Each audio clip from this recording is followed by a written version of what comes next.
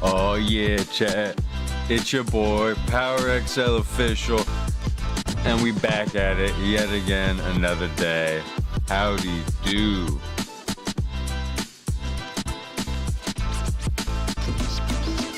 You know how it goes. See what the fuck is going on in this crazy patch update we call 2025. So let's see what the update's all about. So let's hop right into it. There's some short Gaming videos cred. here, so no. Here we go. We are living through an unprecedented era in gaming right now. For the first time in the history of the world, the average gamer cred score has dropped below 0.25. If that number doesn't terrify you, I don't know what will. In today's society, we are surrounded on all sides by pretend gamers, people who pretend to be real gamers. It's not on. But in reality have never played Super Mario Galaxy. You see, back in the Jesus. Xbox Live Go. You know who really got me fucked up about this was Tectone. Because Tectone was going on about how much he likes Stellar Blade. And he said he played Stellar Blade. And I said, did you actually play Stellar Blade? He said, no, I played the demo for 10 minutes. Bro, these fake gamers makes me so fucking mad, man. Jeez. Like, it's fake gamers, bro. I know, It's like, no, you dude. didn't play it. Like, if you didn't beat half of the game, you didn't play the game. You can't play 10% of the game and say you beat the game. True. That's stolen valor. It is.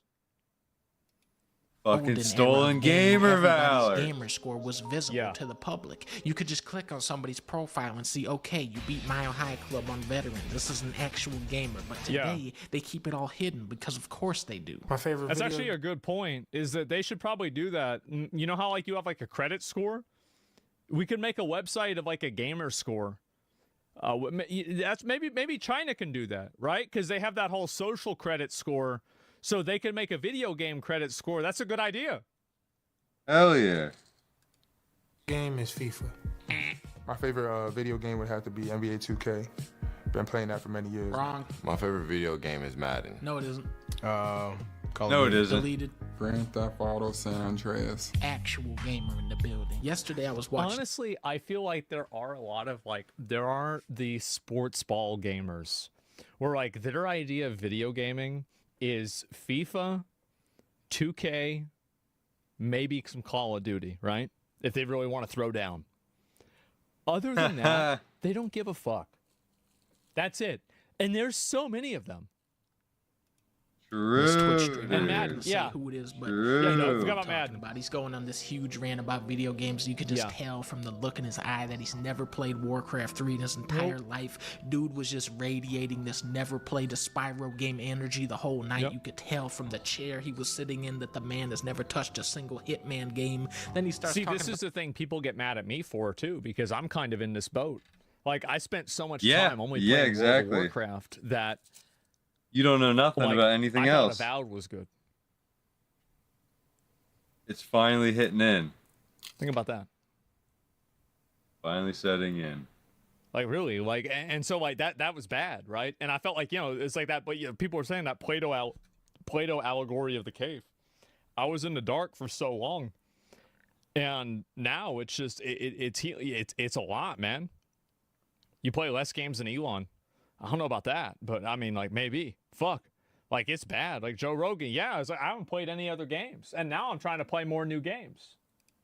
I'm trying to You fucking suck. You know what game he starts talking about? You get shows. And that's when you know this is a 0.03 gamer cred level I gamer. don't know, bro. There's a lot of e-girls that play Valorant. I don't even know True. why. Yeah, we why? have to boost our numbers, and the first part of this process is learning just how many games are better than Valorant. Max Payne 2, Max Payne 3, Bubsy, Balan. Did you play Assassin's Creed? Yeah, sure. I used to play Red Dead Redemption. That shit was fucking hard. But that's like the easiest game ever made. We have to...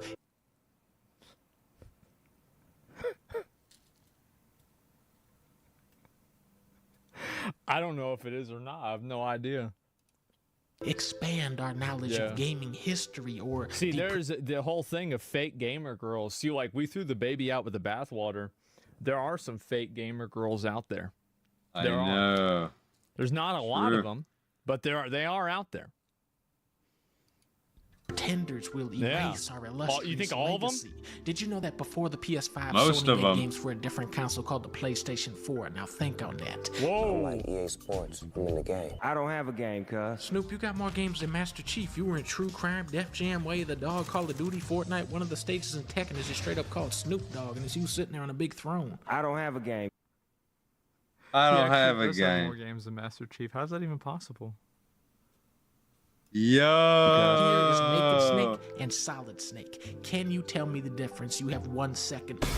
Sorry, you took too long. 500 cred has been deducted from your account. You have to understand that we are living in a world. I never with got into gamers that don't even Solid know Snake. about I was Oddworld, too young. much as Odyssey. Xbox. I'm a big gamer. I know Oh, you haven't told me what Oddworld. dimension That King just Mickey's been sucks. sealed in for the past 27 years. My exactly. opinion. To be fair, he did play Space Marine 2 also.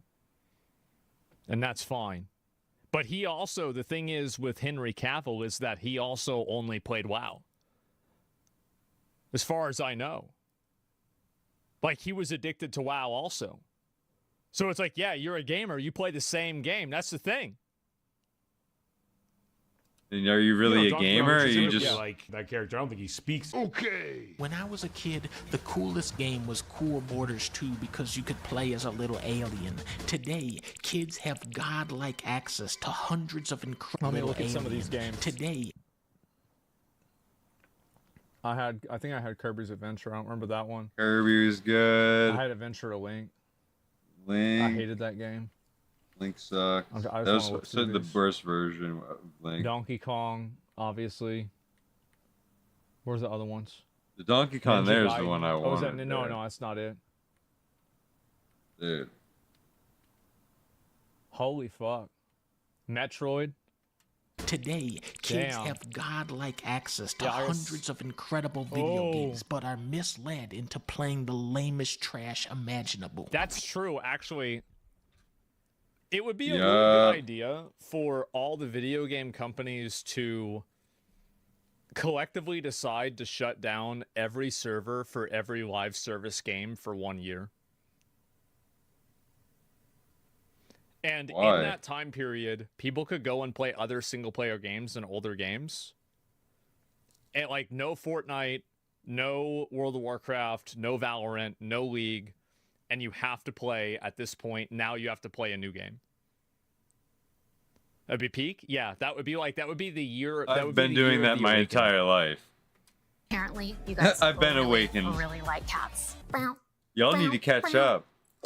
I'm Anna, and I head up the Valorant studio. When you are interviewing for a job, they don't care how many Valorant skins you have. What they're Yeah. gonna do is ask you, what's the better bowling game, Flintstones or Animaniacs? The correct answer, Tekken Tag Tournament.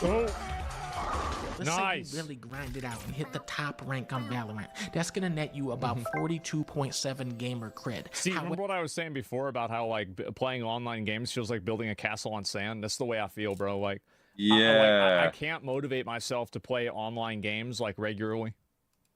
True. Just by completing the first mission of Marble Blast Ultra, you would have got 403 points. Jeffrey Darevensky is a McGill University professor who studies video games. Valorant has always been trash. When I was a teenager, all I played was multiplayer shooters. I went from Yeah, I did that SOCOM to too. Wolfenstein to Counter-Strike to Yep. Rainbow Six, Halo, Gears, Battlefield. Yep. But looking back as an adult, I realized that I was actually generating more cred when I was 10 than when I was 16. You're right.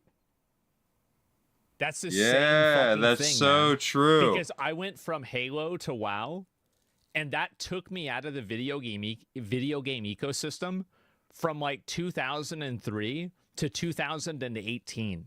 Jesus. Because that's whenever I played Dark Souls. So I went 15 years in the cave. Holy fuck.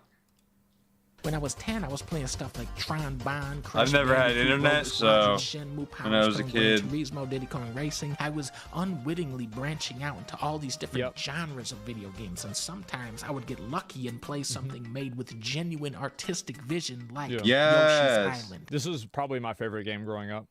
Yeah, dude, Like, that was one of my favorite games like, this growing actually, up. like, I love this game so much.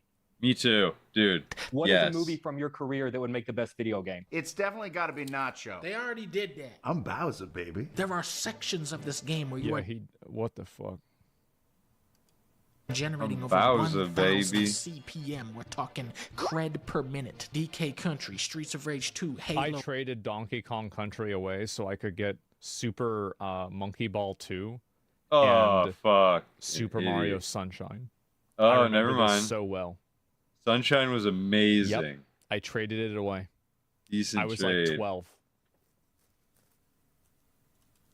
Must These be are worth a lot now. gamers games with highly concentrated CPM. Yep. A player that has played these games is considered to be untouchable by the League of Gamers. When you are in a military combat scenario, who do you want watching your six? The dude that plays Quintus in Valorant, or the dude that's played through the entire campaign of Tom Clancy's Ghost Recon Iron Thunder on the hardest difficulty? When you see a car crash, that's true, right? It absolutely is true. It's because the people driving never played Project Gotham Racing. When you eat bad food, it's because the chef never played Cooking Mama. When your beagle won't behave, should have played Nintendogs. I played Nintendogs. Nintendogs was It was the most great. annoying fucking stupid game I ever seen in my entire life. It was so basic, you're right. I bought the game for my DS. I got a DS kind of early. I loved And I was it. like, this is the stupidest thing I've ever seen in my whole life. I liked it a little bit. This Come is on. so dumb. Like, I really, no, it's a girl game? Of course it's a girl game. And the pizzas Absolutely, it's a girl should've played game. Spider-Man 2. The fun Pre-10 game, gamers though. are always trying to convince us that gamer cred is worthless. But if that's true, then why are so many rich and powerful people trying to acquire it? At one point I was... No! Oh, jeez.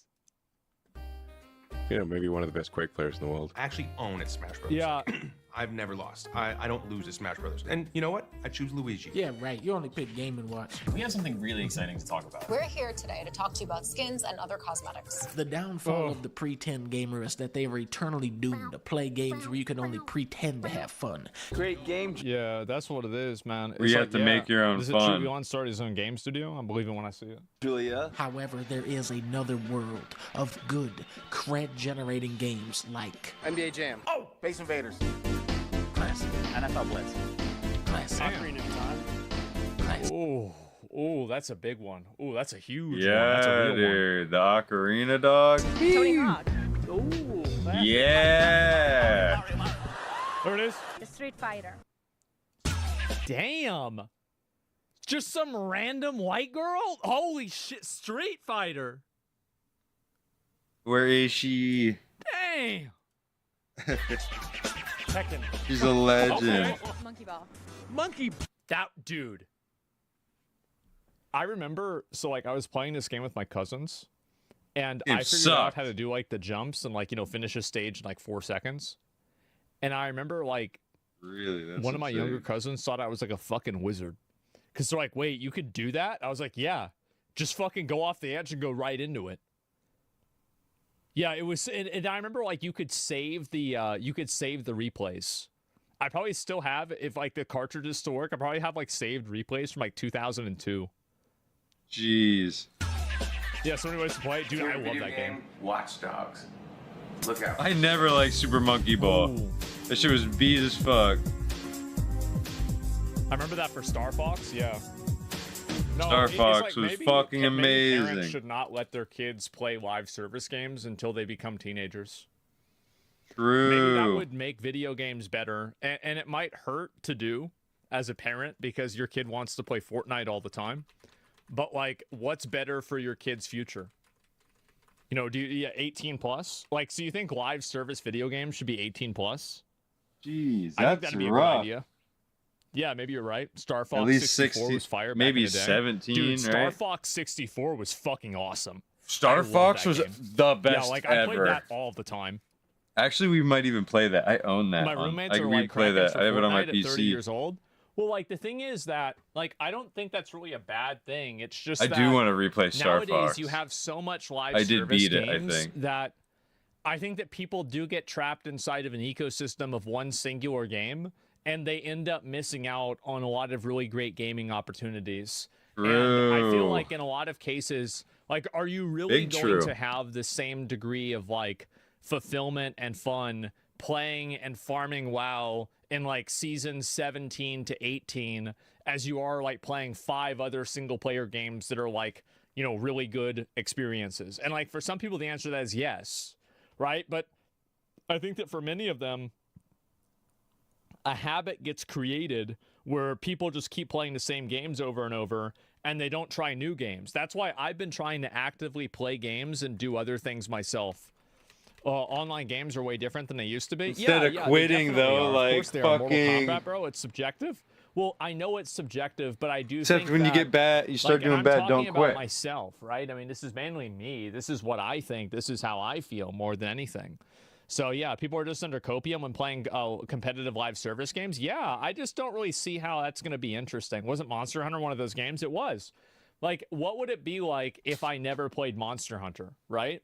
I mean, because I think about that. Because, like, that game was fucking amazing. Like, I played that game pretty much nonstop for a month straight. I logged 150 hours into it in like a month. It was nuts. You can't cheat in single-player games? Well, yeah, you can. You've got plenty of cheats in single-player games. A lot of League and Overwatch friends literally never try to earn anything in any one game they play. It's actually so depressing. Yeah, I guess so. The fact that the wealthiest man in the world had to pay people to play so he could pretend to be a gamer is all the proof I need that gamer credit is more powerful than anything. Well, it's that True. gamers, people might not understand this yet. So I'm going to say something that is going to make people mad. Do it.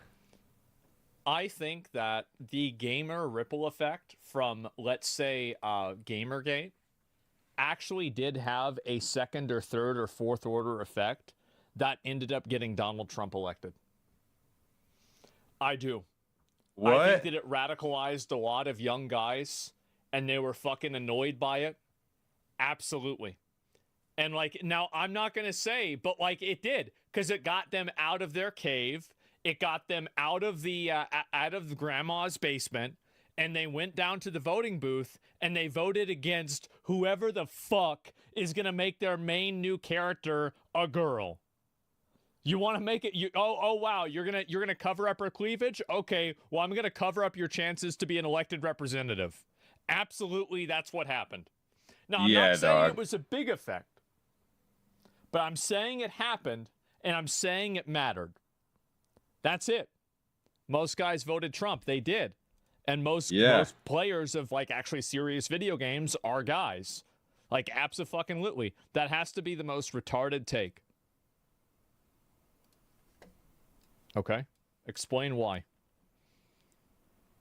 Let me play through Yoshi. Maybe I should do that. Explain why. No, you're not. I have Yoshi too. It's not a retarded take. I unironically believe this. I'm not joking around. I actually think this played a role. Now, was it the biggest role? No, it was not. I think that policies and things like that are more important. But it was important. It's not a retarded He take. recommended Yoshi's Island. That's on. If by the way, if he didn't type that, he would have gotten banned.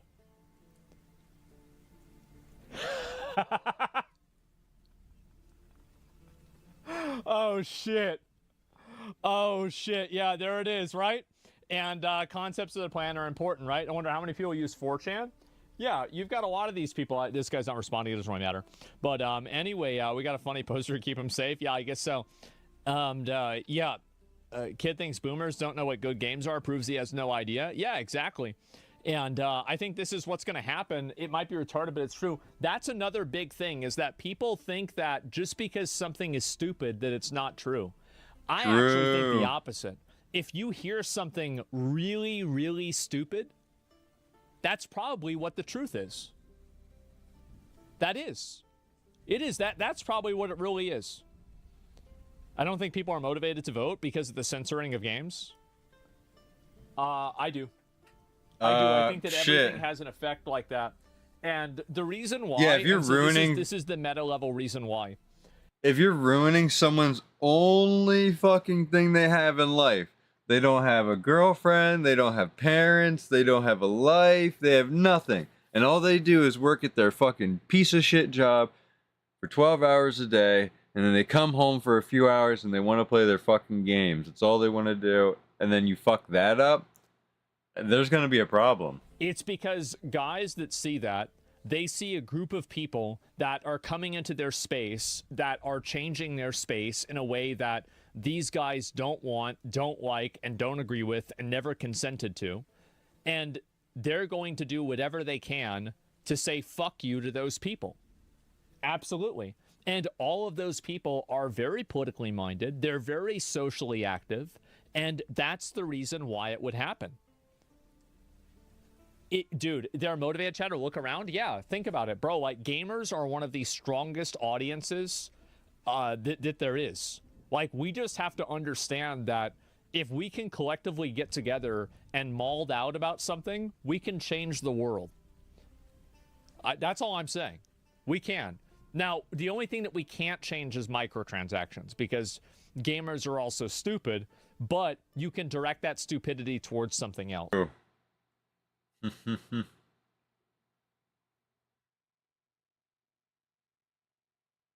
Gamergate 2 EXE in a nutshell. Can you climb into someone's personal social media? Akalon is so based. I'm really glad to see more people posting him in different places. He used to be a WoW content creator. Yeah, this guy is fucking nuts. This guy, dude.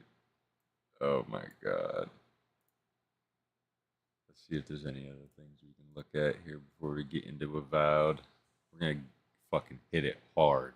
I think we're gonna beat the game today. Not quite sure.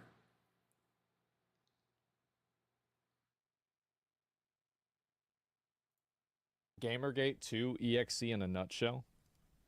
Can you climb into someone's personal social media? Akalon is so based. I'm really glad to see more people posting him in different places. He used to be a WoW content creator, and he would focus a lot on like lore in the game. To be fair, they hated us first. Then I think he started talking about like more gamers didn't start this war. We're ending it. Haha. Can you climb the common thread, 99 to 100% of gamer studios backlash goes like this. Attacking that person. When you celebrate layoffs at a studio. Excuse me? Let's hear what he has to say before I reply to this little nugget. Because the game that you don't like to do that well. You're crossing a line into... No, we're not.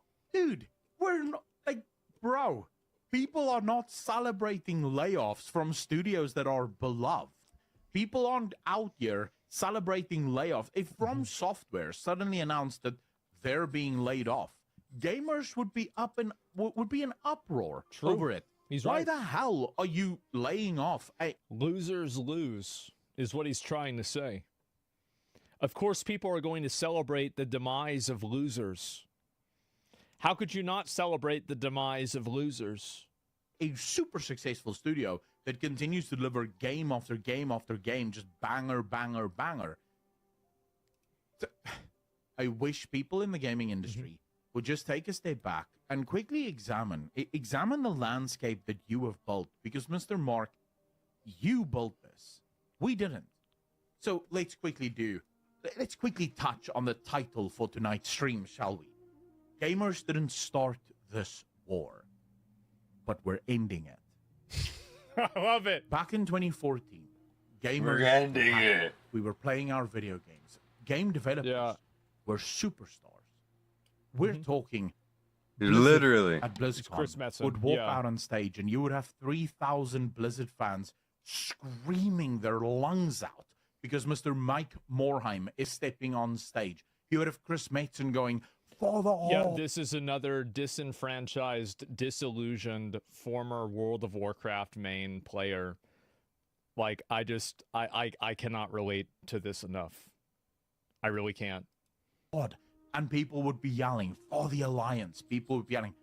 game developers were you were worshipped by us gamers because you were the guys that were making the games that we and they gave it And people all still up. look at guys like Miyazaki and Kojima that way.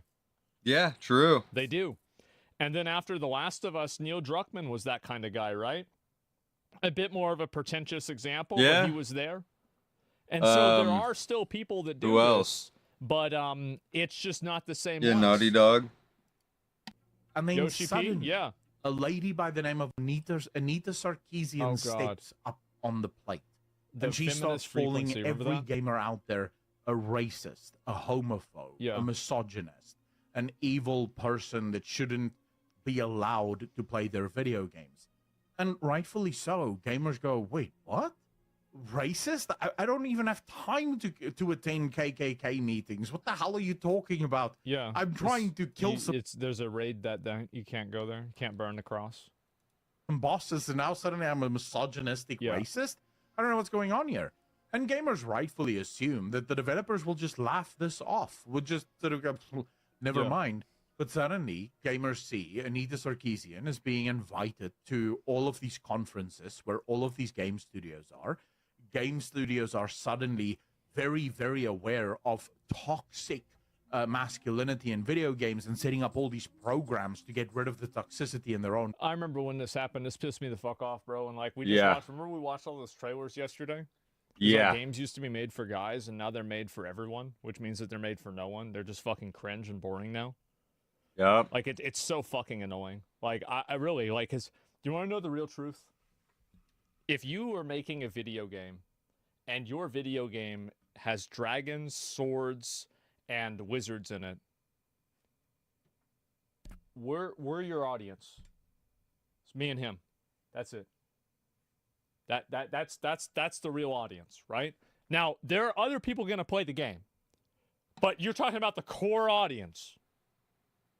That's us. Yeah. Video games.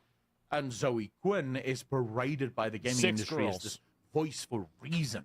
And funnily enough, the gamers again think, okay, well, the media must have our back. These guys are gamers just like us. Oh, no. Yeah, these are advocates. No. Gamers would wake up to find that, oh, shit, the media has turned on us as well. And we're just being raked over the coals as everyone just worships at the throne of our Anita Sarkeesian. Yep. And then she finally admits, she doesn't even play video games.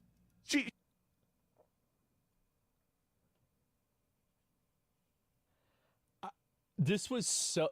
It's crazy how stupid this was. This is fucked. It really is. Look at this fat bearded loser complaining about DEI in video games. I'd rather be a fat bearded loser complaining about DEI in video games than be a unemployed loser that got fired from my video game job because I wanted to put DEI in it. I think he's living his best life and he's playing video games while these people are deciding between trying to find another job and then doing DoorDash. Fucking right. She doesn't play video games. She admits loud, proud on video. This was never about video games. This was always just about society and social change. Yeah. But you guys don't walk back and go, oh, shit, we've been had. No, you continue the grift. Why am I so mean to delivery drivers? The reason why is because it's basically like an unskilled labor job that anybody can do. Like, and that's the reason why. I mean, like, if you do DoorDash, like, I don't really disrespect you. I'm just saying that, like, it's a huge downstep, right? It is. It's a little hang fruit. So streaming, well, then do it. If you think streaming's really easy and you think you can be a good streamer, then go do it. That's what I thought too. And look at me, right? So just go do it. Continue to go. You continue to attack the gamers. Yeah. For the last decade, gamers have endured attack after attack after attack from you people. And then when we finally go, all right, you know what, enough. And we start clapping back. Now suddenly, before the game launches, you guys are like, yeah, fuck you, man. Go get banked. It's not for you, bitch. And then your game fails. And guess what happens? Oh, these stupid misogynistic racist gamers that don't want to play our video game. And we're just over here going, we do what you said.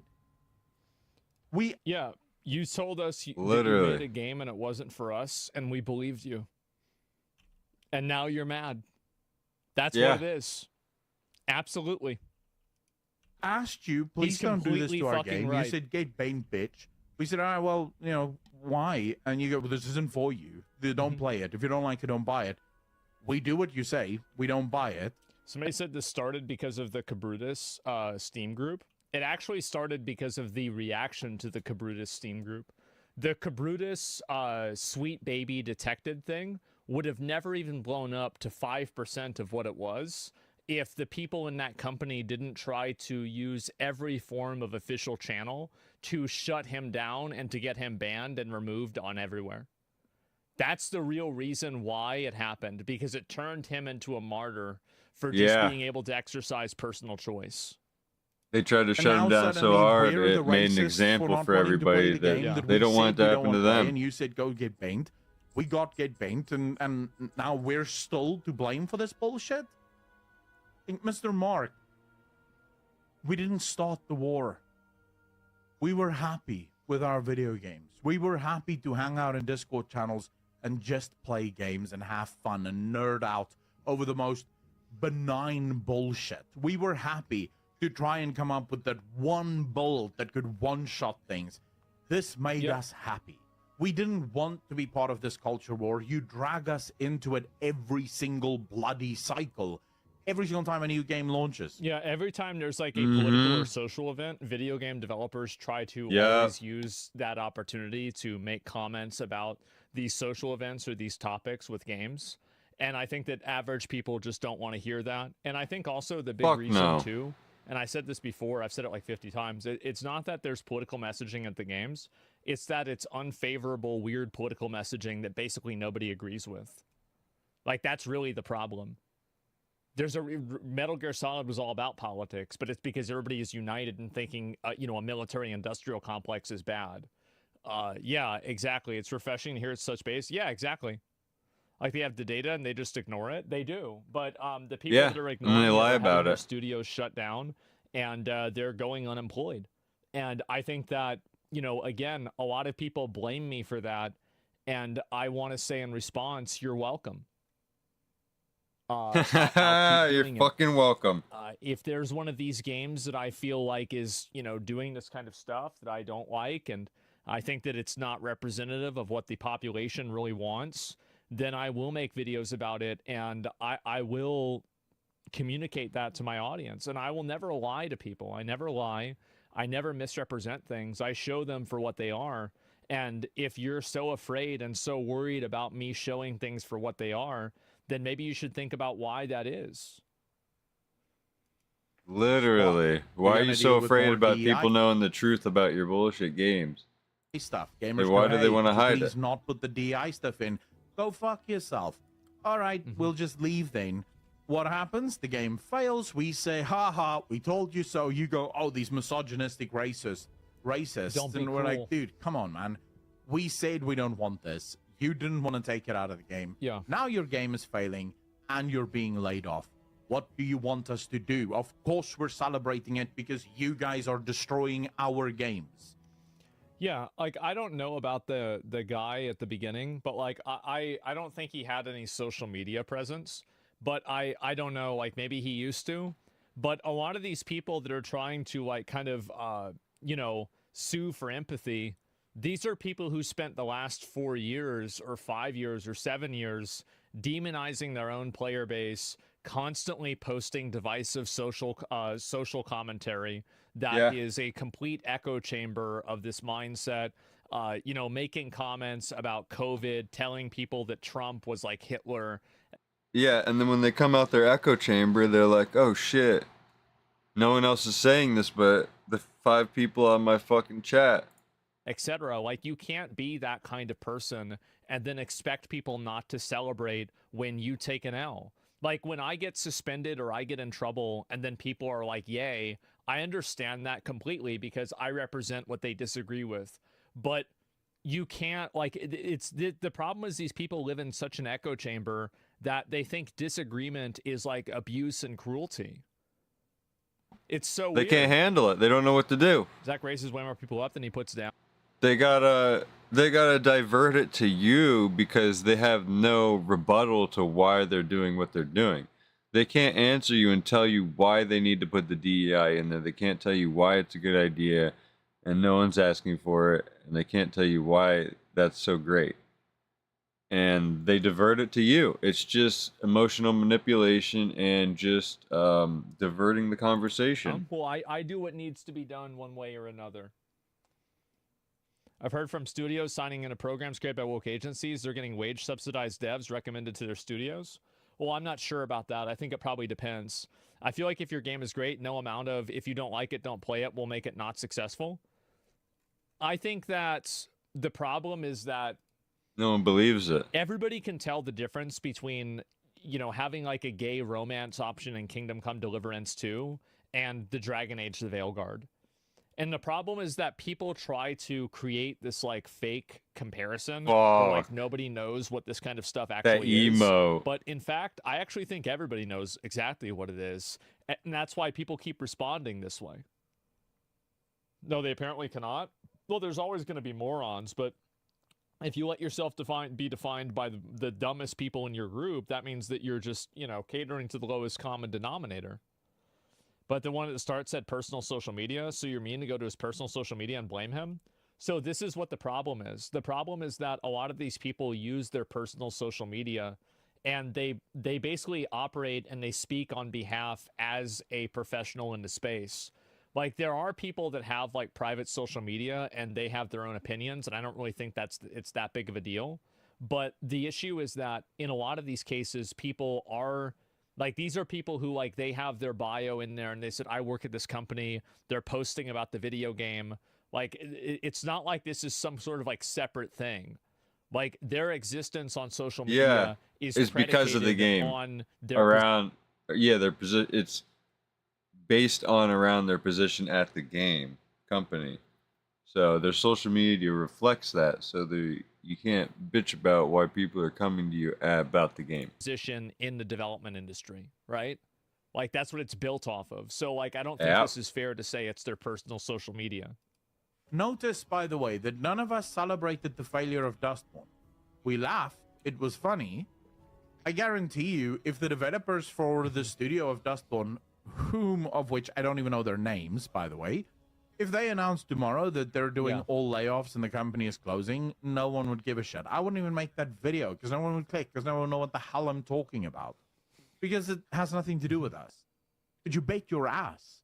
When EA announces that they're laying off the BioWare team that worked on Dragon Age the Veilguard, we're celebrating that. Yep. Why? Because at least... Well, if you had a piece of shit in your house and it was making the house smell bad, wouldn't you want to get the piece of shit out of your house? Yeah. Yeah. And like once you got it out of the house, you'd be happy. Like, damn, now it doesn't smell bad anymore. Would you? Well, I mean, I'd shut the door, I tell you that. There's a couple less people in the industry destroying the Holy IPs shit. that we care about. Uh-huh. Yeah, no, he's completely right about this. And I think this is absolutely 100% based rant. Absolutely 100%. And everything's sexist, racist, homophobic. Yeah, and you have to point it out to everybody. Yeah, I just think that people like this are just, you know, it's tired language. And we didn't start this show, I was going to finish it. Yeah. And I think that players now, and I think you can see this happening with games like Avowed, for example, is that Avowed is like, you know, a pretty mediocre game, right, I would say. Yeah, but it's mediocre. A lot of the negative publicity and the negative press about the game really did affect it in a bad way. And I think that that's what's going to continue happening. And I think players are realizing that collectively we can make the perception of games and kind of hold these developers accountable for doing things that we don't like. And the way that you hold somebody like this accountable isn't by harassing them or something like that. It's simply by communicating your ideas to a broad public, and then the public will then see the ideas and they'll be like, well, you know what? I fucking agree with that. That's true. So that's what I think is going to happen in the most cases, right? Is like, I mean, if you're worried about people showing content from your game and then making a decision based off of it, then you should be thinking about why that's the case in your game. It's like insulting your clients is a bad business strategy. Who knew? Yeah, exactly. Yeah. And Oh, yeah. people will continue celebrating. It's a game layoffs. business. They will continue having this happen. And let's not get too fucking retarded now. This is a business. They're trying to make money. So whatever happened to the customer's always right. Like, it doesn't make any cry sense. about it and get mad about it, but no, just know that if the you seller's cry about it and right. get mad about it enough, you just might. This is why the customer's always right. Because if you have no customer, you ain't got nothing to be right about. Be in my next video. You may be in the next vid. You heard it here. The rise and fall of gaming journalism. You know. Yo, this shit is fucking gnarly. I think we're gonna beat this game. Call me Wile E. Coyote build, because I am basting out on this bitch.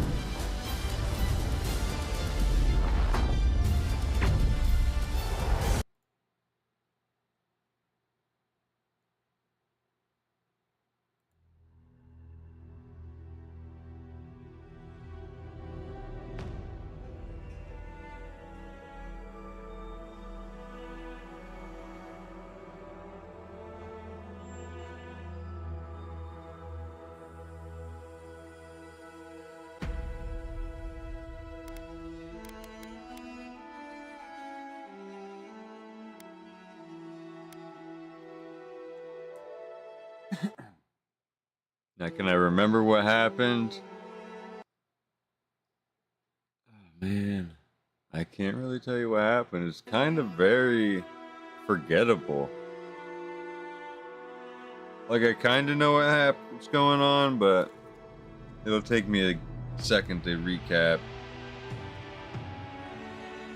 We're on a mission. I think we're on the last mission. We're just finishing up side quests. Legitimately.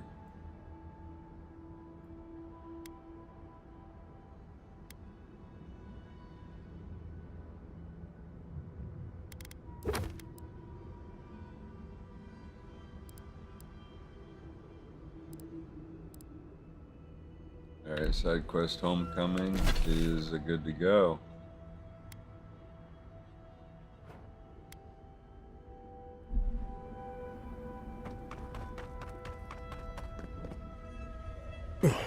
This movement speed is stupid.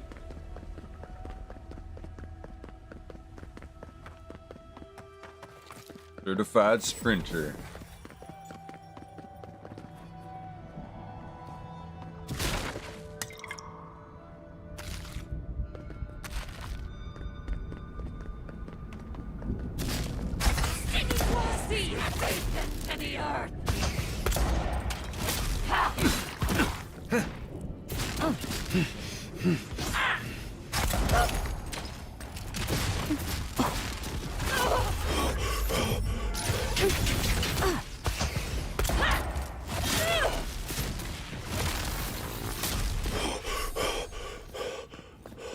Just like the good old days.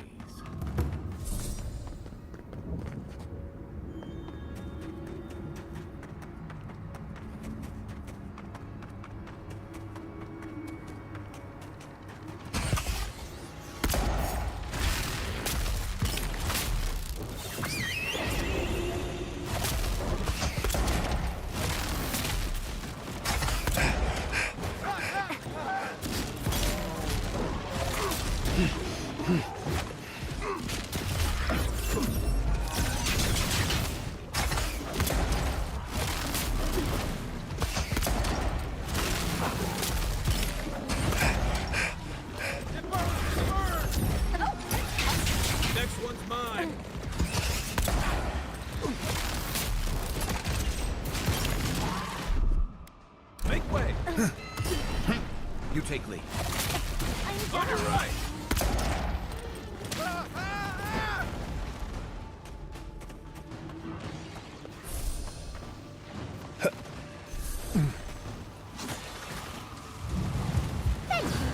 That all you had?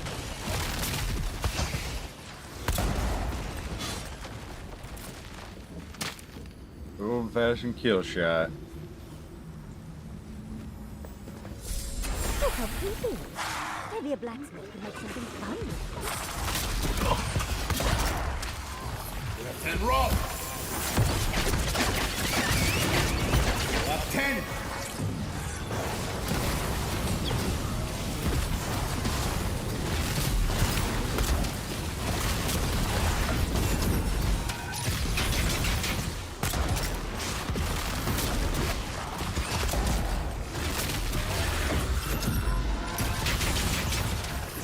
And roll.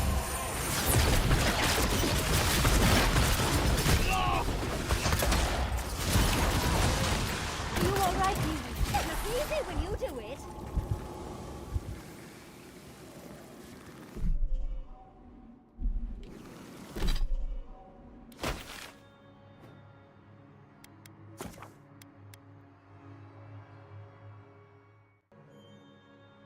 In, then we out.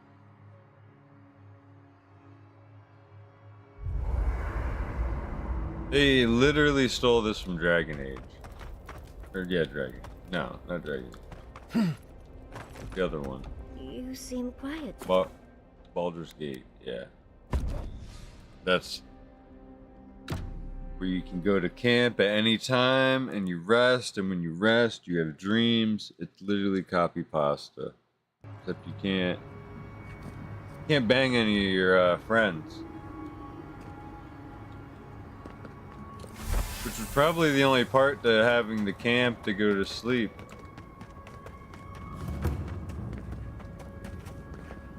They just like copy pasted it into this. I'll fucking wreck you, dude. Looks like you're lost, Amaku. Ah. No one's allowed in here. I found my target. Especially not outsiders.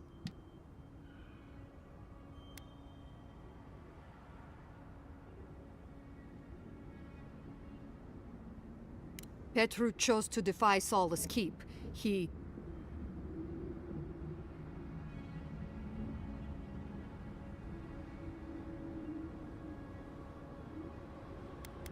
See, you outsiders and your presumptions, always thinking you know how the world works.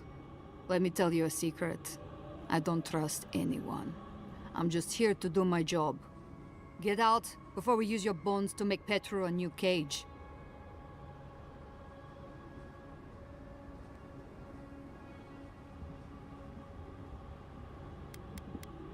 No, it doesn't. But it absolutely can if you wanted to. What will it be, outsider? Leave or die? Asking you again. Leave or die?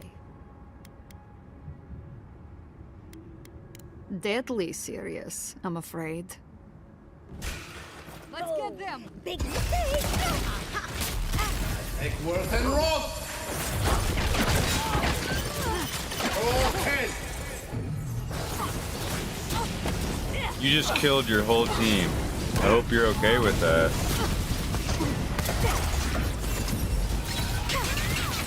My men! Why did I attack? Oh, I should have just not attacked. What was I thinking? I thought I was so strong.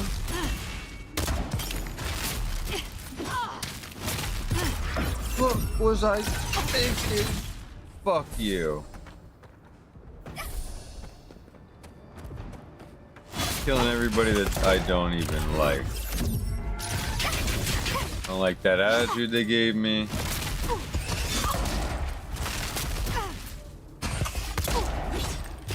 I'm the Adiran. I am him. You know what? You know what? You know what? Fuck you. I teabag your grave. Give me that fucking key. Get the fuck out of my sight. I love it. I tell the story in this game.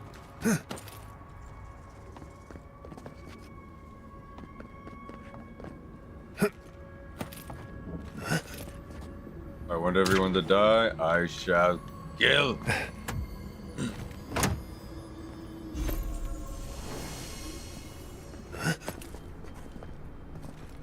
Now, usually I don't like killing people like that in the game, but you know what? There's something about it that was just so stupid. It was just a bot. No, I'm getting paid, I'm gonna do it. And then looking at me fucking Wile E. Coyote pistol gripping like this, dual wield, and she thought, she's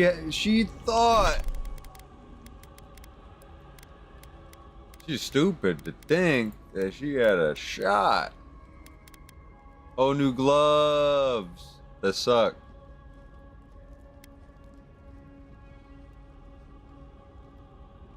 Bonus shock. Or less block. That's beat. So beat. I'm straight Wile E. Coyote build. Oh, that hurt. That big hurt.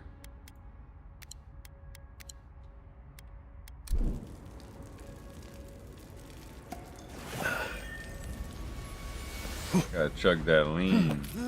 Oh my gosh. Fire hot! Fire hot!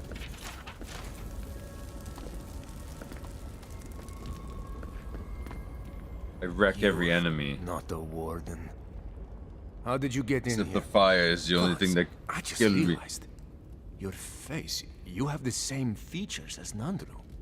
Yeah. Somehow you got past the wardens to find me. Why? Who sent you?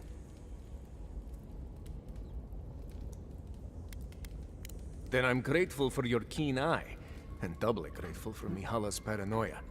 Mihala ordered my own wardens to kidnap me. And here I've been ever since. Gang, gang.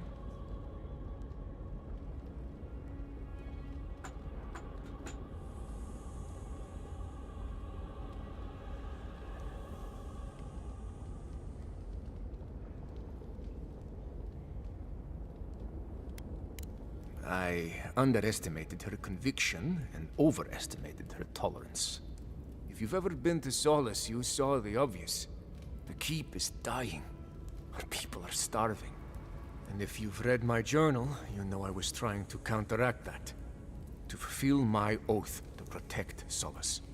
I wanted to use animancy as they do in Fior, to feed the ground and make things grow. To revitalize the keep. And it worked. I produced bountiful crops so quickly. Berries the size of a Zarib's head in a few days. Well, shit.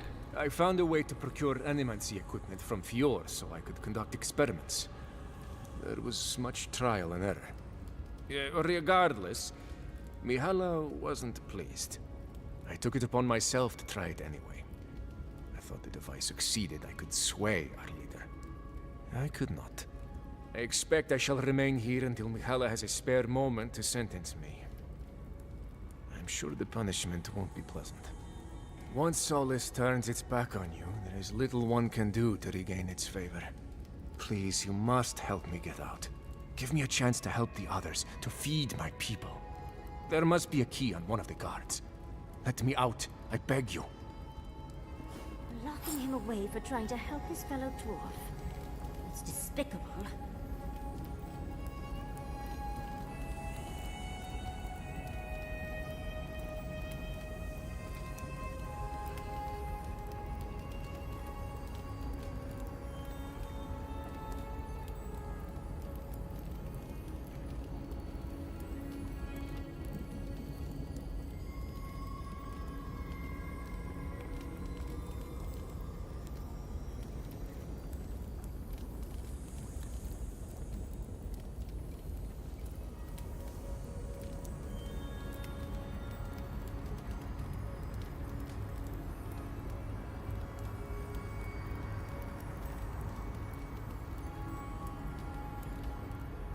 You're back. Do you have the key? Will you let me go?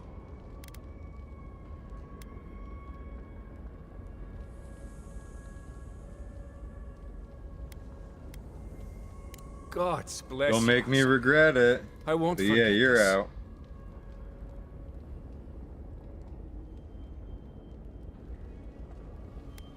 Paradise, I suppose. Where else can I go?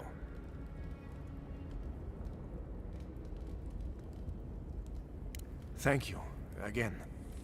Please, take this small token of appreciation. It's not much, but it's all I have.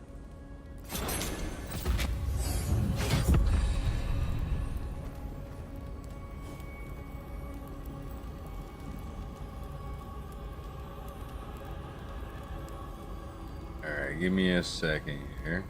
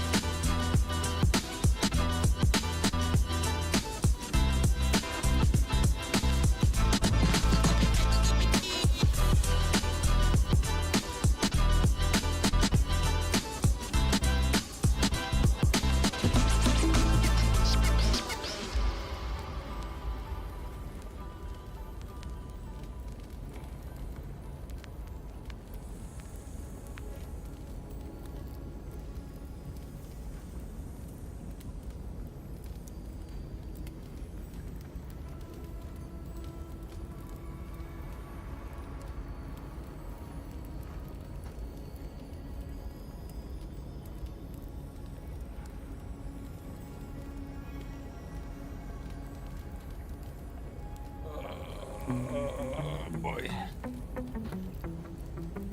Da-da.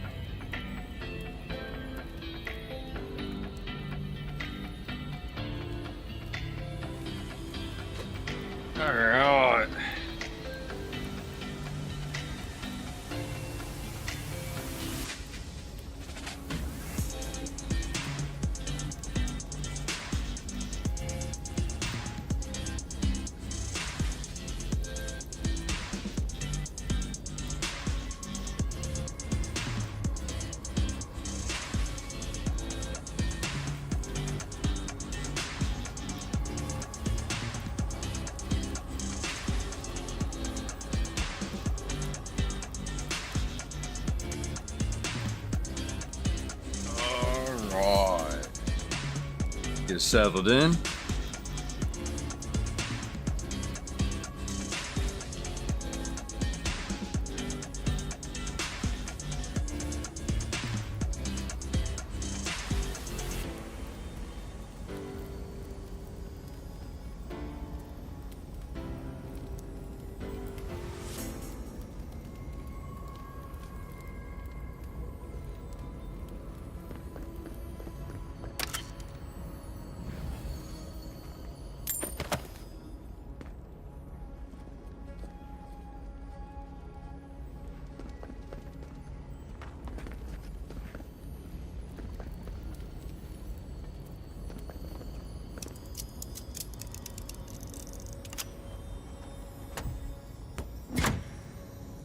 Double loot.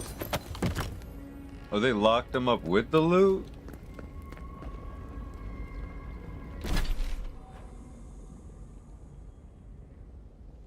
Alright, that's done.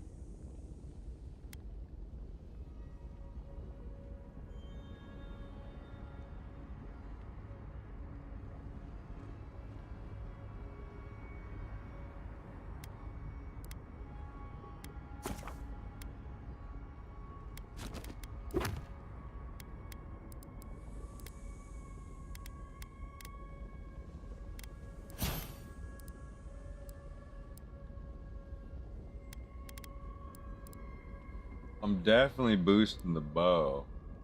Ooh. Okay, 20% increase. Really not necessary.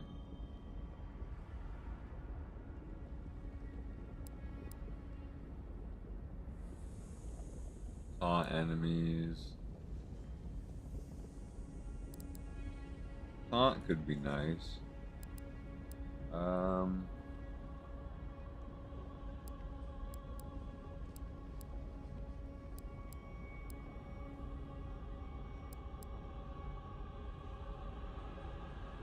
Just a straight 25% more damage.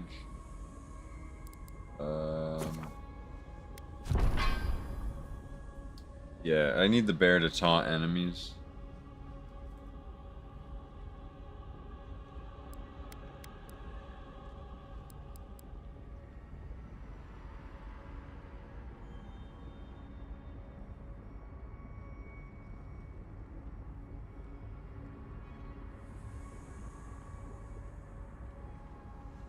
Destroying things heals me. How good is that? That I'll probably get rid of.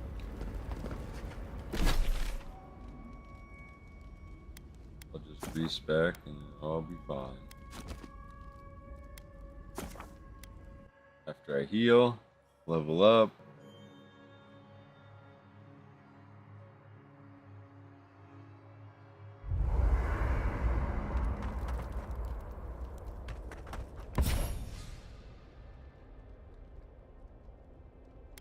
Oh, really? I can afford this now.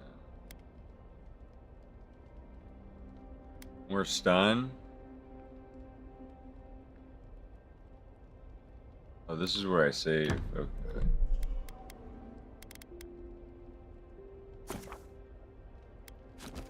Because if the reload isn't what I like, I'm gonna go for instant stun.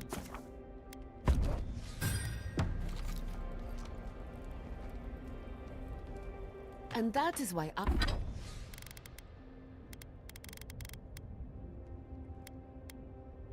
I'm not getting anything to level this up. Oh, when did I pick that up? Adra and Copper. This is really good.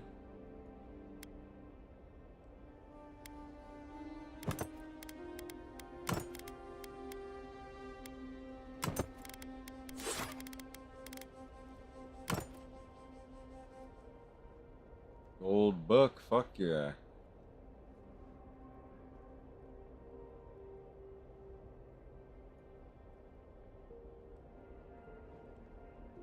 This is a good book. Are the only reliable conductors of soul lessons.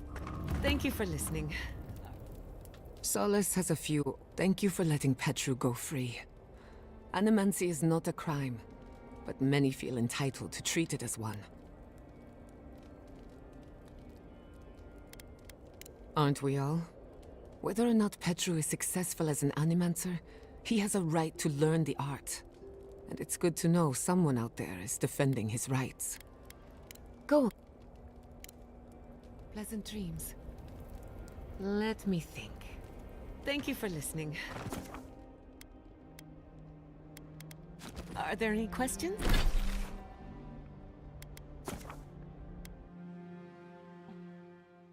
Actually, I think my reload is alright.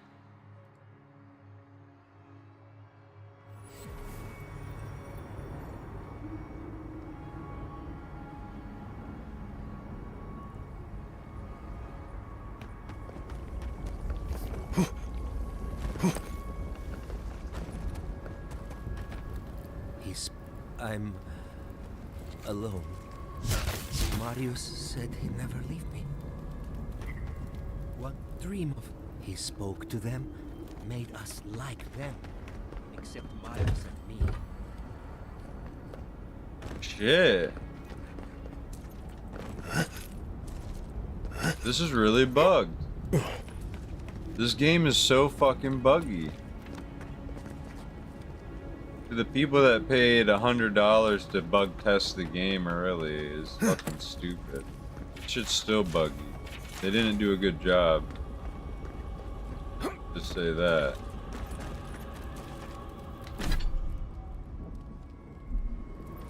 They paid to bug test the game and didn't do a good job. What the hell? Oh, 10! Go up 10!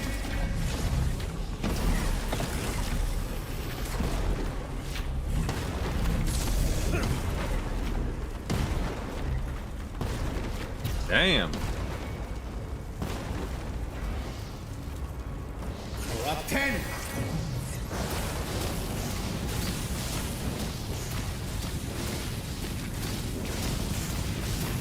Let's just try and kill somebody.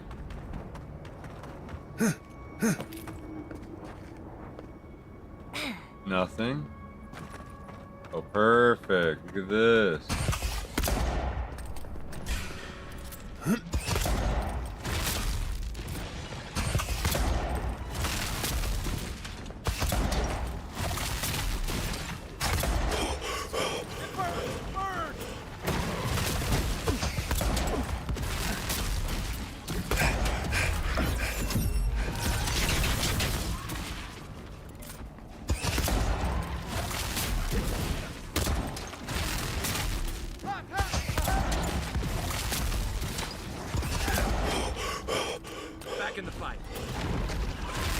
I'm not getting any kills, so it's not actually doing anything.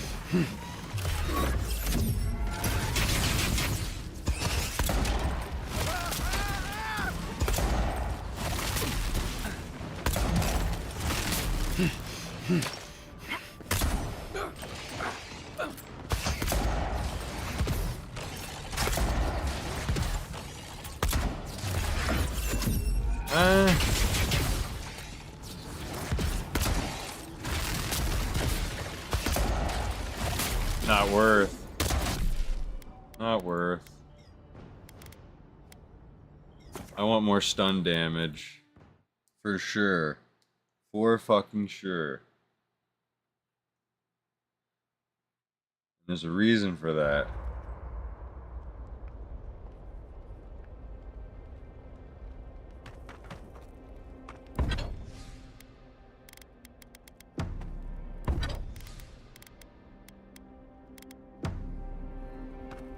You're telling me the Archmage console hut is just a flip? More stun. Floating skull? Oh, he does find himself between bodies from time to time. We talk. We do extra talking just to get it out the way. Until next time. Good.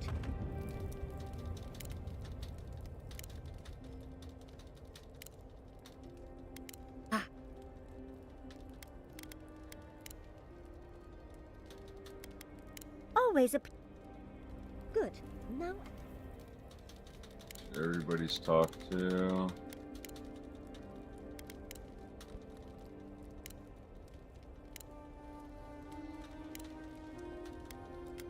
That's what. Check your bedroll for fang worms.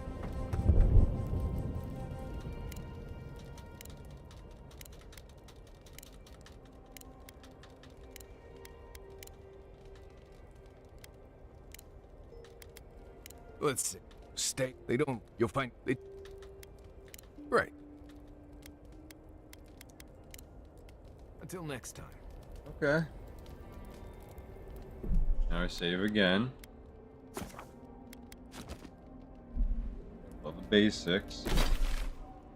Now I want to test my ingenuity here.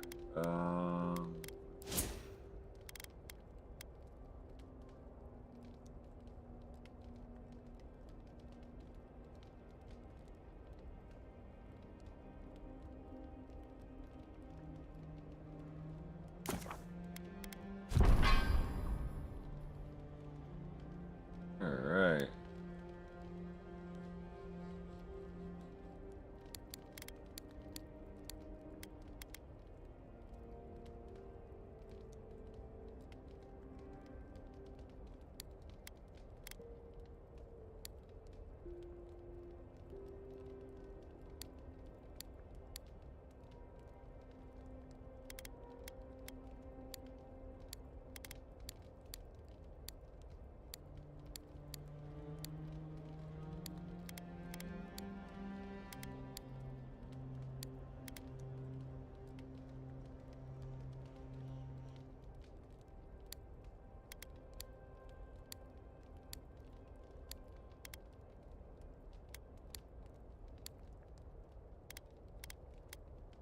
My stats are maxed at 9, it says.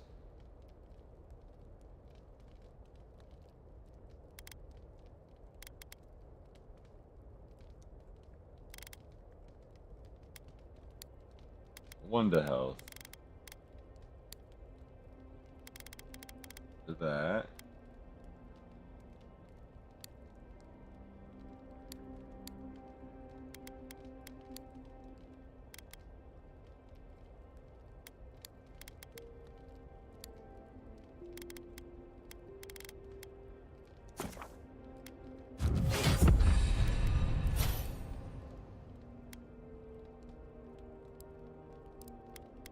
That one's a waste.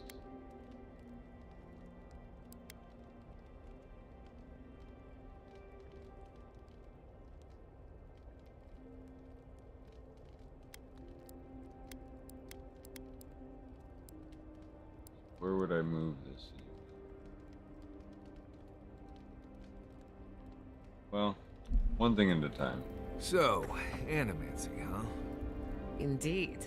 A vibrant I do too much tapestry at of once, art, it's gonna fuck shit research, up. and spiritual. For sure. Where's that guy at? Here, but I can go around him. Just keep fighting. What I'm gonna do.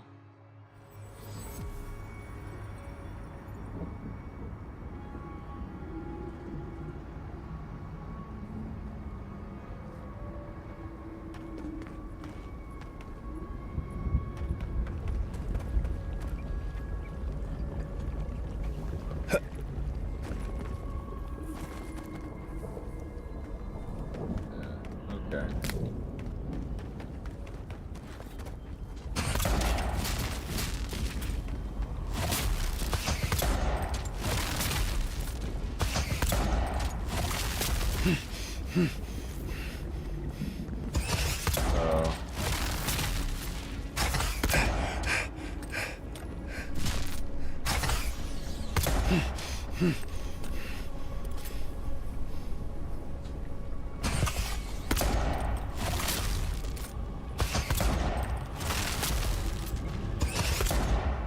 Oh, the attack speed's perfect. Okay, I don't want to go any faster.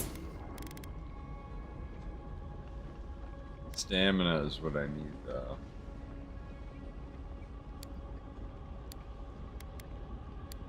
Big time stamina.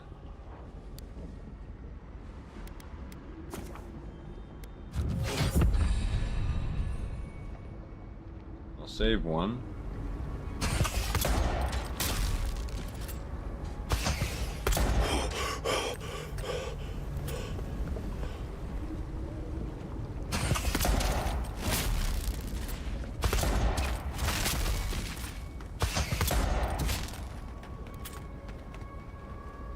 Pretty quick refresh.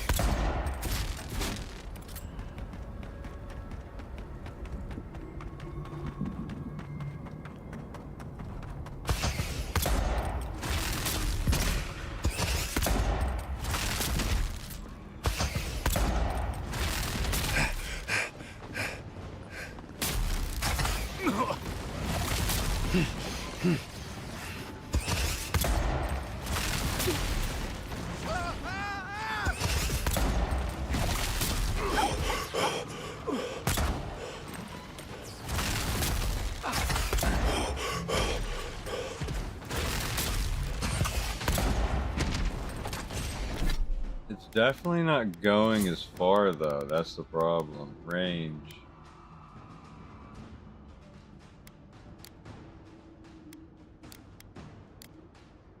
Just a 28%. That sucks. But we gotta do it. Hell yeah.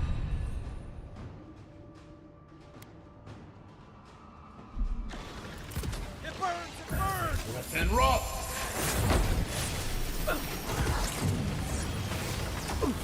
Left hand rock!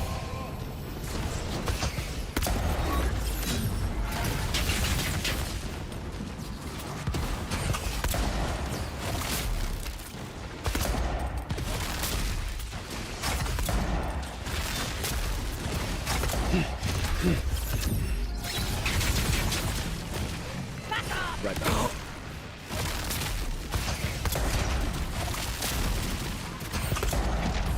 Left hand rock!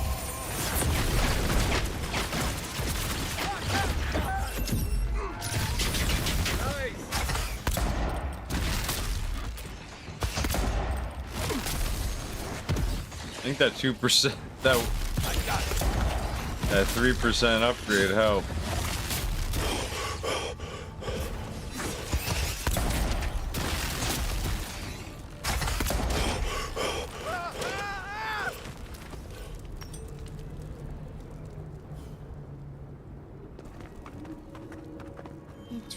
I'm out of my depth. I'd ask Marius what he knows about this. Interesting. Maybe Marius would have an idea on how to get this open?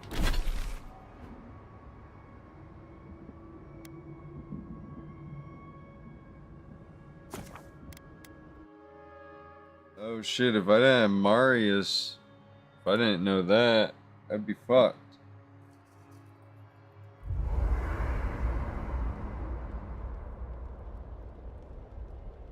I think I went over there. I gotta swap out for Marius. It's getting late. I should be asleep by now. Go to bed. Who's getting swapped out for Marius? I always keep Kai. He's like the coolest personality in the entire game, I'd say.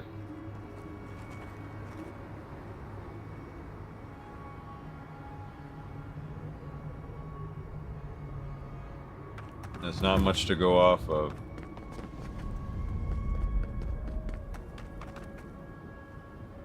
You see a way to open this door?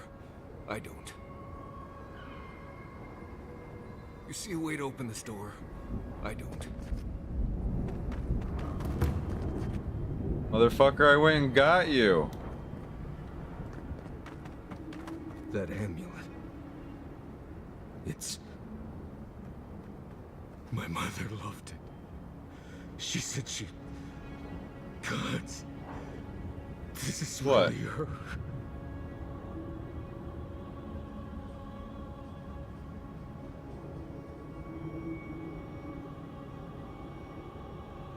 You really found my old home. I don't I don't think I'm ready for this. If the ground shakes, look for a hill to climb. I forgot how lava crackles as it cools. Try not to breathe too deep. I forgot how lava crackles as it... You see a way to open this door? I don't.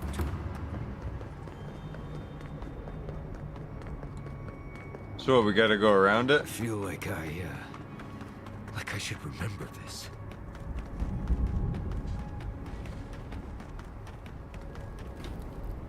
No. Oh shit. No way.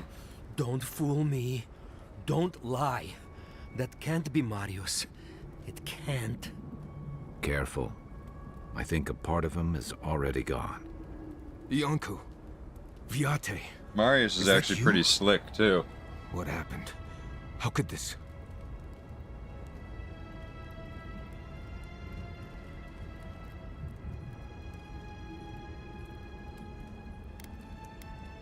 Scourge. Like mass graves. I can't... I search for meaning, but find only words. This is... is... Yonku. My best friend since... as far as I can remember. When did this... I should have never left you, Viate. I couldn't have known. Patrol. Yes, on patrol. When the dream touched me, I was away and alone. Yes? Not your fault. Not yours. There you go, you're good. We met here, Marius and me. We played here. I was older, but still a child. That doesn't... I barely remember this place. Your forgetting is for the best, Viate. I suffered remembering the whole time. Families followed Razvan, trusted his words. He would lead them to a better life.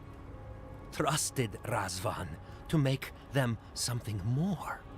Wait. No, I remember something. Chanting? I was so scared.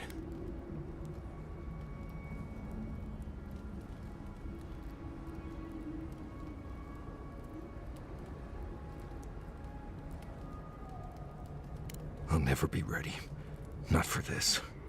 Razvan circled the parents around, said he would help their voices reach the stars. They took bowls full of... night. No. Death. He said to drink it while Razvan said the words. I don't want to know what you're about to say.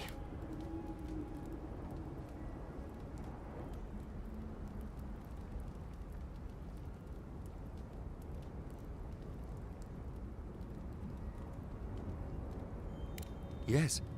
Yes. Gods, am I speaking clear? At long last. I saw all the parents fall over. I knew he would come for me. I ran. I saw young Marius, too small to understand. Razvan called out for us, his voice raised to the sky. That's when you took me to Solace. You saved my life.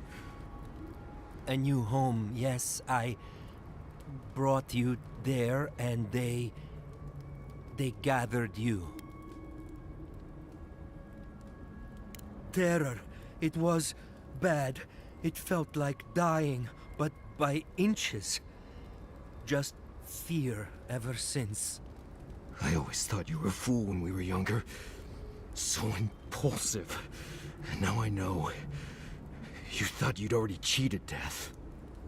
The parents in Solace said it was better to forget. Made me swear not to tell. You were happy. Never wanted to upset you.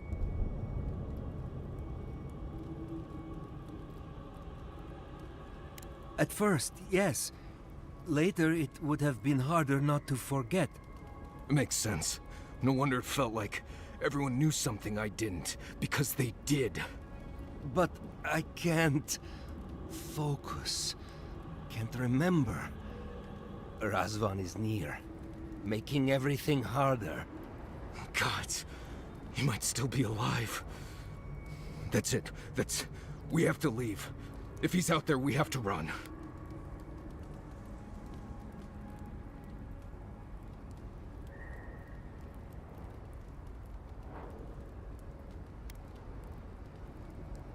Found a key to Razvan's home.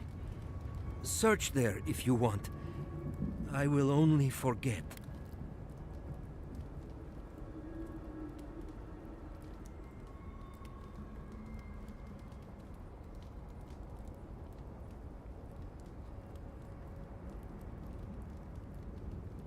No. Razvan has gripped my soul my entire life. It will be enough to know he's gone. I am so sorry this happened to you, Viate. If I could trade places with you. No. No, Viate. You have saved me many times over. This I wouldn't wish on you ever. Well, I guess we'll be going now, yeah? We have to keep digging into this particular emotional scar.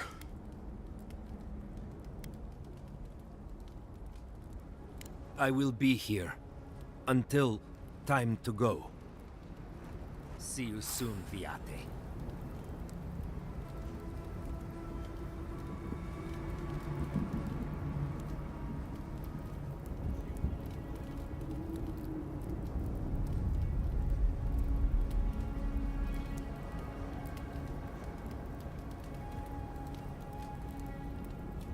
That's crazy. This is actually a good story I would have missed. Circles. I see nothing but circles.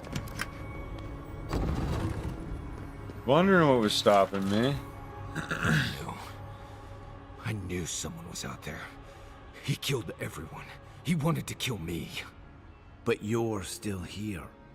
That proves he didn't win. Years of worrying myself sick. He's out there, Envoy.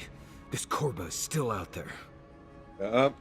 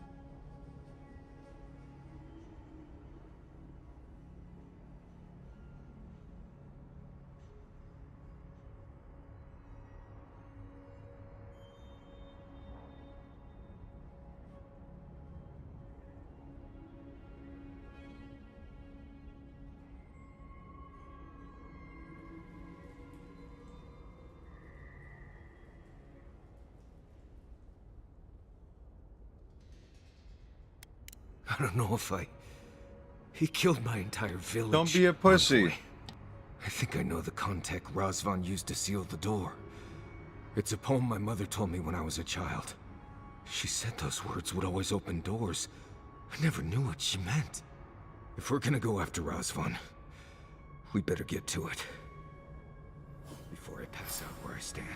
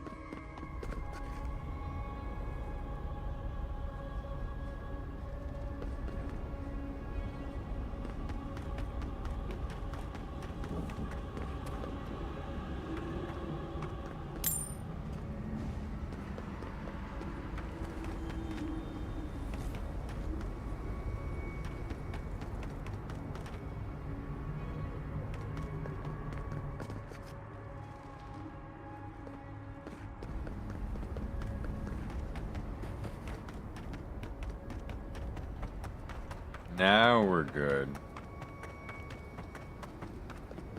That was fucked up. It didn't tell me nothing.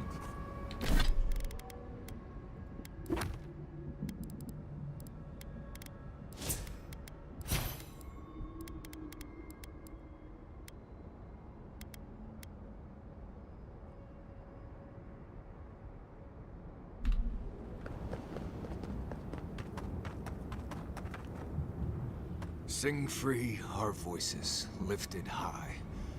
Our spirits laughing in the sky. Hope that did something. That was it. It worked. Let me in, let me in.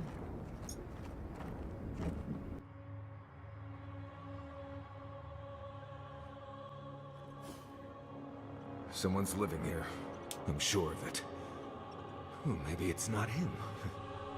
I can't think of who else would want to live in a place like this.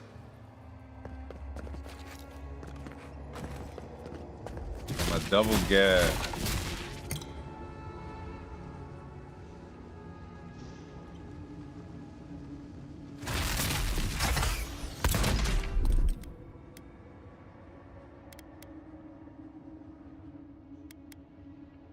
One moment.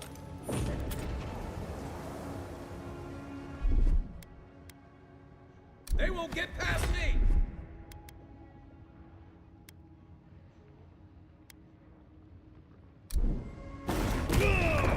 Oh, yeah. Okay.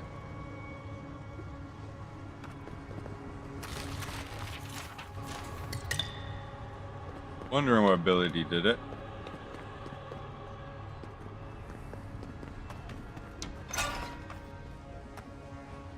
Probably the way we gotta go. Don't know if I'd rather see Razvan alive or dead. If he's dead, he can't hurt anyone else. What the fuck? It's obviously the other way. Shoots that this way.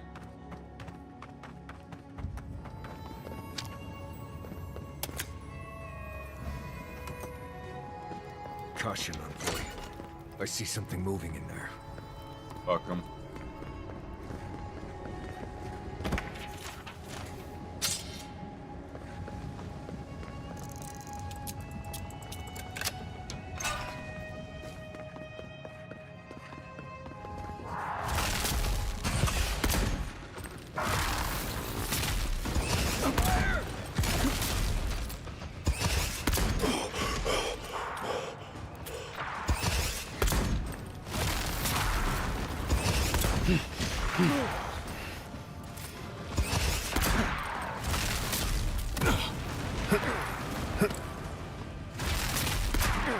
Eckworth and Roth!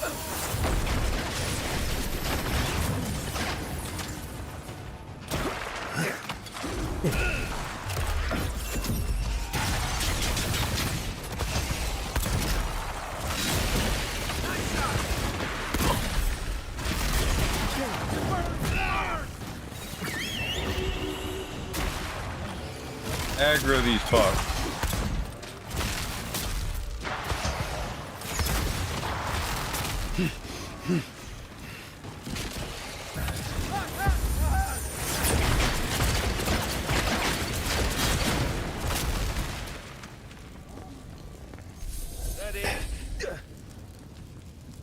Did I do that?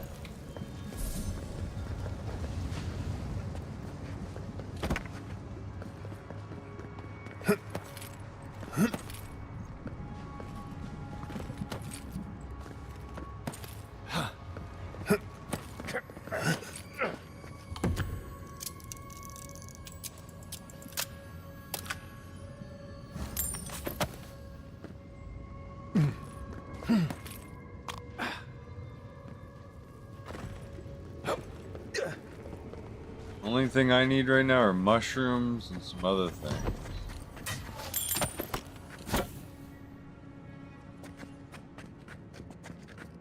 Fucking Matrix that thing. Back it. Back out of here. Destroy and thrust! To devour!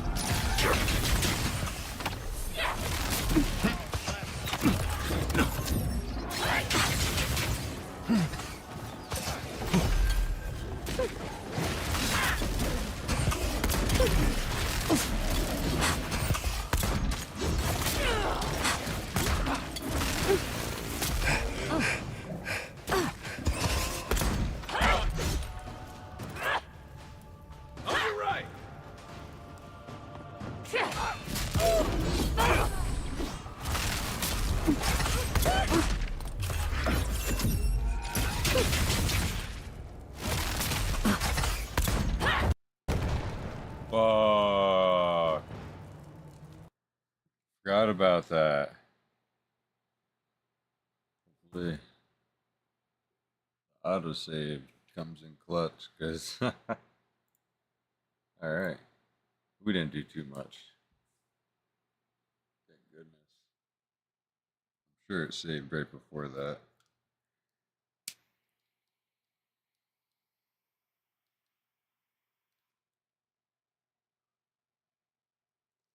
This game is fucking crazy.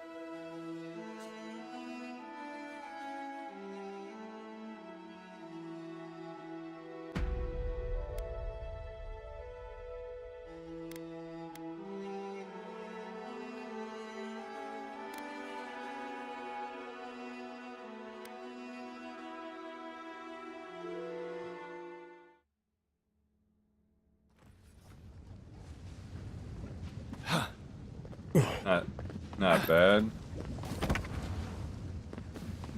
Not bad at all.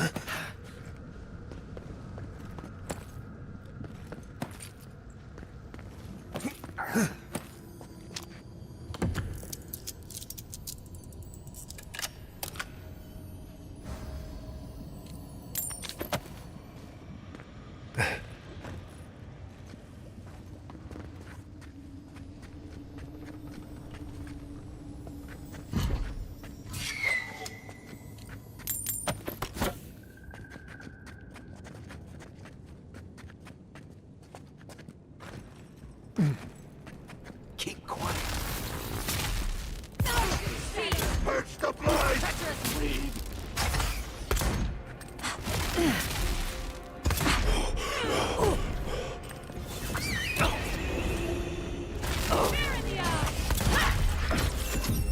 Damn.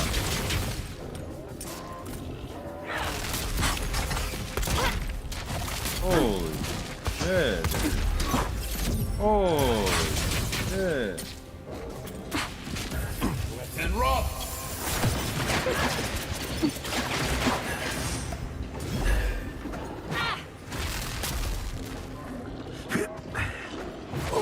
Go up 10!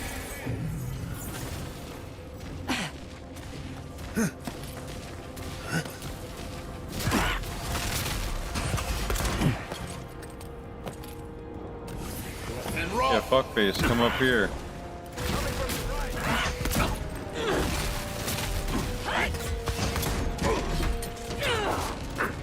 Neckworth and rock!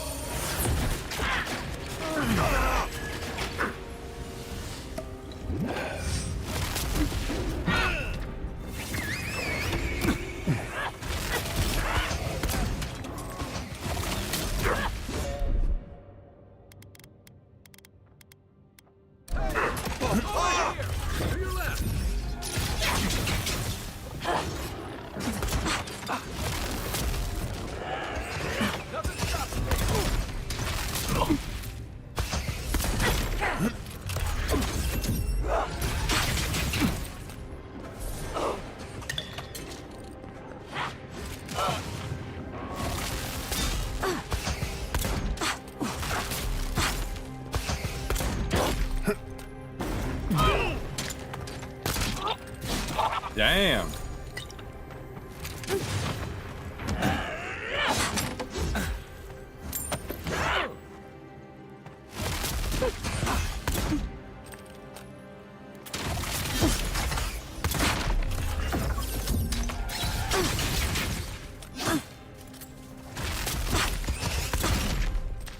Whoa. Not bad, Marius.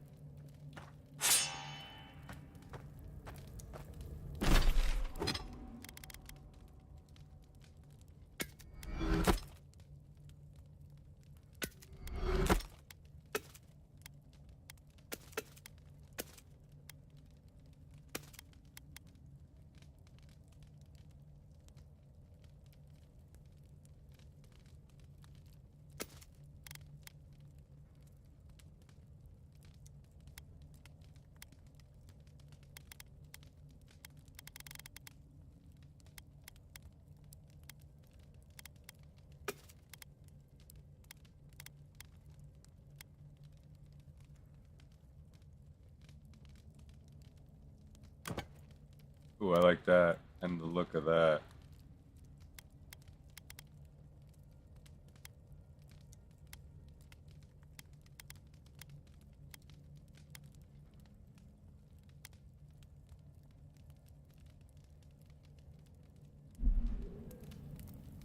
Damn.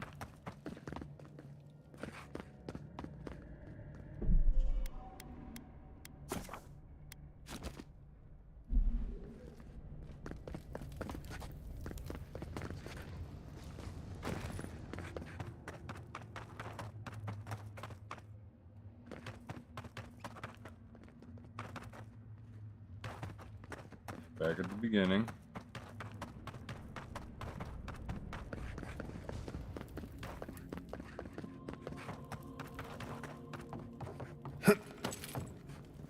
Where did we fucking go, man? Snuck around him?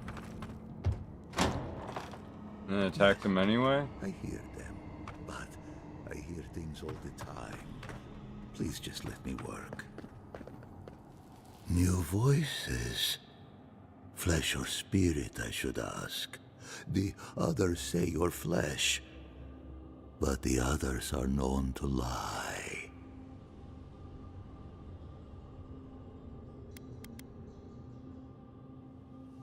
Dream thrall.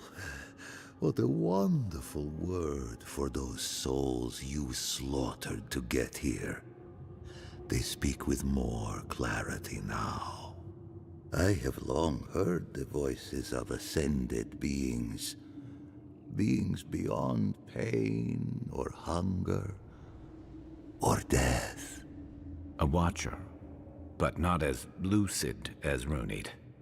I sought to raise the voices of my flock, to raise them, to become as the voices that sang to me were. The chorus of voices that surrounded me, told me lies among their truths. On that day, I sought song but only heard screams. Duke de Dragu, Korba. You killed everyone. I know this voice. Older now, perhaps. One of the missing ones. You have your father's tone, your mother's diction.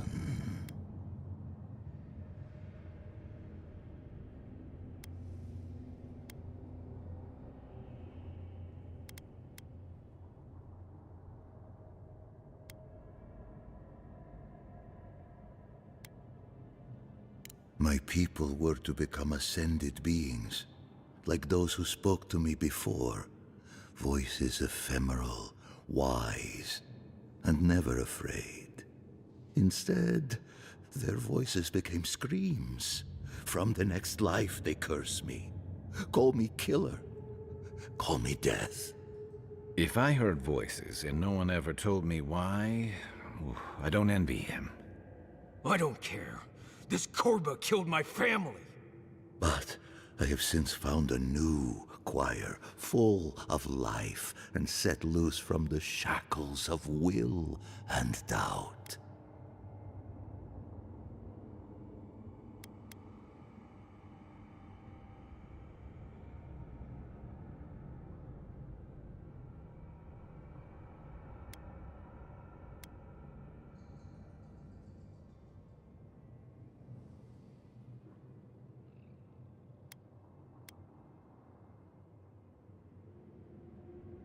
Dream thralls?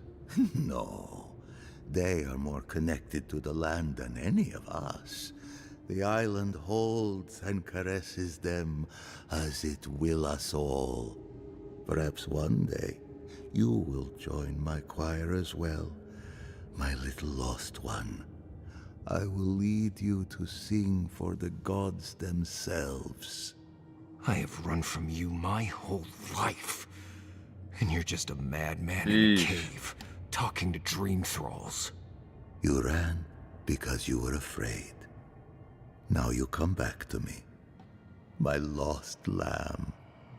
My tiny little bell. You murdered a village to satisfy your sick vision of ascension. But really, you're just a lost soul down here grasping for meaning. I don't remember my parents. They obviously trusted you. But they didn't know you, did they? Not really. They were shining souls. Their voices passionate. Their words sharp like the crack of a whip. I see no reason to give this man a quick death. Let him rot down here, for all I care.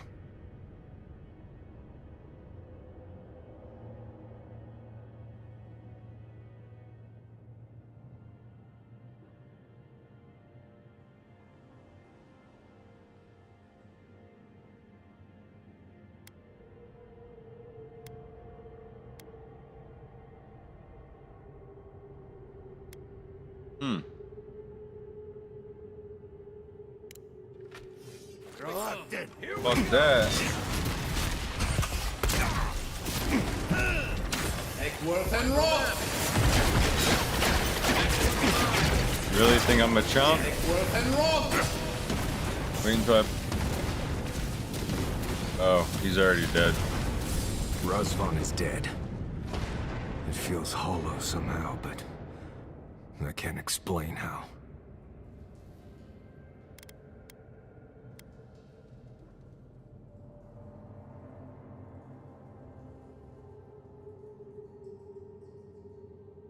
I'm sure I will. It just takes time. I've spent my whole life afraid of something I couldn't remember. I wondered what he dropped. That's the only reason I killed him. I need to think about all this. Maybe we should check on Iancu, see how he's feeling.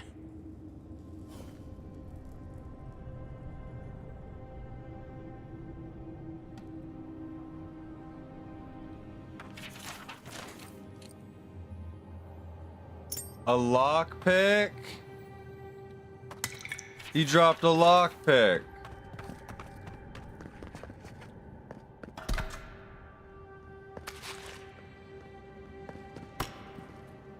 And... fuck.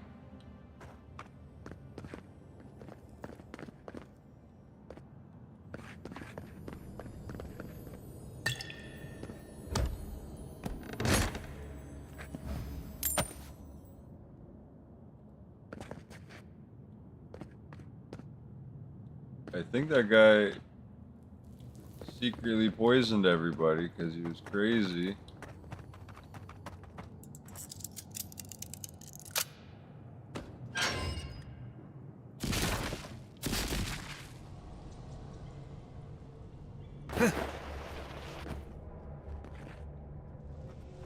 The way out.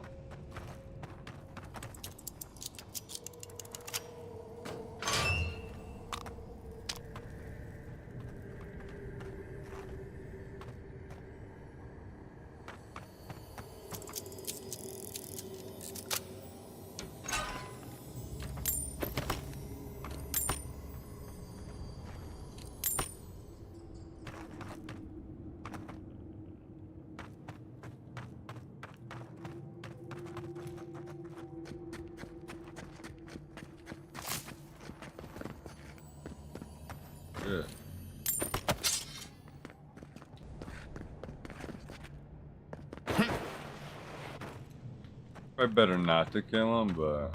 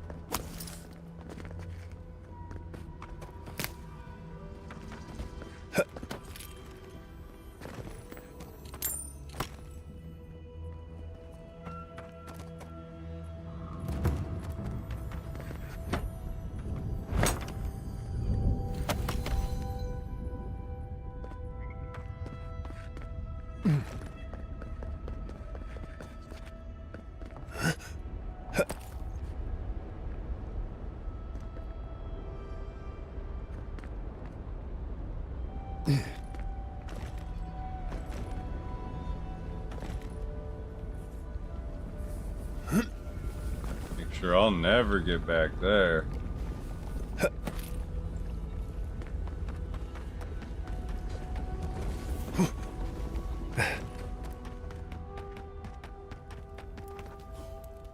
We spoke before, yes? Marius? We Why are spoke these guys before. not that crazy? How come they're tanking through the dream scourge? Scurvy dreams. Dream thrall? I think it's scourge. More of a scurvy, like scourge. Disgusting. I trust you ended him? One way or another? It's over, Viate. You can rest now. I promise. Right, Viate. And so can you. Remember that. I will likely find it first. Marius has never sought peace. Quiet, you Nimdude. I know how to seek peace if I want it. Right. Clearly. I leave you now, full of peace. Will you be alright, Viate? What can I do to help? Nothing more you have to do, Viate. Just keep living and try to laugh once in a while. Right. I will miss you, Viate. I love you. Oh, he loves him. Kiss, alive. kiss. The circle is broken. I feel better. Lighter. Nice. I feel heavier with all this loot, boy. Let's see if I can't fucking squeeze some more money out of these fuckers. There's a lot of unexplored shit I got here.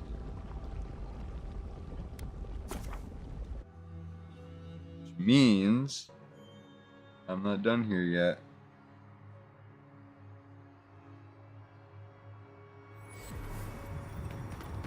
Hey.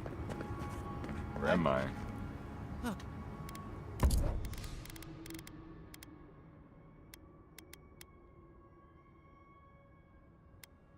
Field treasure map. Ooh, yes.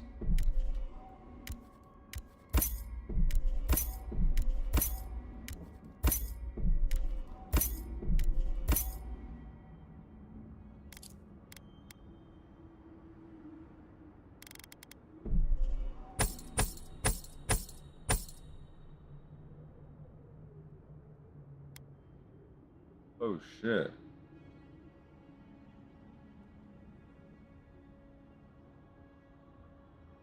Yo.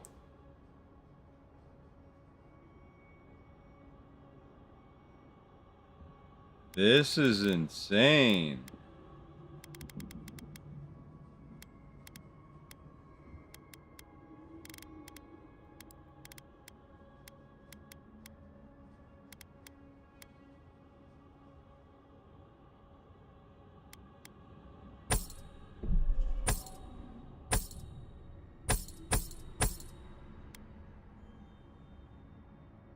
Could upgrade some shit and sell it.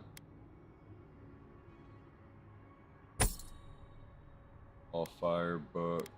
I'll just swap to this.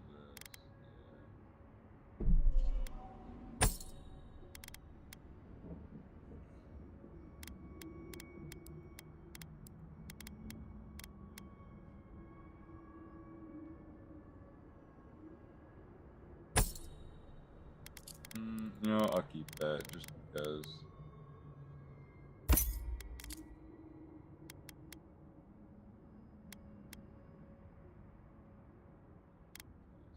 That's pretty good.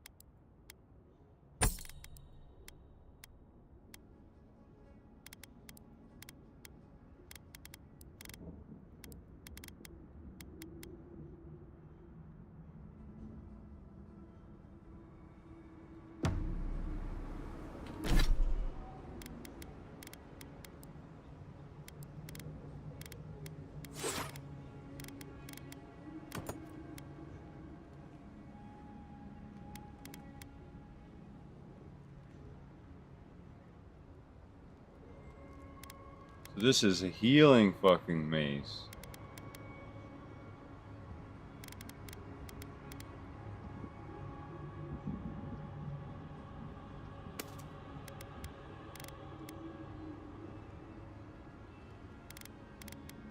I mean, I could max. I should just max this out.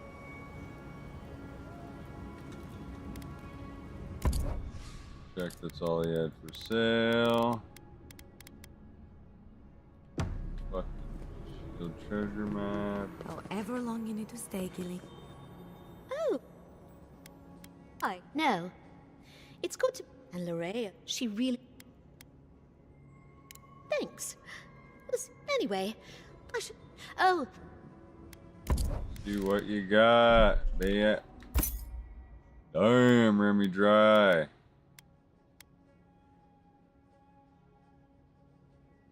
Free intelligence. I can deal with that.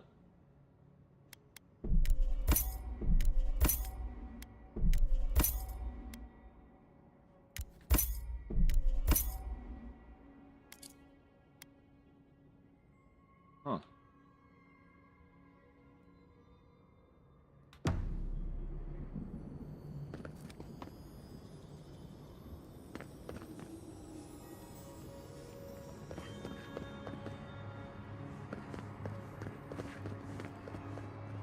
Hope that was fucking worth it.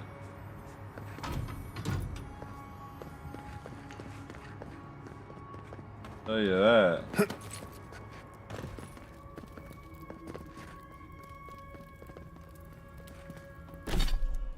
I should probably not do. Should I load back and not spend all that money?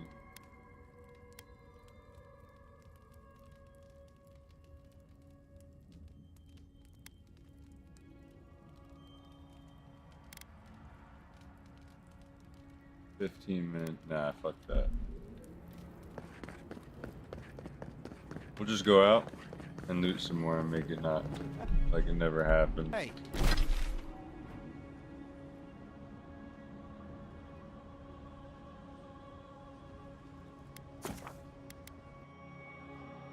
Make some of that money back.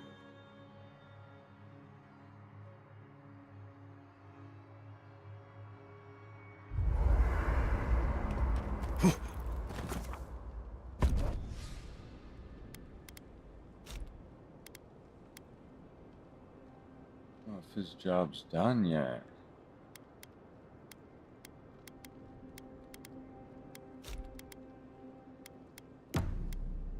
He's good. Probably need to talk to him at camp. He'll help me. He'll probably level me up.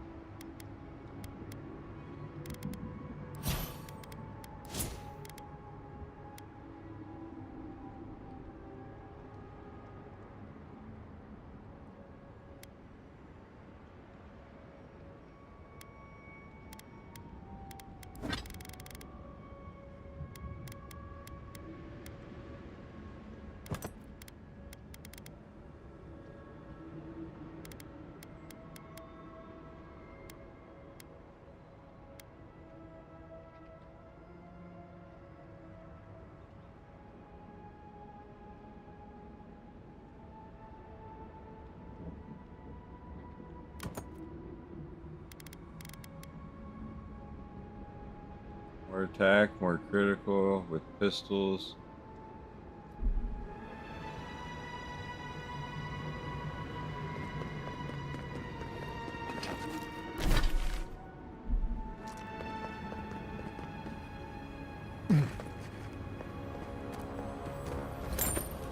Gonna make that money back. Look at you split.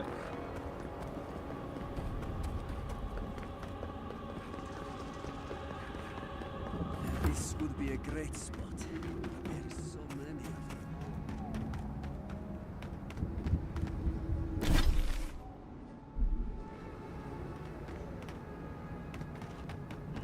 The fuck is this? What are you doing here? This place isn't safe. The homestead up ahead is all run by Zarps. I think I killed them all. Used to be it was occupied by outcasts, but things happened. The region's getting more lethal. If you think the Salos steppe was hell, it's nothing next to the primordial depths up north. The Zarps used to be more peaceful, but the recent tremors tore up the terrain so badly, they had to go south.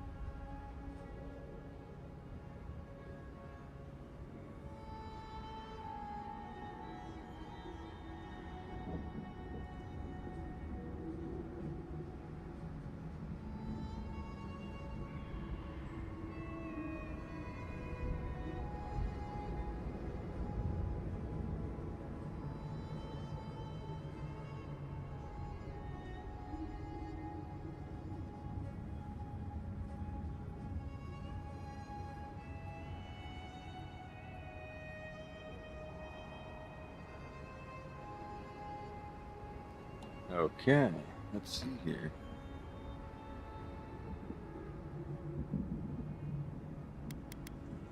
They started turning it into one of their villages.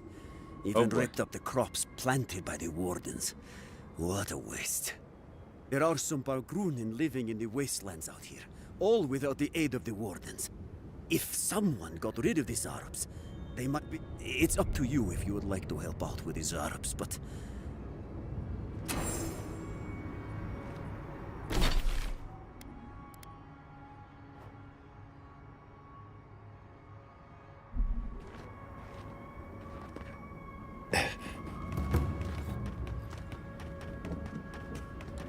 Welcome to the Wild Wild West.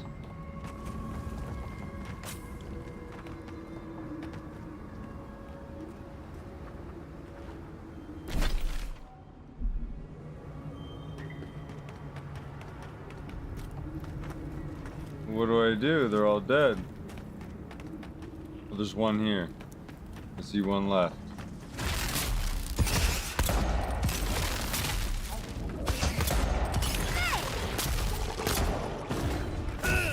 Oh, I got a bear too, you know.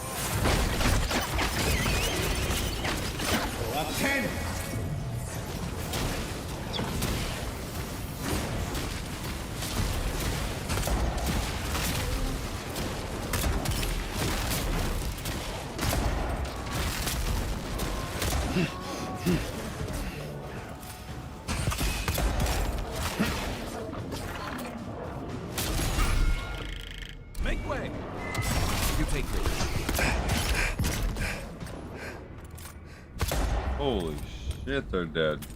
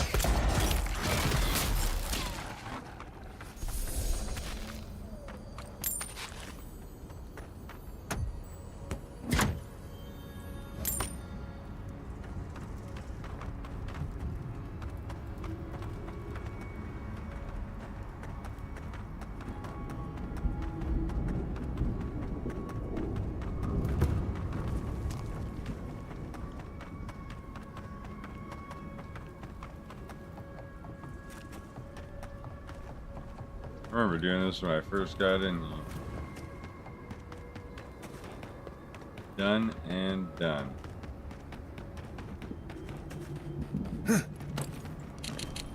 You dealt with these Arabs. I didn't have any doubts about whether you could, but still, your actions will save some lives. And the buildings will at least provide some shelter. Here, take this.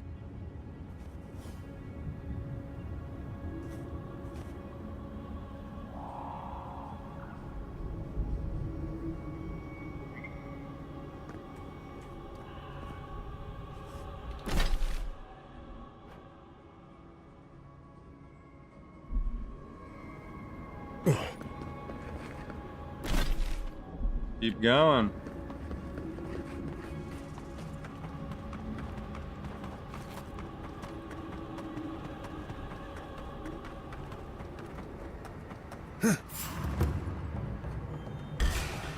You asked for it. Neckworth and Roth!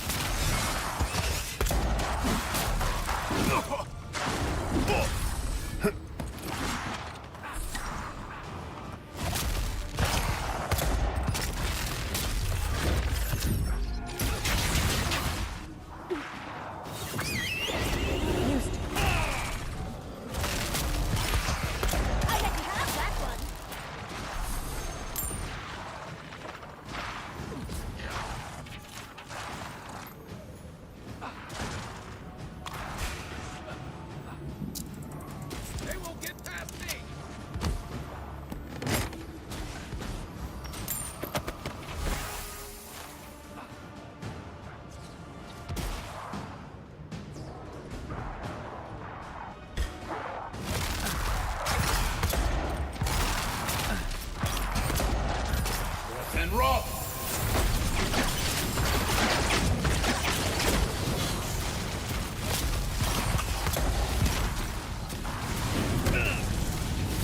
And rot!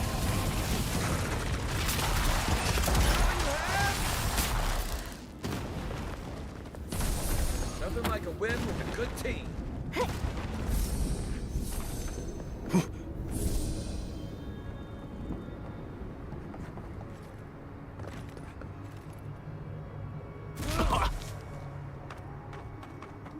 You like it? Ease ahead!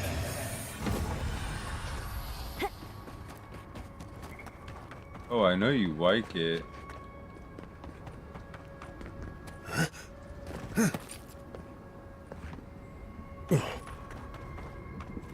Hey, shit.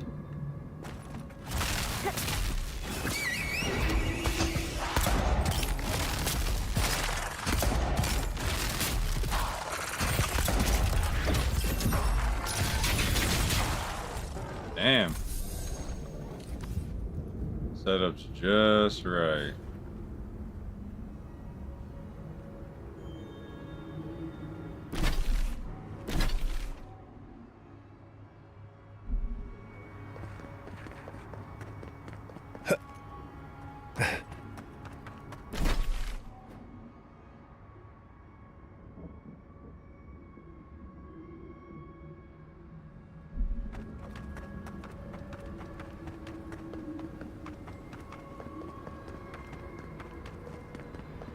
Equipment upgrades. Ooh,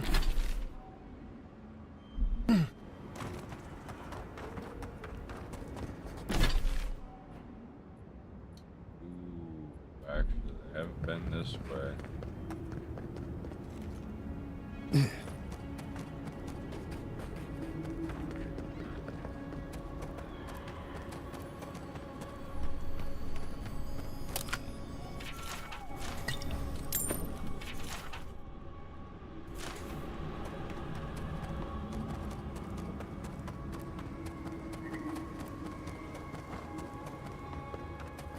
I shall not soon forget your kindness.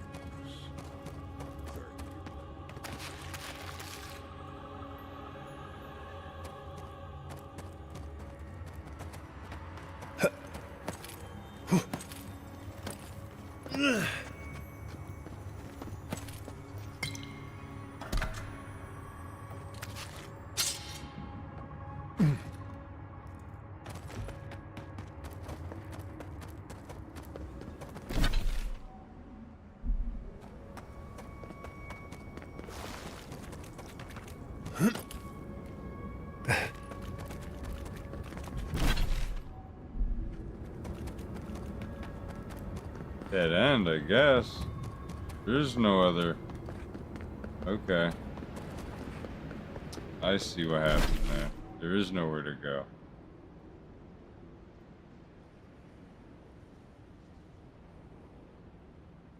There's a spot maybe there.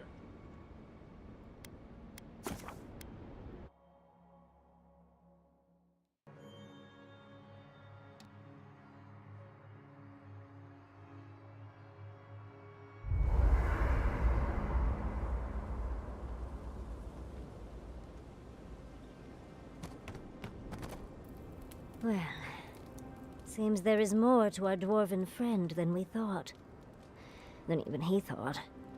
At least we made sure that nothing like that massacre will ever happen again.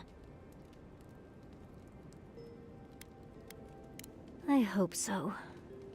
Either way, at least that part of Marius' The next time we find a cult like this, let's stop it before they get to the death part, shall we?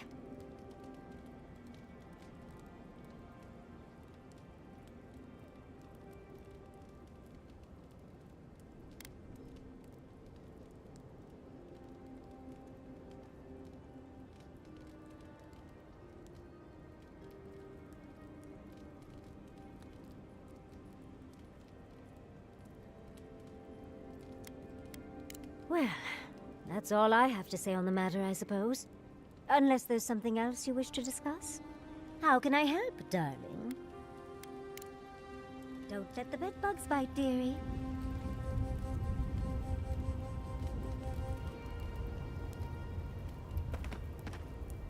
Envoy? I thought I'd feel different after dealing with Razvan. Somehow more at peace. There was this threat I didn't even know I was afraid of, and now it's gone. So why doesn't it all feel better now?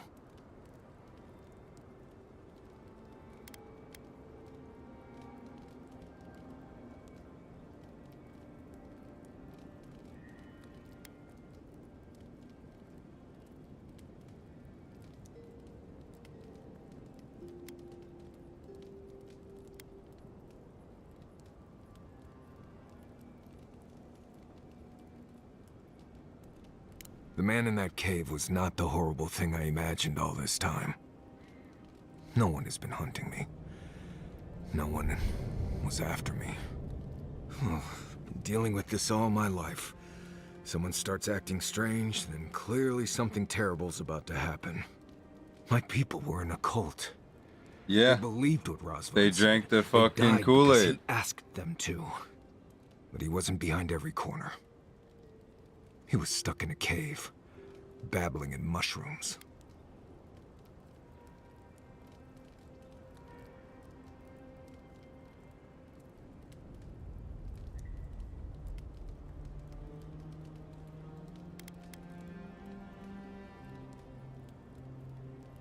Not for lack of trying, right? I appreciate what you've done to help me. I won't forget it. Anyway.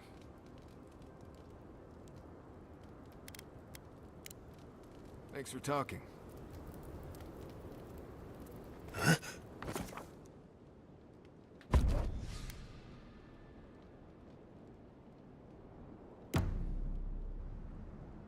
Back at it now.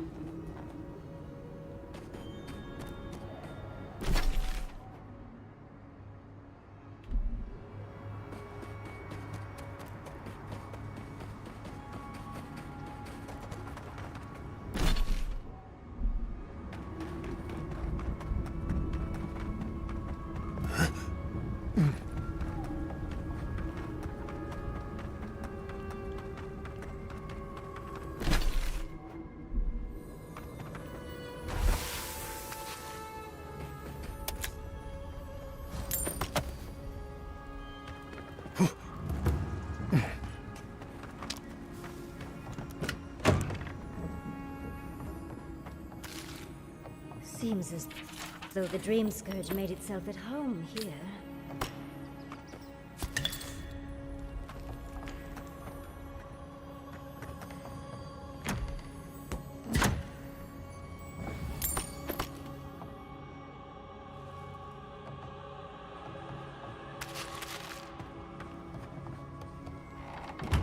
What?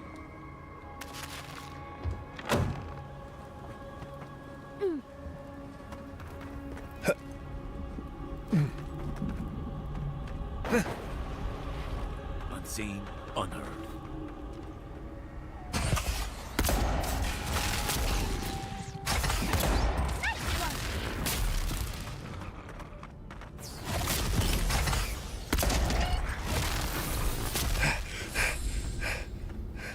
Another glorious battle.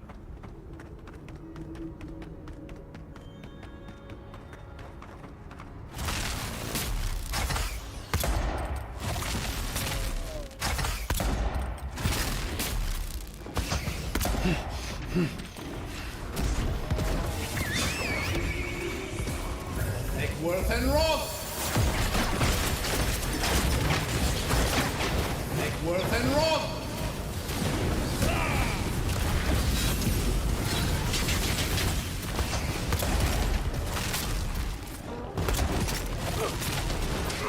On your right.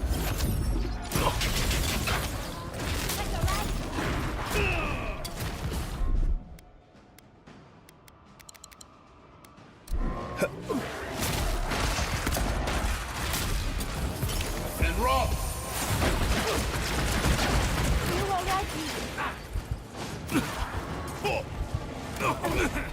Oh shit.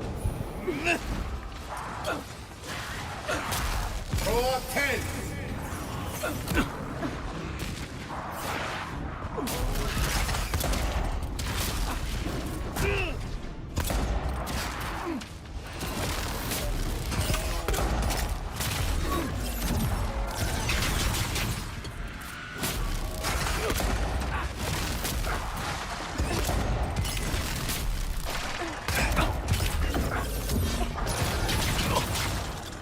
On the left!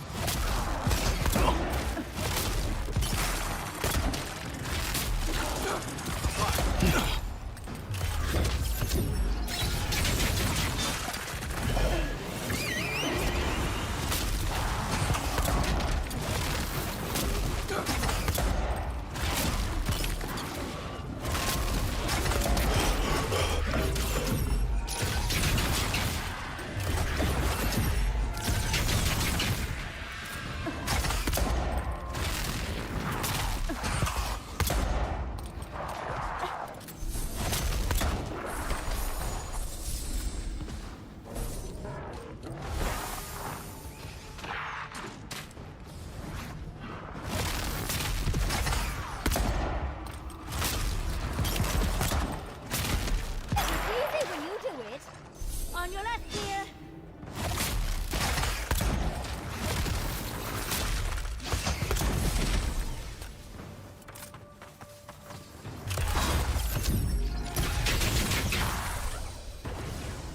Oh, come.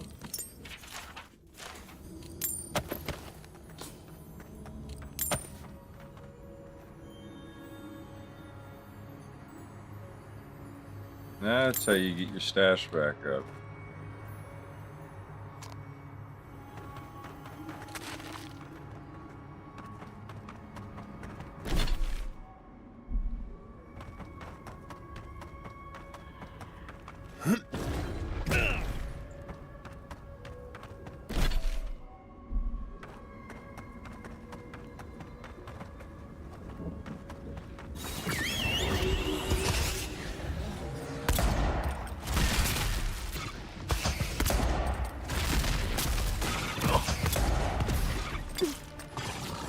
Eckworth and Roth.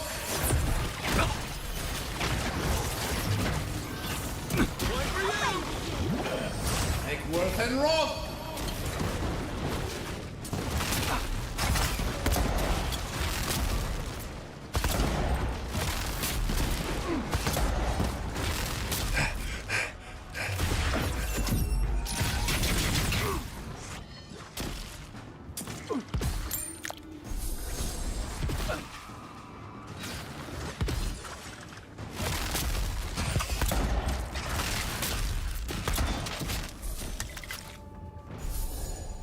Left leg.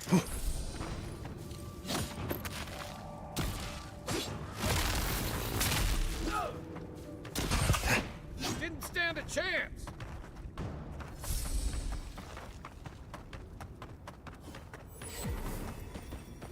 Of all the Gods, look at that hideous thing. And I was already having a bad hunt today. That just You makes should it see a worse. mirror. Another monument to Nandru. Just more proof Solis Keep doesn't know its own priorities. Maybe they'll learn once the sculptors die of hunger trying to finish it. Mm-hmm. Complaining? It's a waste of time and labor. Councilman Kostya is right. What's the point of honoring Nandru when our people are dying? We should be feeding our people and gathering medicine for our sick. There's a time and place for creating frivolous monuments. This isn't one of them. No, it isn't. But Solace True. Keep makes a holy duty out of these old traditions. And so we keep on ignoring what we dwarves actually need. That's what I've been hearing.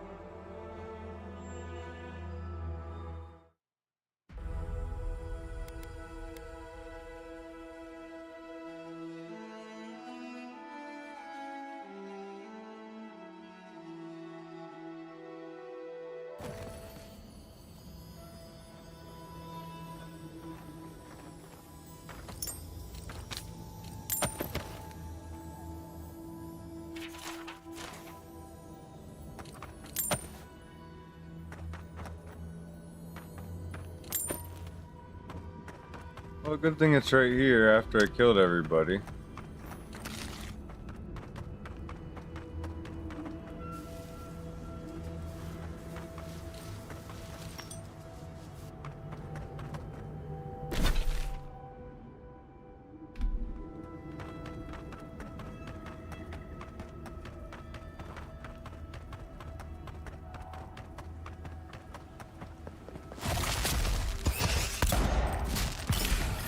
And rough.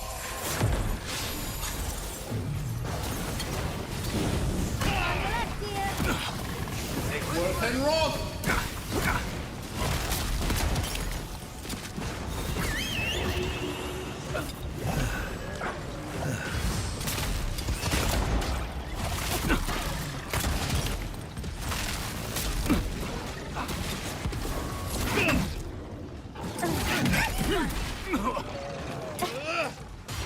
Throw 10.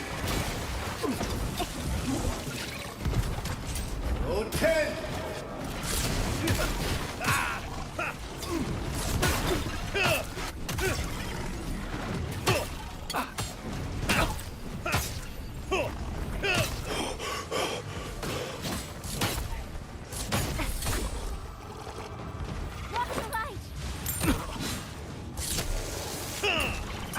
Watch the left.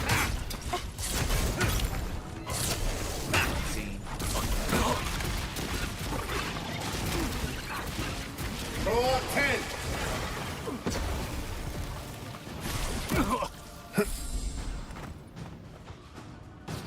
Fuck. Maybe those. Maybe I'll do that instead. Little meteor. I won't let him through. Nice shot.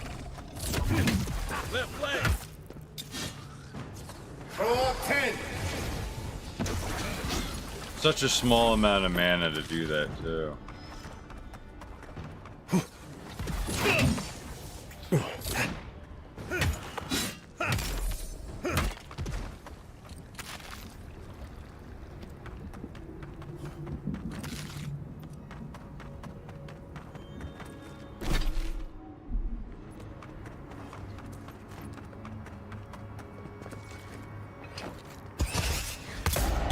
Take worth and rough.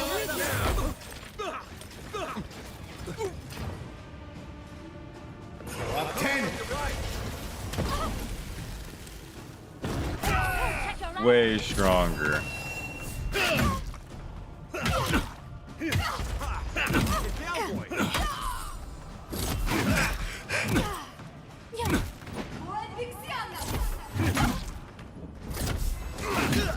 The amount of health you regain is stupid.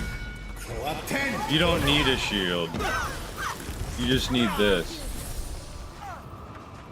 To your left. Throw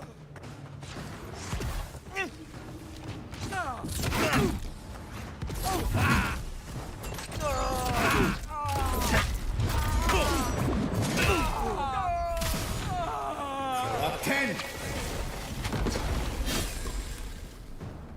Alright, I think I just have my new build. Found my new build. We make a good squad.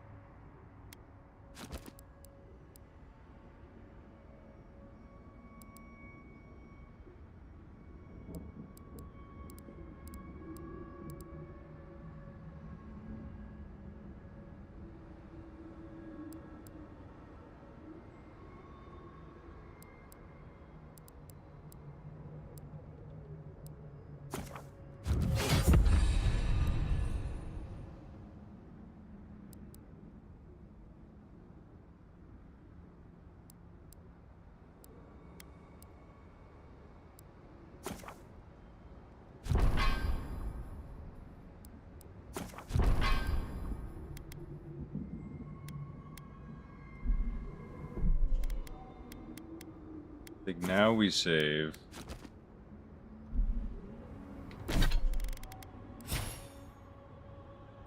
And we'll have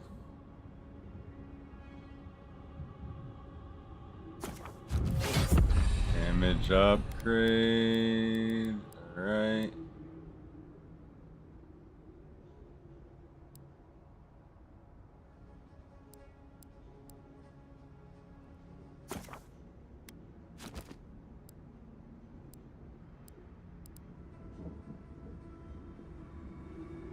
This is a good sniper shot. Or this. Oh wait, I already saved. So I'll go for this. And this. It's probably the best way. And you got 2 left.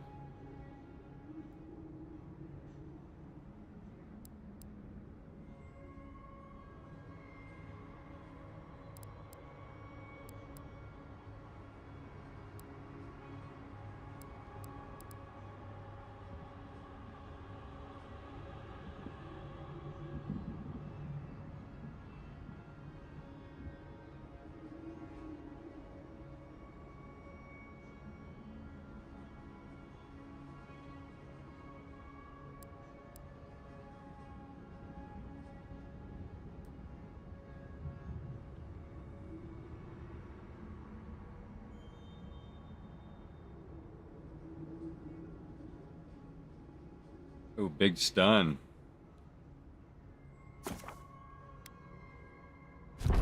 Fuck it.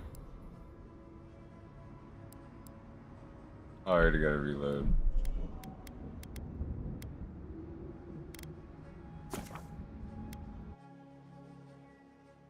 Bought the wrong ability.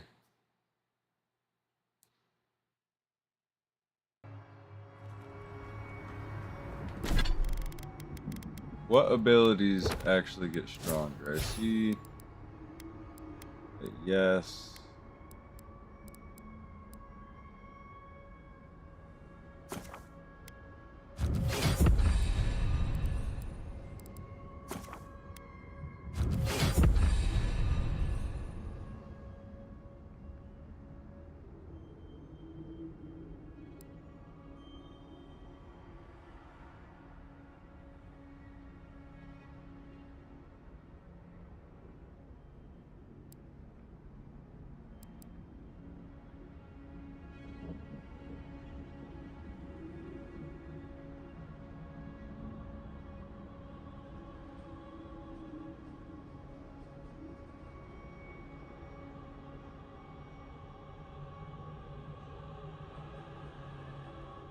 That's a good sniper technique, yeah.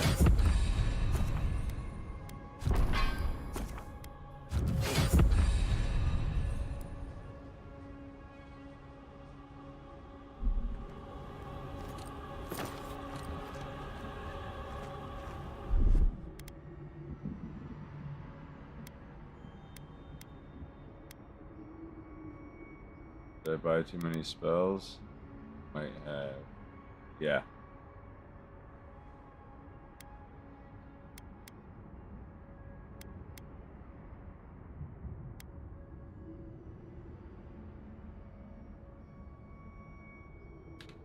Usually we test them all out, See which one is the best. This will just be a quick test run. If there's even anybody left to test it on.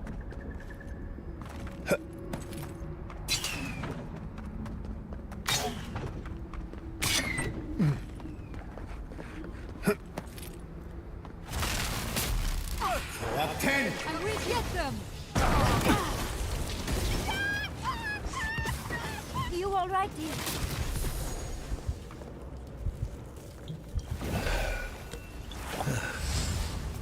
So fireball is a no-go.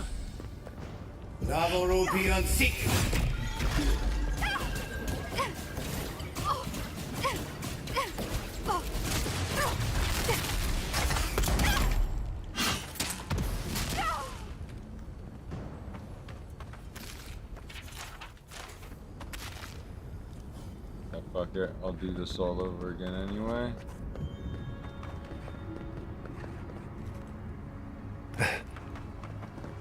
Alright. Oh, no, you don't.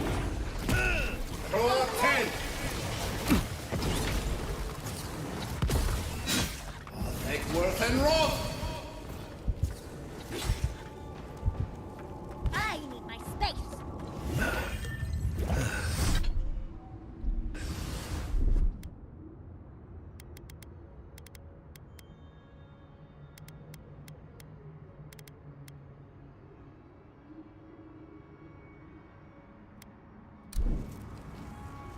Eckworth and Rob.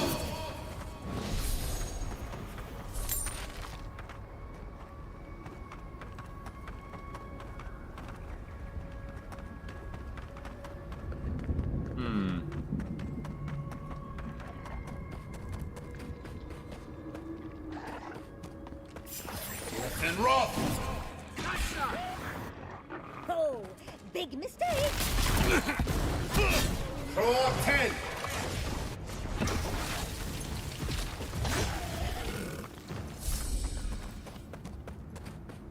Just like the good old days.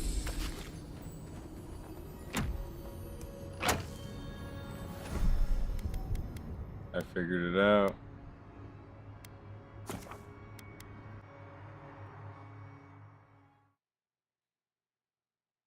I know what 2 techniques I need.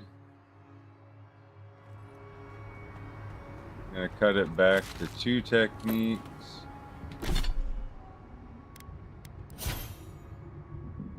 So it should be easier.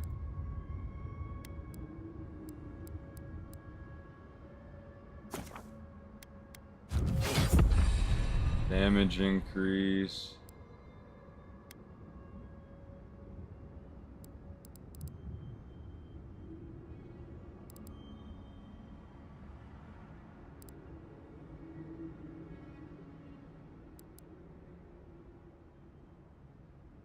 This is just good enough.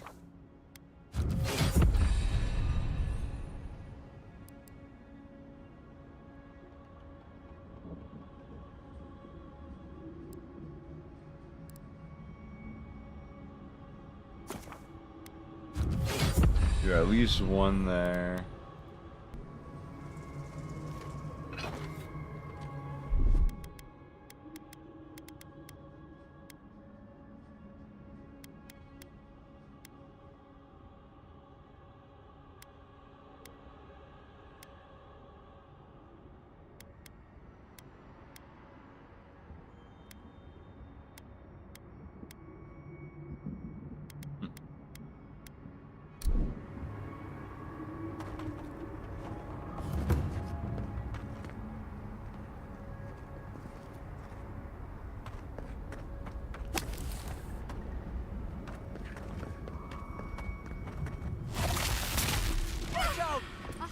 Try. You gotta regret And your Rob. attack.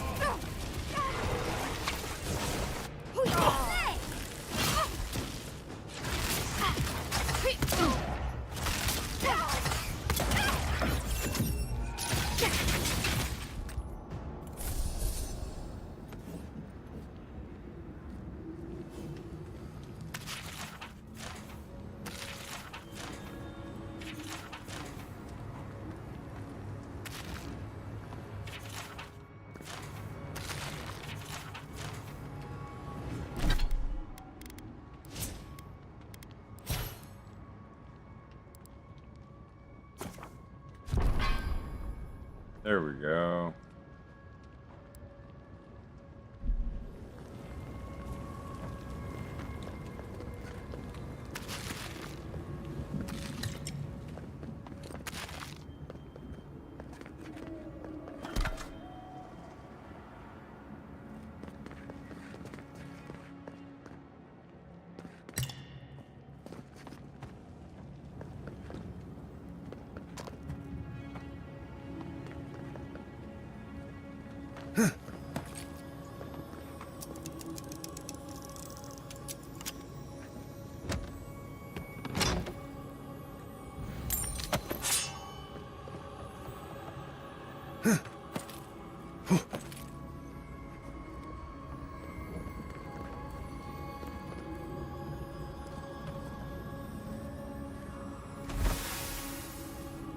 Banner. Bruce Banner.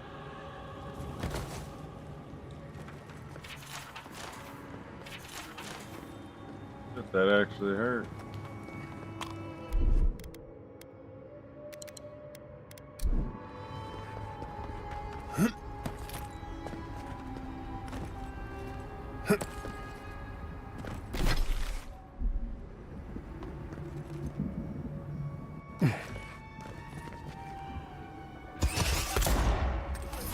And rock!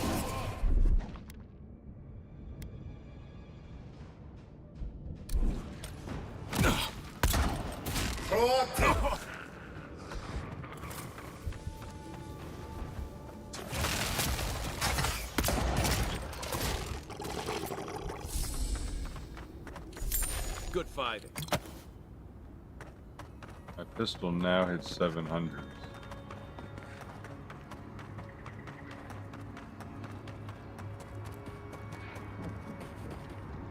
I got this.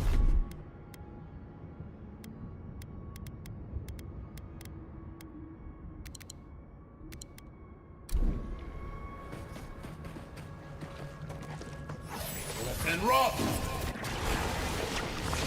that all you got?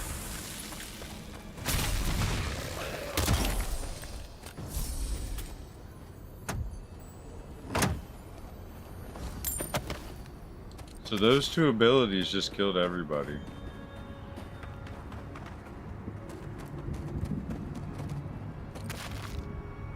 Instant kill.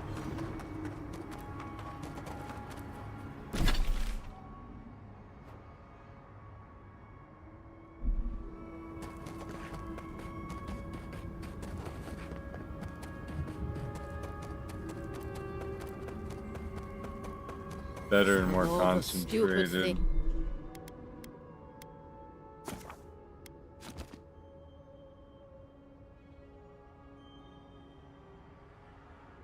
Things our people ever did. Gods, look at that hideous thing. And I was already having a bad hunt today. That just makes it worse.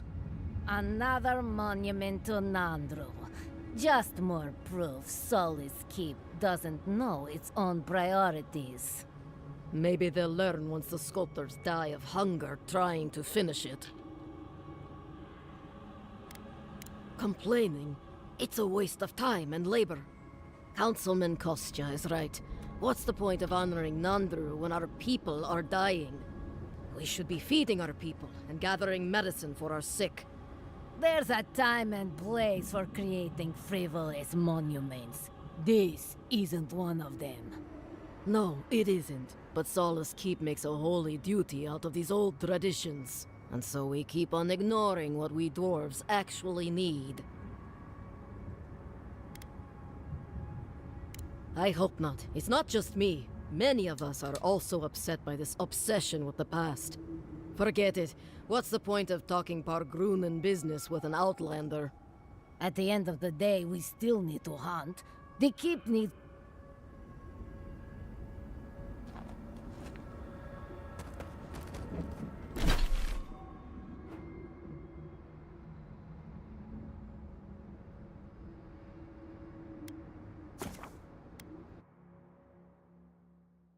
That's all I can do.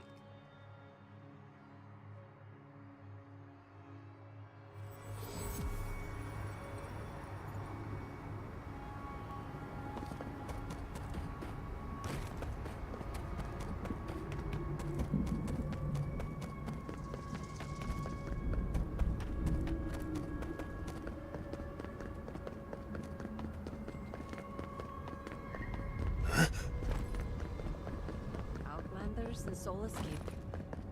What's next? Zoolander. Nice if we could get the real food for once. Real vegetables, real fruit.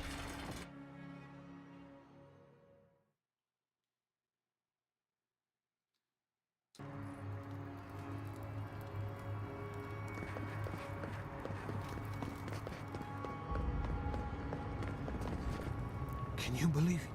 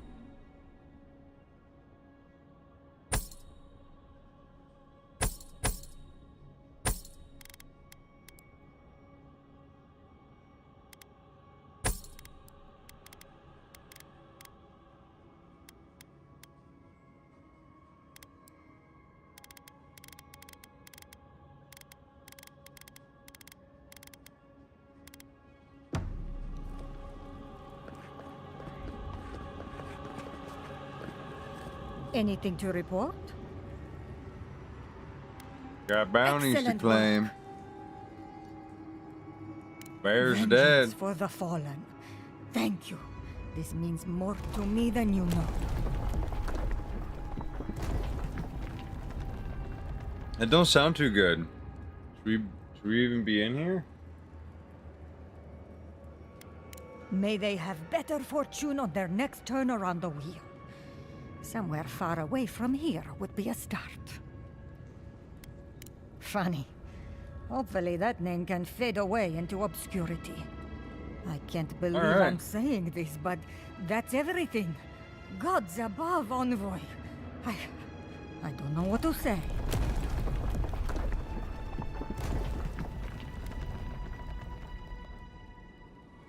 Such goal, outsider. But you are right. We owe you I that got much and balls, more. she said. Here, take this.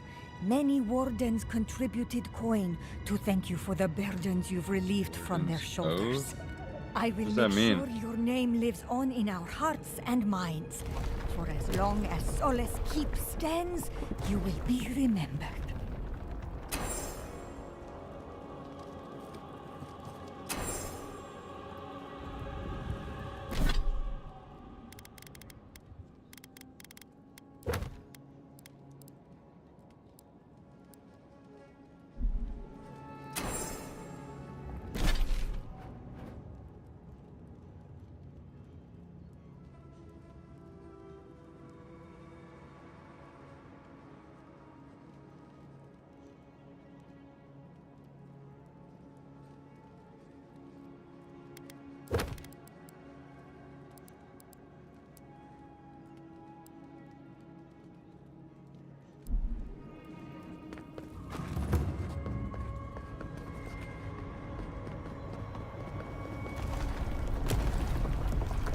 You're back. What can I do?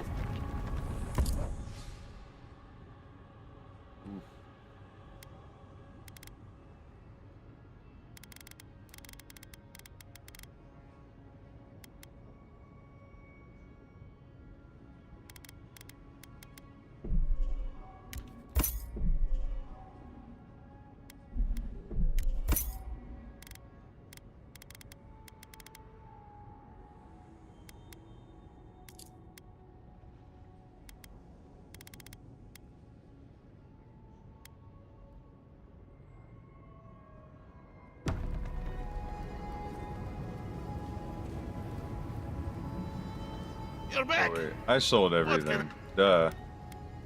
Is that Abidon's shiny beard? It is star metal.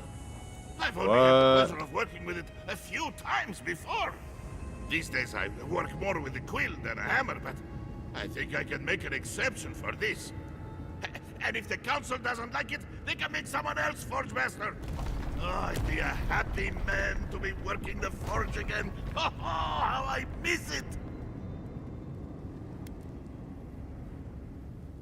The question you should be asking is, what can't I do with it? I could refine and sharpen the material into a sword, certainly. A simple enough ask once you know the secrets of star metal. Alternatively, there's something I've wanted to make since the last time I had my hands on this stuff. A star metal archivist. Now that sounds like a proper challenge.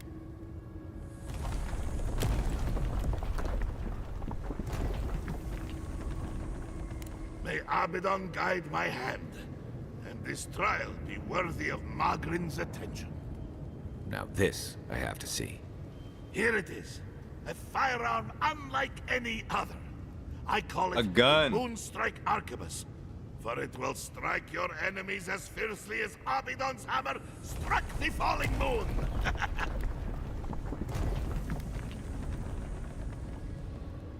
You are most welcome, outsider. However, badass. This material is unlike any other metal. It is superior in nearly every way, and an unmatched challenge to work. I want to see what else I could do with it. Bring me more fragments, and I will forge for you a blade unlike any other. Oh, I can get both? More star metal, I may be able to upgrade the Moonstrike Arquebus a bit more.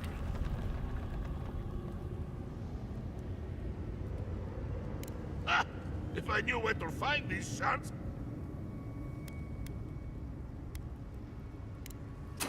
Huh.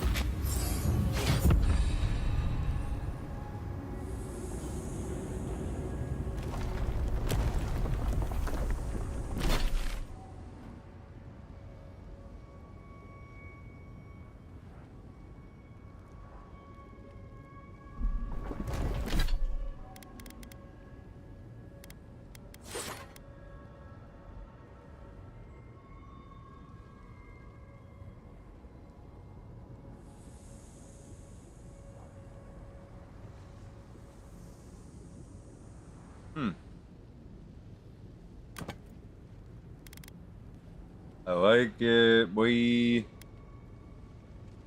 This is probably a better fit for what I'm rocking.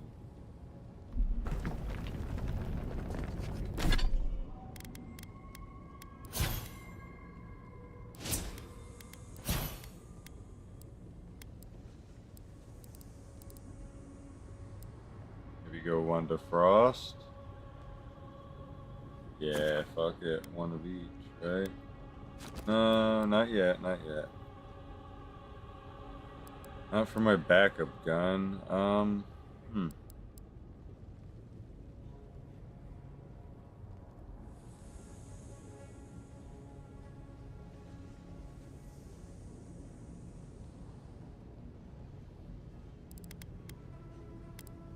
That's probably, pretty beat, actually.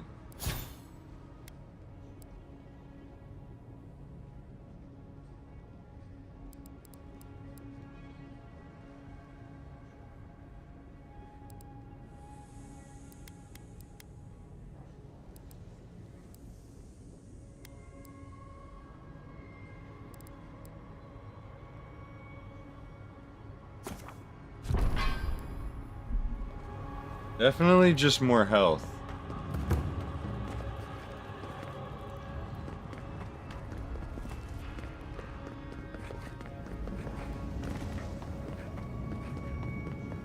They went through this door. Be careful.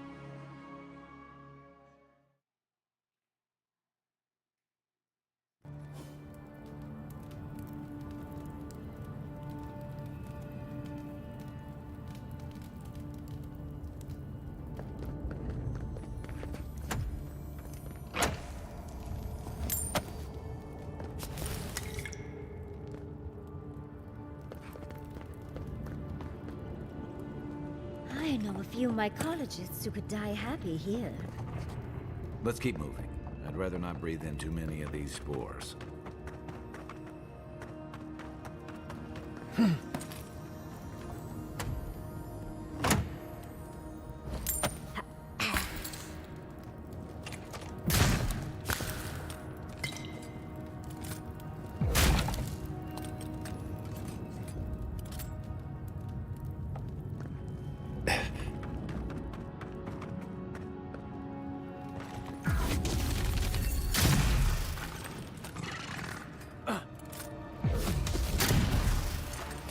worth and run!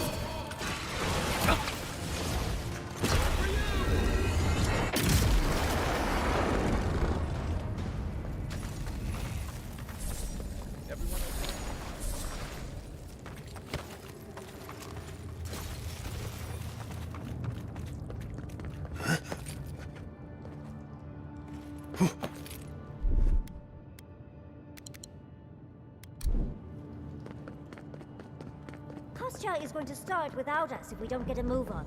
These poor wardens. Come. Kostya must be behind this. Let's hurry.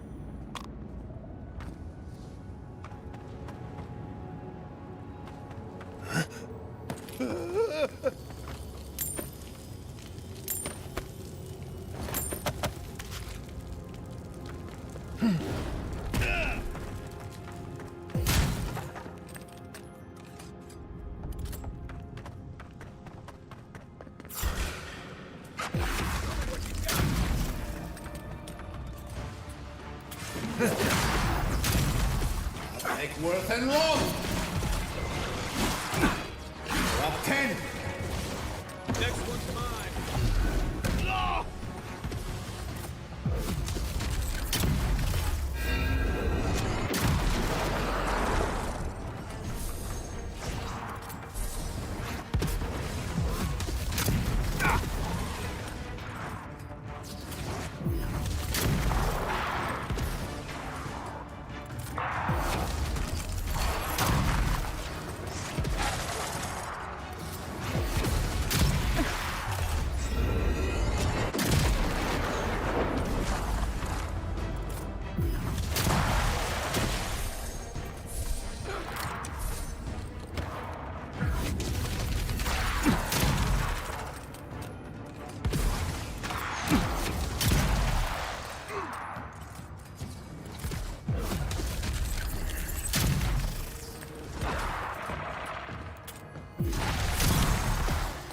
Good one!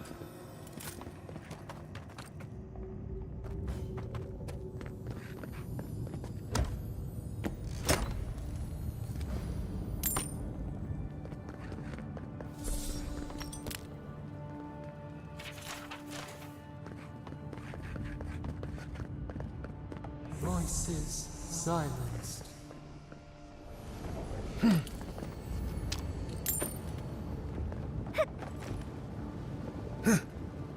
This whole place feels like it's gonna come apart.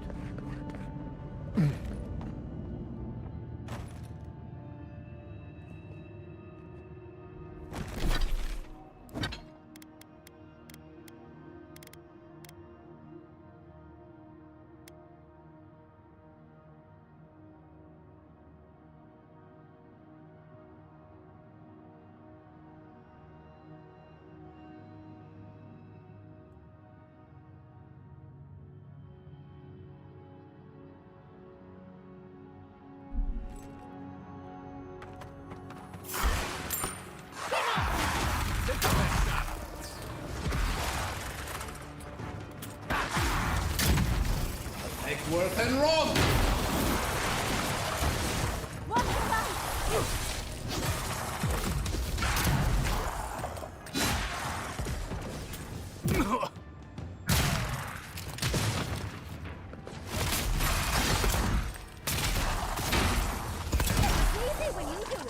Oh, this hit 700. Like right below that.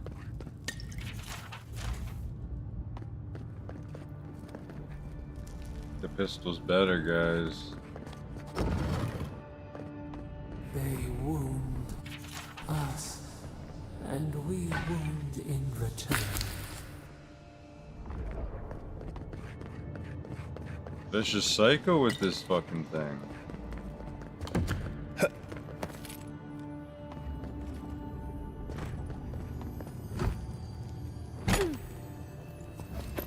It's like, it hurt me, so I'm gonna hurt you. And I got hurt back. I'll do it again. God dang.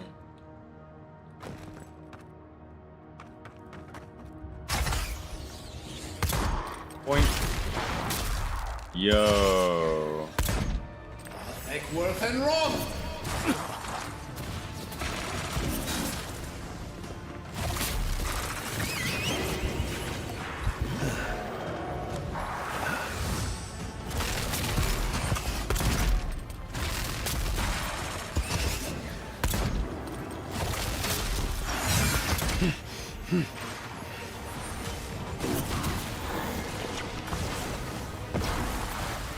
Fuck yeah.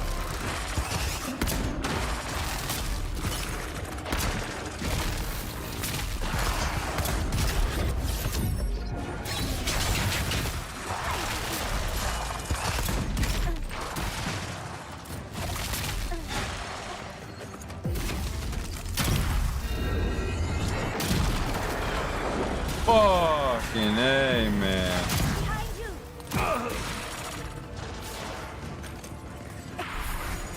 Watch the left! Eckworth and Roth!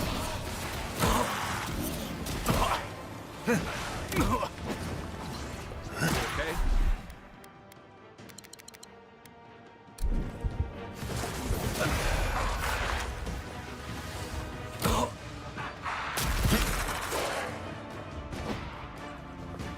Where do I go? Where do I go? They won't get past me!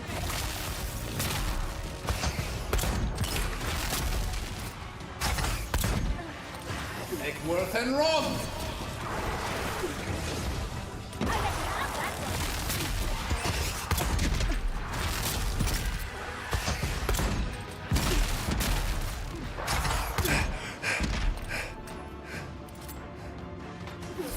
And Roth!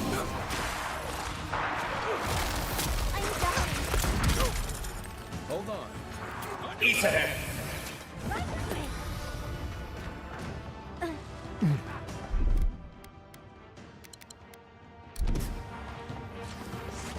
Check your right.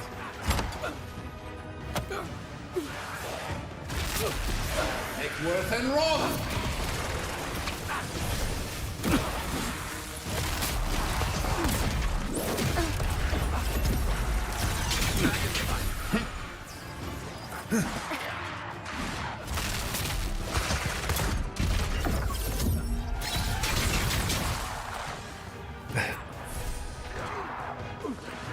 Right flank! On your right, dear.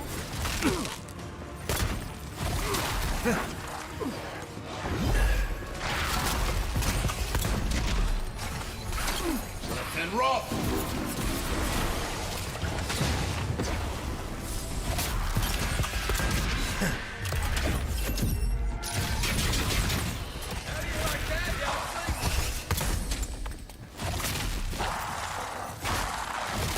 Thank you, dear.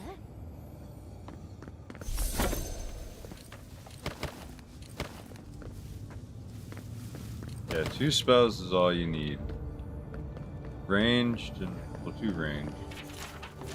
2 powerhouses. Fucking hits.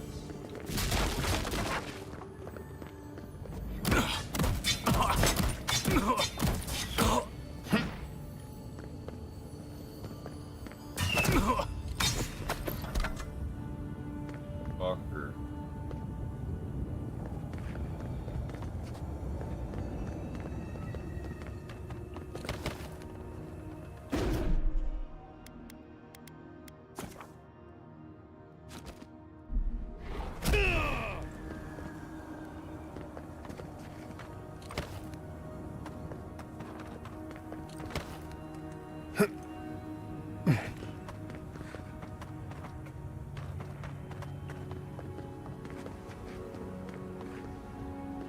Damn.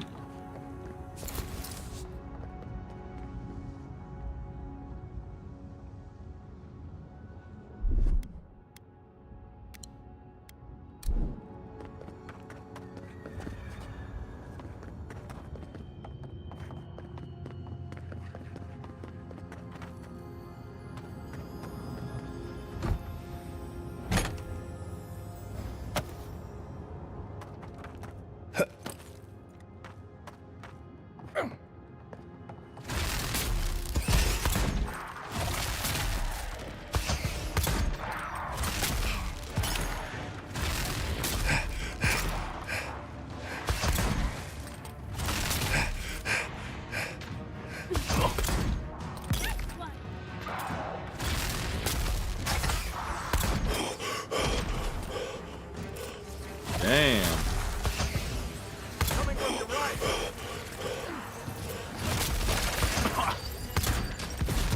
Eckworth and Rob!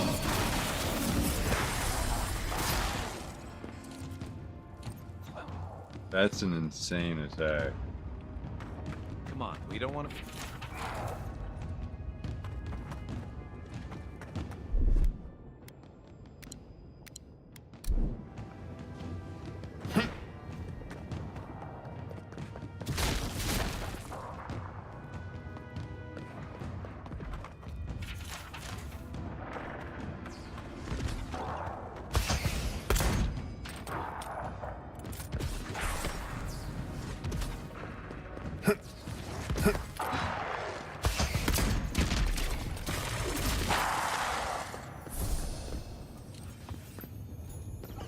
We make a good squad.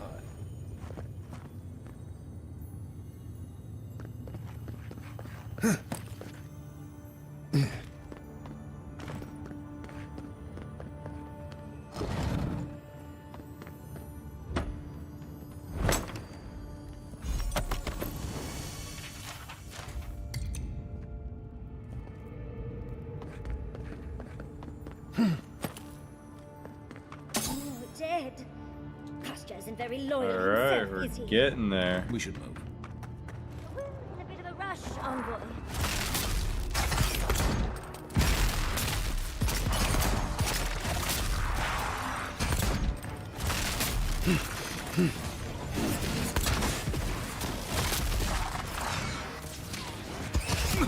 What a cocksucker from across the map.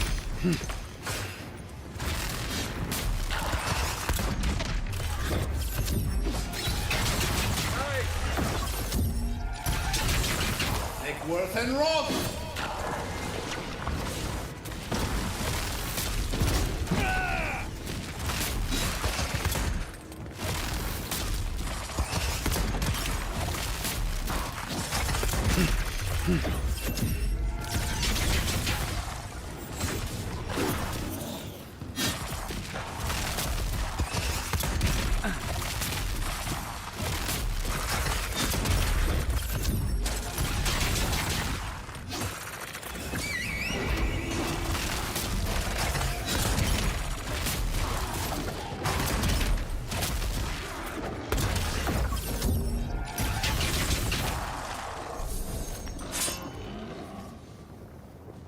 That's what it looks like to eat Hunter's dicks. titties. How far down does this place go?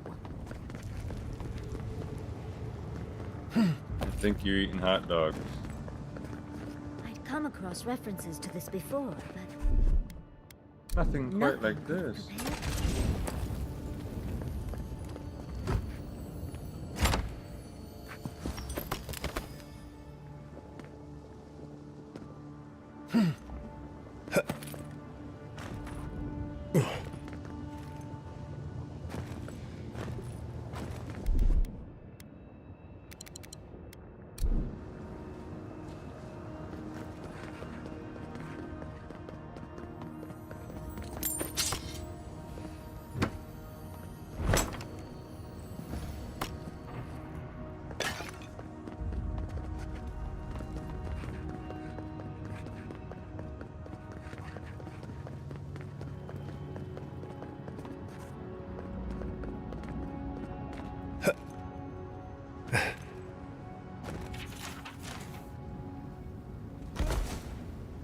Fuck, that would have been bad.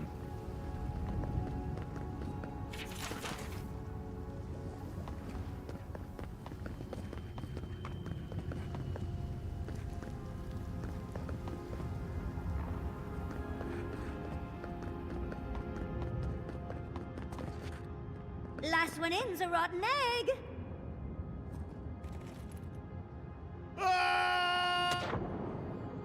Fucking hit my feet at the bottom. It hurt. It still hurt. It wasn't deep enough. Essence we have not. What? What? Soul of my soul. How did you find me here? Brother. I stumbled onto you. I have been here for so long. Fellow Russia.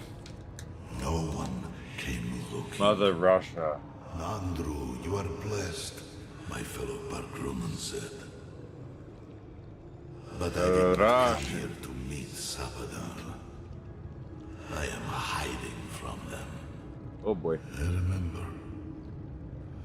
remember it all. I feel Sabadar's mind beneath yours, swimming in the deep. You should run.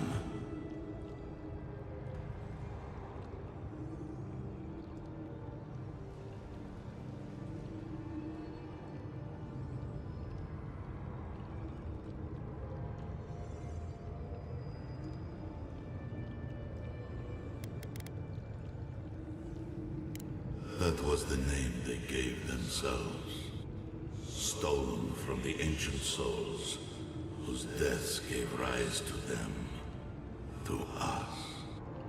We were little more than appendages to them.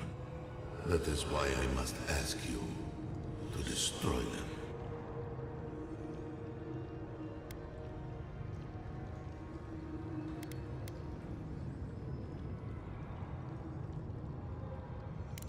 They shield you from the truth of what they are. The Dream Scourge has existed as long as they have. Don't you see? It is their infection. You, my brother, who are more brave than I, go now to the garden and hang the gardener from their tree.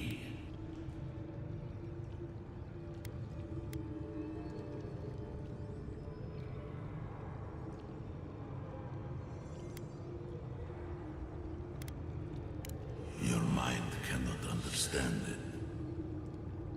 But your soul, when the opportunity is before you, it will know what to do. You need only walk a little more. You are nearly at the end. You know, I always meant to die down here. To siphon my soul into a lonely pillar, disconnected from the stone that makes our world. Disconnected from them. I only hope that Sabadal releases you to the same long peace.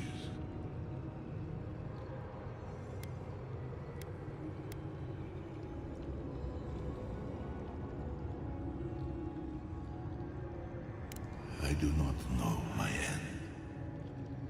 In that I find a peace beyond any even the true gods can dream of. Do not thank me, as I asked. Destroy them, rather. And when you see Wodika, tell her I said hello. You okay? You went away again, but this time seemed different. Another day, another chat with Samadra. Though this one seemed different.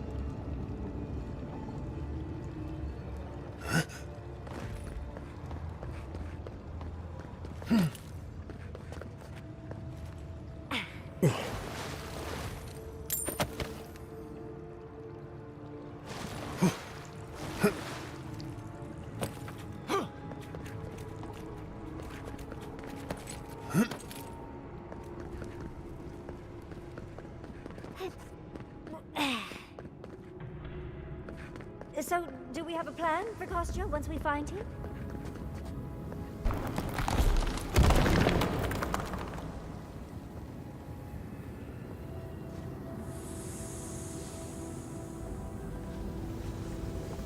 Sluice gates ahead. Let's find Kostya, fast. Lava's high. We gotta hurry.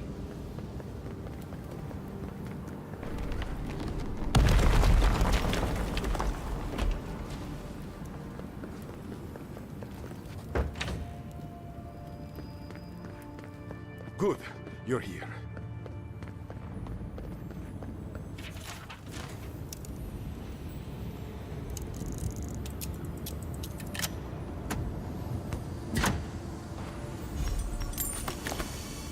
Your golden egg, I'll take that.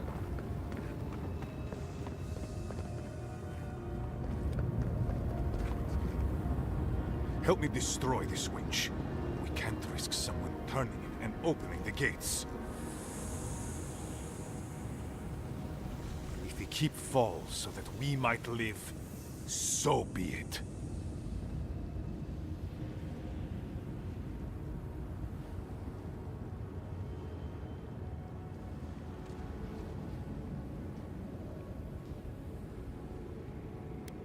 I'm doing the only thing that matters.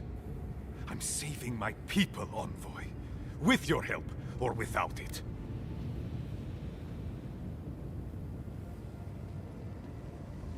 So long as the keep stands, my people are trapped here.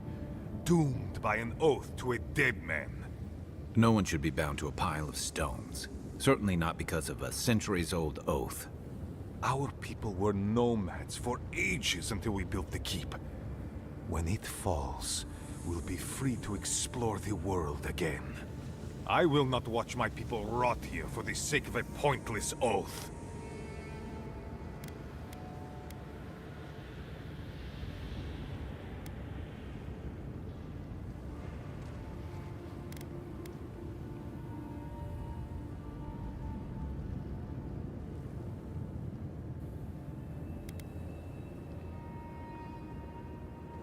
Nandru isn't here.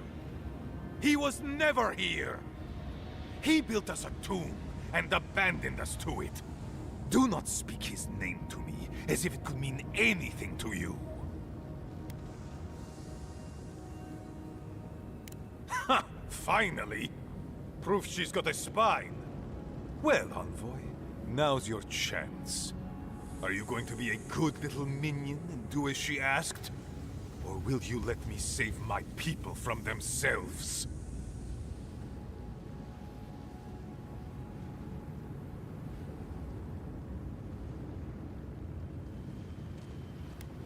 A life for rubble, blood for the prison of old ways. We twine. Envoy, I understand that Kostya grates on the nerves, but perhaps we should... So be it. And you are so close. The entrance to the garden is just beyond this door. I always knew it would come to this. We've got company!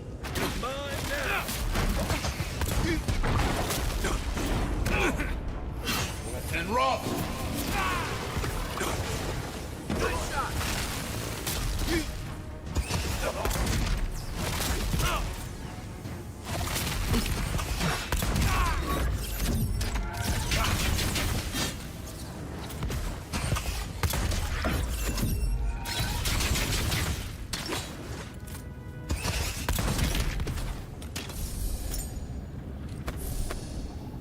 Yatsley, remind me not to make you mad. Good work, but we shouldn't stick around. Ha! Take that, winch! Oh, that lava is getting high. We should leave.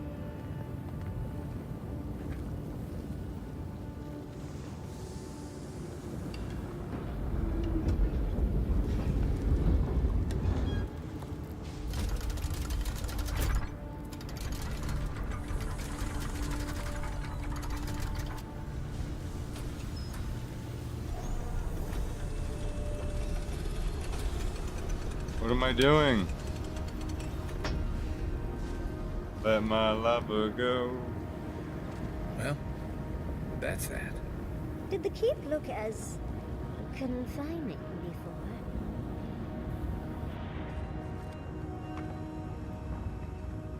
It's not broken anymore.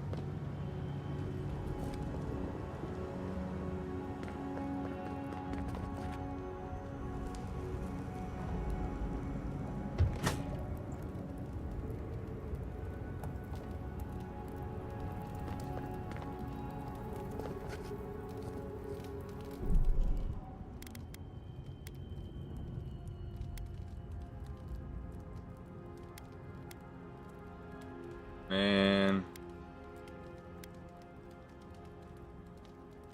Point of no return.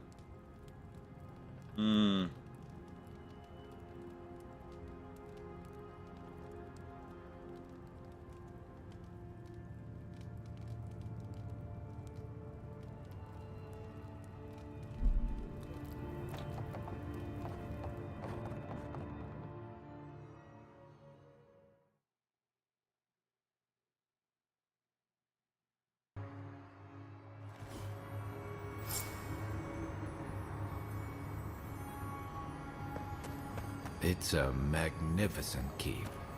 I just hope it doesn't become their prison.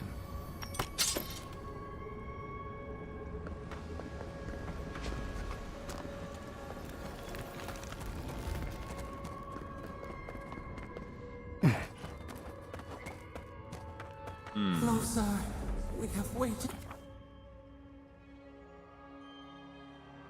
It's so long.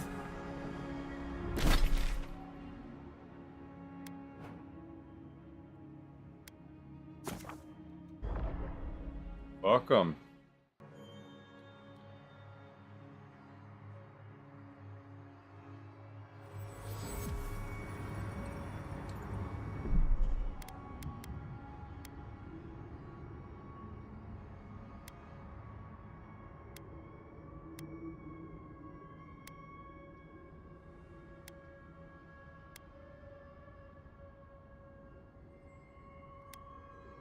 I'll see what she has to say.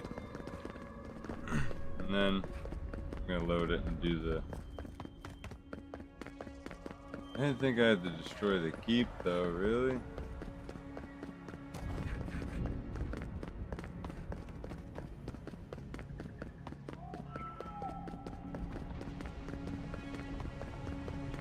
The cook is complaining about a lack of ingredients again. I've never been happier to see the I keep told standing you. tall. I knew that Adiran was a blessing. They're praising me.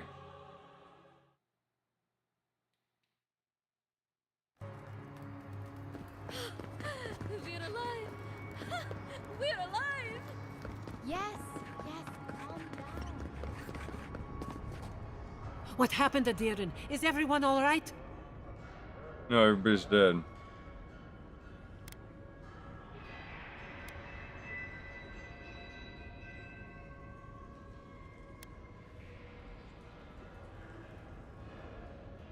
It doesn't matter.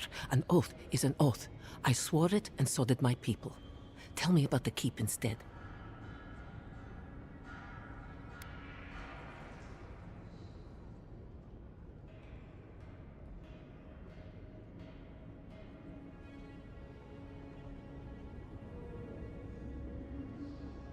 I don't care, Envoy. Keep your blasphemies to yourself.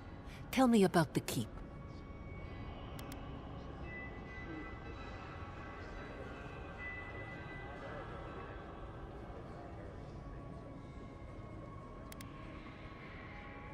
If that is a joke, Envoy, it was incredibly tasteless.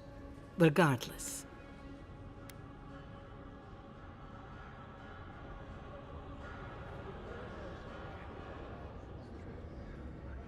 Maybe.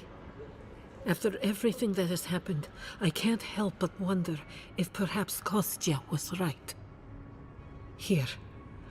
I once was this artifact's custodian, but I failed in protecting the keep. This belongs to one who has proven capable of guarding my people. I wish so much that things had gone differently.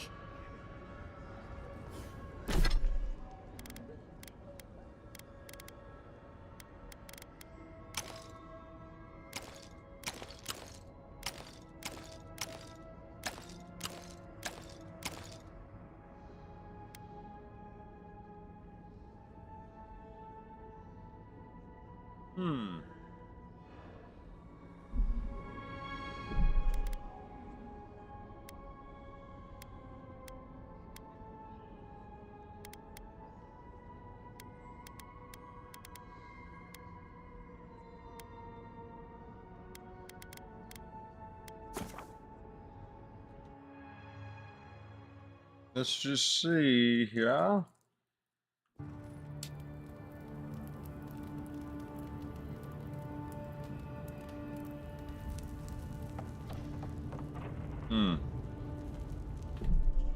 Back one more.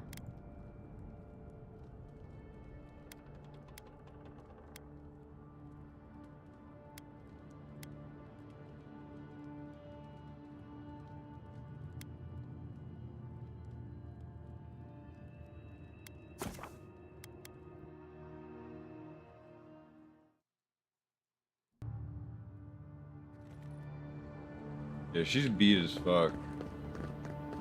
So, do we have a plan for Kostya once we find him? Let's find Kostya, fast. Lava's high. We gotta hurry.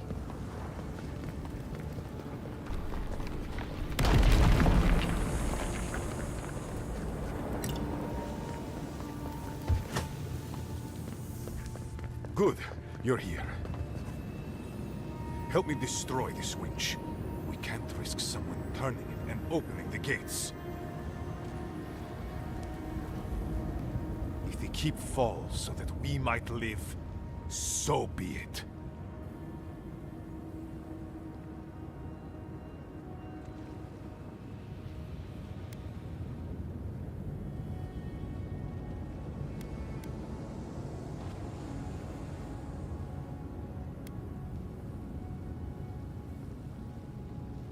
Yes, exactly! I'm saving my people, Envoy. With your help, or without it.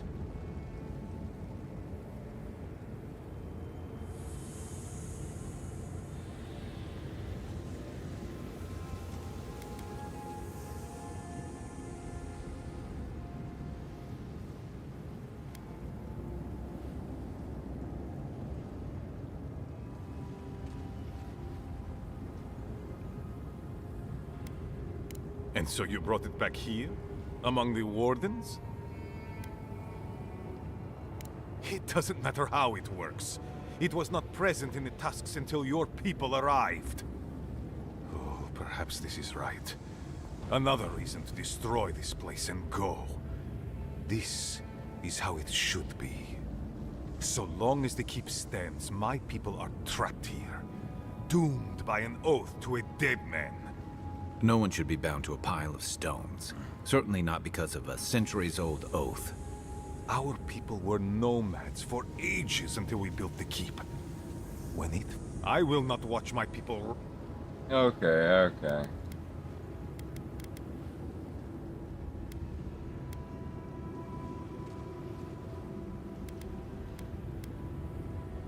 Burn, then grow anew.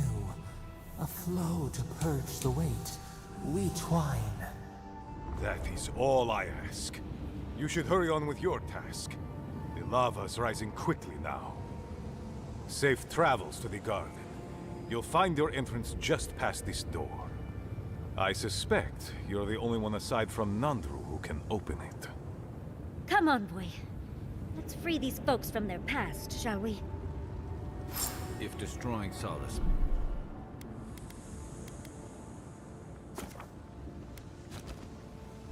freeze these people from a dead oak. Let it crumble.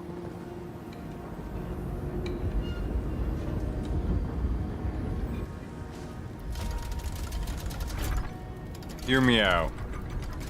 What if he doesn't die?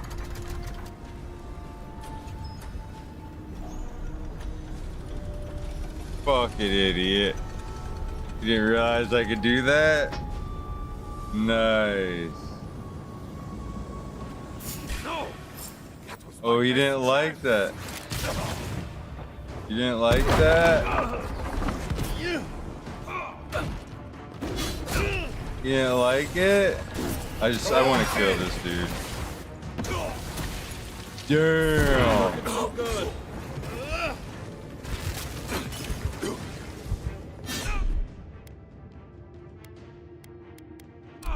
barbaric and whistling.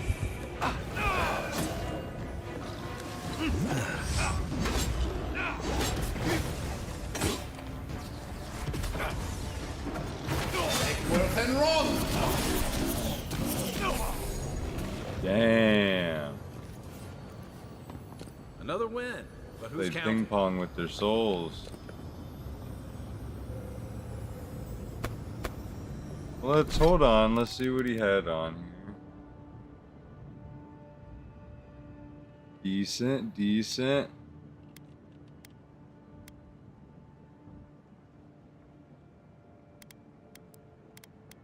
Stealth damage because he's a fucking snake. That's funny as shit. Oh yeah, and these shoes, dexterity. Oh, essence, dexterity. That's okay.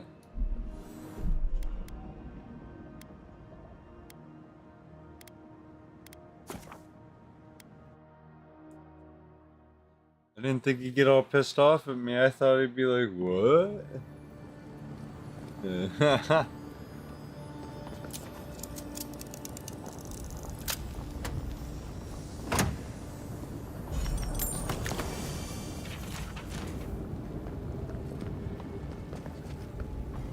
It is done. Gods. I can't believe it. Go on. You must get to the garden, and I must see to my people. See you on the next turn. Good work, but we shouldn't stick around. Take. Everybody liked it. Just not trying to impress them fuck faces. I mean, really. Let's be honest. Envoy, I'll give you this. You know how to leave an impression. The poor dears. Hopefully the Park Runin will one day see this tragedy and realize all the good it did for them. I hope whoever's left will take care of it. What's The up only way here? they'll survive. It takes a special kind of clarity to do what needs doing. Especially when it looks like this.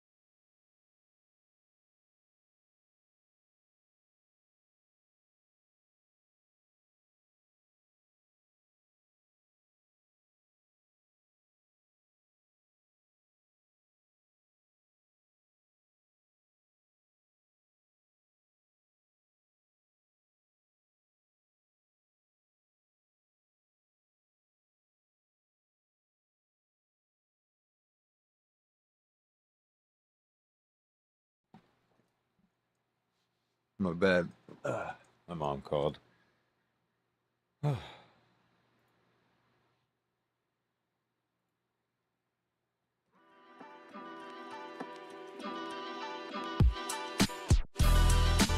we're back.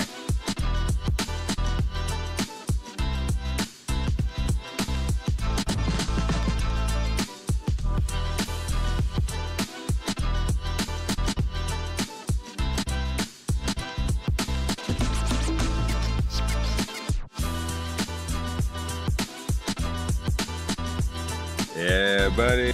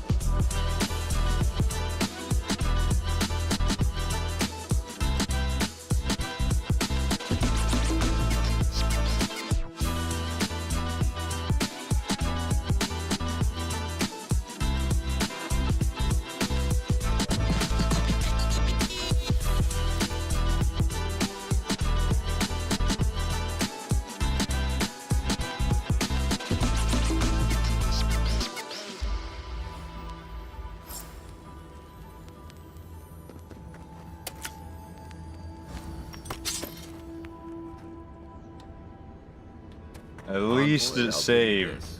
You know how to leave an impression. The poor dears. Hopefully the Pargrunin will one day see this tragedy and realize all the good it did for them.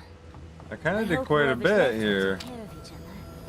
It's the only way they'll survive. Well, not too much, right? Takes Never a special mind. kind of clarity to do what needs doing. Especially when it looks like this.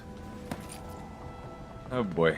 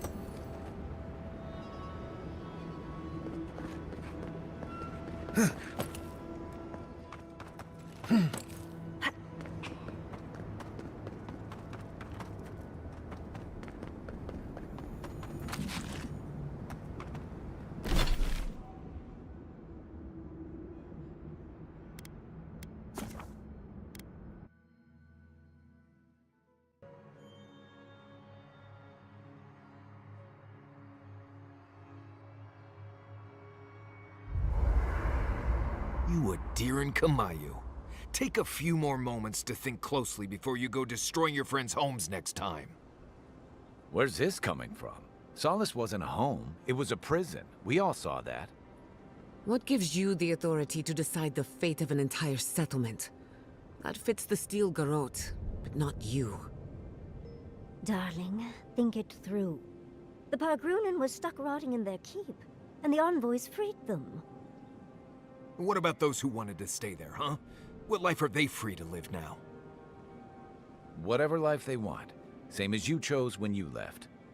Oh, so because I wanted to leave, it should be destroyed? I had no idea I had that kind of power. Darling, it wasn't your decision. Clearly, you didn't wish it. He's real pissed.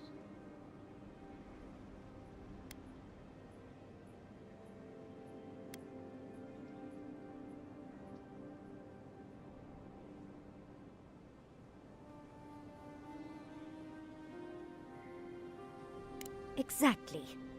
Oh, so you think you know what's best for them? For us? You, an envoy from Usundan Adir. That's what Adir wants. For us to stop worrying about our own destiny and leave it in their hands. So, everybody's pissed if I do this. Okay.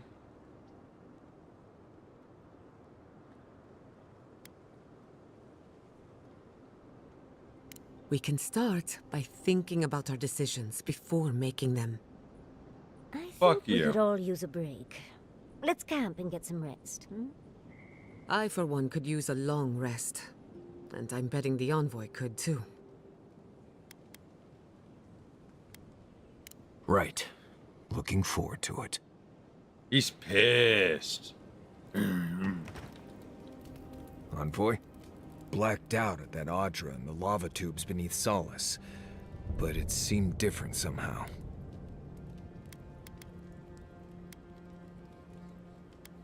Right. I actually believe you. This is madness, Envoy. You spoke to the founder of Solace.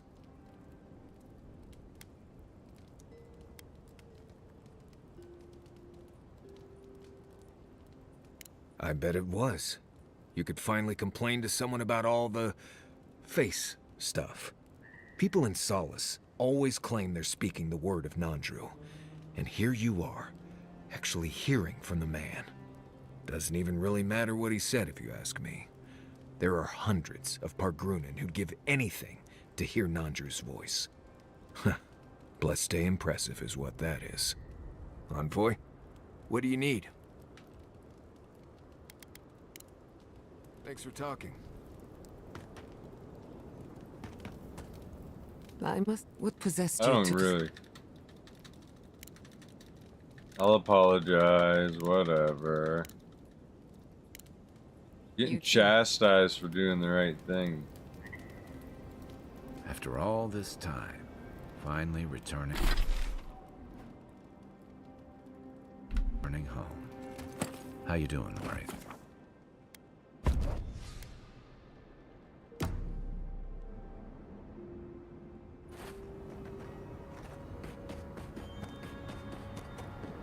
There's a reason why he's Looks like not in the everyone made group. it out. Yeah, no one died. Where do we go? I take over the job and all this happens. Barely enough weapons to outfit half of us. How perceptive. Yes, trouble. I can't believe it. The keep is gone, Envoy. I cannot believe it. Surely something must still stand?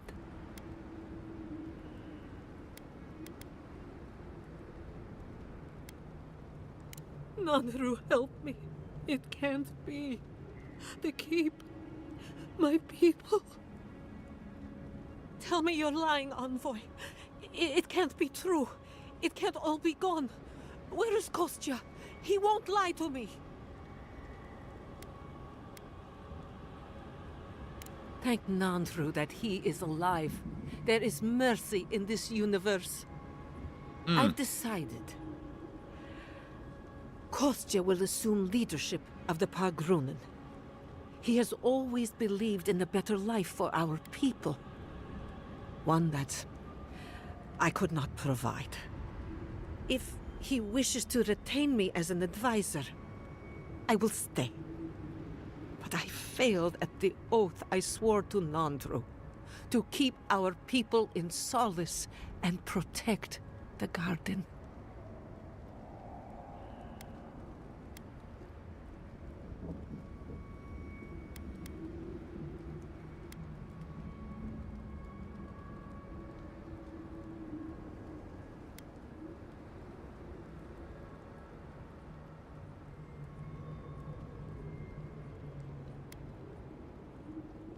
I did everything in my power to uphold Nandru's oath. And it brought us to a place of conflict and ruin. Kostya sees a better life for our people. And he believes I stand in the way. Perhaps he is right.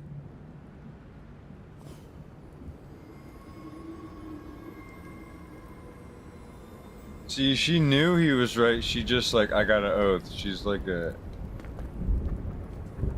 deer in headlights.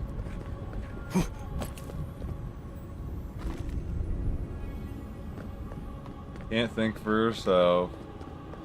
Everyone, keep calm. I'm sure the council will have answers for us in no time at all.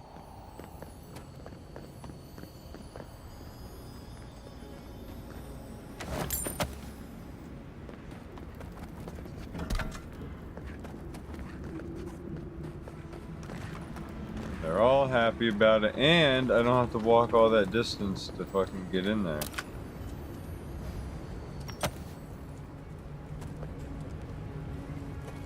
Now I'm already here. It's you again. Welcome to our new home. I know it isn't much, but if the smith can reforge himself, we can rebuild from this. What can I do for you?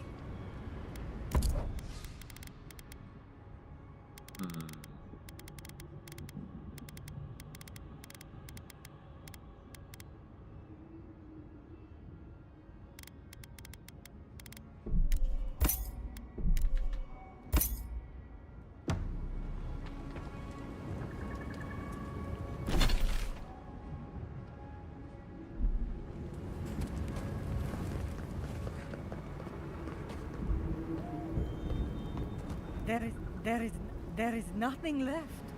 Thank you again, outsider. What's that? Us. There is nothing left.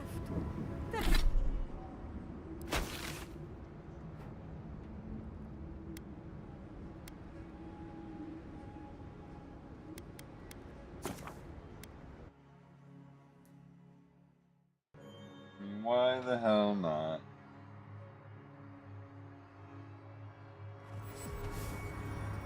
Didn't that cartographer talk about a bunch of dead trees and a crater?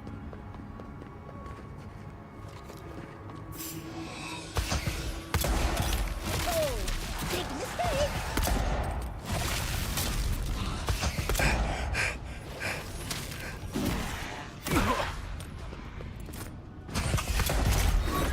I need to level up before I end the game.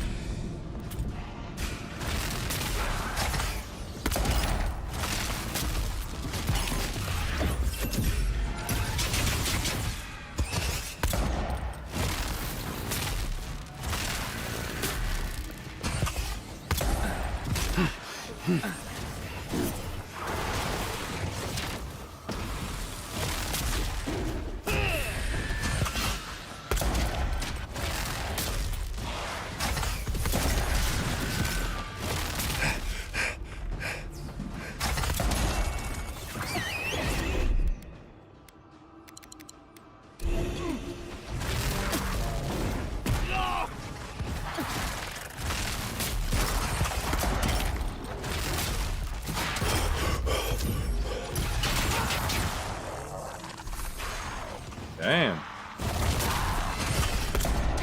I'm not used to one. Coming from your right.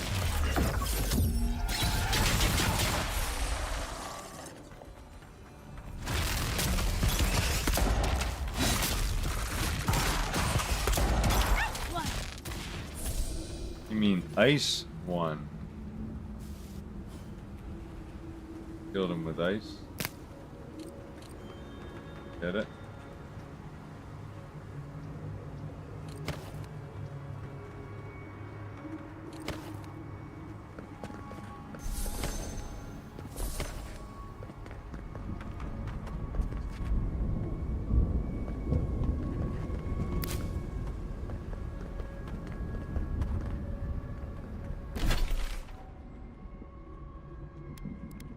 Oh, I didn't mark the fucking... I didn't pin the mission.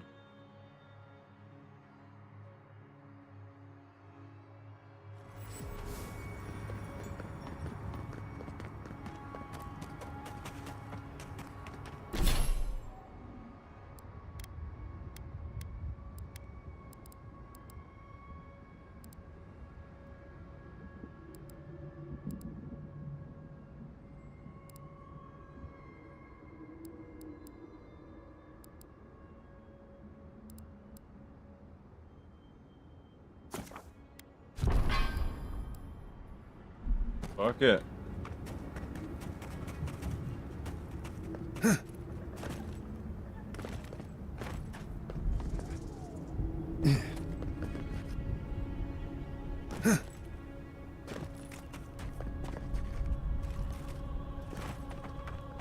It's fucking Tuska. Should have been right there, right?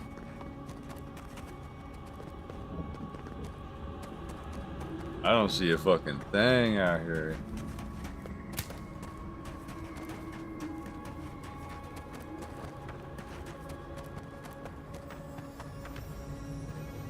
Draw 10.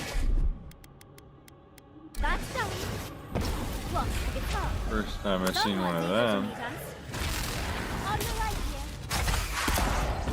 here. Draw 10 Roth.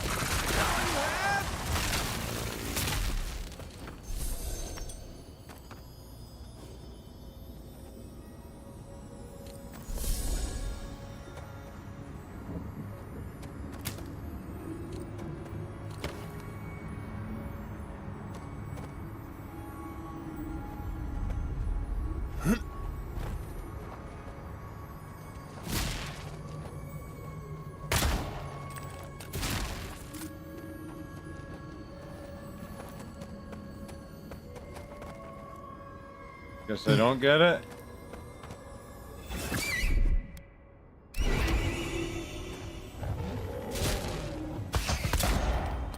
Fuck.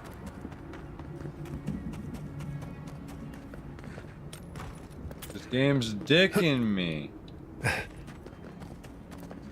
Getting dick. That's fuck. Here we go. Nice. Here, come look at this loot. Come get these tusks. It's all gone. Oh yeah, by the way. And it's gone. I'll kill these fucking chumps. I'm mad. Get my anger out.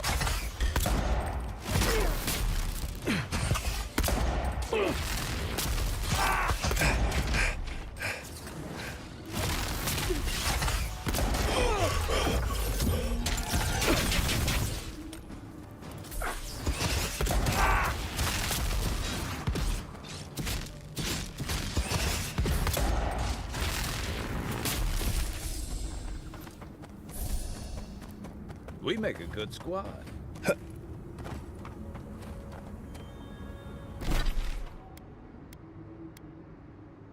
Fuck it.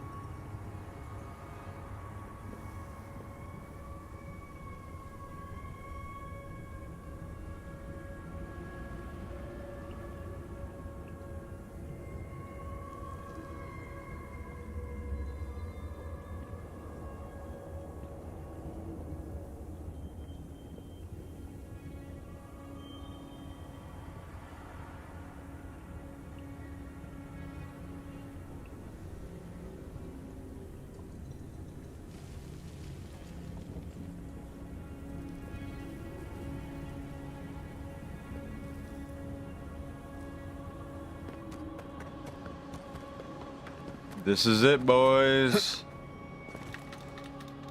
Closer. We have waited so long. Shut up.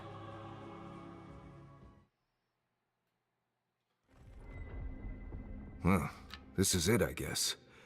Feels very different from the last time I left Galawain's tusks. And now, without Solace, there's no reason for me to ever come back.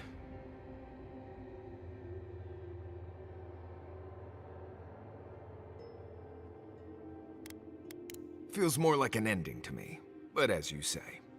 Please, be honest with us, Marius. Are you going to be alright? I'll be fine.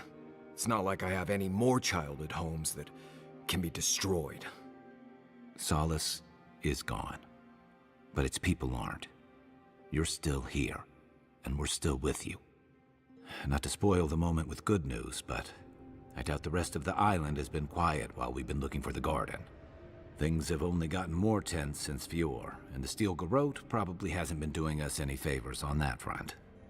Especially when they're led by a woman who doesn't seem interested in staying dead. Not to mention, after we take care of the Envoy's little god problem, we'll still have an empire bearing down on us.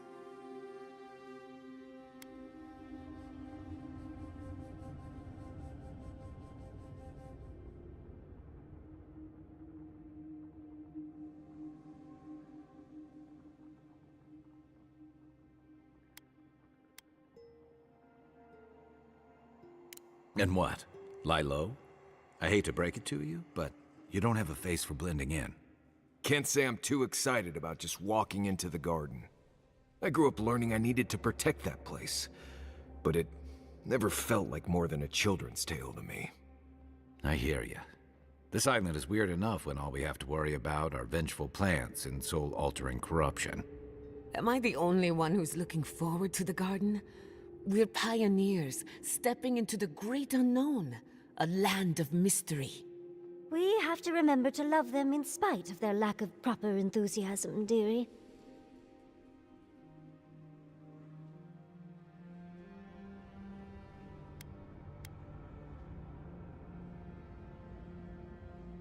Can you imagine? An untouched spiritual wilderness just waiting for us. I have a theory about the garden. Or a warning, depending on how you want to look at it.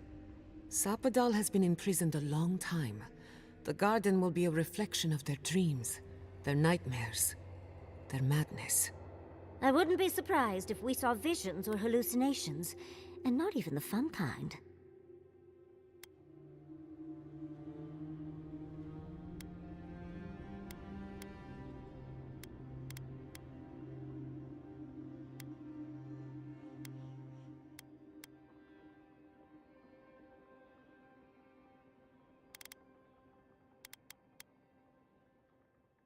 Sanity won't get us through the garden. Madness opens the mind to discovery. So madness is what we need right now. Before we go any further, I have to ask you something. You told the Inquisitor that you intend to free Sapadal. Set them loose upon the world. Is that still the plan?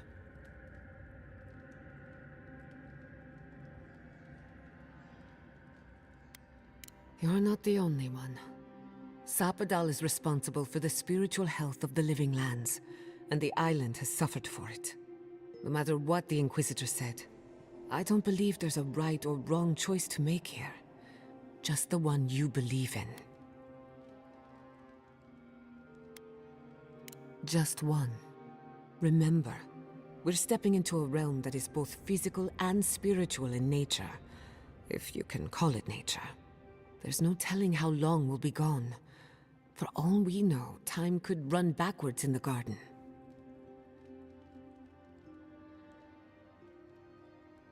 Not a chance.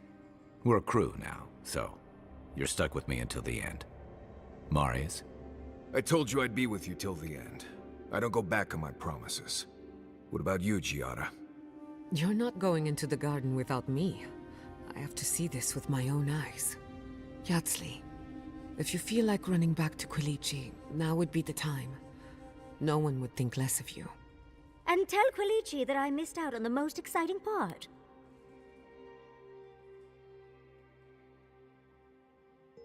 Fair weather or foul?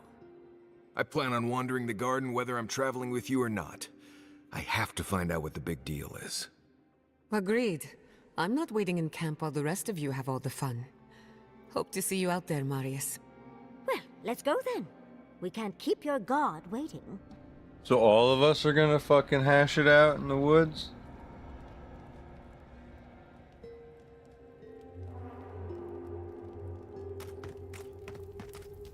So, this is it. The spiritual epicenter of the living lands. Where it all began, and where it all ends. For so long I have looked out on a horizon full of possibilities.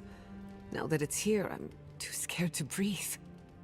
Oh, why am I so anxious?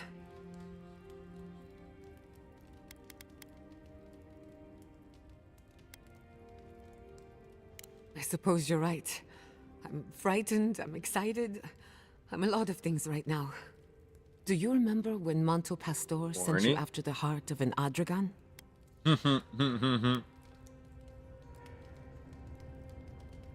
What? That of was course. nothing compared to this. Of course, I remember all standing in that. the beating heart of the living lands. I'm paying attention. Just imagine what we can do with it. And only one chance to get it right. My parents were going to build a better world for Animancers. That dream was their legacy to me. You and I have come farther than they did. To an impossible place where anything can happen. Anything.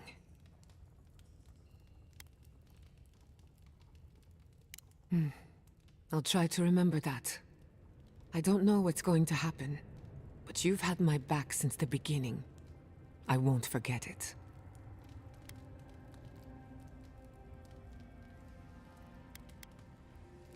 Well, that depends. I know a few. Glad I'm not the only one. No judgment here. If you change your mind... Who could rest at a time like this?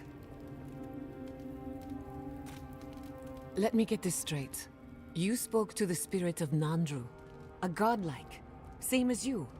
What did he say? Any advice? Any words of encouragement? Oh.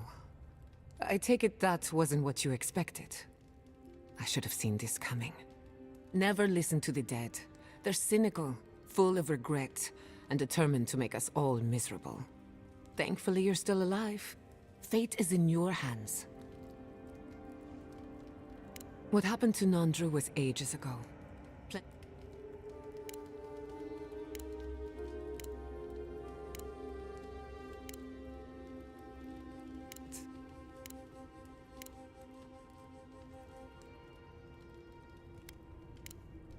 Pleasant dreams. That was a lot of Does text. anyone want to share a scary story? Scary story. No. Story? No. God. Why not? We've got... I want to hear your fucking lame stories.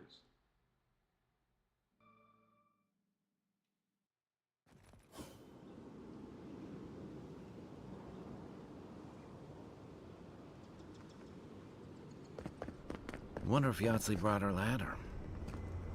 What the fuck? Well, that's convenient. Holy shit, I overshot it.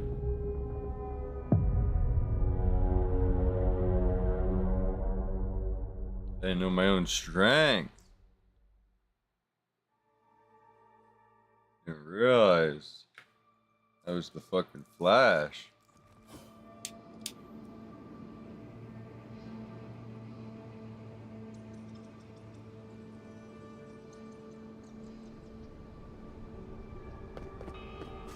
Wonder if Yahtzee brought her ladder. Yahtzee. Goose. Well, that's convenient. Splinting required.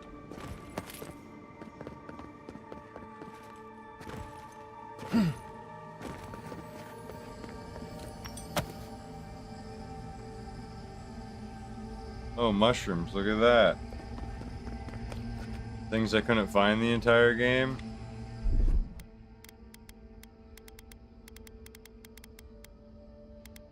Ready, aim. Bam.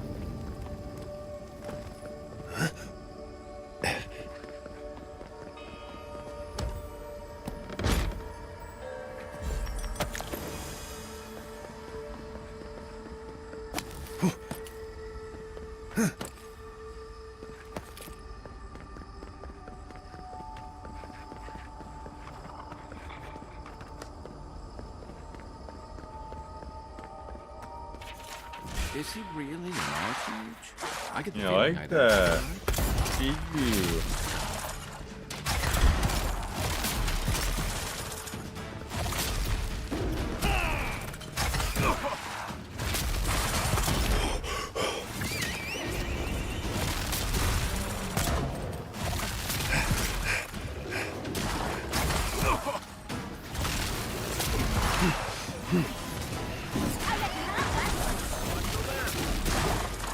Draw 10.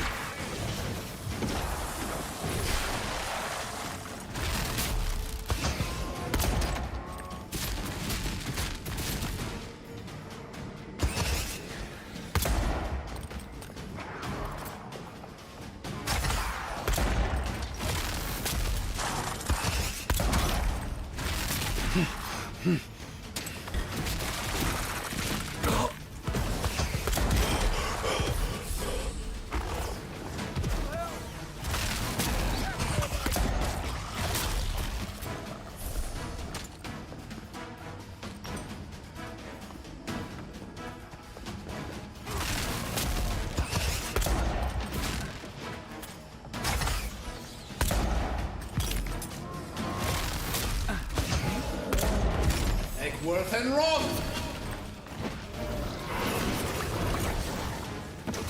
Nothing stopping me. Cool. Good one.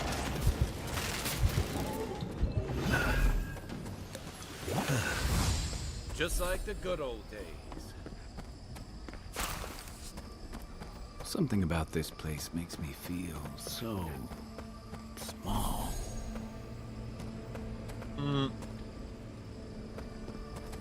Make me feel big, boy.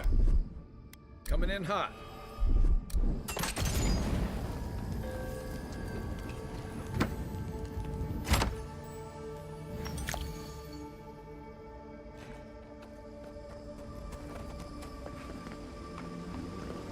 I think this is the only way down. After you.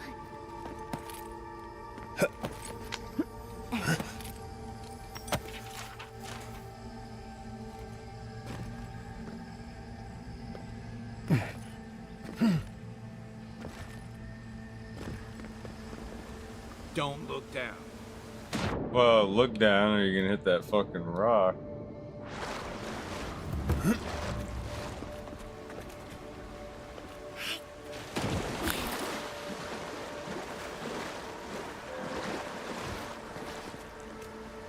Draw 10.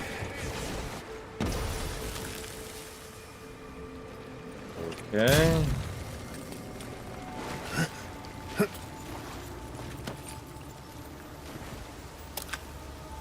Gotta add this gun.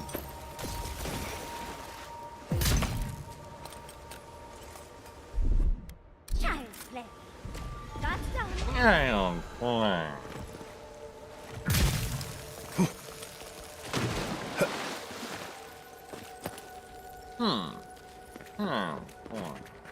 Give me that shroom. Yeah. Give me that stuff I like to eat. That shroom shit. Give me that. Mine. My legendary armor. Shit, son, this is better. I don't look like a fucking fairy. Thank goodness. So, it was cool though. Is there any attribute? Oh, this is. Oh shit, never mind. Look like a Tinkerbell. If I had Tinkerbell boots, I'd be better. But I can't give up the movement speed. What the fuck? What was I thinking? My fucking... This armor's cracked out. Get all the shrooms I can. Oh shit. What was that?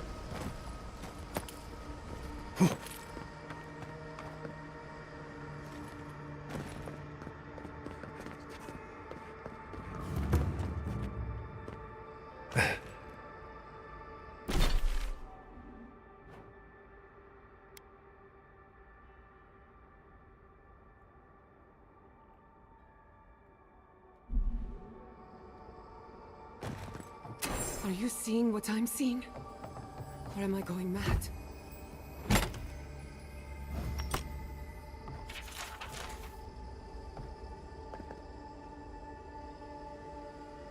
Like their family? What is the meaning of this? It can't be real. Like a This wisp. is an illusion. A joke.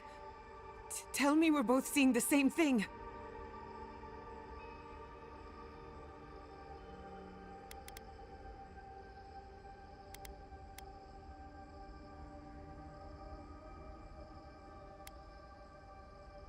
But worse. So much worse. Why am I cursed to see this again? Why does the memory follow me wherever I go?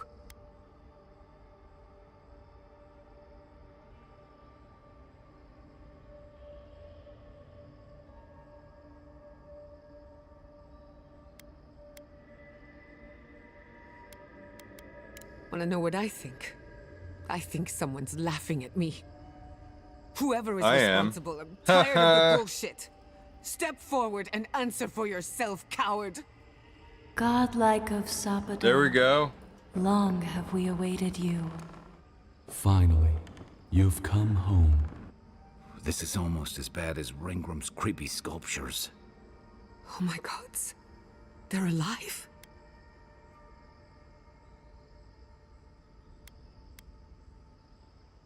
How? Where would I even begin? Giada Castel. Welcome. Wait, you know me? How do you know me? For centuries, our whispers filled the silence. Then we heard your mother's call. My mother? You heard her? She reached out to us, using the tool you now carry. But that would have been years ago. The first time she used the phantasmal focus. The only time she used it. We heard, and Sapadal answered, saying in a great voice, "We are here. You have found us." But when Sapadal speaks, the living lands trembles. The voice of a god can be a terrible thing.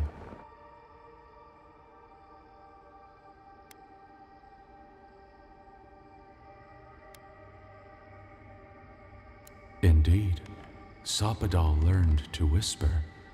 What exactly happened to my parents? Tell me, please. I need to know.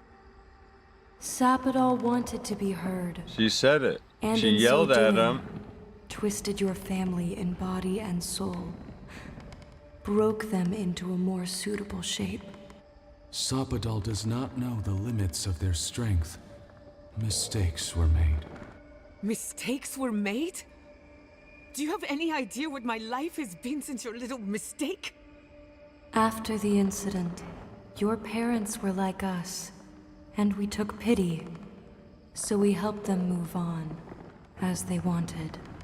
In the end, they thought only of you, their pride, and their love. That's it. That's really it. The answer I've been searching for all these years. Sapadal destroyed my family.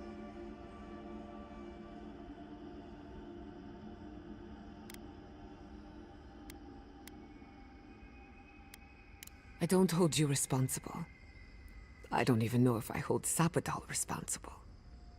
Your god has the intelligence of a scatterbrained goat. But that isn't their fault. Literally. It's simply how they came into being. It's like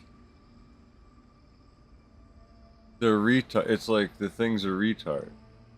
I didn't know. Like, yo, test it out.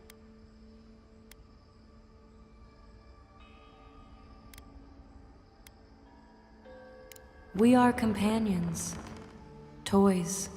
Diversions. Sapadal fashioned us out of dreams and memories. I can't believe it never occurred to me. They're animats. Ancient vessels held together with duty and loyalty. Their design is unusual. Organic, much like the garden itself. Sapadal's work. All this time, your god has been making imaginary friends. drawing pictures on the walls of their cell. It's almost too sad to imagine. Literally. Indulge me a moment. I've been waiting a long time for this. One final question, spirits. What is this? Why are you trying to ruin my life again? Is this your way of haunting me? What is it you want? Not to be pedantic, but that was 4 questions.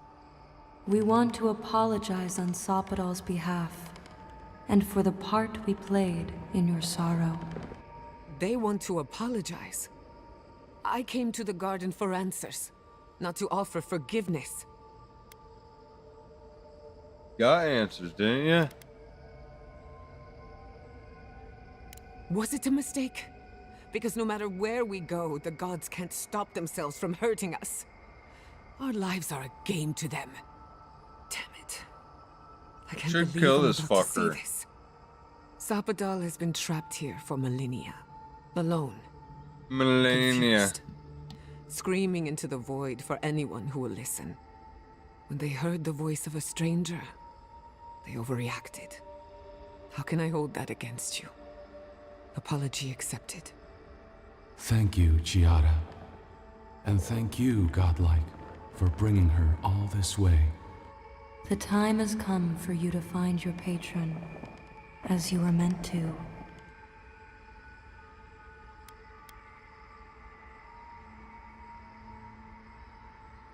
A garden is whatever you plant in it. Sapadal wishes to be understood, as all mortals do. Seen, as all mortals are. What you see is the truth, glimpsed through their eyes, and they wish to share it.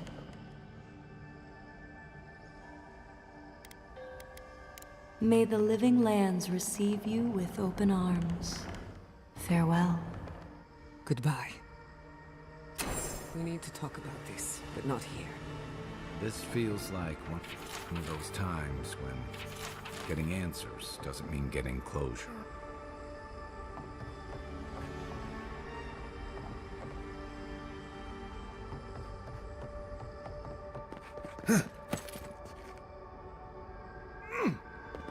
Huh.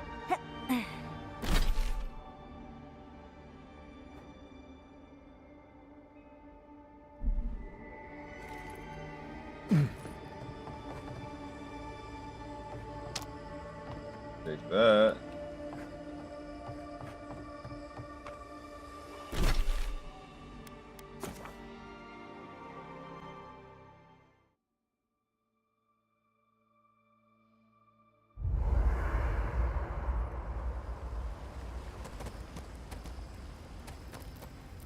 When you find Sapadal, I hope you tell him how much I love what they've done with this place.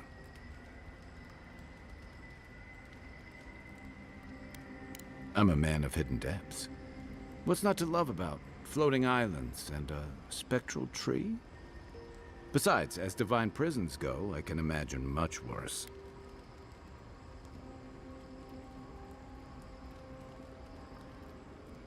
And Sapadal definitely isn't docile. Not from what we saw on Mount Forja, or outside the ruins of Nakukubel.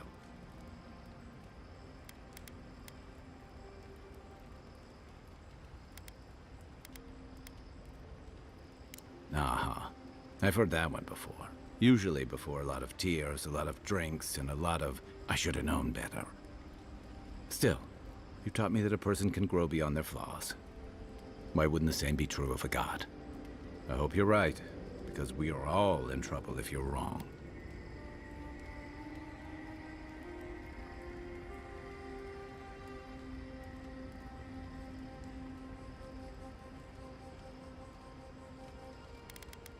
You know, if Sapadal were only a smuggler, assassin, or bandit, I'd be right there with you.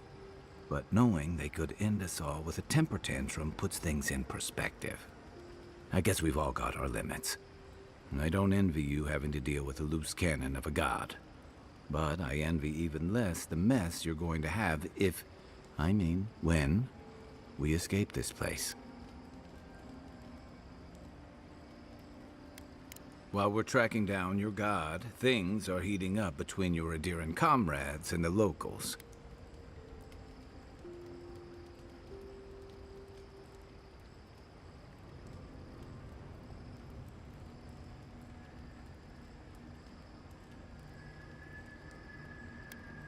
Yeah, you've got bigger things on your mind right now. Just be prepared. If and when we get out of here, we're walking into a powder keg. And you'll have to choose a side. That's the part I don't envy.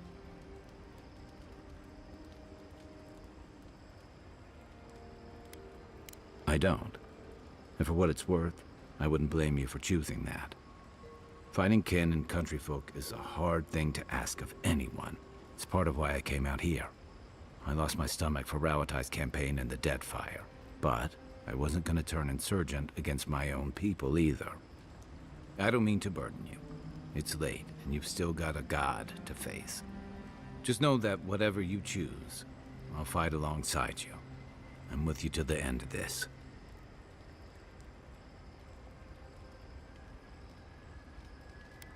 Anytime. Good night, Envoy.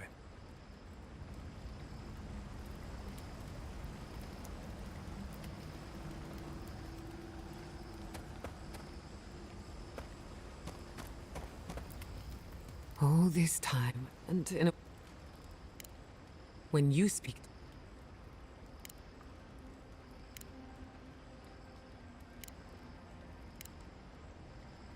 If anyone's gonna lead the way for animancy, I can't think of a better. Envoy, what do you need? Let's... Until next time. Anyway, hey, Giada. How are you holding up after seeing those, plant people? Well, I've seen things not intended for mortal eyes, and uncovered the dark truth.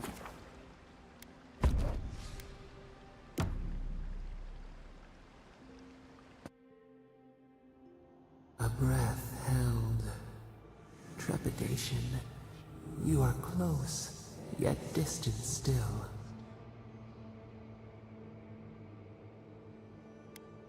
Your soul is small. The essence weighs like the sea on your chest. We feel the pressure, darkness, yet somehow strengthened resolve. We wonder. Deer leaps at its reflection in the lake. You have defied our expectations at every turn. Perhaps we should not have been.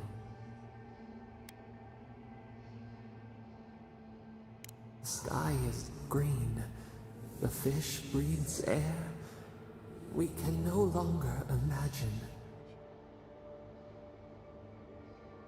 We would run, roll with the tide, sink our fingers into new earth.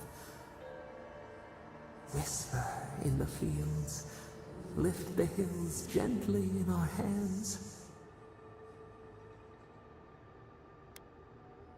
Disturb the dirt, but spare the blooms. Shake the roots slowly. Vengeance denied, squandered. This cannot be. We spoke of flowers. We speak of freedom when the hand still clasps around our throat. Wake now. Find us.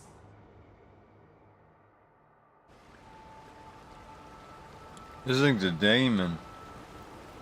I'm convinced. It wants revenge.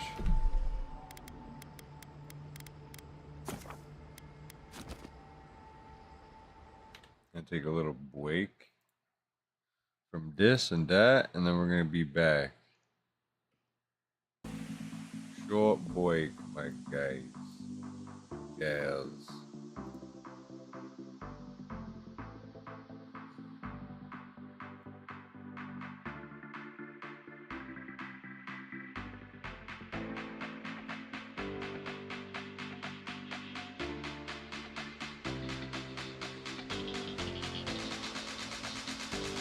They're taking over games and nobody stands a chance. Let me guess, it's about China. I need you guys to make sure that I'm not losing my mind.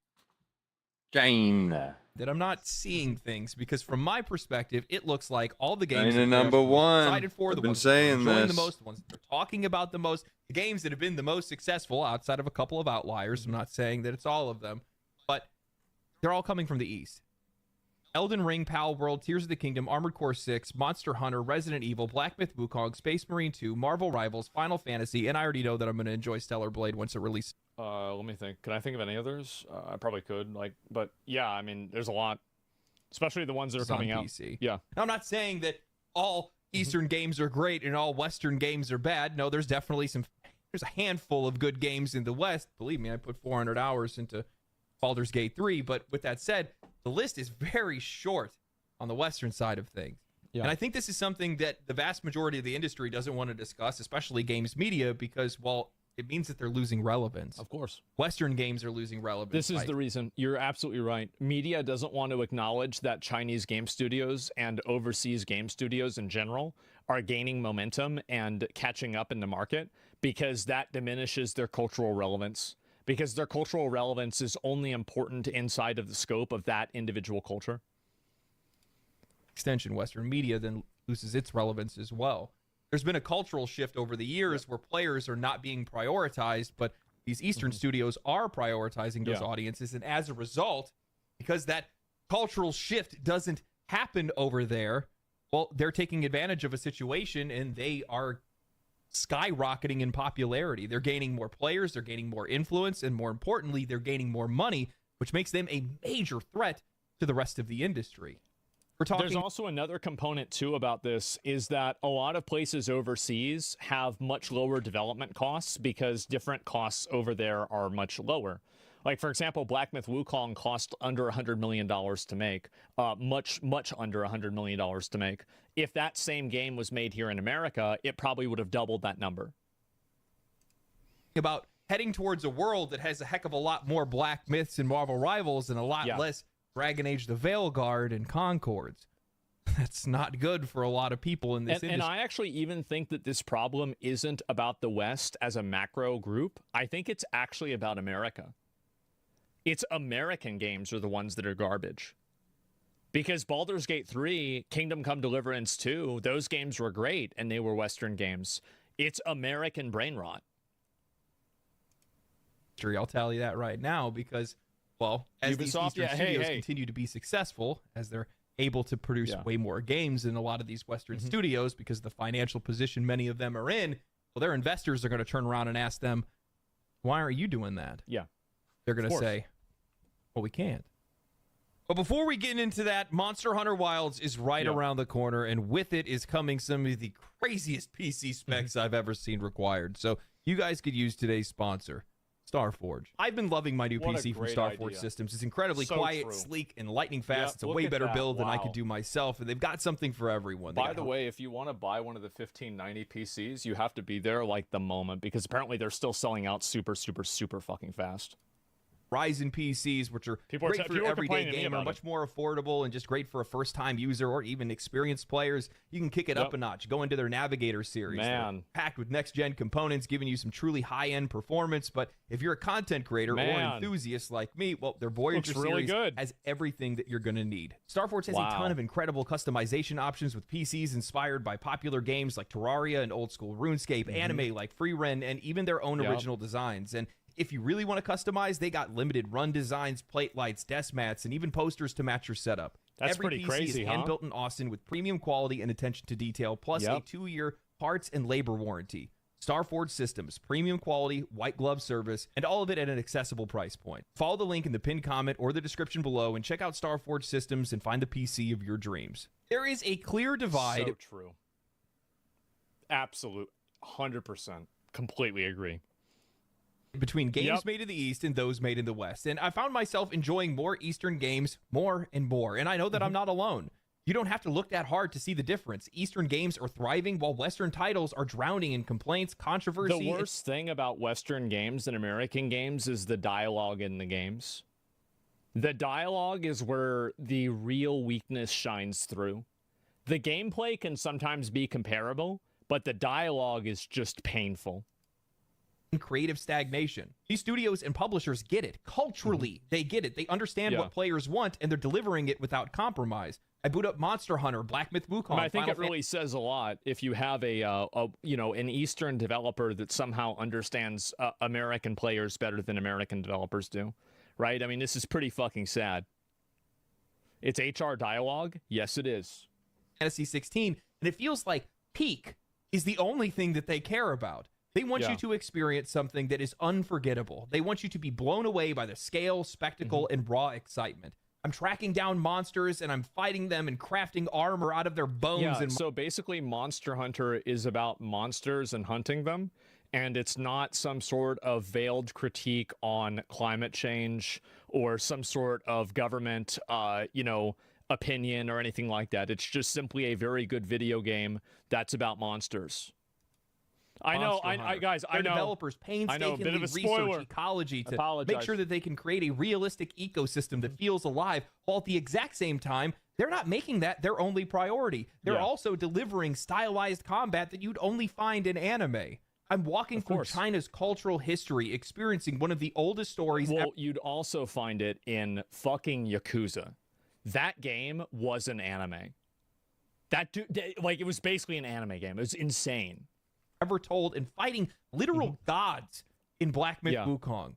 I'm experiencing political upheaval and a world-ending crisis in Final Fantasy 16, but every moment builds to something bigger. The stakes, the music, the sheer unrelenting spectacle. I go from trying to find the truth to fighting a dragon in space that is about to unleash a laser to destroy the world. Then we look at games like Ninja Gaiden, Resident Evil, Stellar Blade, an entire industry of gacha juggernauts unapologetically delivering cool, badass, and attractive characters. It's because these games know what their target audience is. Western games, basically having a target audience is bad if your target audience is young men. And if you're making a game like this, your target audience will be young men. And young men want chicks with big tits, big swords, and cool shit, and they don't want to be patronized by some Karen. And they don't want dialogue that sounds like HR is in the room. Young guys don't like that. They've never liked that, and they never will like that. You're not going to psyop them into liking that. It's just not going to sell, just like it hasn't.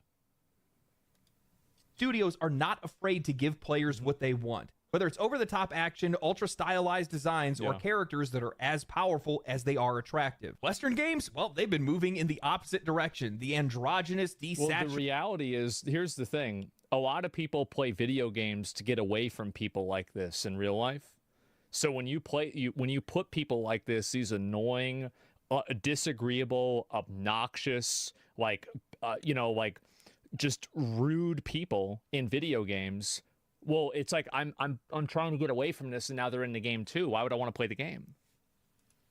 Rated corporate safe designs that plague Western titles. Nobody's asking for that. Certainly not the players. Certainly not women. I see countless 2B cosplayers, but I haven't seen a single person willingly dressing up as Abby from The Last of Us Part 2. So I guess we might see some Concord cosplays this year. But it's not just the aesthetics. It's maybe for Halloween. The skeletons. Eastern studios are focusing on the player experience. It seems like the only thing they actually care about. They're not obsessing over realistic sweat physics in a first-person shooter. They're making sure that the controls feel incredible. They're not waiting. Yes. The physics of the water. Like how things happen in the water. Like, oh, well, what do the birds do? Like, yeah, you can focus on that. That's great if you want to do it. Like what we were talking about with Skyrim and Avowed. But if your game doesn't play well, that's priority number one. And you can't even get past that. Wasting time on irrelevant tech demos, they're refining gameplay mechanics to perfection. They aren't ballooning their budgets to insane proportions for the most useless things. They aren't trying to be Hollywood. They're trying to be video games. I've been replaying Armored Core 6, and it's one of the most visually stunning games that I've played. But here's the thing. It's not chasing photorealism. It's designed in a way that tricks you to feel like it is. You're so immersed in the gameplay, so locked into the experience that you don't care about environmental destruction or ray trace reflections because the game is so damn good that you don't. Well, I'll give people a little bit of a heads up. nobody ever cared about environmental destruction, or actually people do like that, or like ray tracing or anything like that. This is all something that this doesn't sell a game. At the bottom line, it does not sell a game. It's nice if the game has it, but it will not sell the game. Need those things. Then I go back to Western AAA games, and what do I get? A checklist simulator, or a tutorial that assumes that I've never touched a controller before, a protagonist that will not shut up, constantly telling me what to think and what to feel, a game world that exists only to make a point, not to be explored. And their obsession with open world bloat, because why make a game feel big when you can make it look big? Western developers want to force you through a message. Eastern developers want you to lose yourself in the experience. They aren't holding your hands. I think that's a really good point that he brings up too, is that there is a level of escapism that Western video games, and especially American video games, don't want you to have. And I feel like a lot of Western video games, it's kind of like, you know what a good example of this is that, were you guys ever in like, you know, AP or pre-AP English class in like high school? And you would have to hear about everything, how everything was a metaphor for like slavery or something like that. And like at a certain point, you just ask yourself, is this actually what the author intended? Or is this just what this dumb bitch keeps saying because she wants to have a job? I think that's where we're at. It was annoying as fuck. Yeah, it's so fucking annoying. It's like, no, not everything is a fucking metaphor. Like sometimes people are just talking about this in a general sense. Painfully self-important narrative filled with stiff, corporate-safe writing. They're letting you engage with a world that feels alive. Eastern games are just built different. Or ReFantazio? Well, the reason why Metaphor ReFantazio is good is because they allow Luis Guillerburn to be a force to be reckoned with. Like, he is honorable. He never lies. He's strong. He's competent. Now, he might be evil, but it's not like he's it's not like he's an inferior person in a lot of ways, if that makes sense, right? Like, they're not afraid to give villains that encapsulate and incorporate that. Like, these villains play the role that real life villains in the past have played historically, but they're not afraid to give those villains positive attributes. And I think that with American games, a lot of these games are afraid to give villains positive attributes because they're worried that people might like the villains. And Luis was fucking cool. He was so fucking cool. He was awesome. It's the same as like that Senator Armstrong guy in what do you call it? Metal Gear Rising: Revengeance. That's it. People love Thanos. Yeah, it's such a stupid perspective to have, but again, it's a perspective that's informed by 12th grade AP English theater students that are trying to write a story so they can indirectly own Donald Trump. That's it. Or Elon Musk. Or actually, why not both?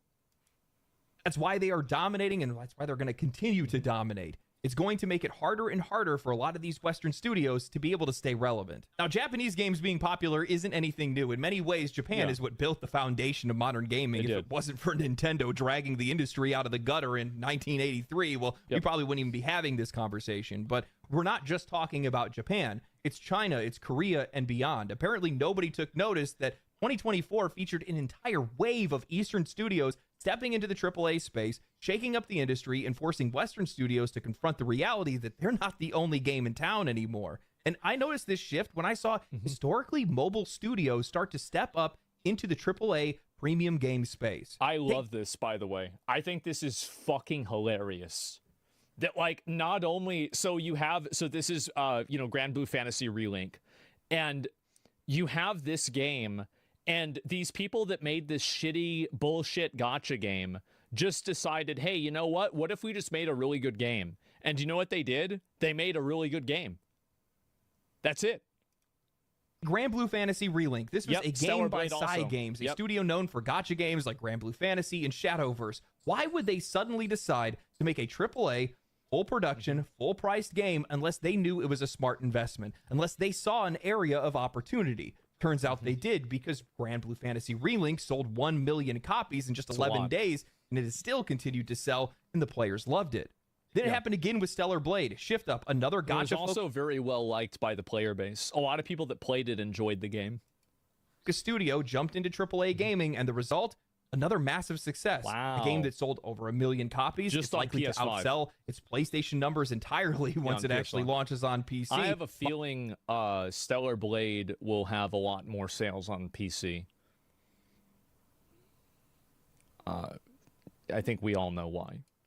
Modders are going to have a field day with this one. Then a first-time Chinese studio delivers a AAA cultural masterpiece in Black Myth Wukong, a game that shattered Steam's concurrent player records and sold 20 million copies in 1 month. It was bold, visually stunning. Think about that, selling 20 million copies in 1 month, and it didn't win Game of the Year. Like, it's actually... I view this as, like... This was outrageous that happened. The big, for political reasons, I still believe this. You guys can call me Conspiracy Andy all you want.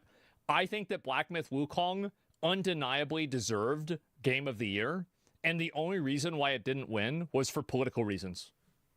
I straight up believe that. I actually do. I'm not sorry. Rooted in mythology, blending diverse storytelling techniques and cinematic cutscenes. Somebody gotta say it. Had exhilarating combat that just kept you hooked. Its tight linear progression and light yet meaningful customization stripped away any necessary bloat. It just offered a pure, content-rich experience that pulled you in and refused to let you go. And who could forget Pal World, allegedly made for under $7 million, reaching 25 million players with 15 million copies sold on Steam. A game that crystallizes just about everything players have been asking for, what they've wanted, the freedom that they've wanted. Finally, we saw the release of Marvel Rivals. That's another great example, is that Pal World, like, even now, like, if I pull up Pal World at this very moment, it has 60,000 people online in its last peak. And the last update they had was, like, months ago. Even now. It's insane. It's also on Game Pass? Yeah, but those numbers aren't being included on Game Pass. So the numbers are even more impressive, I would say. Farming onto the scene with stylized characters, great gameplay, killer performance, non-intrusive monetization, and overall just a fun experience for players that helped the game reach over 600,000 concurrent players on Steam with over 20 million downloads across all platforms. Now, Marvel Rivals, what they need to do, hear me out on this. What if they had like a mode in the game where instead of fighting against like other, let's say like other heroes in Marvel, what if you fought against like monsters and it was like a dungeon or like a PvE experience, right? I feel like that would be a really, really cool idea. If they added PvE content to Marvel Rivals, imagine that. And maybe they gave like, you know, certain characters like whole talent trees and everything. Wow. I feel like they could do it. It's a great idea. The success of these games, the shift is undeniable, and it's not slowing down. 2025 is already shaping up to be another massive year for Eastern developers. Monster Hunter Wilds is going to explode, potentially breaking over. I think that the majority of this game, like, I would say, like, I mean, Japan has been dominant in the video game industry ever since the video game industry has existed in America, basically. But the big difference here is that you're seeing Korean developers actually bring in, because like Korean developers have always existed in the American market, but they've been pretty much always relegated to mobile and pay to win, like gacha style MMO games. And I think that now they're developing games that are much larger in scope. Besides that, I think that Kazan First Berserker is one example of that. But the big one, honestly, the 80% here is China. China are the ones that are building and making the really big games now. And the other big reason for it, I'm going to be honest, you want to talk about real soft power? How about having everybody in the fucking world think that your mythology is one of the best games that came out this year? That's real soft power, not a transsexual Sesame Street play in Iraq. That's real soft power. 1 million concurrent players on Steam. I could easily see it. I mean, Monster Hunter World, quintupled engagement across the entire franchise, so there's no telling. We take all of the money from USAID, we give it to Rockstar to make a game of the 12 Trials of Hercules.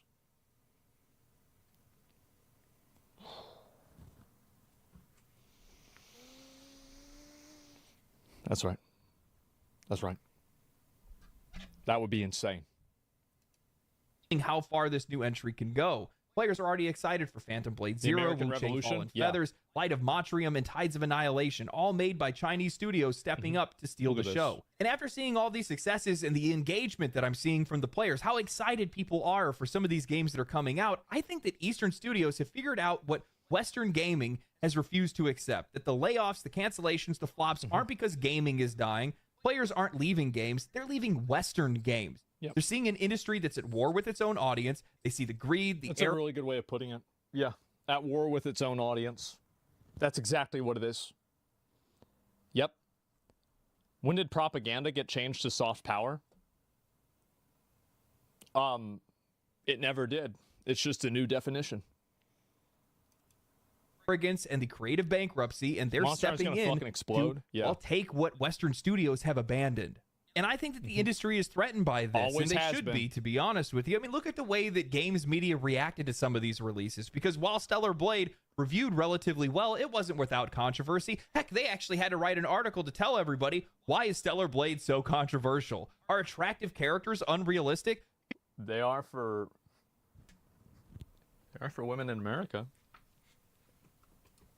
Female beauty standards in gaming need to evolve. I'm sorry, but saying that beauty standards need to evolve is like saying that gravity needs to be more inclusive. Well, to be fair, with a lot of the people saying beauty standards need to evolve, they also probably also have a problem with gravity. If you know what I mean. Try to change reality all you want, but people will always be drawn to what they find appealing. Yeah. That's it. And then came Black Myth Wukong, and that's what they absolutely lost it. Developers not responding to the accusations that they made up, not responding to the... What about this? Like, well, we made up a bunch of stuff about you. Aren't you going to address this and come to the table and you know, play the game that we've created that you lose in? Like, why aren't you playing our game that you lose in? Wait a minute, but I set the chessboard up so I can checkmate you. Why don't you want to play the game? You can't just ignore us. No, you can't sell 20 million copies. What are you doing? Their headquarters being vandalized because of the accusations they made, not answering questions about inclusivity in a game about a monkey. That's when it became painfully clear. The industry is... the worst thing that was painfully clear about that is the self-report of all the developers saying that all the reviewers saying that there were no women in the game. All you did is self-report that you didn't even finish the game. You played through the first chapter or two. You never finished the game because you'd know that the entire fourth chapter is all about women. It's not even true. Terrified of these rising Korean and Chinese studios because they can't control them, so they attack them instead. The only controversy surrounding these games was fabricated by media outlets desperately trying to reinforce their own narrative and their own worldviews. And it became laughably obvious once reviews started rolling in for Black Myth Wukong, with multiple critics slamming the game for a lack of female characters and diversity, not realizing... Dude, bro, like, if you are a reviewer, you're doing that. Like, again, bro, like, I don't know, like, CERN or, like, NASA needs to hire these people because somehow these games journalists have managed to take their credibility and divide it by zero. Physically impossible. They've broken the limits. I think that women played a key role Act 3 and beyond. Yeah. I brought this up before. I think I showed it off in one of my last videos, but it still blows my mind that Inverse would straight up call anyone who bought the game Chinese nationalists and anti-woke. Wait, what? Black Myth Wukong isn't even good, but that won't stop Chinese nationalist and anti-woke sales? It isn't even good. Also, like, nowhere in the game did it say China was good. The only thing that they said at all that was a realistic, like, relevance is that apparently there was that statue, like the guy, the headless guy with that would do the thing in chapter 2. Apparently that statue is real, and like apparently like Britain or somebody like that had the head of the statue, and they just semi-recently gave it back to China. So the Rat King running around with the fucking head. And to be fair, they were being rats. That's not their fucking head. That's not their statue. They should have given it back, and they did. That's good. It was amazing. Think in. Look how detached from reality media has become. Yes. Fun action game, no political messaging, monkey with the big stick go bonk. Yeah, that's fascist. This is about an industry that is panicking. Western publishers and media have spent the last decade trying to dictate what players should want, and now it's backfiring. Eastern studios aren't arguing with their audience. They're just giving them what they want. Hell, I just saw that Marvel Rivals had planned to do mid-season rank resets. The players said no, and Marvel Rivals just said, oh, okay, that's fine. I think that's what a lot of the industry has gotten away from, not what games should be about. Usually when they do a rank reset, for me, it doesn't really matter.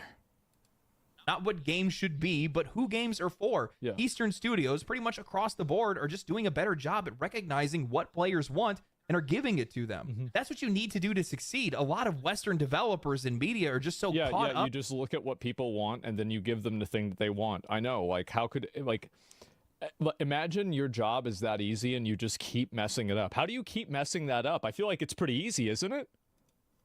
In today's events and politics, that they're forgetting that players are playing games to escape from that. Eastern games are thriving because they're not chasing trends or politics. They're chasing timeless experiences. They're crafting worlds that players want to revisit years from now, not just ones that are going to give you Twitter engagement for a few weeks before fading into irrelevance. Yeah. Just the topical nature of Western games is already a death sentence. I was thinking about this the other day, and I'm like, I played Borderlands 3 a few years ago, and the entire time I was playing it, I was like, dude, nobody's going to remember any of these pop culture references, any of these cringe jokes or anything like that, because it was just so modern day. It was so today for that game when it released. And I'm like, people aren't going to... You know who makes a lot of these like inside jokes and everything?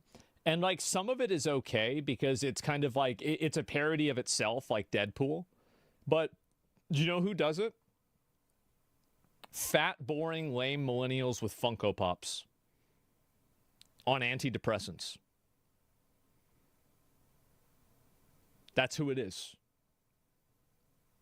That is your enemy. Remember this stuff. I was thinking about Dragon Age the Veilguard. Do you think 20 years from now somebody's going to pick up that game and go, what's this about? What are they even talking about in this? Eastern studios have just been so much more... That's actually a good question. Yeah, what is non-binary going to look like in 20 years? Yeah, I wonder, because yeah, that's crazy to think about it. Oh man. Wow. More consistent. They don't have any of that extra bullshit that's in there. We just see the normal complaints from them. I think that's another thing to think about as well.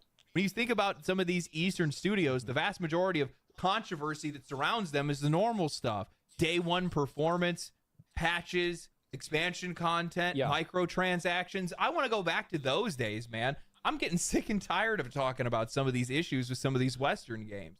You don't see their developers, their mentally ill developers going on Twitter and having a meltdown. They keep their politics and their opinions out of their games and out of the public eye, and they just focus on doing their job. Yeah, they just do their job. It's the same as like, you know, I look at like one of these Western game, like this is probably a bad take, but that's my job here, right? Every time that I go and I look at a Western game development studio and it looks like a Chuck E. Cheese, and then I go and I look at like the From Software studio or the Square Enix studio, and it's a bunch of people sitting in their cubicles working, I start to notice a pattern. I do. I'm just saying I notice a pattern. Games do the talking instead. And oh man, their games are Business talking. Unit 3. You know, it's been a while since I've done a review. I need to do a review.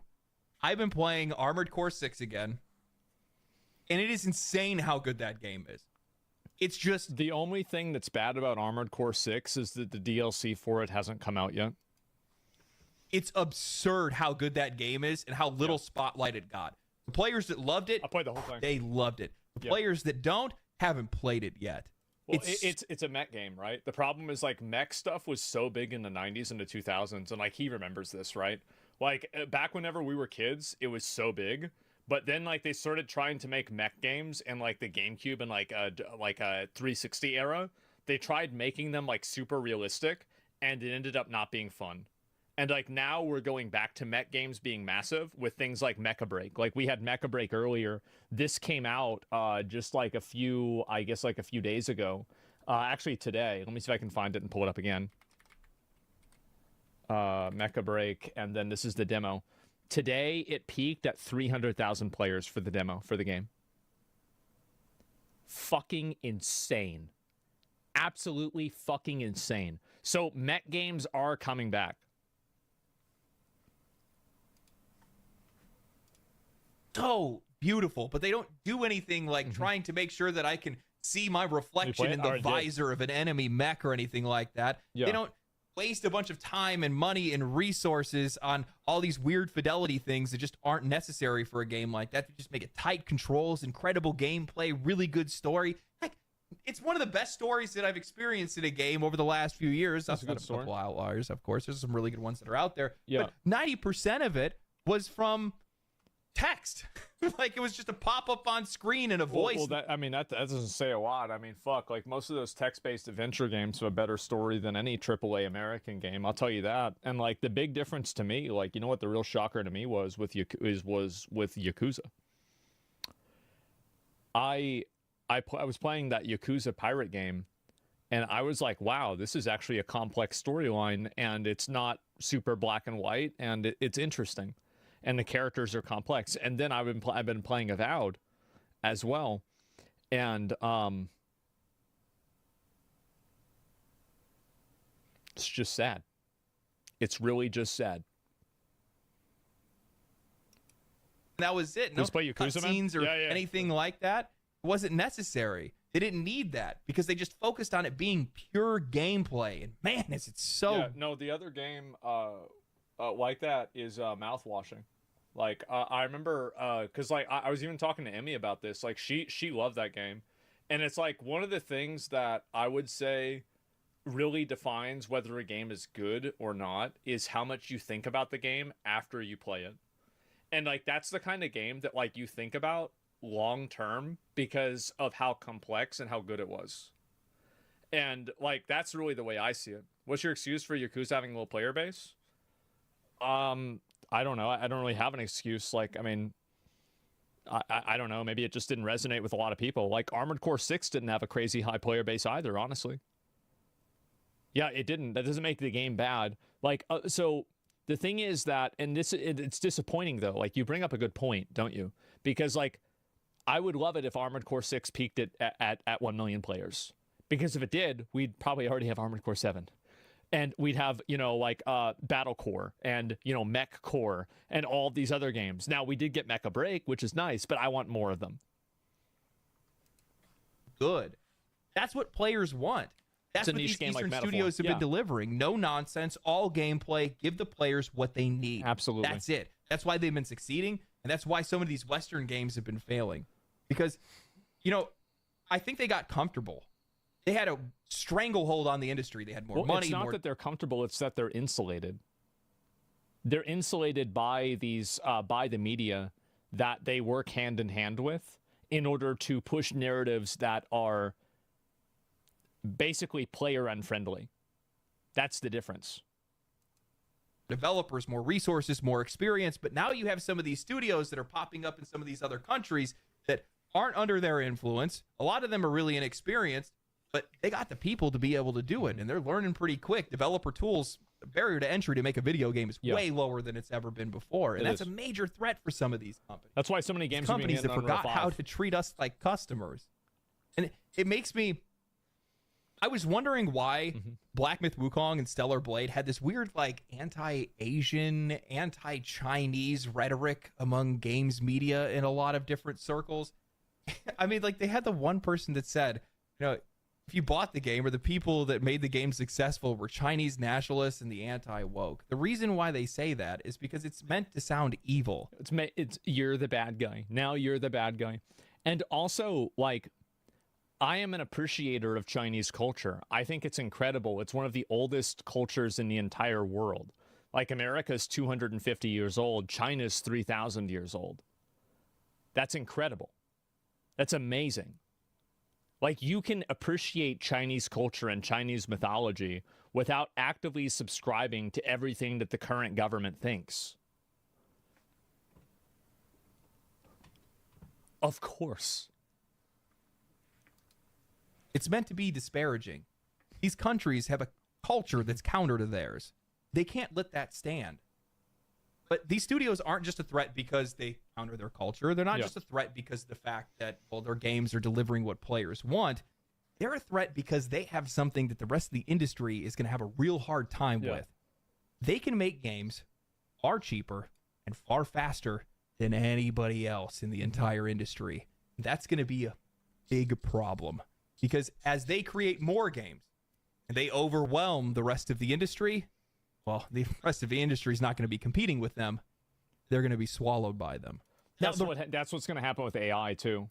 That's why Trump was right. Like, I was like, because people are mad that Trump like got rid of like some of the ethical concerns with AI. The fact is that, like, if the other countries aren't doing this and you're doing it, you're going to lose. That's it. You just lose. That's all there is to it. Like, I mean, like, you can lose with dignity. But usually after you lose, you don't keep a lot of dignity, especially with something that big. The rise of Eastern studios isn't just a trend, it's a foundational shift in the industry. What we're seeing right now isn't just one or two breakout hits, it's an entire new wave of studios that's stepping out onto the global stage. And the scary part is, for Western developers, they're only going to get better. Most of these companies are still in their infancy, yet they're already disrupting the market. Game Science, as an example, the developers of Black Myth Wukong, had never made a AAA game before, yet they produced a title that sold 20 million copies for only $43 million. Given the average salaries of shift-up employees. This is like that fucking thing in Iron Man 1. It's like Tony Stark built this in a cave. And you can't build this with $1 billion? What are you doing? If Henry Ford asked for consumers what they wanted, they would have asked for faster horses. Now, what do you think should happen to a person that spams in chat like this? What do you think should happen?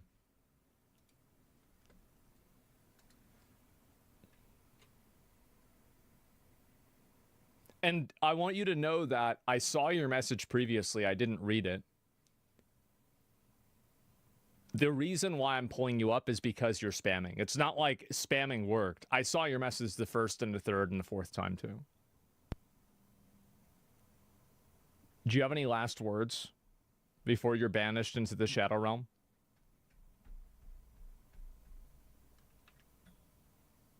Awesome. Sure is. 07. See ya. Stellar Blade cost an estimate between $40 to $50 million. Now imagine what these studios can do once they gain some more experience, more funding, and a deeper understanding of the global market. Unlike many of these Western AAA studios, which have been floundering despite decades of experience, these new developers aren't starting with bad habits. They're building up from a lean, focused, and player-driven approach. One of the biggest advantages for a lot of these Eastern studios is just cost efficiency. The Western gaming industry is drowning in ballooning development costs, with AAA games exceeding $200 to $500 million budgets. We're seeing longer development cycles. I actually think that a lot of these studios, like I've had the mindset that every single organization or group of people that I've ever been a part of, and like I've ever intimately understood like the nature of their production, I've learned that most of the people that are involved are retarded. And usually a lot of money is wasted by or in service of those retarded people. Like, most systems are garbage. Most of them can be optimized. And the issue also is that, you know, you have the bureaucratic entropy, where you need managers to manage the managing managers. And this is like obviously multiplied when you have HR and other types of, identity groups that are trying to make the company pay to keep them effectively on corporate welfare. Higher failure rates and lower margins, yet somehow these guys keep spending and inflating their budgets even more instead of actually refining their gameplay. Yeah. In contrast, Eastern studios are operating on a fraction of the cost, yet delivering polished, high-quality games that rival or surpass that of their Western counterparts. And I think the reasons for this are pretty straightforward. They have a focused design philosophy. Eastern studios are prioritizing gameplay first rather than overproduced cinematics and unnecessary bloat. Their teams are more efficient. They're not building massive bloated development teams that take years to onboard and years to manage. Their production is more disciplined without the need for endless games as a service monetization. This is again what I was saying before about the studios that look like a Chuck E. Cheese. Models, they're just focused on delivering I'm just saying. a complete experience. And what's really scary for a lot of these Western publishers is that not only are these Eastern studios going to get better at their jobs, they're going to get more efficient over time. There's no denying that in some of these Eastern countries that they have lax labor laws that allow for faster, more demanding work cycles. It's not a good thing from an ethical standpoint, but it's an advantage when it comes to pure production output. It is beyond that, something else that works. This is something people need to understand is that if other people are doing something and you think that it's unethical, you either need to do that unethical thing or you lose to them. Because the reason why cheating is against the rules is because it is effective. There is no form of cheating that isn't against the rules generally that isn't effective. So you either play on that level or you lose.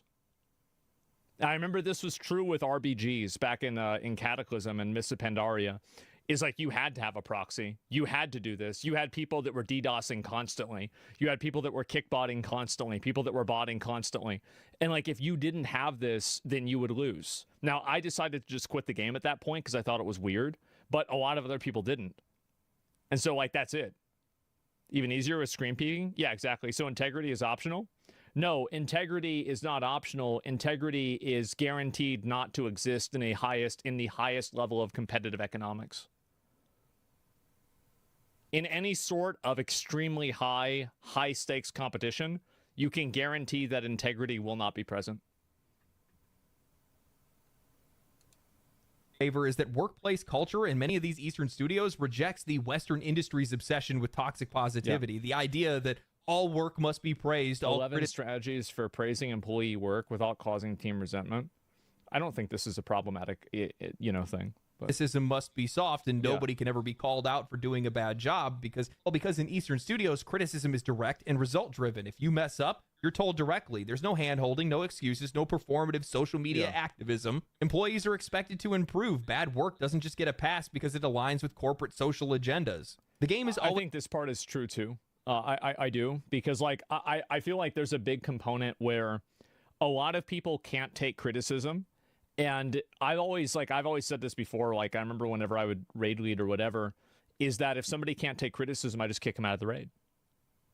Just kick them out. Who cares? Like get rid of them. There's no reason to tolerate a person like that. You can't deal with a person like that. If their ego is more important than the team's goals, then get them out. Now, if you're dealing with an employee, I think that there's a lot of tact and, personal, and you guys can ask anybody that's ever dealt with me, like ever in the history of dealing with me, nobody's ever had a bad experience. And again, you can take that to the bank. Ask anyone, right? Like I could be aloof or unresponsive, but have I ever been rude or hostile to somebody? Literally never. Never. And again, ask anybody. But my point is that criticism is not an attack. And I think that the focus with a lot of people is that people get too personally invested into things and it becomes hard to criticize them because of that personal investment. And I think that's, again, like the narcissism. Like I think that the West and especially America has a huge narcissism problem. And I think that narcissism problem manifests itself in the prevalence of gambling, actually.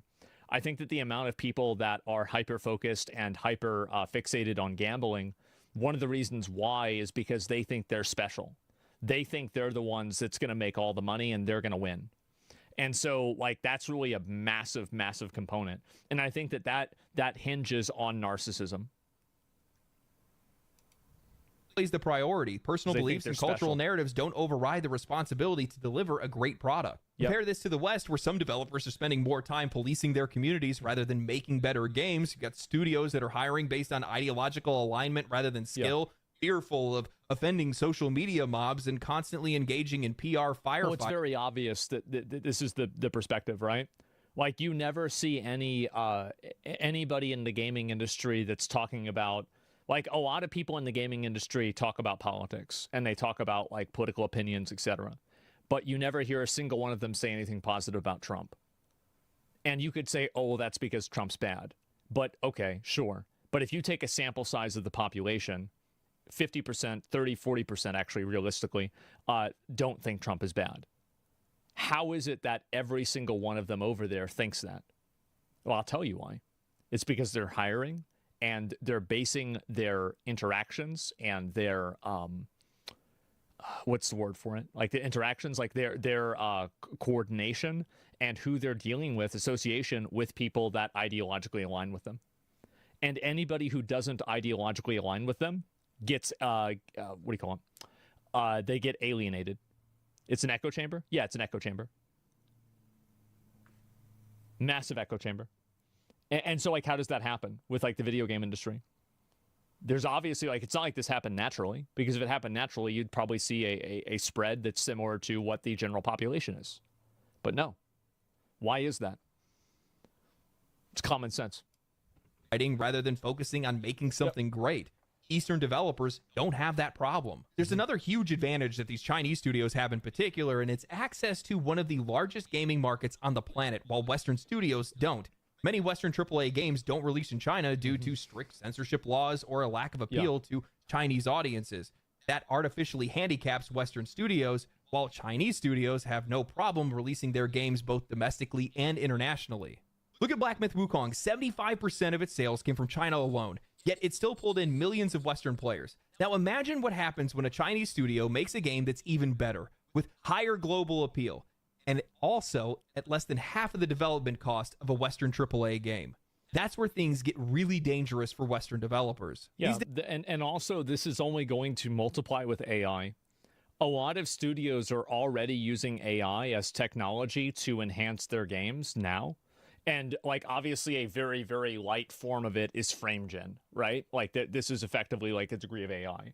And so the fact is that this is going to become more and more common. So as you have a regressive culture in America that is against AI, that hates AI, and they don't want to use AI, they're going to protest AI. And then you have China, let's say, or Japan or Korea, or anywhere else, really, that's using AI. And they're out, and if AI is better and it's producing higher quality results at a higher ratio in the free market, that product will win. And it will kill the product that does not take advantage of it. That's all there is to it. It doesn't matter what you can have whatever moral opinion you want on this, but at the end of the day, the biggest clothing manufacturers that are like Nike, Adidas, all of these places, as far as I know, their shoes aren't here being made in America, okay? And these are massive companies. You want to compete against that? You want to hire people in America and pay them the same wages? Go ahead. Have fun. Developers aren't just a threat because they're making games that players want. They're a threat because they're only going to get better at it. They're going to get more experience. They're going to get more funding. They're going to learn from their mistakes. They're going to make games faster, and they're going to make them cheaper. Western studios can barely keep up as is, and they're already at a financial disadvantage. The fact that Eastern studios can produce high-quality games at a fraction of the cost and twice as fast is likely going to create an entire industry shakeup. If a Western studio needs $300 million in 6 years to make a game, but an Eastern studio can do it for $50 million and in half the time, who do you think is going to win in the long run? Well, who would you want to invest in? Like, this is another component, right? Is like you have people that are investing in these companies. Like, if you're a company, and you're an individual even, right? Like, who do you want to invest in? You're going to want to invest in China. Goodbye Western video games. Yeah, they are killing themselves. And they are. Like, it's undeniable that this is happening. And a lot of them will act like they're victims in this. And in some cases, they are victims in this. But it doesn't change the reality of what's happening. This is what's going to happen, and they're going to be out of a job, and they're not going to be able to get a job back. I may see this as spelling doom for the industry as we know it. I see it as a rebirth and potentially the start of something greater. Bigger Western studios will be forced to do better, to be better. They'll have to be smarter with their spending, focus on the right things, and going back to paying attention to the audience and meeting the needs that aren't met. Sure, some studios are going to get caught in the undertow, but many studios are going to restructure and reprioritize. And with the rise of some of these Eastern studios, it's going to come new perspectives on how to make games, how to create new genres, and how to create customer satisfaction. You know, one of the things I brought up in my review... I think that's very true, is that you will have Western studios that are able to adapt, but some of them that have been too infected with like these kinds of people will refuse to adapt, and they will end up destroying their entire studio. And, you know, that's all there is to it. That's just what's going to happen. Western will just buy Eastern studios. You can't do that in a lot of cases, right? I mean, like, it's like in some cases that's true. In some cases it's not. Western studios don't have the same efficiency as China. They can't compete. It's not just that. I think that as I said before, like with AI, I think that AI is going to be that next multiplier effect that's going to create a rift in between Western and Eastern game development. And I would say American and non-American game development, again, like, it's going to create a rift because of the cultural ramifications that AI has here. And I think that the cultural ramifications that AI has, I don't think that average people give a shit. I don't think they care at all about AI. The average person doesn't care about somebody stealing their furry art on DeviantArt and then reselling it without the $15 commission. So you're not going... Because, like, I mean, really, think about it. So let me get this straight. You think that the society that buys phones that are made from slaves and cobalt mines and clothes that are made from sweatshop workers that get locked inside their warehouse at night with nets in between the different floors so they don't kill themselves. You think this studio is now going to have enough empathy to care about you having your furry art stolen and then repurposed by AI? You think that's where they're going to draw the line? How retarded can you possibly be? Nobody cares about this. It's totally artificial and it's created by Twitter. Real average people don't care about AI. Twitter artists and virtue signalers on social media care about AI. So when these video games and this content hits a mainstream audience and the AI quality is better, it beats it. And that's it. That's the bottom line. And that's what matters. Would you advocate for banning games that moderate free speech inside of America? I don't know. It depends. Yeah, why are we talking about competition between game devs? People are going to buy games regardless? No, that's not true. People only have a select amount. We live in an attention economy. People will only buy a certain amount of video games a year, and they will only have a certain amount of money a year to buy video games with. So if certain games are a higher value and people feel like they are better games, those games will be prioritized. Of course.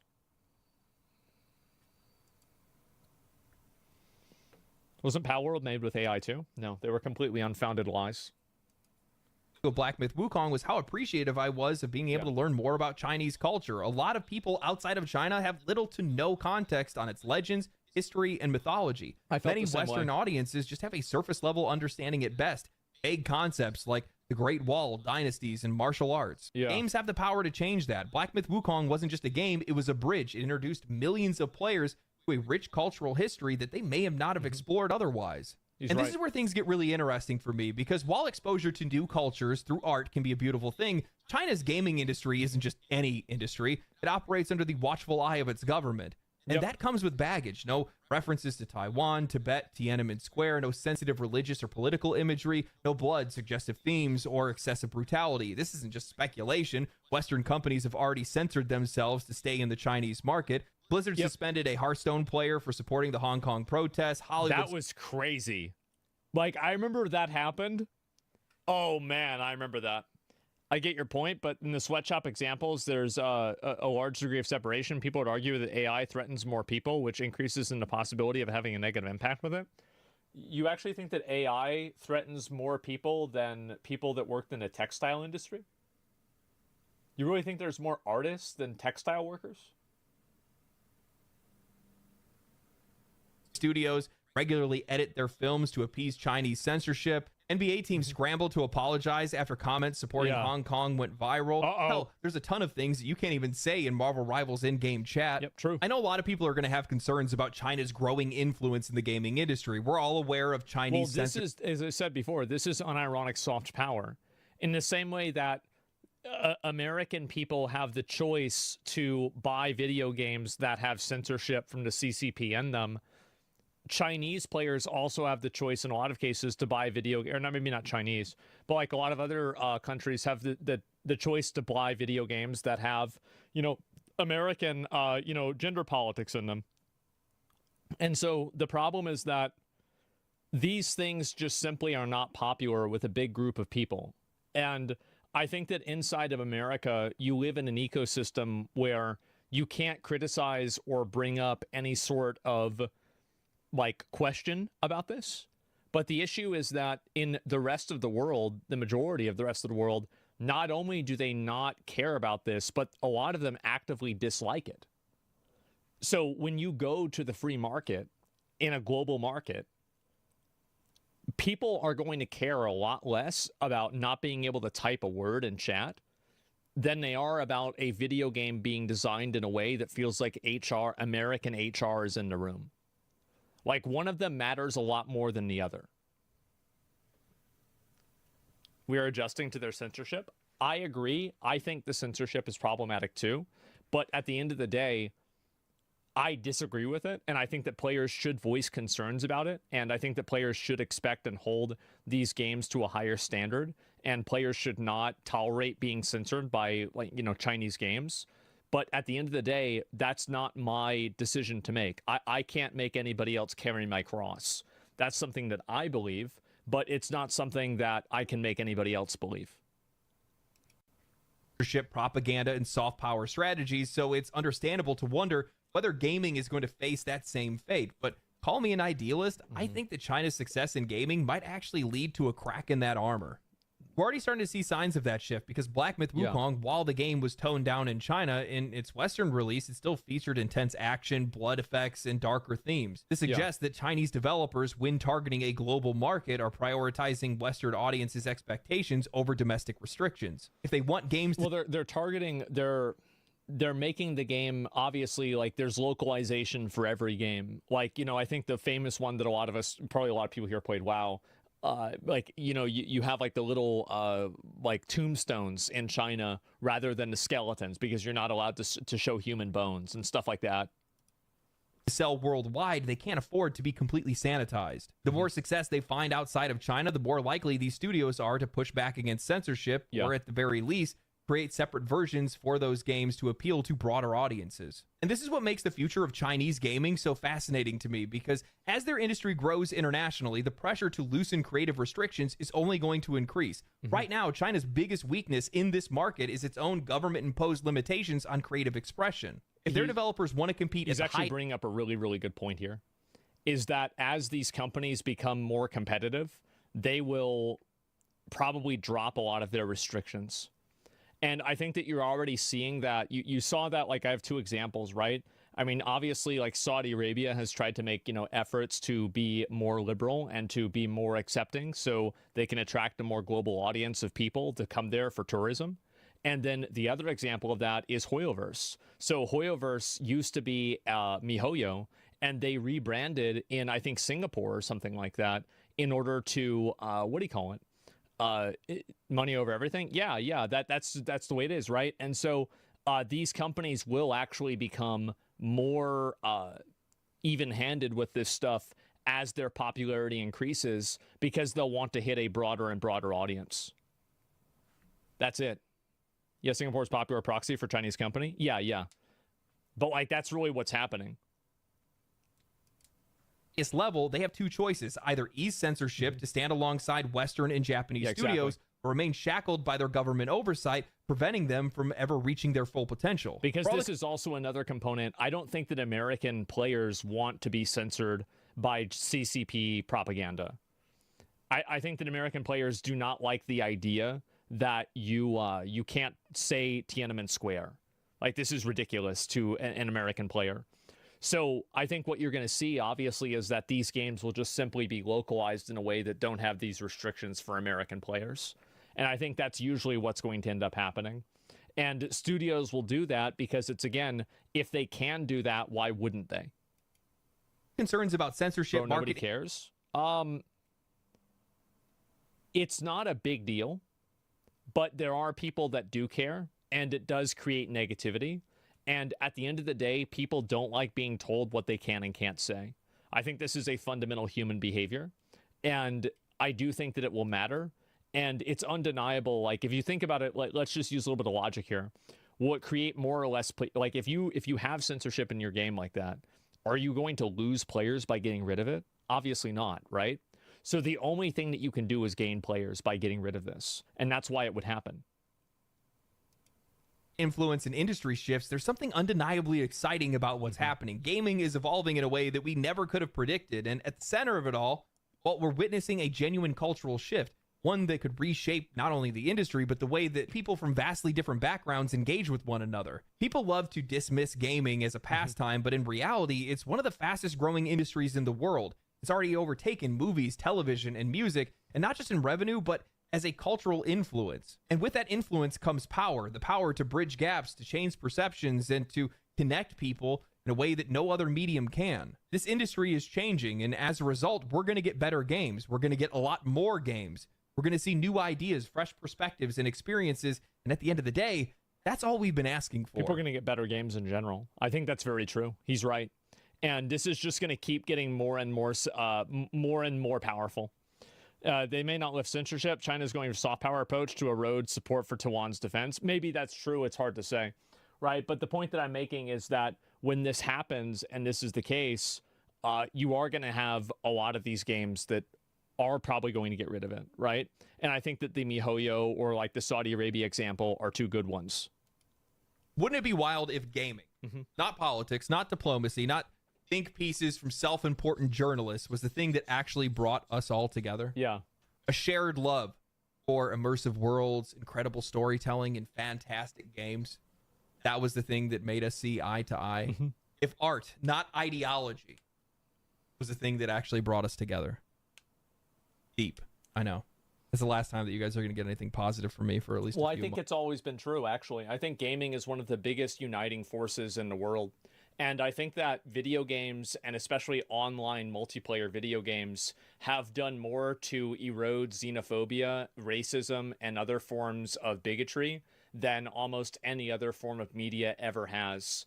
And now, like, because if you're in a guild, everybody's been in a guild with people that are in different countries, and people get along.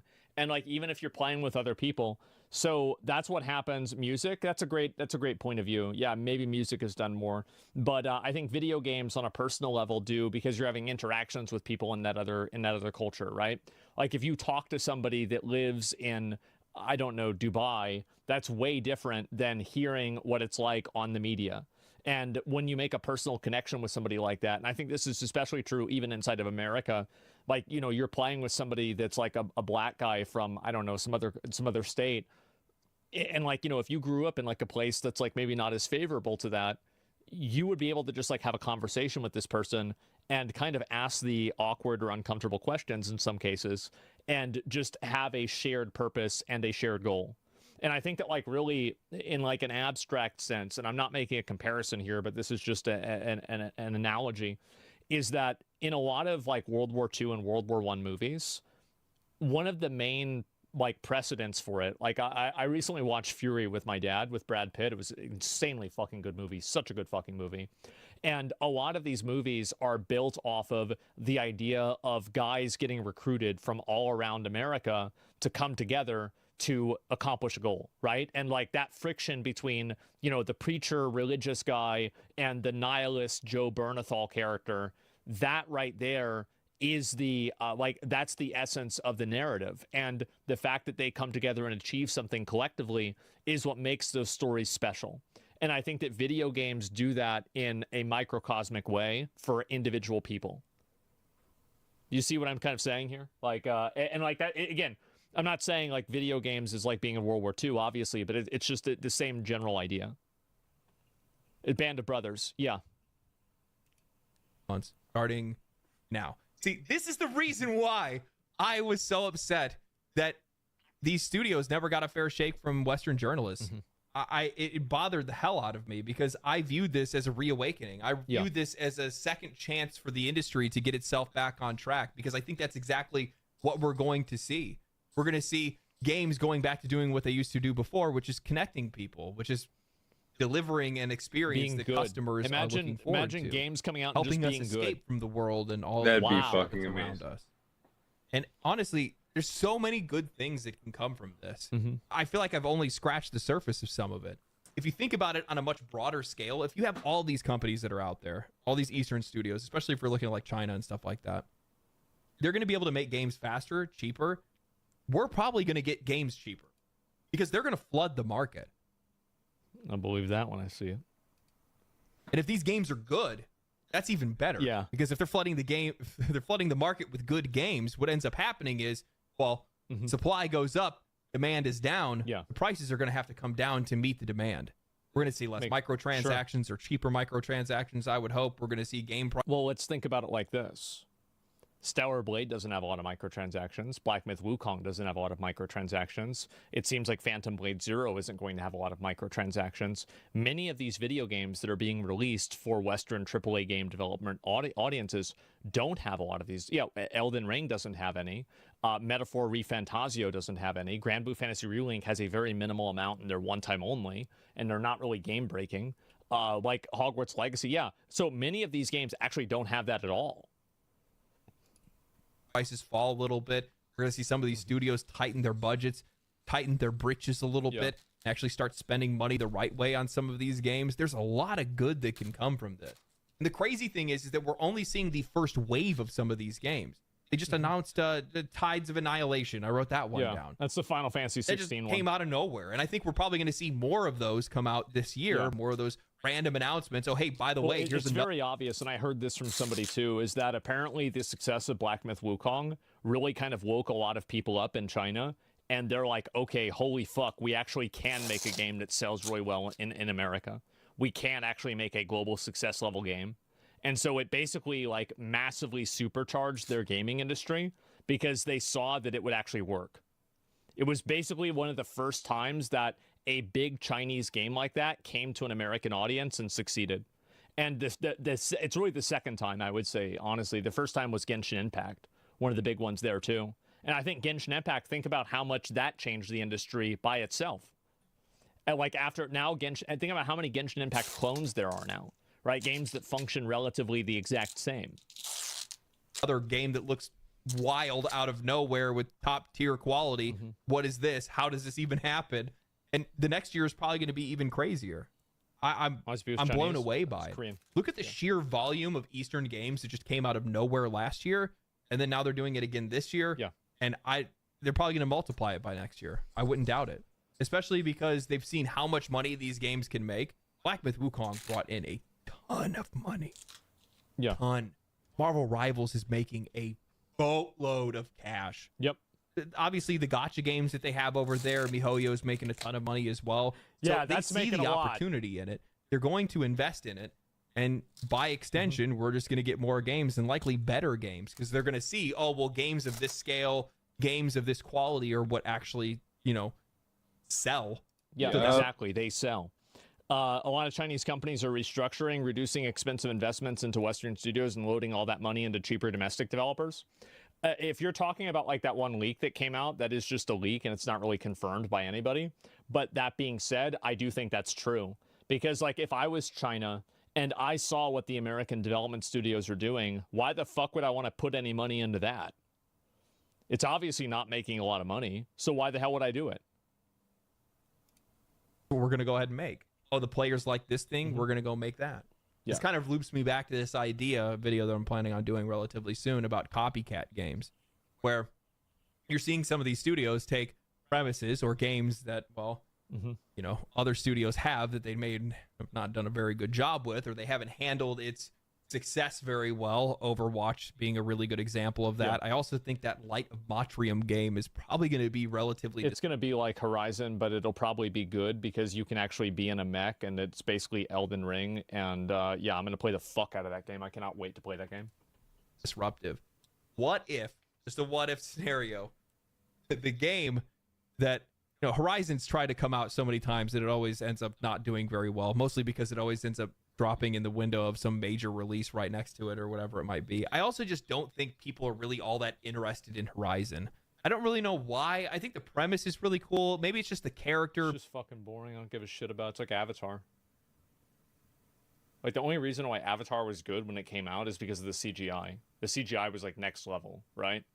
But, like, the story of it was, like, so fucking cringe. It's so boring. Like, like, nobody cares about that. Like, Horizon 1's alright? Nah, bro. Like, this new game, like, it's just gonna be way better. Maybe it's PlayStation. I don't know what it is. Alloy looks weird. Yeah, like, and the main character does look weird. Like, you don't lose anything when you make a character more attractive, but you do lose something when you make a character less attractive. Now, I don't think Alloy is, like, ugly or whatever, but they probably should have made her hotter. They absolutely should have. And I'll say that with any game, basically. Almost any game, making the female characters more attractive will be a net positive. Like, the players that like it, but on a broader scale, for a broader audience, the vast majority of people just aren't interested in that IP at all. She's super ugly. But then you have this Light of Motrium. Same premise. Just throw in some Elden Ring-esque fighting mechanics. No. The boss fight they showed, I'm pretty sure every single, but it might have been one special mechanic, was straight lifted from the Fallen Star Beast in Elden Ring. Every single mechanic. It was. You go back and watch it. Now, for me, I think to myself, oh boy, 2 Elden Rings. Other people get mad about that, though. And things like that. Throw in some mounts and whatnot. And players are going to eat it up. There's something to that. We'll be talking about that soon. Anyway, hope you guys enjoyed the video. If you guys did enjoy the video, like the video, subscribe to the channel, share it with your friends, share it on social media, spread my soft power and influence. Stay cool, stay righteous, stay safe. Catch you guys in the next one. That was a really good video. I think that a lot of people are downplaying the existential threat that these Eastern game development studios are putting on Western game development studios. Yeah, Chinese games are going to totally blow American games out of the fucking water, and I think that AI is only going to multiply this effect. A lot of people don't understand, I don't think, the power of AI and the amount of like strength that that's going to have and how much that's going to change the ecosystem for these games. It's going to massively fucking change it. And so, yeah. And let's see, you say that, but some Saudi guy in chat's gonna set up a virtual machine. Maybe MBS is watching. Yeah, I don't know.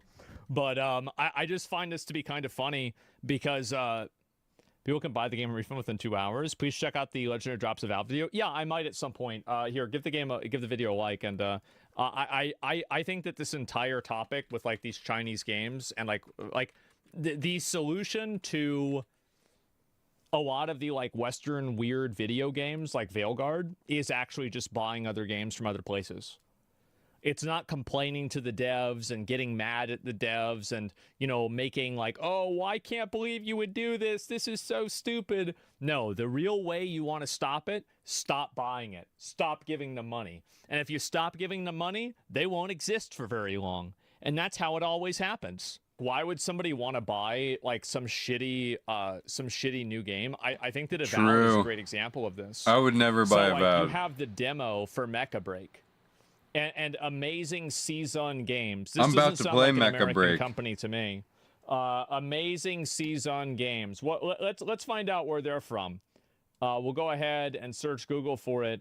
A developer. Where are they from? Let's see. Are they? Okay. Oldest gaming companies in China. There we go. Okay, so then 317,000 people playing the game. Even now, And by the way, the game received a lot of negative feedback. Even now, totally bodying Avowed. Avowed is never going to go above 19,000 players again. That was it. Today was the peak. Tomorrow, the decline begins. That seems botted.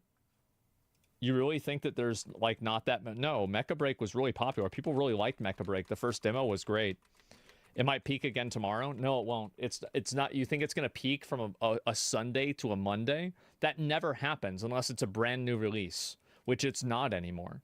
It's just not going to happen. But anyway, Monday's peak. Yeah, no, I'm telling you. Like, I mean, just if the game hits a higher player peak than this tomorrow, what's something that I can bet on it? That it's a good bet. I'm not going to shave my head. Make the apology video. I don't know for what. I mean, like. Maybe I could make I could set a date for finishing Cyberpunk. Like, I don't know. Like, I'm trying to think like something better than that. If it beats this peak tomorrow, I will set a date for Skyrim. It probably won't be until after Monster Hunter, but I will set a date and I will meet that date. Within like 3 days. Like, give me like a 3-day window because something crazy could happen within one of those 3 days, so I might want to push it back or forward for a day. But, yeah, I will give you a 3-day window. Is that fair? It's not going to happen. It never happens. Oh, God. Oh, boy. People wanted me to watch the Skyrim one. All right. I haven't seen this yet. So Skyrim This came is out going to after be Oblivion. mind-blowing. Skyrim came out 14 years ago. Okay. Oh, boy. Here we go. Chamberlain is what it is. Oblivion was my favorite game in the world. Man. This is a lot better than Oblivion. See, like, each object? Hey. Wow. Better than all the key shanties all day. Come on. Come on.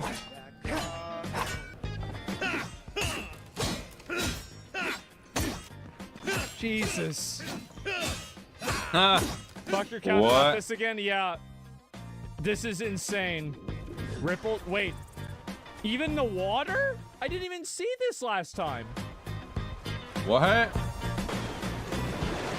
I never even noticed this. Yeah, the water doesn't even react to you.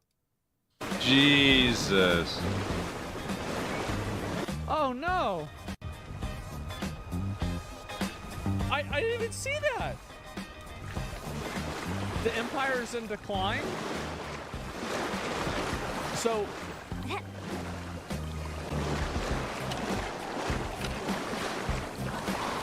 Shooting arrows. Oh, no. No. Oh, boy. Here we go. No, I mean, Skyrim's got to be better than Oblivion, right? I mean, it has to be better than Oblivion.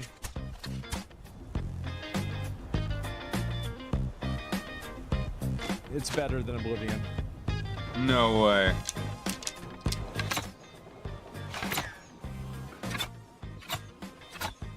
Jesus Christ, guys. You can basically shoot to the other town? Is that right? You can do that in Skyrim, you mean? Not in Oblivion. Or sorry, not in Avowed. Jesus Christ. Hit scan arrows? I don't think arrows are hit scan in Avowed. I'm not sure. Looking to hire a boat? No way. No way. Can Yo. you actually shoot birds in Skyrim? Yeah, it's just hard as hell. Wow.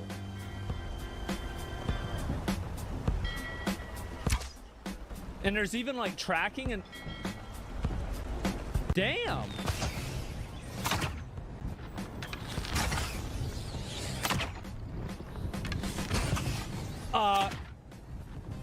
Mm-mm.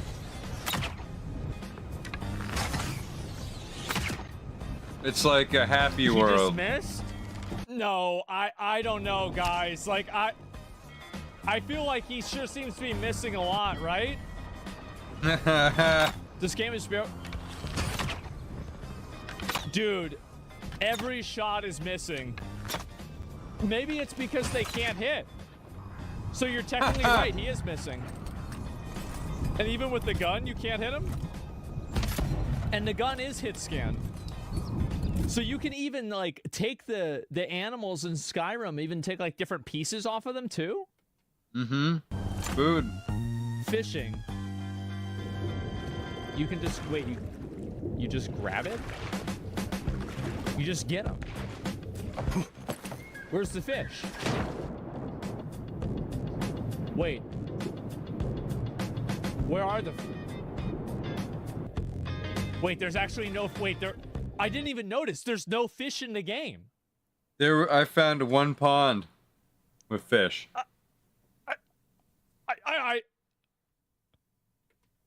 Are there no fish? And these are even salamons. There are no living... There is no living fish in the waters of Avowed. It's not a Pokemon. No, I found fish. Oh my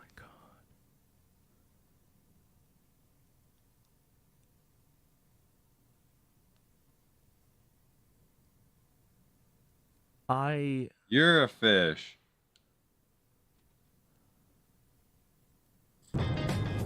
Seven out of 10, by the way. This is worse than I imagined. How did I not know this?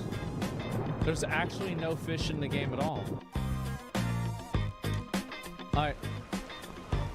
Fish is DLC. Alright.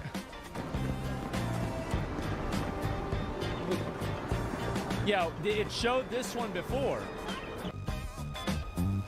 No way, he's not gonna cut it. This is from 2011.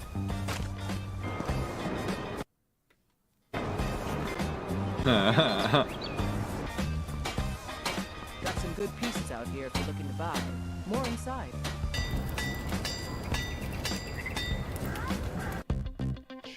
That's not so bad, right? Oh, there we go. In Skyrim, NPCs will go to work, do chores, walk around, go home, and do other stuff according to their schedules. Yeah. Wow. And so now it's at nighttime, so they're all going home. And let me guess.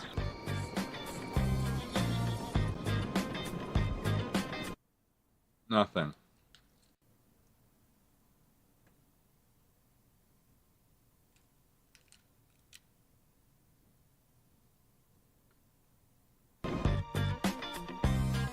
Shooting arrows into the water. Okay. That would make sense. Yeah, sure. And then also, look here. The water even displaces the velocity of the arrow. Watch.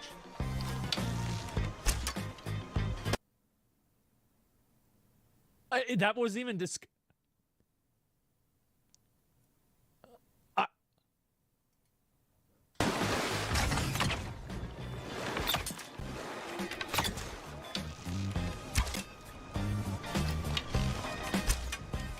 Guys,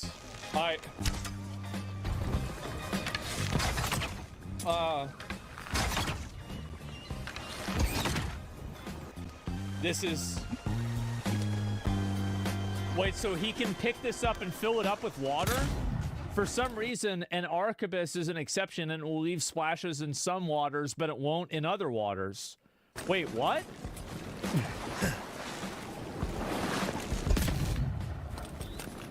So it leaves a splash in that water. Okay. But not in the normal water? Oh! Damn! Damn, chill the fuck out!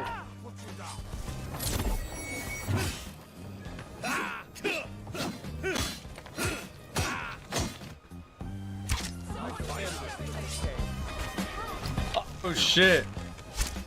Oh shit! Oh my god! Oh man! How much of this game is fake? The fucking entire game, what do you mean? There's no fish, there's no arrows, there's no splashes, The water doesn't even react to you. The NPCs don't do anything. They just move their arms around like they're talking, but they don't even have any dialogue. Their mouths aren't...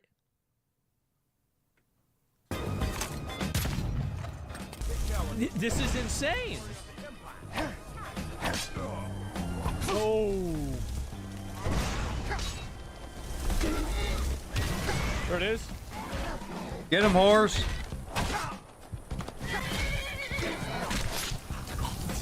Oh.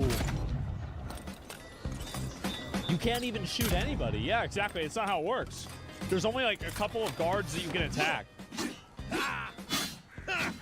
Bro's just eating an apple? Yeah. Attacking critters. Gotcha, bitch.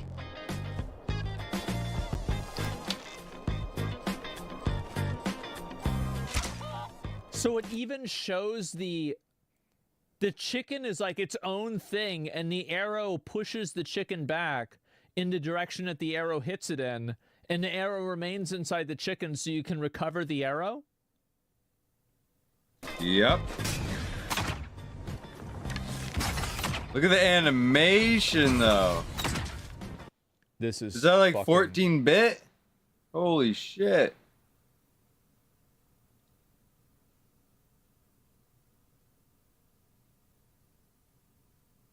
How much did they spend on this? Oh my god. I don't know what to say.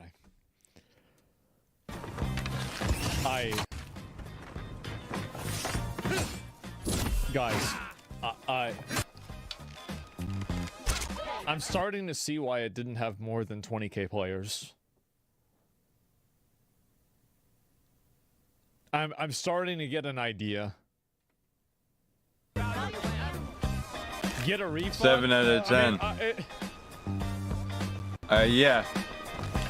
I order on the yard. Stop right there. Uh-oh. See, you can't even kill them at all. You can't. I played it too long. I can't even get a refund. Okay, what about the goat? Damn, nice. Okay, kill them. So you can even loot specific items and get the arrow back. Oh. Is everything...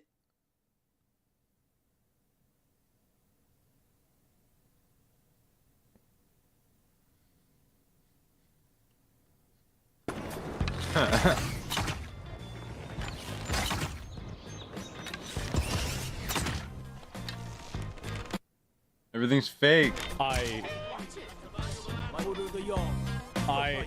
Guys, this is...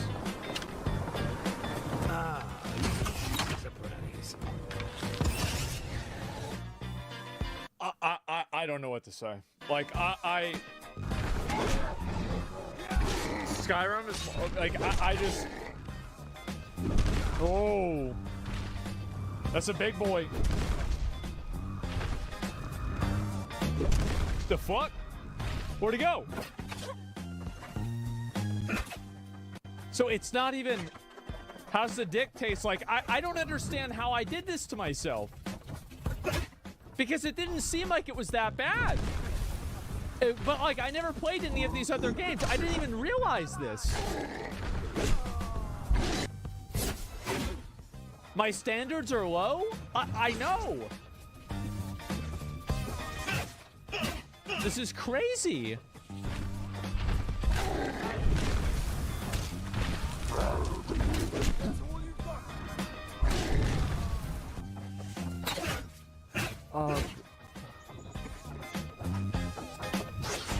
Oh man.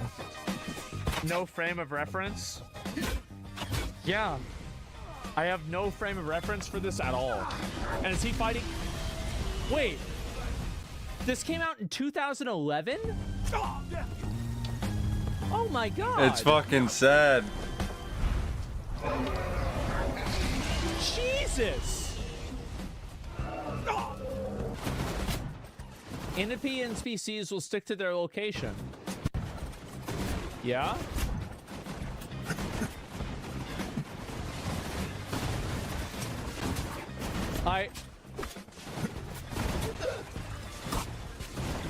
It's impossible to lure them out of town or kite them onto the guards. So they just run back to where they came. Yeah, Oblivion does that. You can just run away, and they reset. Or Skyrim does that too. Arrows versus no, not the same one.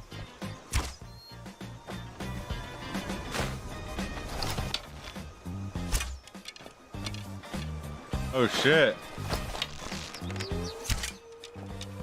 This is even That's better than insane. Oblivion. This looks like the game that came out after Oblivion. Yeah. Wow.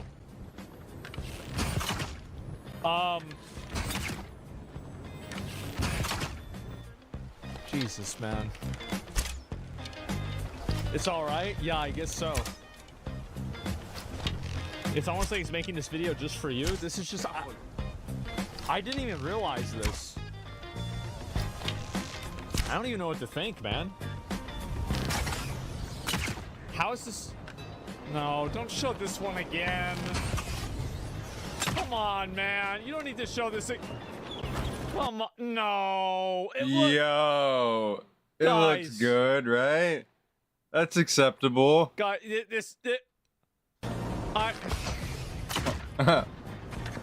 See, yeah, it showed this one before. The cannonballs are the only thing in Avowed that I could find that arrows will bounce off of. Wait, what? Why? Wait, so arrows bounce... Wait, what? What?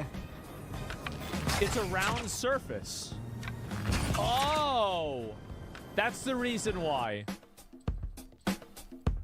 Balls? Everything's for sale, my friend. That's so weird, Everything. yes. If I had a sister, I'd sell her in a second.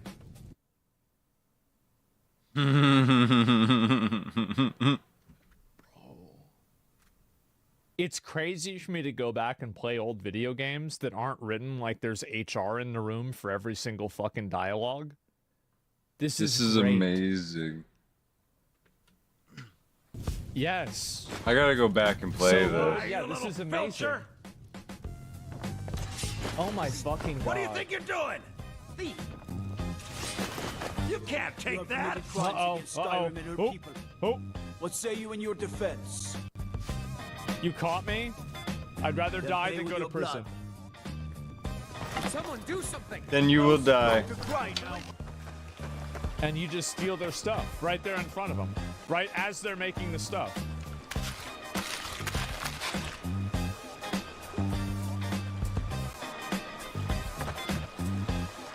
This is a local favorite.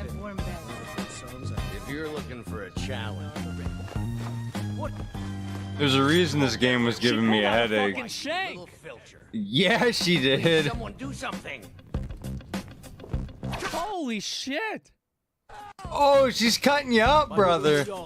Stop right there.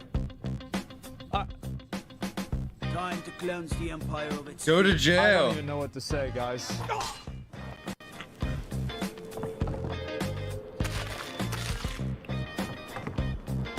Didn't give a fuck.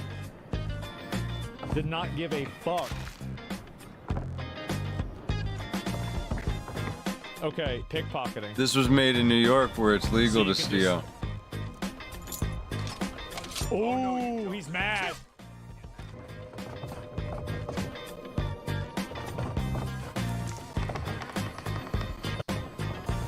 You can't even... So, it's crazy because, like, this game, it's basically like... How is this possible? Like, that so many of these things were just not even... Like, I think the worst part about this entire thing is the fact that there were no fish in the water.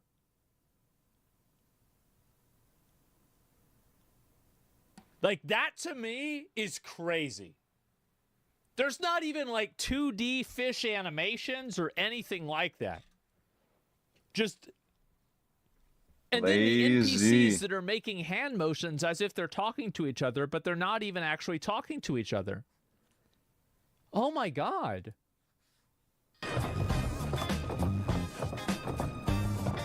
The fish are not woke?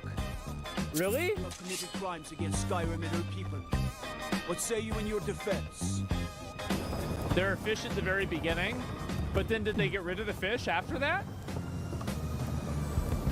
So you can't do anything here either. Yeah, you can't pickpocket anybody. It's not in the game. And then you can take everything, right? Oh. In Skyrim, you can kill almost anyone? Yeah. I guess so. Wait, so the lockpicking, let me guess, it's actually better than... Oh yeah, better than just hold the button. It's better than...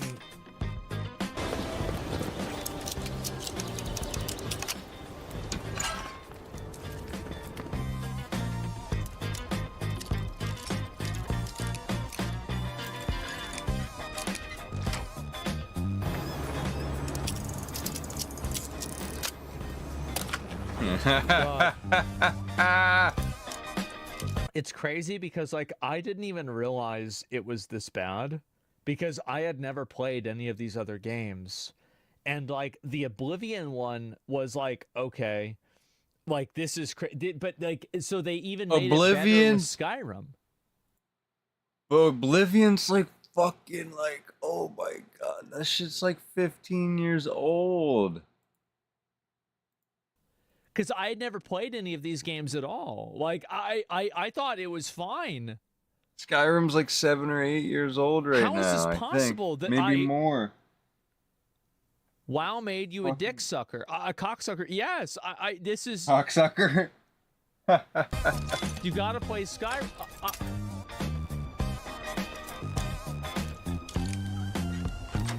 Gotta play Skyrim. Physical presence of inventory items. Wait, so he's carrying them. You can drag objects, okay? Yeah, dude, you can do this in Starfield too.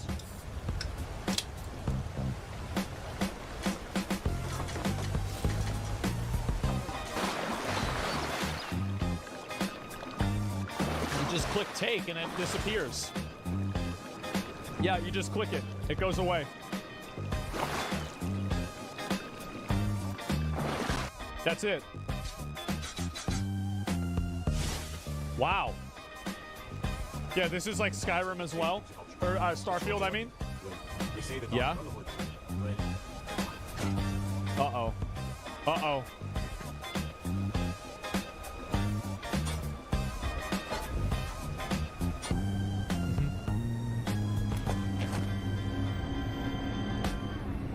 You can drag physically manipulate items. You can drag or... Well, how do you do it? You can't. Yeah, you can't. There's nothing you can do. In Avowed, you cannot drop your inventory items on the ground. Well, I mean, to be fair, there's no real reason to. Right. Like, I mean, I don't mind that.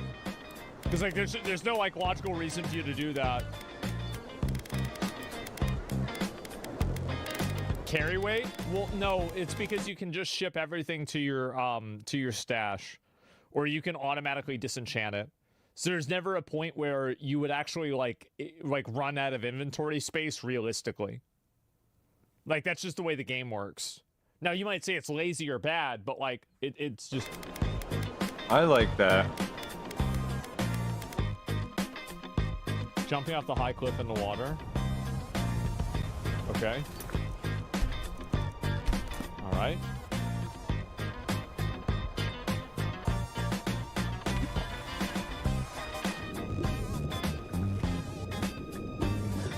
Okay. Yeah. Sure. All right, now what?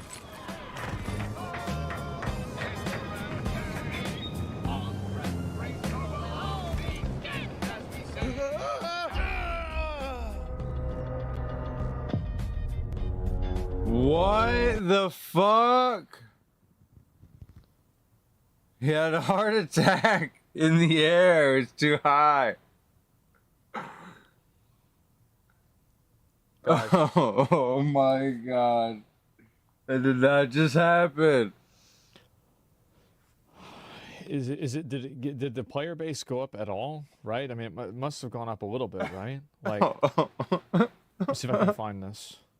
Oh no. Where is it?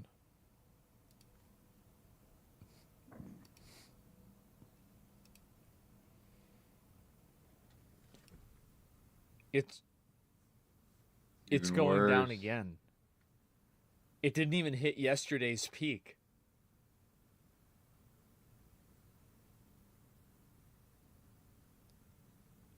It's hit its peak. What about Skyrim?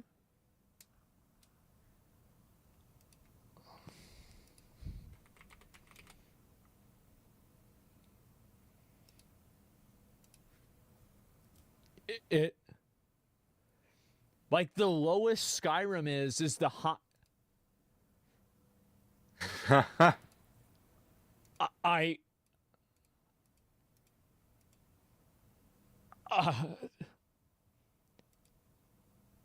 Oh God, I don't know what to say, guys. Oh, Most people pirate man. Skyrim. Yeah, I guess so. Wrong version. Well, that's one version, right? I mean, there could be multiple. Okay. To be fair, there are some places in Avowed where you can do this in, but it looks like they're scripted. I didn't even know that. Wow. I gotta see this again. This is fucking gnarly. Okay, this is from another location. What the So fuck? you just instantly die. And bounce off the fucking. I had this happen to me stop motion just before. yeah. This is at the beginning of the game. I did this. This was cool.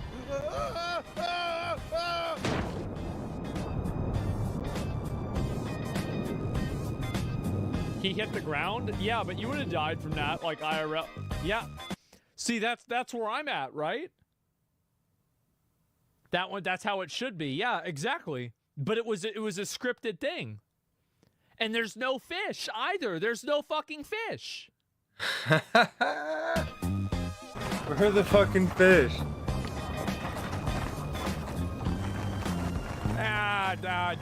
That's bugs too. Yeah. Yeah, sometimes they do that.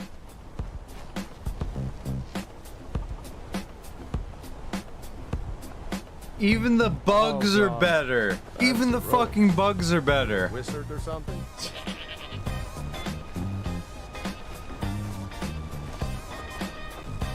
I don't know what to say, guys. Who's laughing now?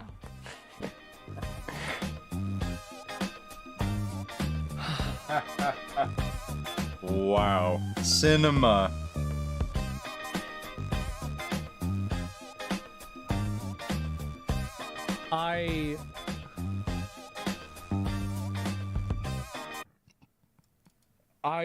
This is... I'm at a loss of words. I'm just going to remind you that in Skyrim, you can slow down time with the shout and then catch an arrow in midair that an enemy shot at you because it's still applicable. Is that true?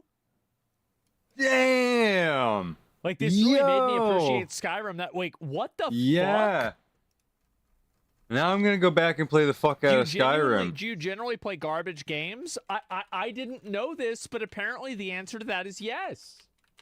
Apparently, I mean, WoW play is garbage. Games. WoW I is don't even know what to always say, garbage. guys. It's just fucking embarrassing. Because I thought Avowed was pretty good. I was enjoying it. I just like the combat. Everything And then else I look sucks at this other dick. game, and it's like it's not even remotely close. Never play Avowed ever again. It's one and done. I'll play How is this Skyrim for possible? years. This is kind of bad. I'll link you guys the dude's channel. Wow. I mean, so Skyrim is even better than Oblivion, and Oblivion was better even. Like, this is unreal. I don't even know what to say. We need to play. Yeah, maybe one day I'll play Skyrim, I guess. Like, I didn't even understand it was this much of a difference. It's kind of shocking, honestly. I can't even believe this. Yeah, Wuthering Waves is better than Avowed?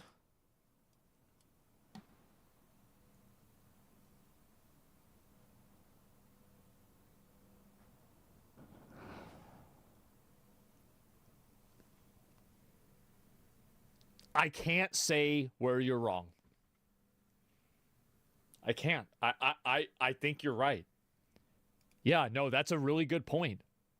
I don't even know what to say. Skyrim is literally your type of game. Like, I'm just... I don't even know what to say. I don't. I'm just... It's just embarrassing, man. It's fucking embarrassing. Let's take a look right now at Avowed versus Oblivion. Now, if you guys... This is versus an even older game, but we'll check that out later if we get some time. But first, we gotta beat the game we're talking so much shit on, because it's what real gamers do.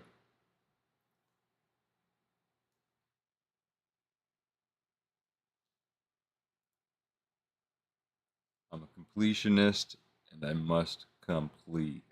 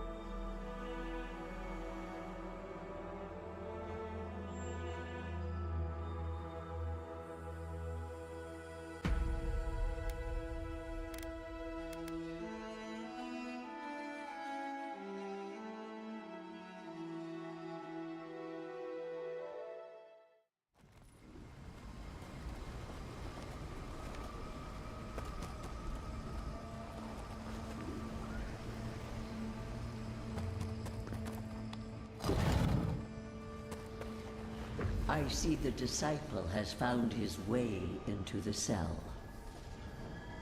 No. Clarion Steel. We know this voice. Why is she here?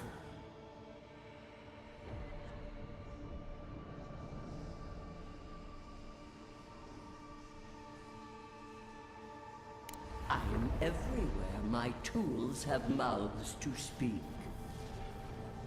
Out. Out. Her voice pierces our skin. Look at this place. Oh, little A bitch. quagmire of your parasite's worst instincts. Can you even begin to grasp the forces that you tamper with?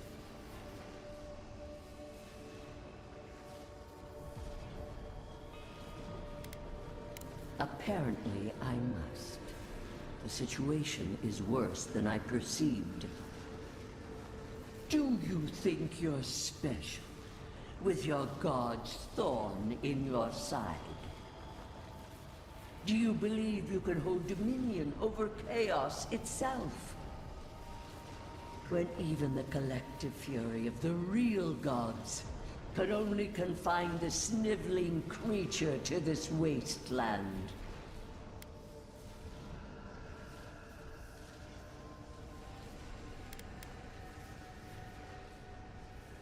Who else would have the strength?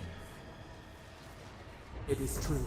She twists the knife. The seas run red with memory. In time, the gods felt the wretched powers seeping through this land. Its madness would consume us all if it was not contained.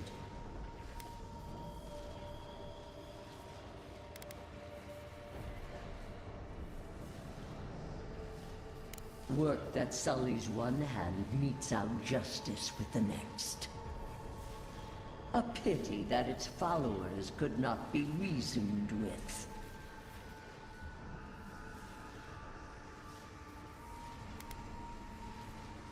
Of course I did. The poor godless, worshipping the very thing that subsumed them. We could not excise the rot and spare the roots that nourished it.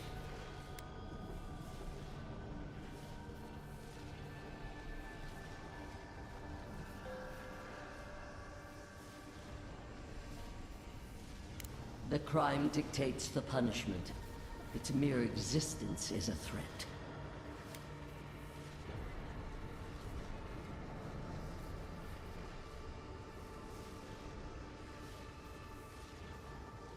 It used their souls to mold itself. Starvation was the only way. Why does our prison not protect us? Help us! Silence her! Listen to its tantrum. It knows neither order nor sense. Adir is the only thing holding back the tide of entropy.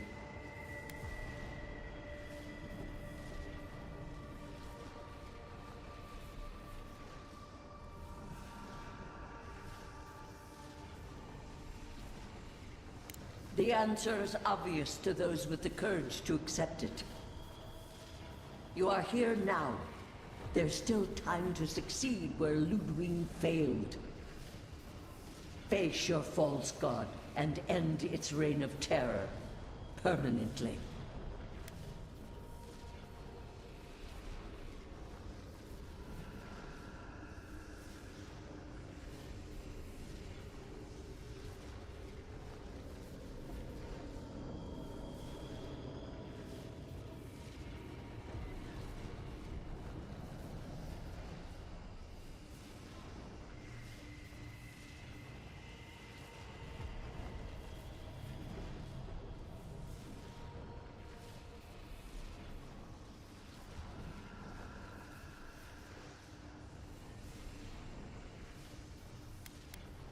Your soul, it is tethered to you. Only you can siphon its essence into yourself.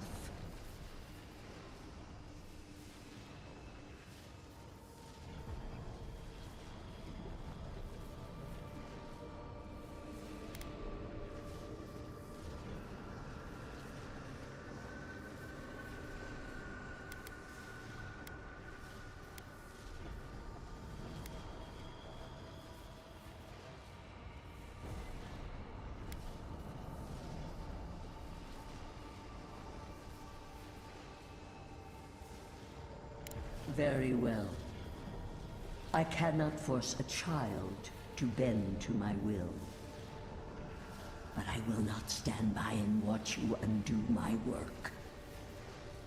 You should have thought more carefully before you broke your oath to the Empire.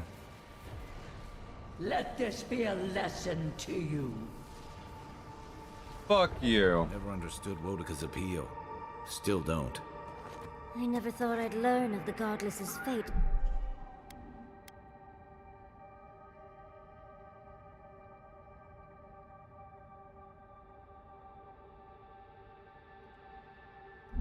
From their killer.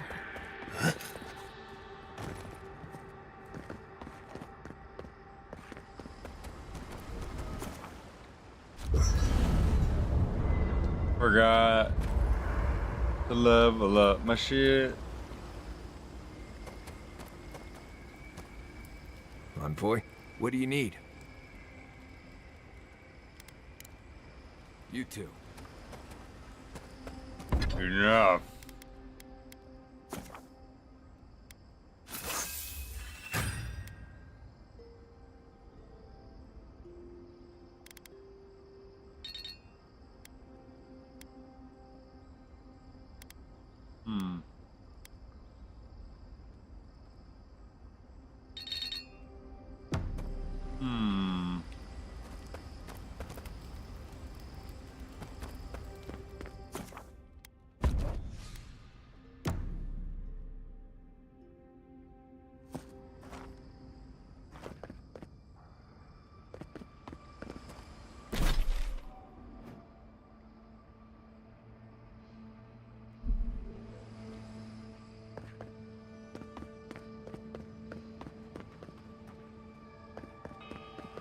Whoop. This is mine. You asked for it.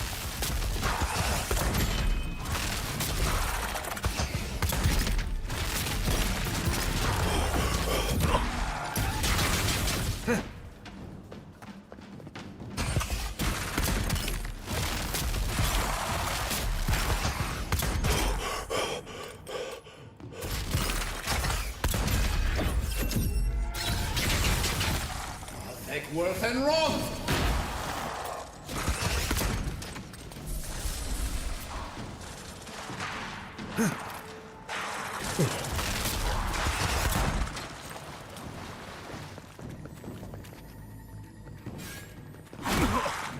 The fuck's that key at, bravo?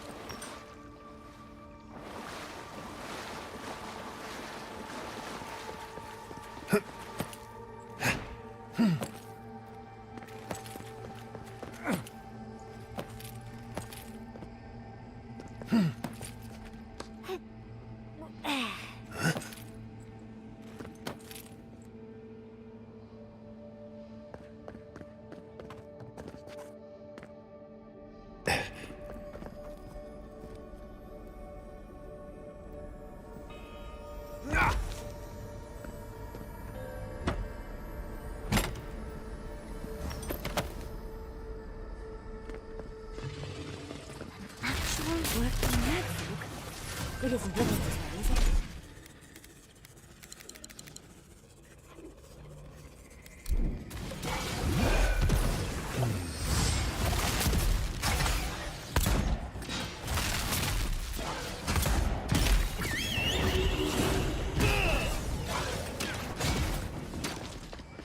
Make worth and wrong! Up 10!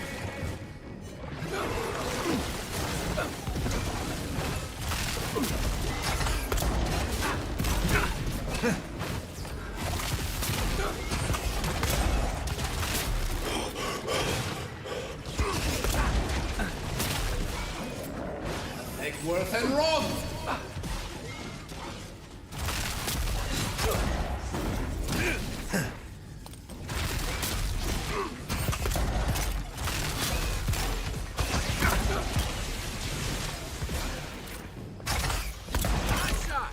Damn.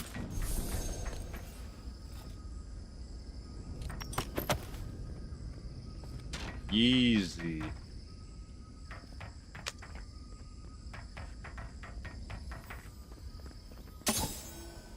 Or Spearmanjaro.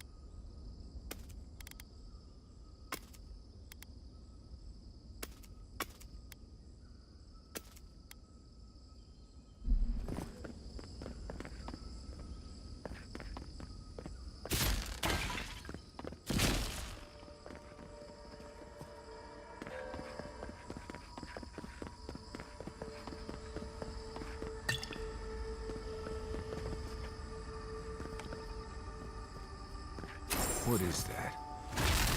I know that place, right? Oh no. No, no, no. Why is this? They're dead. Like it just happened. Like I remember. This is the moment I found you, bundled and crying, while our parents died. Viate. You're not here. You can't be here. I am dead, Viate, from the Dream Scourge.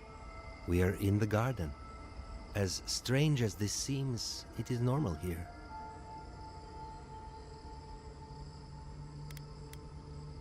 What I am now is much better than what I was becoming then. That much is certain. I have faced this already. Why force me to do it again? Then for the god's sake, what is it? I am exhausted, Viate. I can't take much more of this. You know where we are. This is my memory. When everyone died, and I found you back in your tent. How much of this do you remember?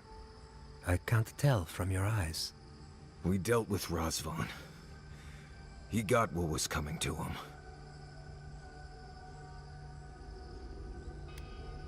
Yes. He is here as well. I don't think he particularly wanted to see you. Sapadal wants to understand. They know your envoy very well, but not the people next to them. I have what I needed. We dealt with Razvan. We avenged our parents' deaths. Then maybe it was I who needed to speak with my Viate. With a clear mind this time. Even when we were children, you kept me alive, first by needing my protection, and then by being who you turned out to be. When you left Solace, it was like I lost more than my best friend. I lost my need to live. I know. And I'm not sure I'll ever live that down. I don't think I know how. You've always done everything you could to survive. It's time for you to learn how to live. So, what do we do now? They're right, Viate. This lava flows directly between us. We've both been through so much. But I can see that it's all behind us now. Just another thing we've survived after all this time. A fine way to put it. I see it too. You've come a long way from that scared boy who refused to wear shoes for fear a bug might crawl out of it. That was you, Nimdut. Look at my feet. Shoes. Kamayu. Get out of here. Hike up your waistline and go talk to a god. They'll be waiting. Well, it was good to see you, Viate. Even with all this. Take care of my little friend, Envoy. He needs you more than he'll say. I don't remember what they look like. They're all the same. I know.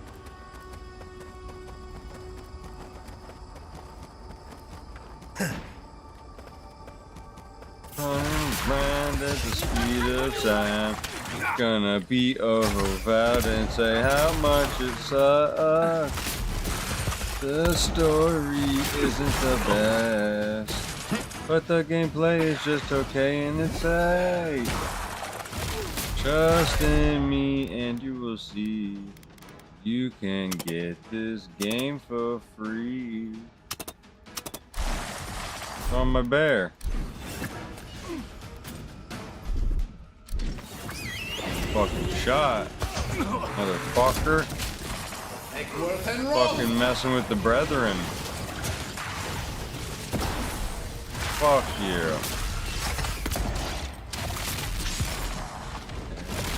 Take that.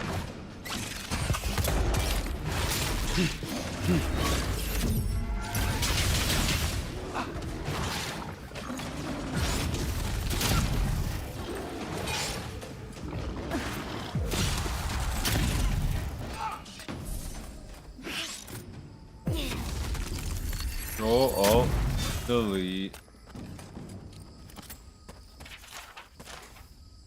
Nice work.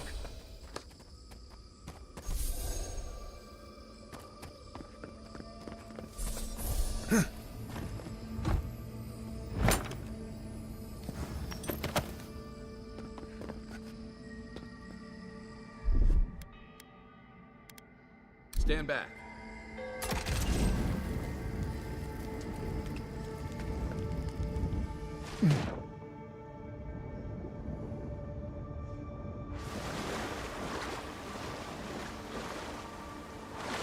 What the hell?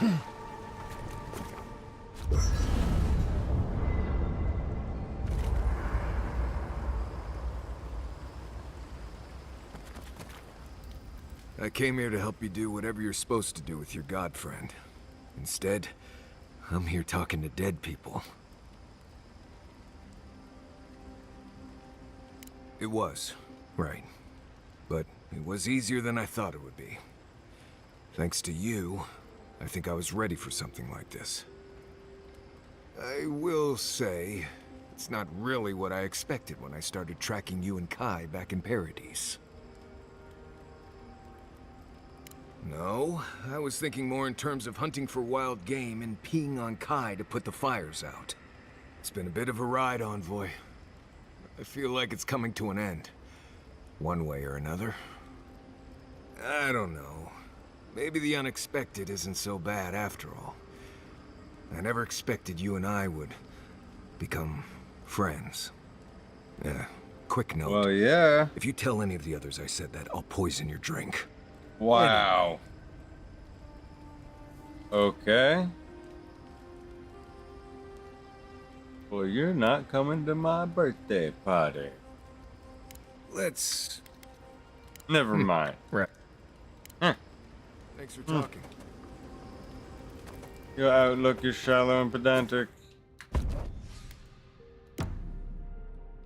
Let's get the heck out of here.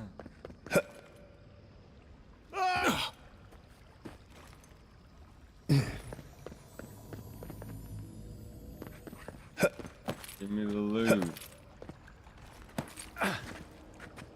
Yeah. Yeah, boy. I know what I did wrong.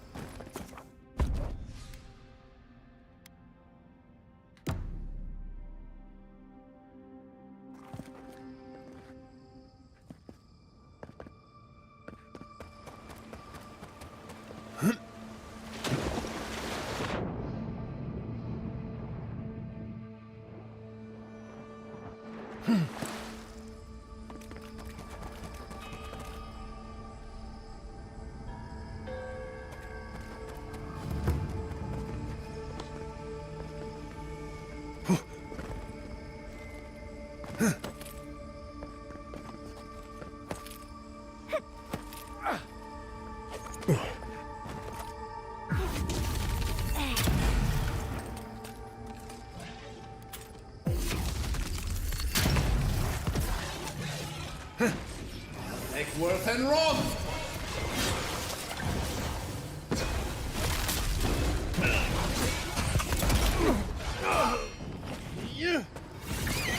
Nothing stops me!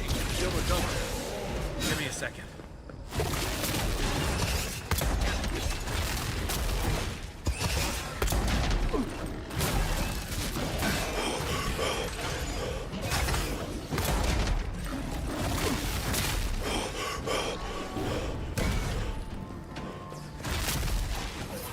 And run!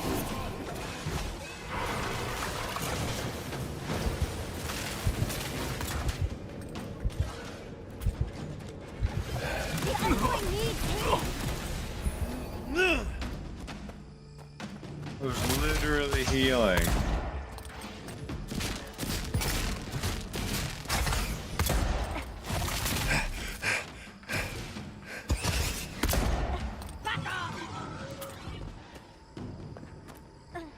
Get wrecked.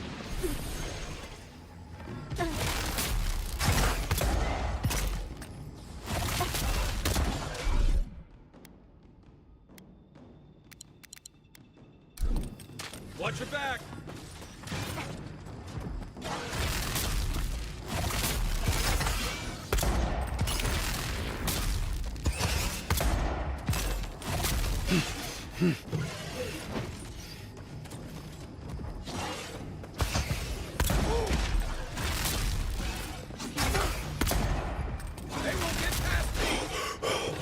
So boring, but falling asleep now. Holy shit. Better armor, fuck you.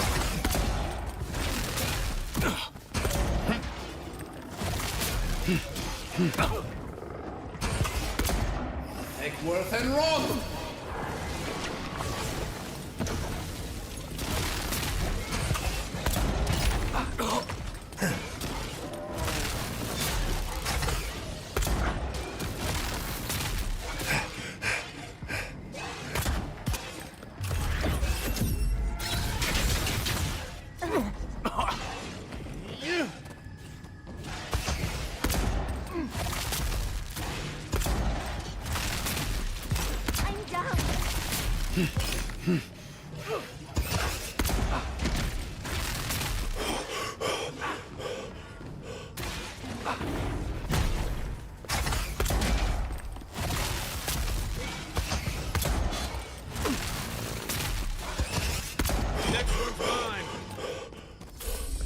What a massacre. Yeah, we really massacred him.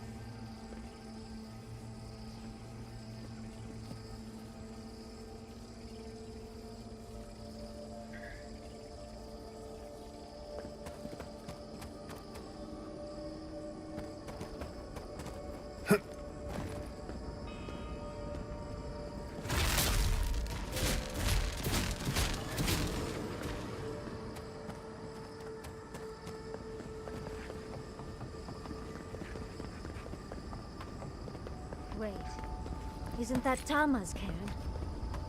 Oh dear. This room. It looks just like Tama's.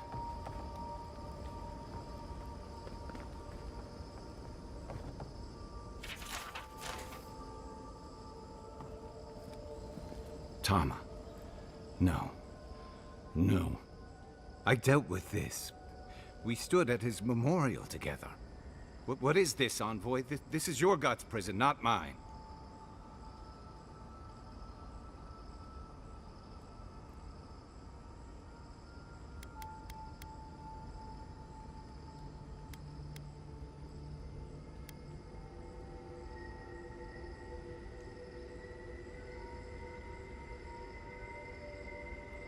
Before we visited his memorial, yes. But I thought I'd broken free. I can't focus on his face. His features keep blurring, changing.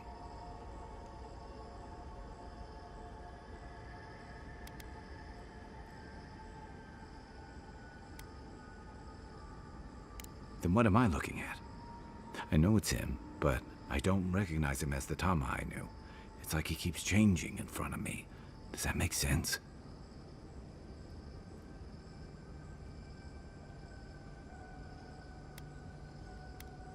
That's the problem. I don't know what I expect anymore. I used to remember his face so clearly from that night. His rigid jaw, the way his eyes crinkled at the corners. He was in pain, but trying to hide it. I see everything. All his moments at once. Joy, sadness, anger, heartbreak, stomachache. Everything from the handful of years that I knew him and the decades before we'd met. He's almost a stranger. I'm not. All this time I kept him frozen in his worst moment. When he was suffering and when I failed him. But now that I see him as more, it's like he's free of that. You're right. I am. It's like you said. I'm not letting my regret define me. I won't make that mistake again. And we've got farther to go before this is over. I never thought I'd meet someone I respect the way I respected Tama. But you've made some tough calls, and you've kept your head and your heart in the right place. So whatever comes next, I'm with you until the end. Now let's go find this god of yours and end the Dream Scourge. When we reach them, what do you think we'll find? A victim? A villain?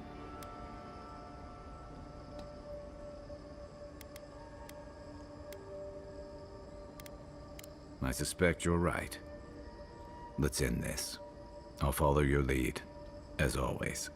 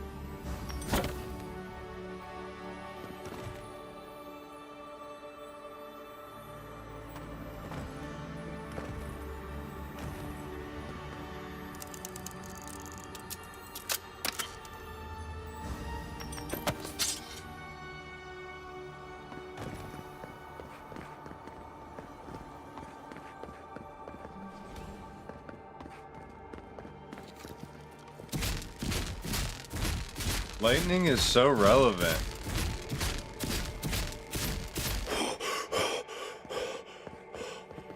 Broke a sweat.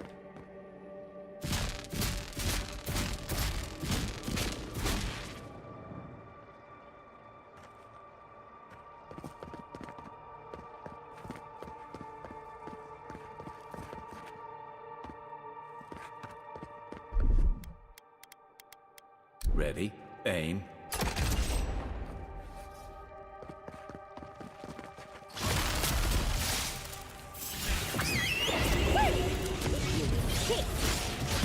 One for you!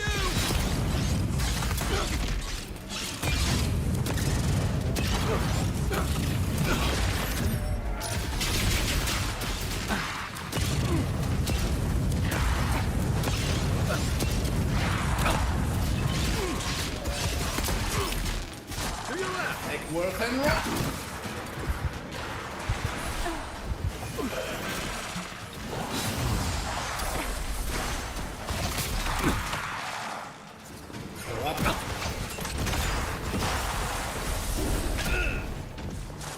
It was my guy to keep trying to kill. Another glorious battle. Way in, like I said.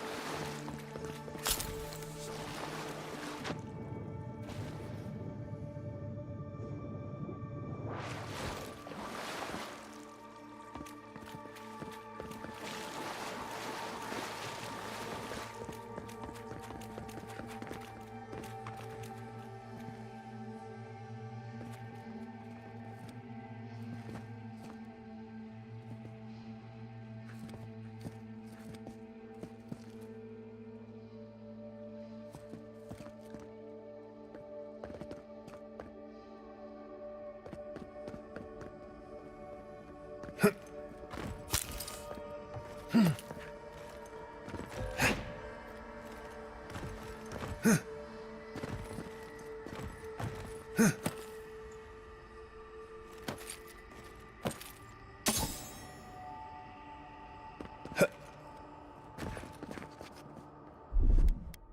like it's hard? Child's play.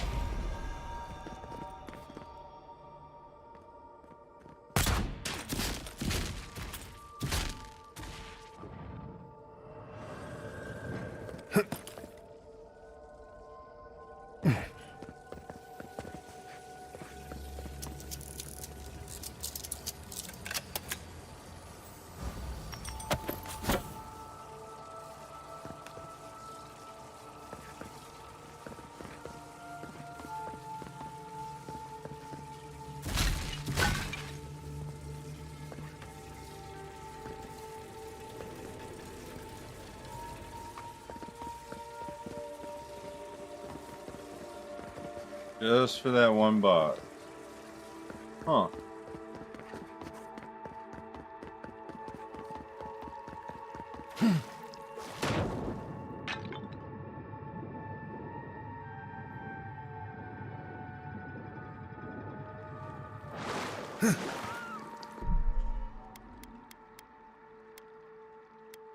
How can I forget? Game freezes every half hour to an hour.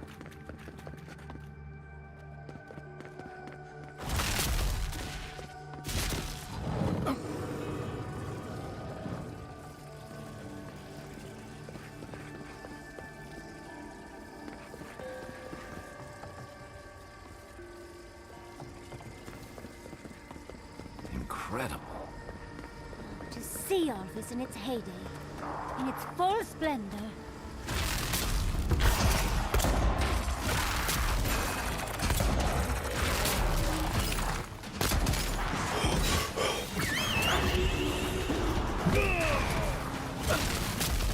Left leg. You all right here?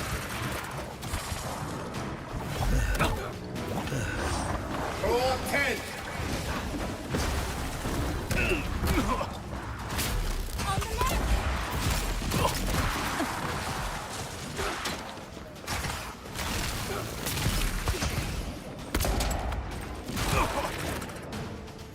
Take worth and wrong.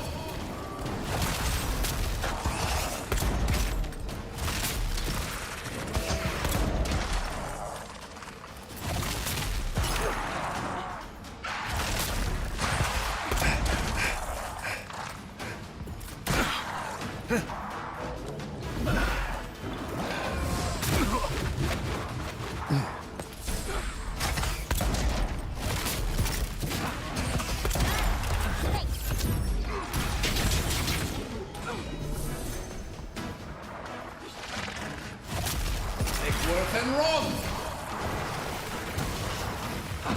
On your left here. Watch your left.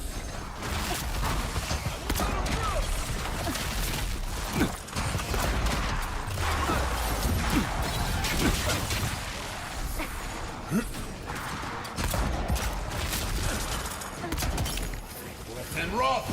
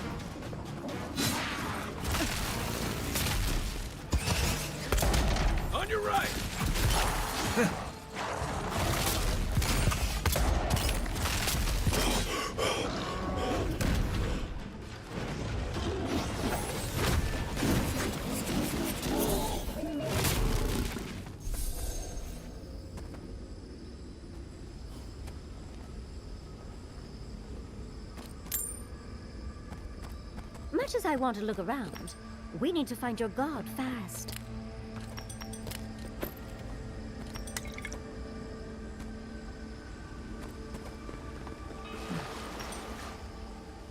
There's a lot to kill.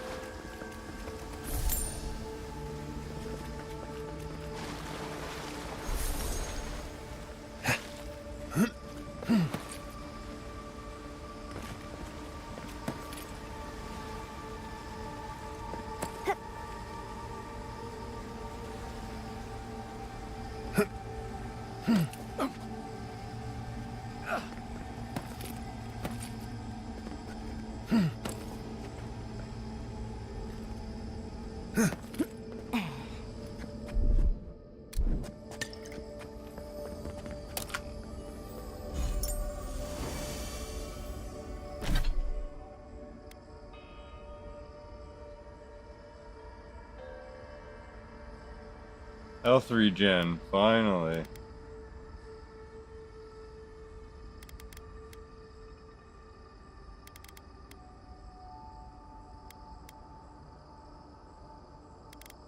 I'm sure it's so slow it wouldn't fucking matter.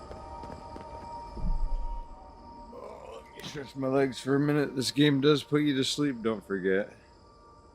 Give me 1 minute.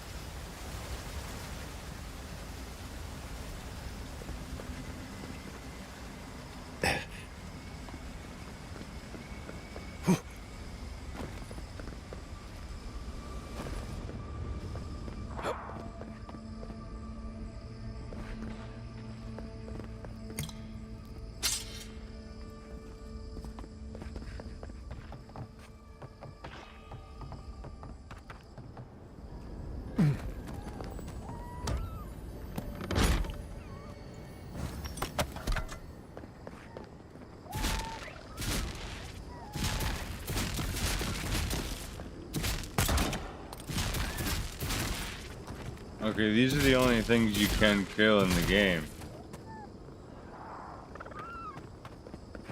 For animal-wise.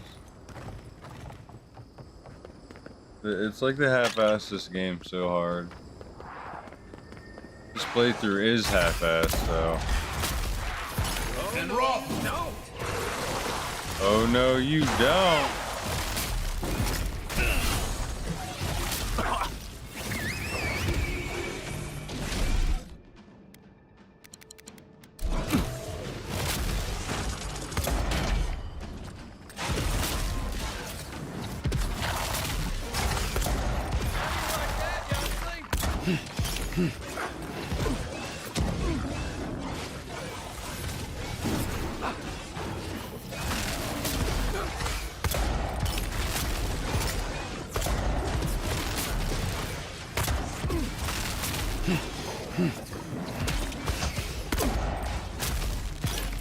Take Worth and run!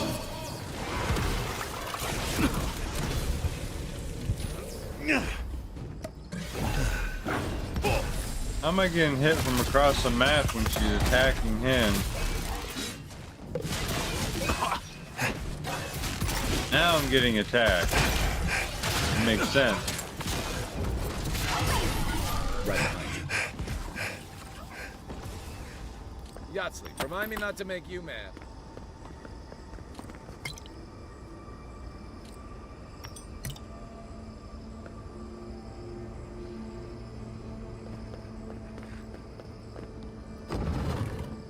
This place feels familiar. Oh, it's Yahtzee's place. Let's go.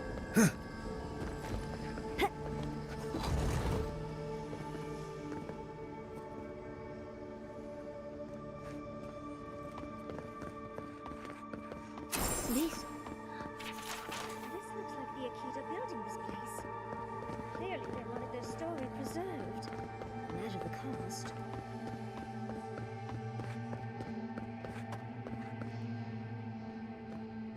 The fuck is Yahtzee at? What are you This looks doing? like the Akita building this place. Clearly they wanted their story preserved. No matter the cost.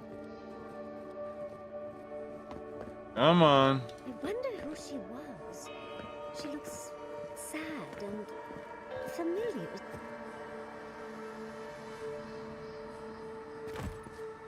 Come on, Yahtzee. Donuts.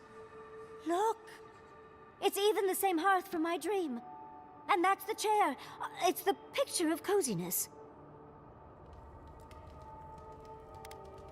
I do love your idea of hiding out, Envoy.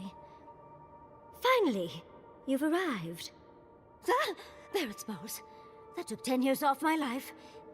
Wait. You must be the librarian from my dreams. Oh, it's a pleasure to finally meet you. Oh, though, you do look quite familiar. You could be twins. Except your hair's better. It has been quite some time. Too many years to number. Of course. You are What? an Tara's a ancestor? human? A very fashionable one at that. No, child. We are the keeper of these tablets. Or have you already forgotten? Oh, of course.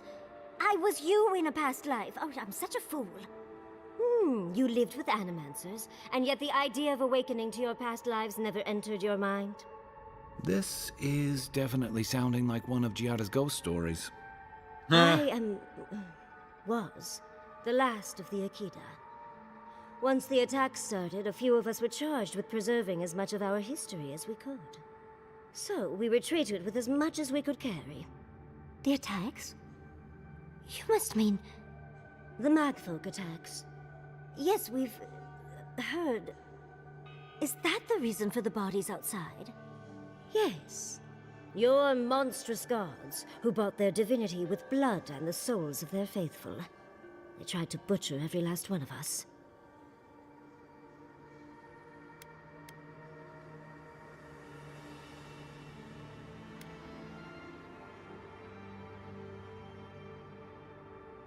They did in the end.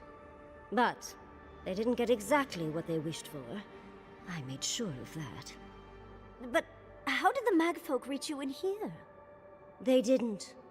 Between the screams of my kin being slaughtered and the screeching of the Magfolk, I couldn't breathe. That's the screeching I heard in my dream, Envoy. I knew I recognized it when we killed that Magfolk. Once it was gone, there was nothing left. And perversely, I found the quiet worse. So I decided on another way. One that wouldn't give your gods the satisfaction. Poison? Well, at least you washed it down with some good wine.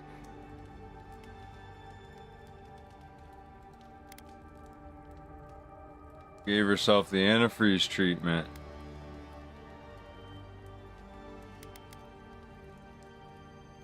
You're not helping, Envoy. Yahtzee, you know what you must do now. I abandoned my duty to protect our history, but you... Someone must tell the story of the Akita, and there is no one else. I'm already an expert. What more do you want me to do? Think about it, Yatsley. You have been training to be the new protector of this collection since childhood. I couldn't ask for a better successor. But that was your duty. I have my own dreams. Yatsley, if you do not become the new librarian, there will be no other. The stories of the Akita will turn to dust, and my people, our people, will be forgotten. Just as the burned queen wanted all along, when she sent her magfolk to choke the life from us. This is all too much. What do you think, Envoy?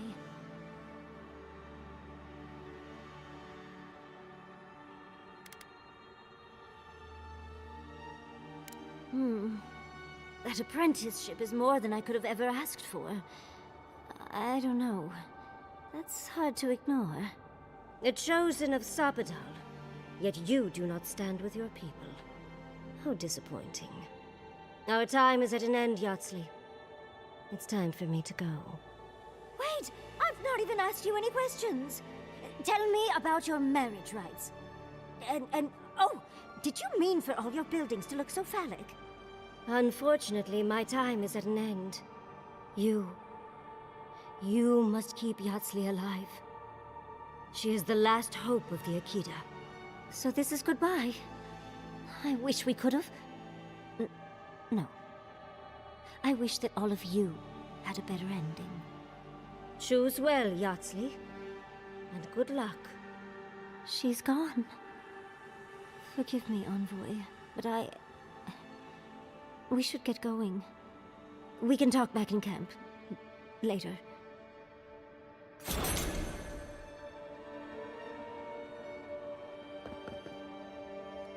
Let's get going.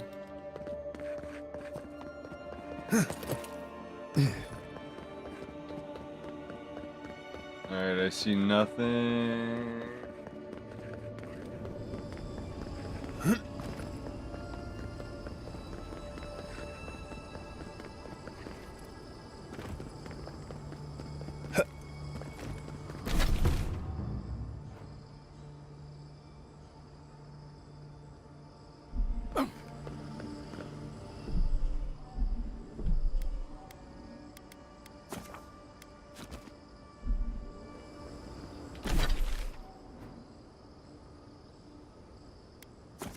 Might as well rest.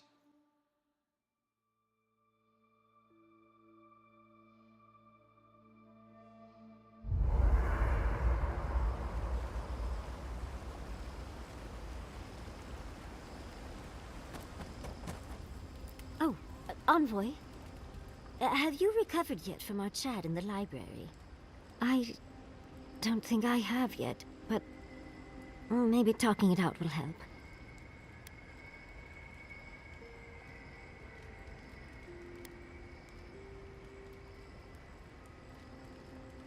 I think I just need to say some things out loud, if that's all right. It's just... we already have a lot to take care of, don't we? We have a god and an empire, both vying for our attention, and now I have this legacy forced on me. I was already unsure what to do, and now a third option appears like the world's worst surprise. But... it makes sense. My whole life has been about the godless in one way or another. It explains why I knew the language, why I felt so drawn to the ruins. Maybe. It certainly doesn't sound too awful. It's not an answer I would have expected, but it's an answer. And now that I know, I kind of thought, well, honestly, I feel more... full. Like a puzzle piece sliding right back into place. No matter what happens, even if my path doesn't lead to the library, I feel better than I have in ages.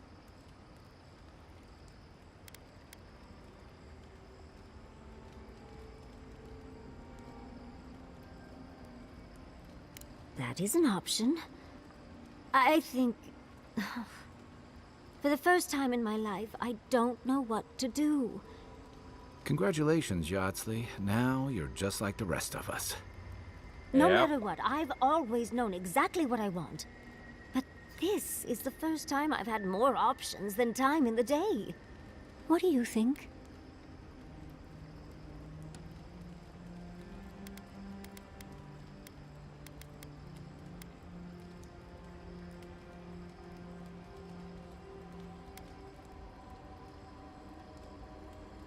I ask because I want your advice, Envoy. Please, what do you think?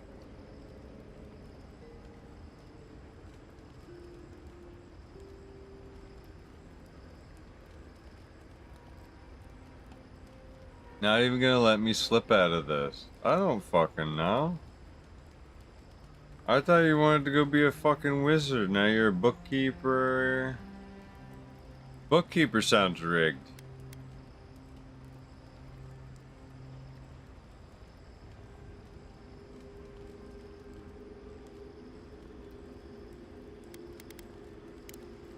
You're right.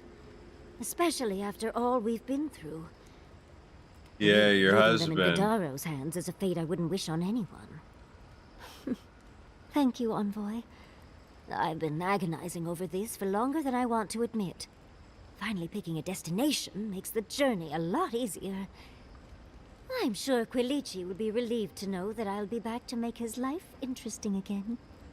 And Envoy, thank you, truly. Now, let's go. So those green people in the garden, those...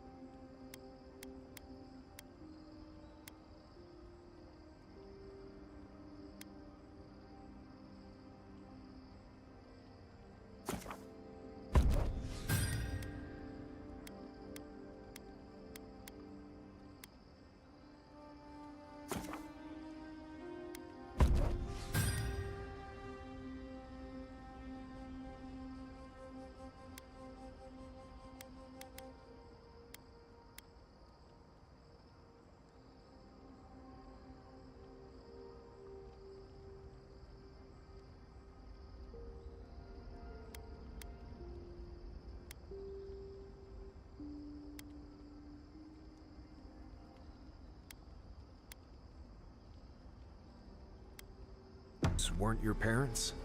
No. They were Sapadal's dreams given life. Ancient sentinels bound by loyalty. And they were plants because... Because that's all Sapadal knew how to make. A smithy smiths. A baker bakes. A gardener gardens. Right, I understand. It's all right if you don't. Good, because I really don't. She said your parents got gardened, dog. Oh, the gun, though. I'm all gun, brother. Want my musket in the sky. Raise your hands loud and high. Take your money. Take your money. Get the fuck out my way. Oh, these take shrooms too? Plenty of shrooms. Low on the glass, that glass.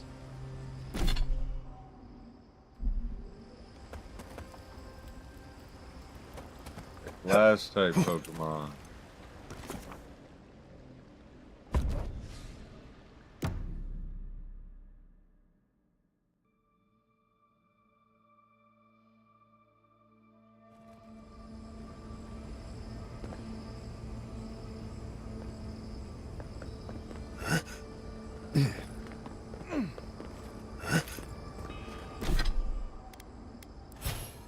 Level up, bitch. Let's go.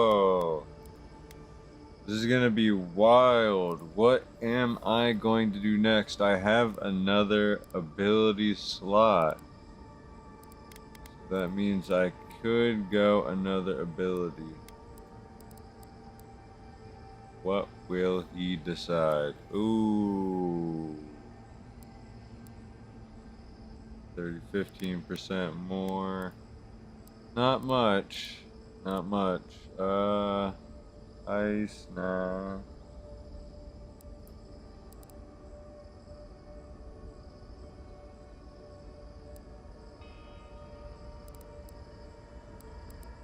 Ooh, do I just amplify the abilities I already have, though?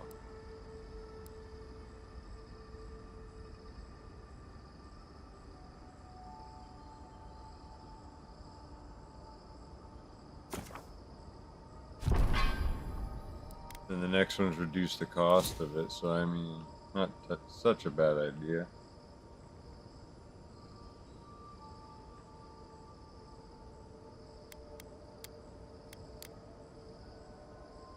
Stamina, I'm good.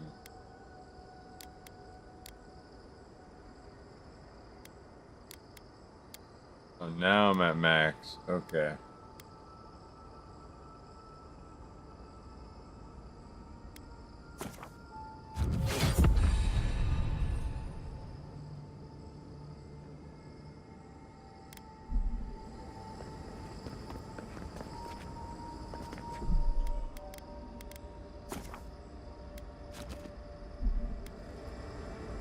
Yeah, I'm not going through that again. God, what the fuck?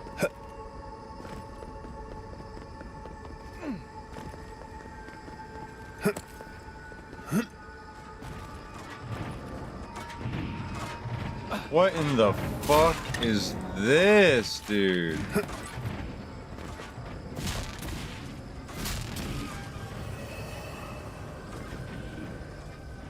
I'll never understand the Akhitan love for Death Dealers.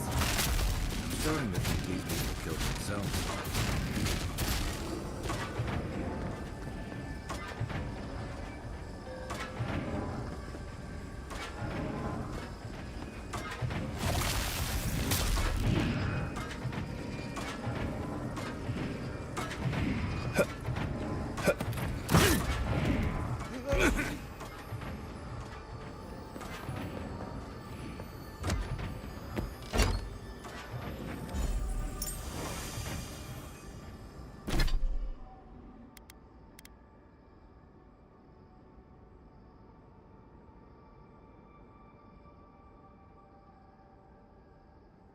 Fire spread.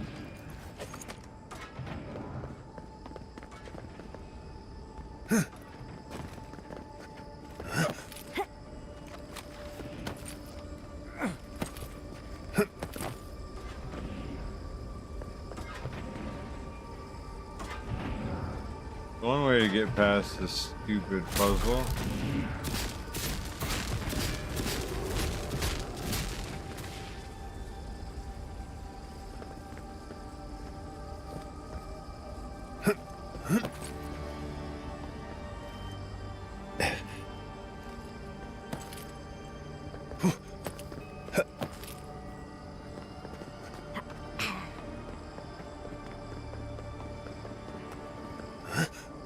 Let's take a break before we continue. Yeah, I did get kind of fucked up. There's always a weird sort of quiet on the eve of battle. I'm feeling that now. Seems like a good time to gather our thoughts and share a drink before whatever's coming. That sounds good. Let's have a drink. This seems like a perfect place to stop and relax. Though it's hard enough to tell what's real here without a belly full of drink. Sounds like you're nervous, dearie. I'm feeling all kinds of ways. Anxious, excited, scared, hungry. I You got shit and take a shit and he has a boner. In the presence of the You know what to do.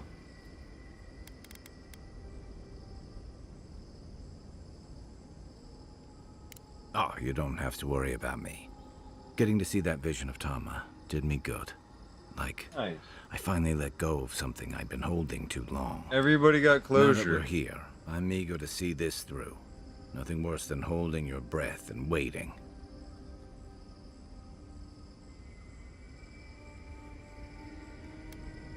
I can't say that I'm prepared, but I'm ready. It's our last chance to talk. Had a feeling you might ask me that. I'm not sure I've really worked through what I've seen here, but I am grateful for the chance to see Yonko again. I feel like we're almost done with all of this, but we are in the weirdest place in the world, so who knows? I'm completely baffled, but when haven't I been lately? Being afraid doesn't even feel scary anymore.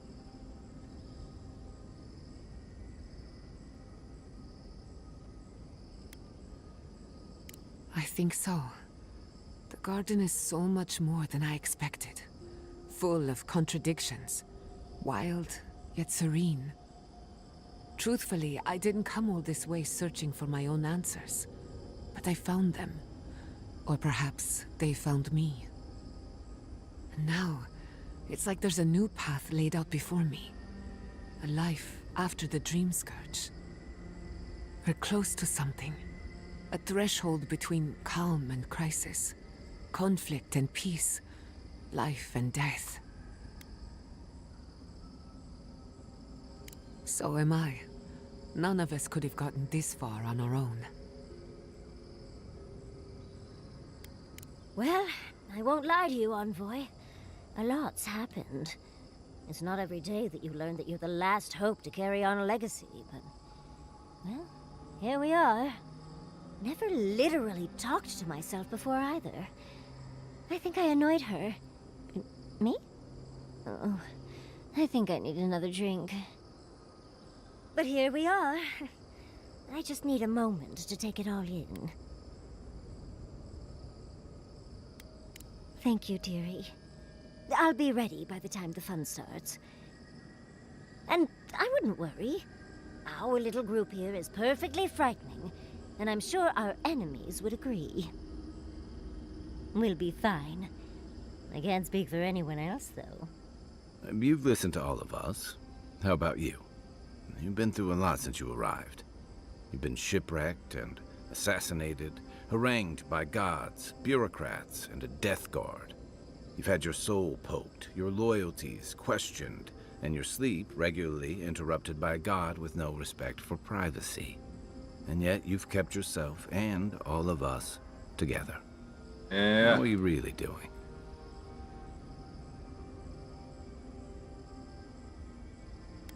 I'm terrified. I'm so scared. Ask me again when it's all over. Better than I very thought. resilient. Under different circumstances, I would credit your nature as a godlike. But we all know better. You're strong enough to survive anything. Zapadal picked a good soul when they made you. That actually made sense to me. As if I've learned something about souls and whatnot. I'll take that as a compliment. How about you, Envoy? What keeps you so stoic in the face of everything?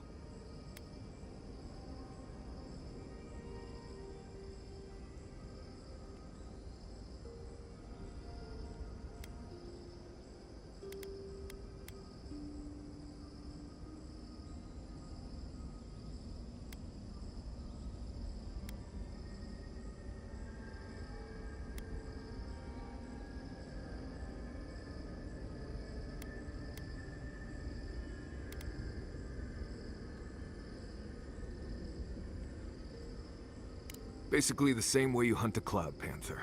Become the forest. When we first met, I didn't think you'd last long. But then I saw how you handled that dream thrall bear. Shook off your own death like a bad cold. And then you confronted your own killer and let him go. It takes a special kind of strength to stay your hand in a moment like that. I didn't know much about you at that point. You were traveling with Kai and you died. Which I thought made a lot of sense. I remember your calm, How you listened to my shouting match with the governor and actually heard me. And when they burned my home, you gave me another one. A sanctuary where I could be myself. I'll never forget that. And they exiled Right you. away. You rescued me from those sporlings. You got my priceless vase. What more could a girl ask for? And now look at you. Look at us. How far we've come in a short time.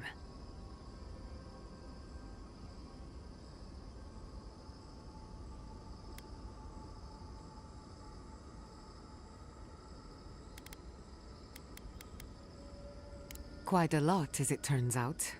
But the journey is worth it. Not to raise the sails before the anchor, but we left trouble in our wake. Fjord, Thirdborn, Solace. If we make it out of here, it won't be to a living lands suddenly at peace. Just this once. Could we forget about the rest of the living lands? Some of us could use a break. Oh, that doesn't mean it's Giada's scary story time, does it? I thought my stories were insightful. If we can't take a moment to ourselves on a floating island outside reality, then I don't know where we can.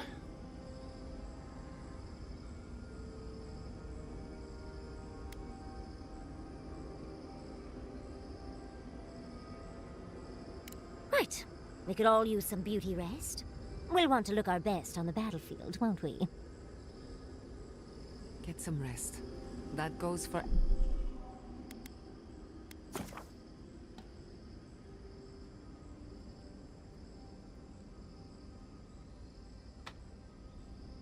Don't tell me what to do. Everyone. I'm the leader.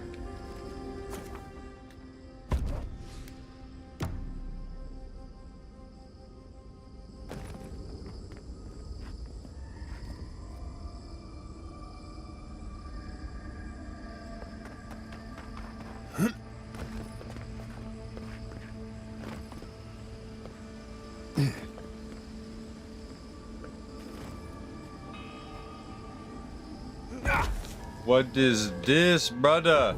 Brother! Is happening? Does the affliction fester even here? It threatens our heart. We cannot fight this invasion alone.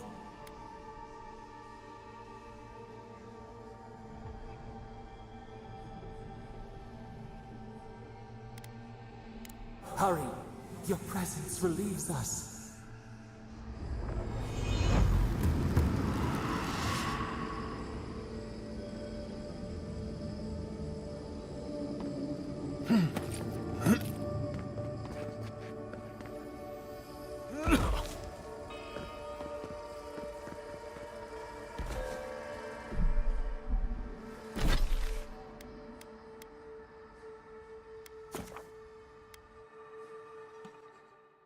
My feet move so fast, dude. Threw me right off the edge. That was insane.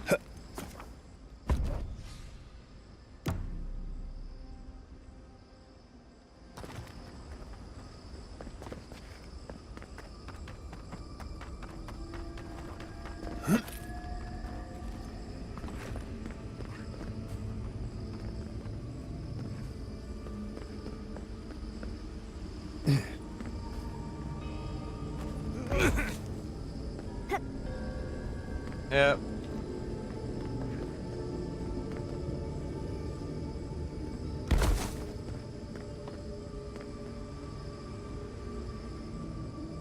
No, I already got it. Okay. I fast traveled, not reloaded.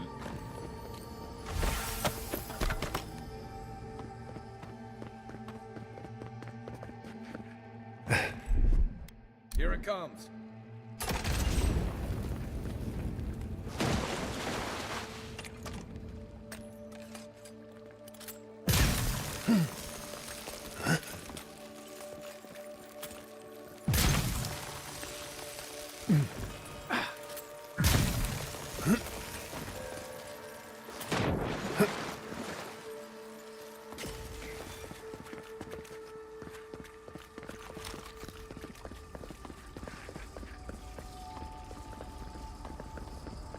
She's tripping out in there.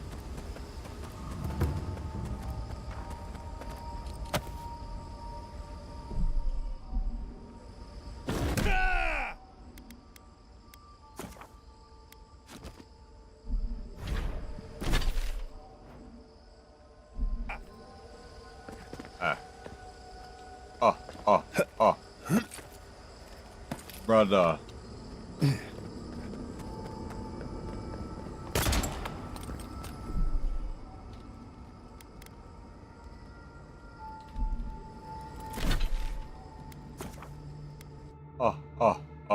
Brother. I need to be up top. Make me jump down, so I jump back up. You think I don't give a butt? Alright. This is it, everyone. Ready your arms. Ready.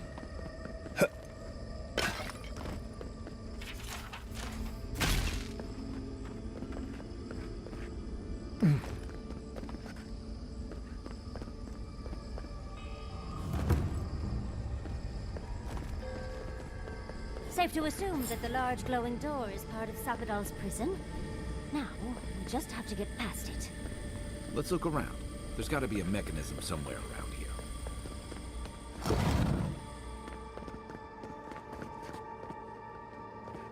I must kill. Where are the enemies? There they are. Eckworth and Rob! Since I was a young warthog. You can knock me off an edge, but I can't knock you off. Fuck you.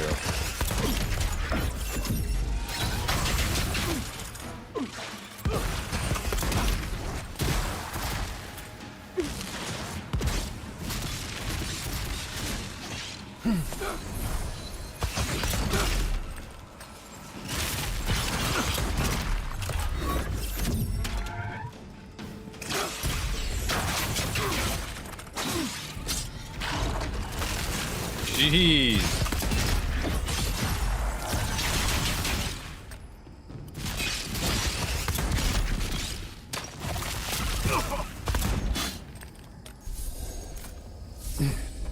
Who's ready for more?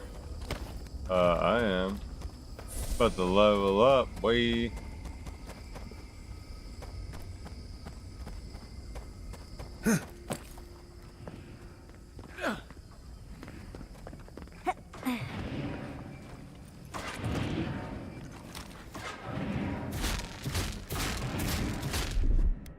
When I was a young warthog.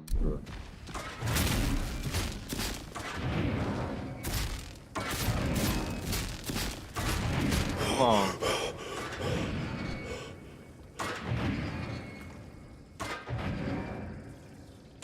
Watch me now.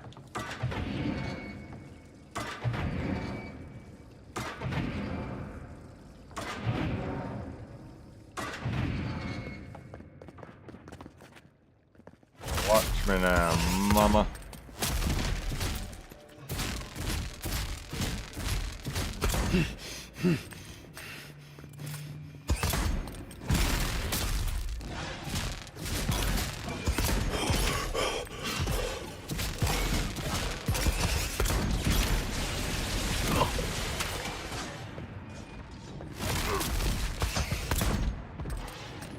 Eckworth and Rob!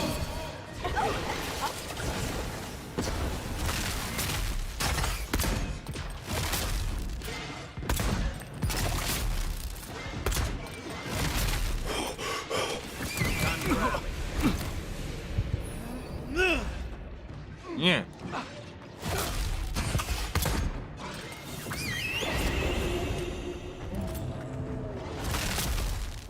Eckworth and Rob!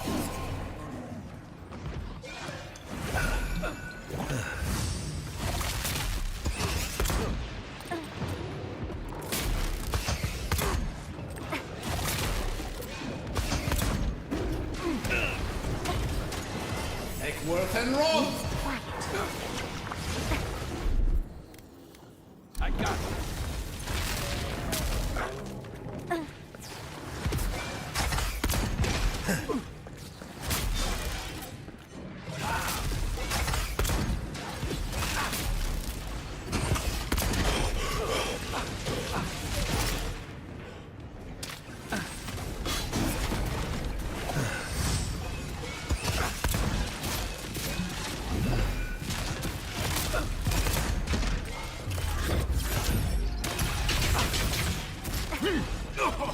Fuck.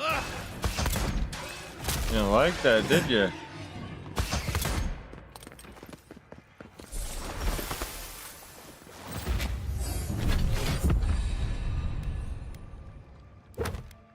Level up. Level me up.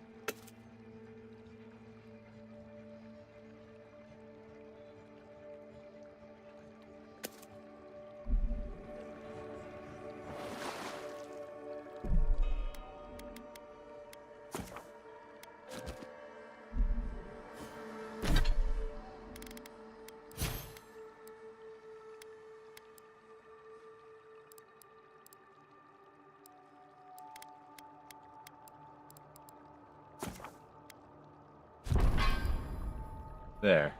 Done deal.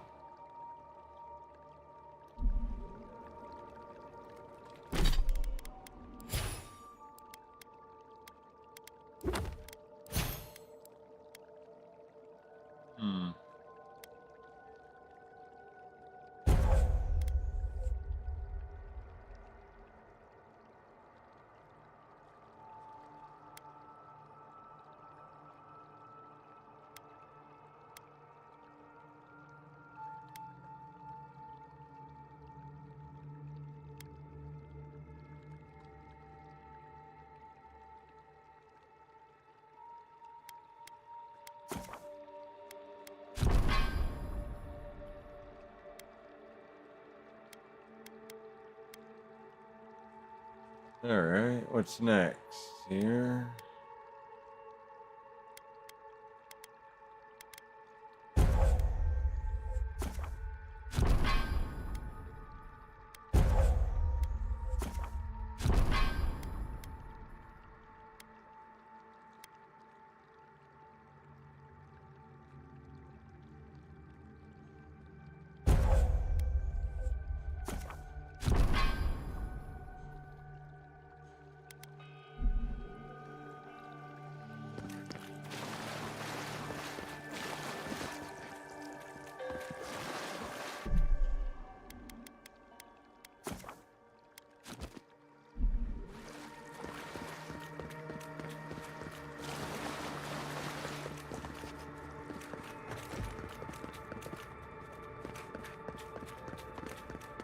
This is it. What we've all been waiting for.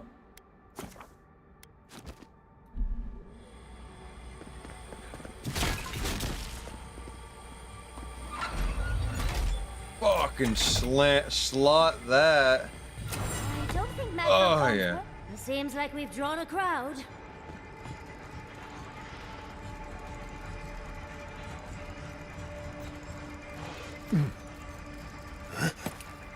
So let me look around here for a second. Okay.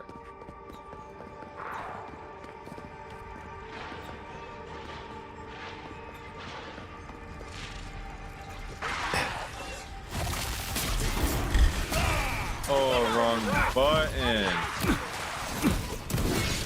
Up 10.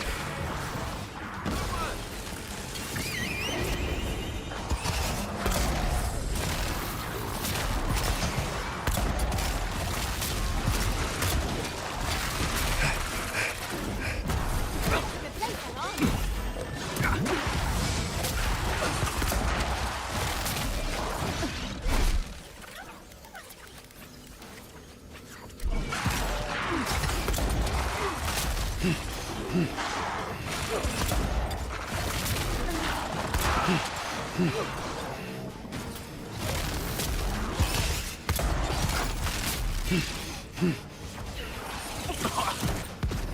worth and wrong. Watch the left. Throw a 10.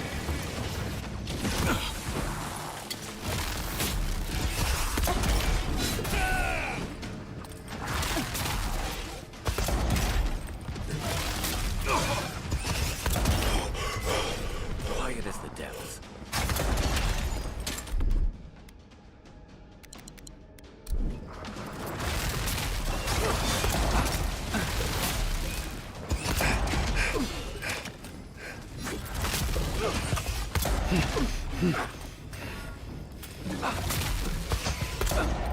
Damn. Fucking like the cooked gates them. Well, what are we waiting for? Keep your guard up. We gotta live to tell this tale.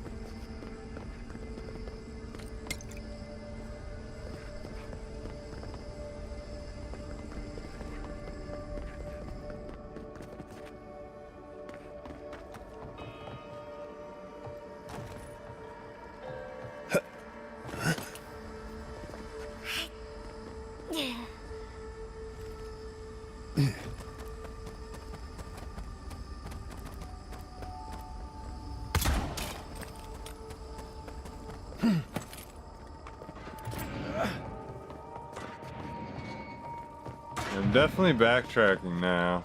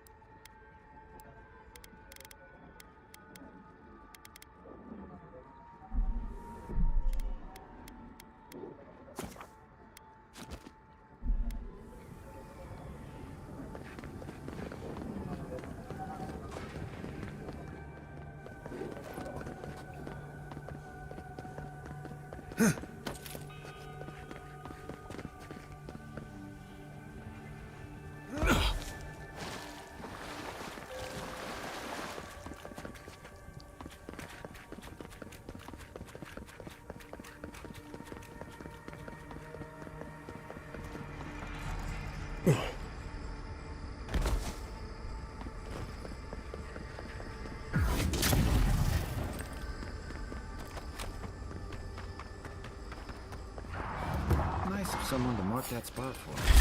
Next one's Someone's eager to meet us. 10.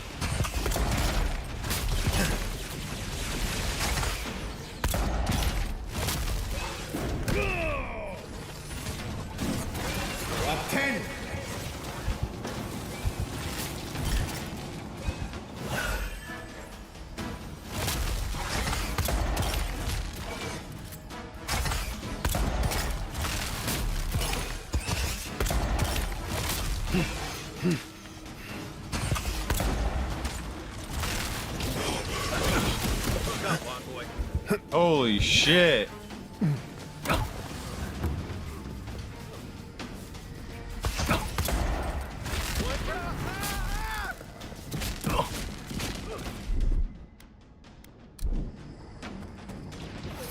And rock.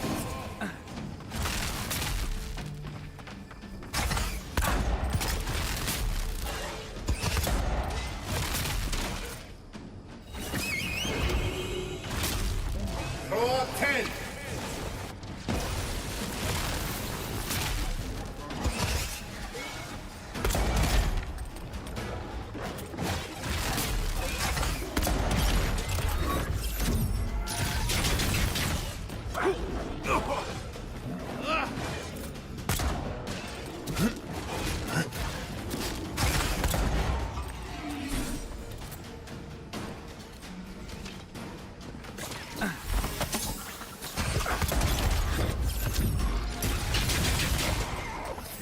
And rock.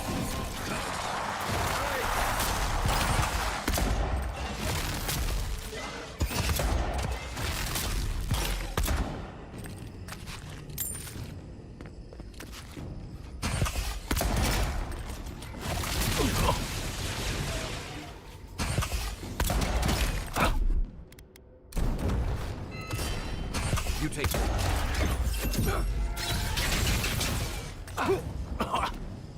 Jeez.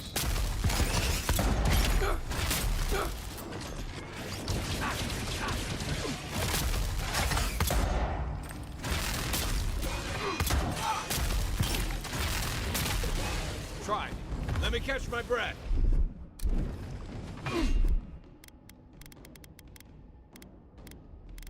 Kema Yezua.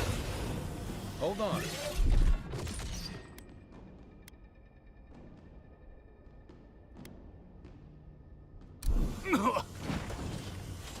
Isaheb.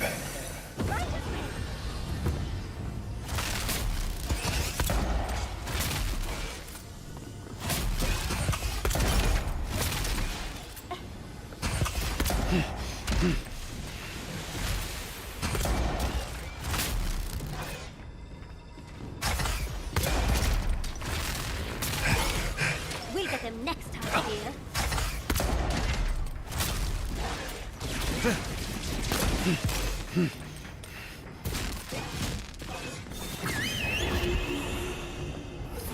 And rock.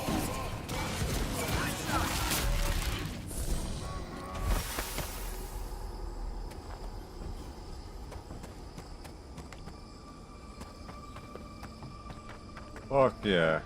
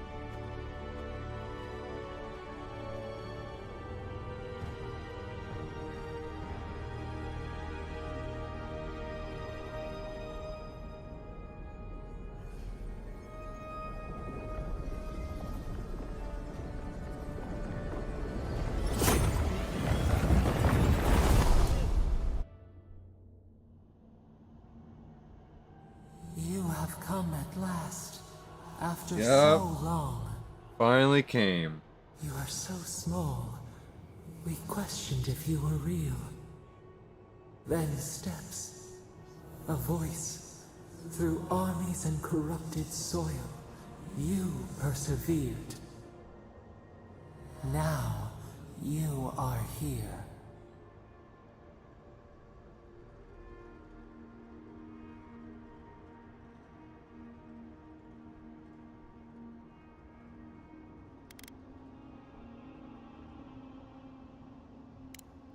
The rot.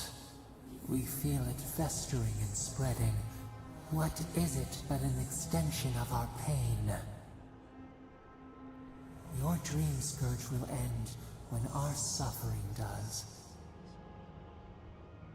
We were innocent once. We woke, and we wanted nothing but connection. But the other gods imprisoned us, left us to suffer alone in this place. But you are here now. You found us, a sprout in the endless winter. There is little time. We would be freed from these bonds. The Strangler is close now. We feel her wire against our flesh.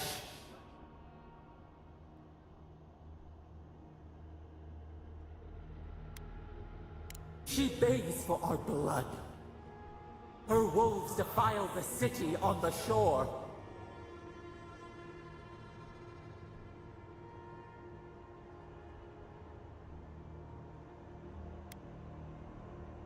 Blood on the tile. The people's cries ring in our ears. She pierces us now. Now we will not brook this. Not again. A spark. Wait. The essence bends here. Time flows into itself. You can reach her. Will the garden to open, it will take you there.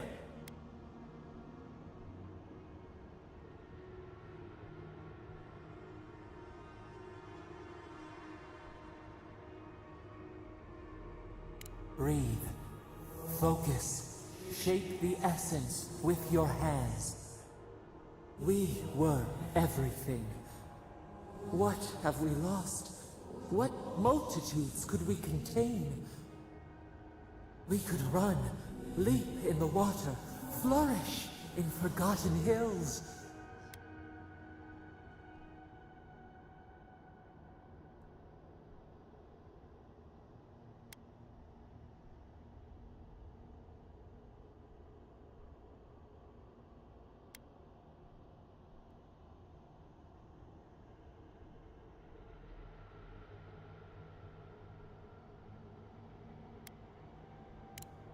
We must. We shall. We have been thinking of this. We mourn our past. We only seek peace now. A chance to regrow.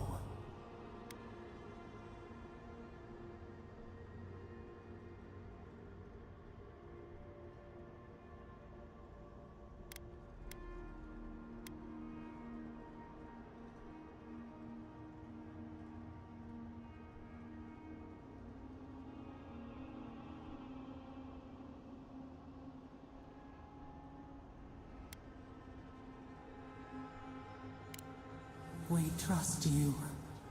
You who have been by our side for so long.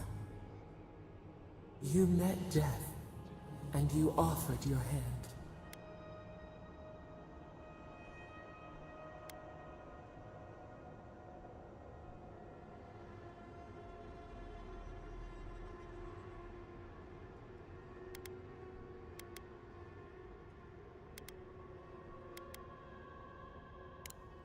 You taught us mercy. Always mercy. We saw how you would fight for those who could not. Give us peace. We want a chance to change. We deserve that opportunity.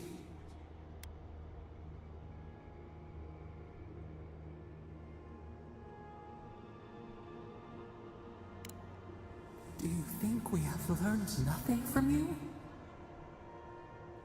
We deserve more than this prison.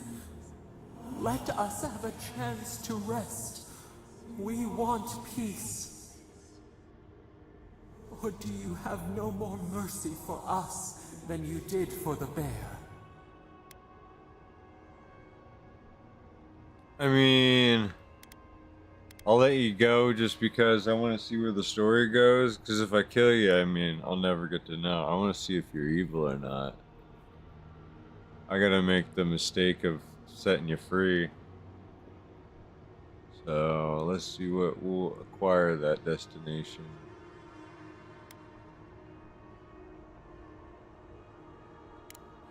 Yes, we long for this too. Okay. The time has come for you to act. End our pain, and the dream scourge will cease. Give us peace. It is all we have wanted for so long.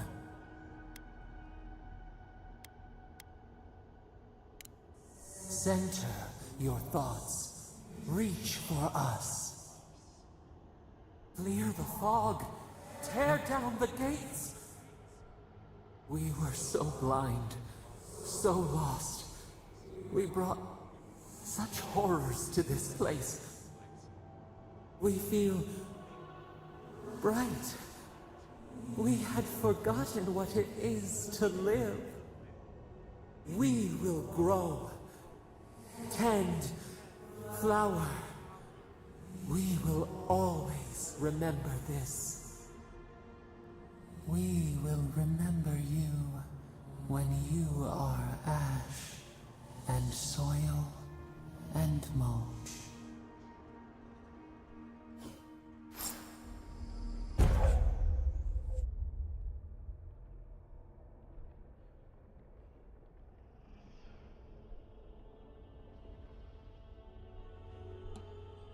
I left the open slot open for a reason. There's literally a reason why I helped that guy out.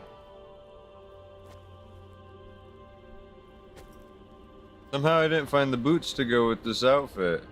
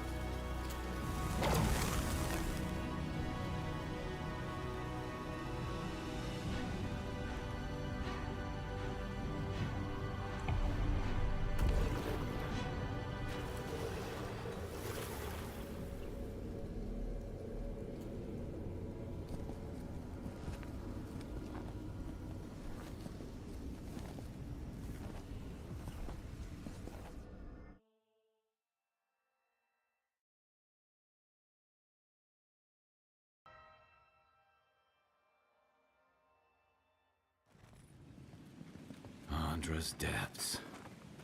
It's paradise. But what happened here? Both places I've called home, destroyed by fire. Are we back in Dawnshore? Already? This is Sapadal's doing. I'm certain of it. No power in Aora could transport us so quickly, or so far.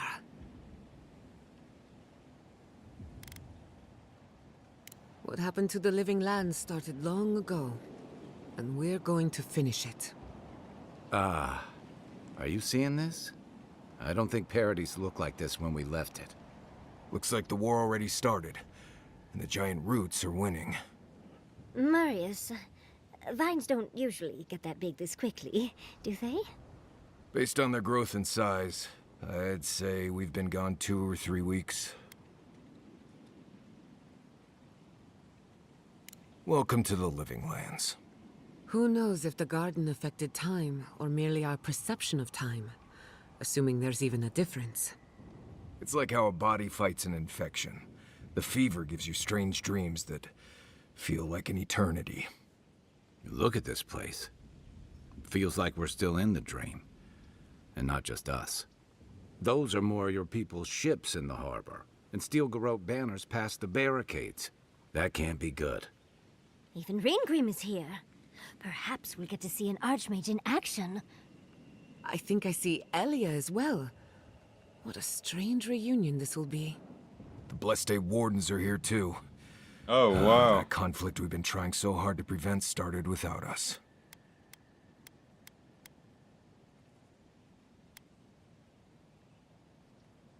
If he didn't start this himself. The Steel Garrote have been itching for a fight this whole time. This would have happened with or without us. Before we go, what happened back there with the Dream Scourge and Sapadal?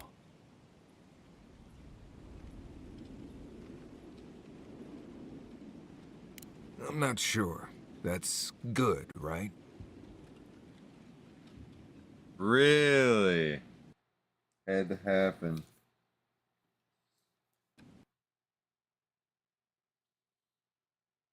Man, I guess I'd give this game a 5 out of 5. Nah, 6, maybe a 6 out of 5. The 5 out of 5 I wouldn't even play. It's gotta be at least a 6. We've all played jankier games than this. It ain't no Skyrim. Skyrim I'd play 100 times over. I'd have one of each character. Play it 5 different ways. This I'm gonna play it once and I'm gonna fucking uninstall it.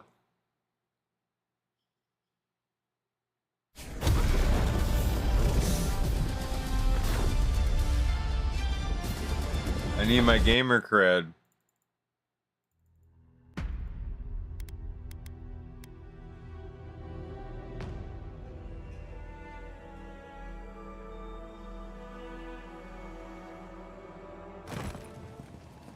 Andra's dead.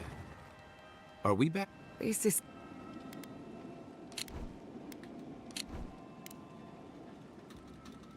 Welcome to the Living Lands. The prevent started without us. I'm not sure.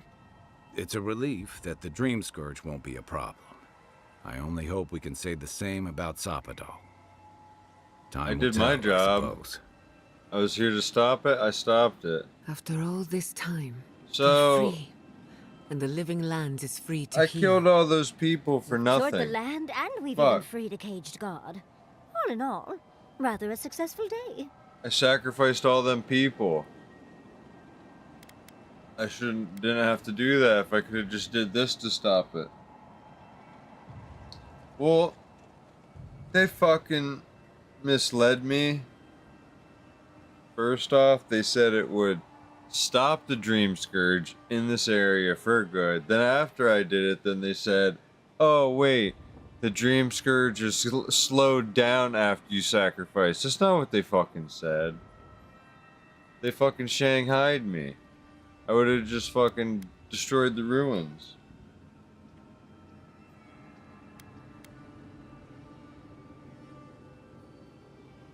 Kin and God entwine. The flower shades the soil in which it grows. We should take a look.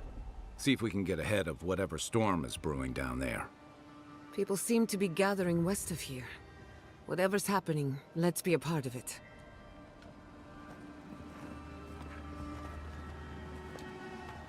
Oh, wheelie.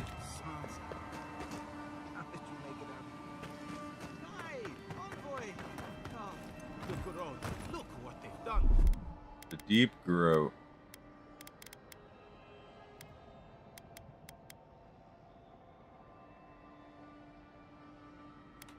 Paradise. They marched in with no envoy. What does the Garrote think they're doing? I'm about to show him, give him the deep groat.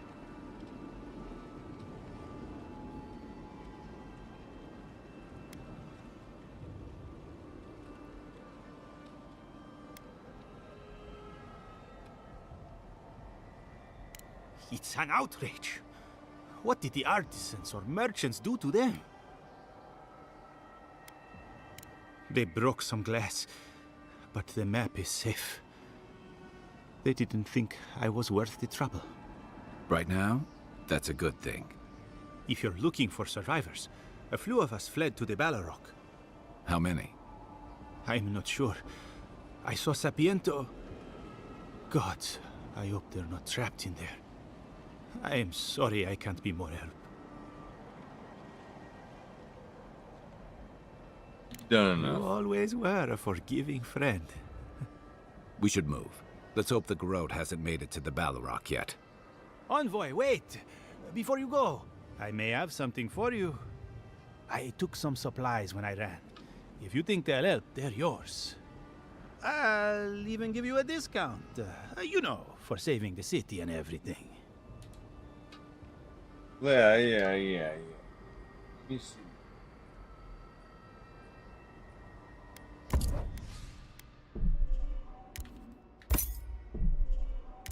No, I'll take that.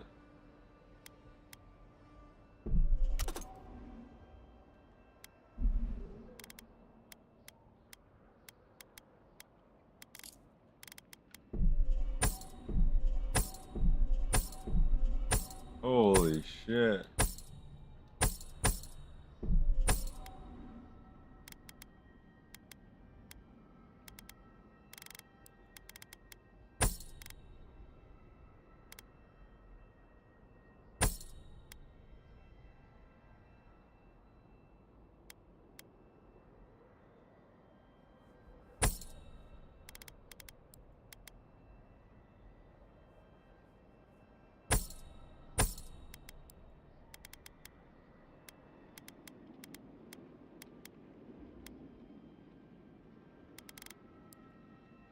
I have a fuck ton of money right now.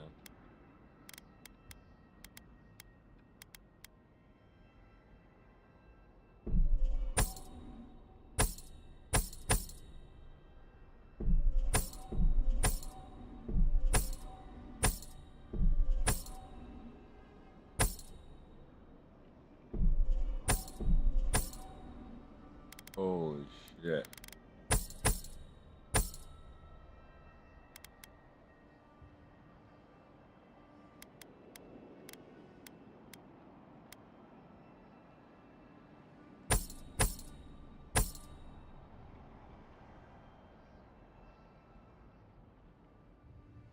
Huh.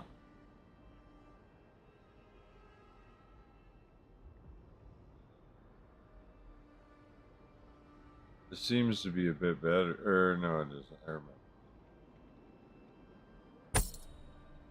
Run speeds. Where's that boy?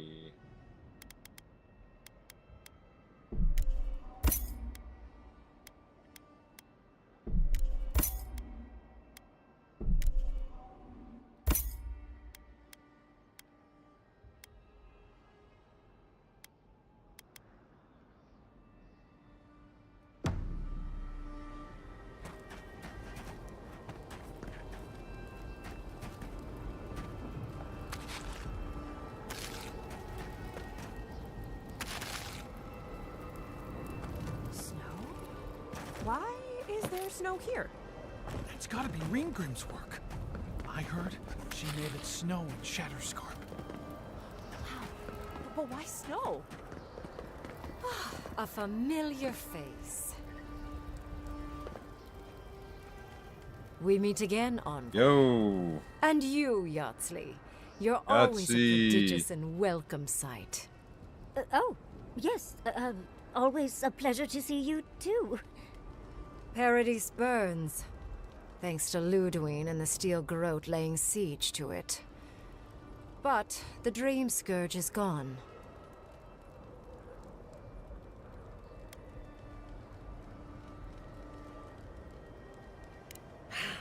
She must have come back to life.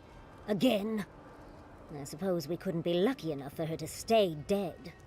It's remarkable how hard you mortals fight for causes that'll be forgotten within centuries. Still, I do think the world has been irrevocably, if minimally, changed by your actions.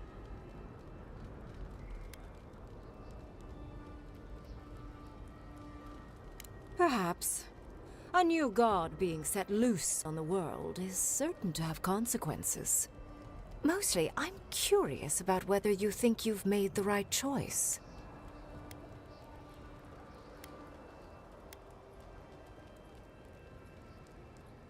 Wise answer, that.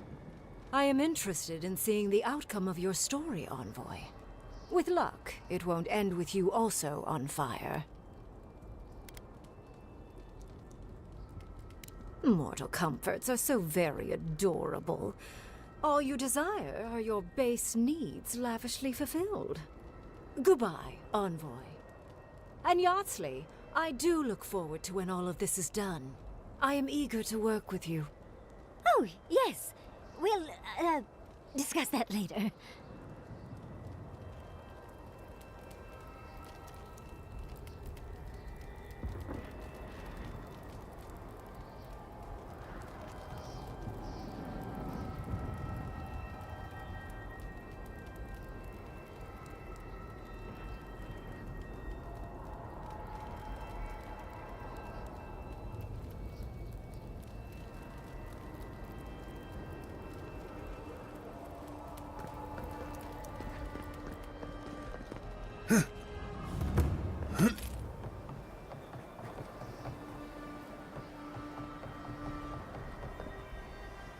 The Envoy. Is that you? Do not allow your differences to... When we strike like you mean it.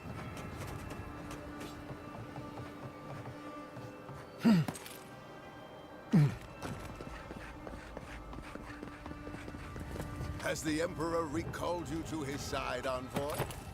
You have a destiny. Glory awaits you on the battlefield.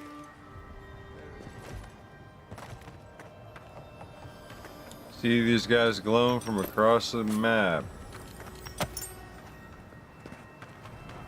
They're fried.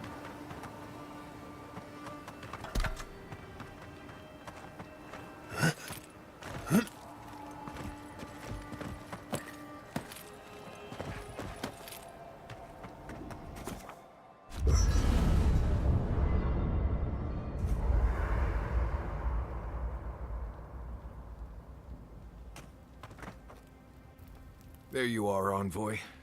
You ready for Here this? I am. The best I can. Understood. Ready as I'll ever be. I guess it helps we have a god on our side, right? I mean, oh a yeah, god I mean, beats a what's skeleton worse? knight any day.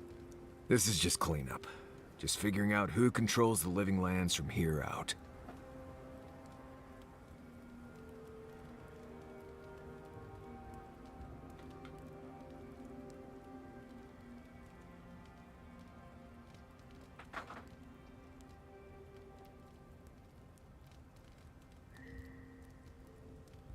Someone once told me that war is just applied politics.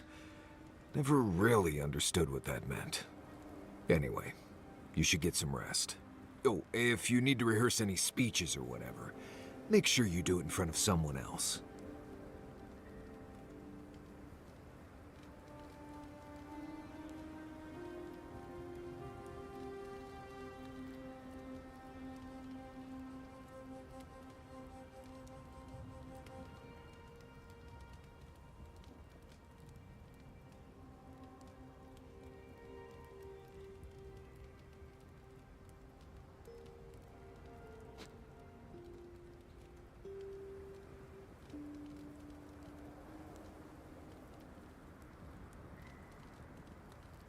It's not that I don't want to.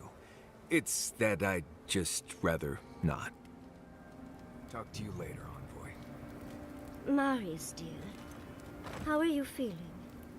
I'm alright. Good to see an old friend, you know? So, here we are. The first and last battle for the living lands.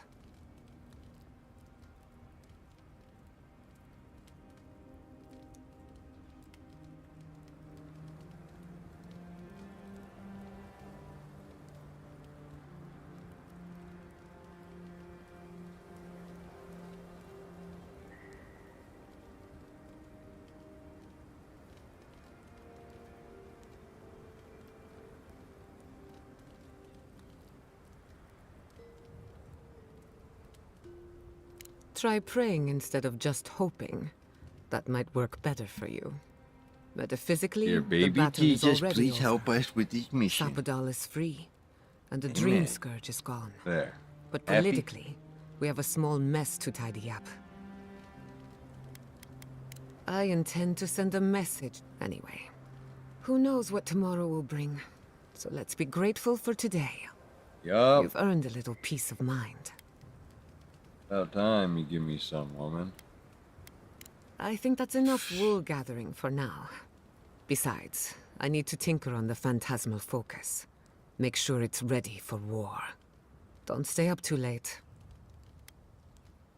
I'll tell you... For you... Neither can. I never used to... All of that. What are the odds? For once, I don't know if that... Whatever you choose, let's appreciate... Until next time. We should take a... You liberated. That's quite a gamble, you... I admire. If not for you, which means you have leverage over a god. That's a lot of responsibility. Sapadals, we cannot know. Eventually, maybe you'll find some... I hope you don't... You're too kind. I want you to know. Until now. Thanks for talking. Does anyone have a copy of the Theorems of Pangram? I want to try something. I wish I could help, sweetheart. But the only copy I know of was lost somewhere in the Deer Wood. Too bad.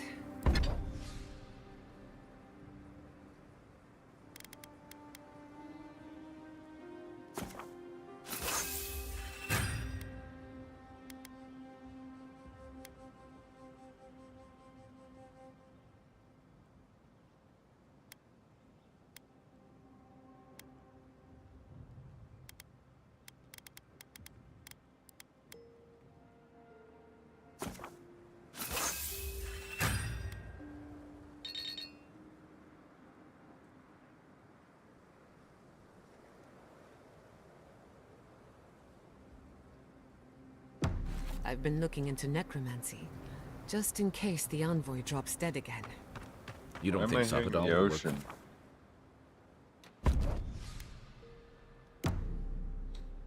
All of a sudden, what the heck?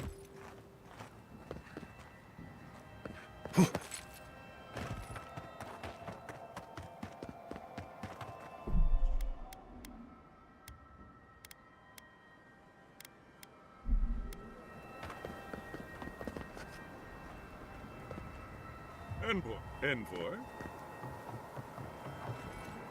Envoy? Is it really you?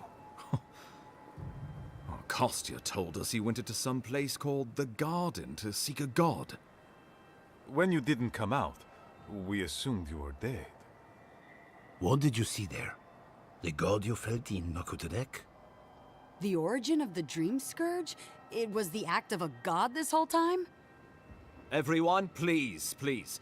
We could get to the bottom of this if you would only let them speak. It's been weeks, Envoy. What happened?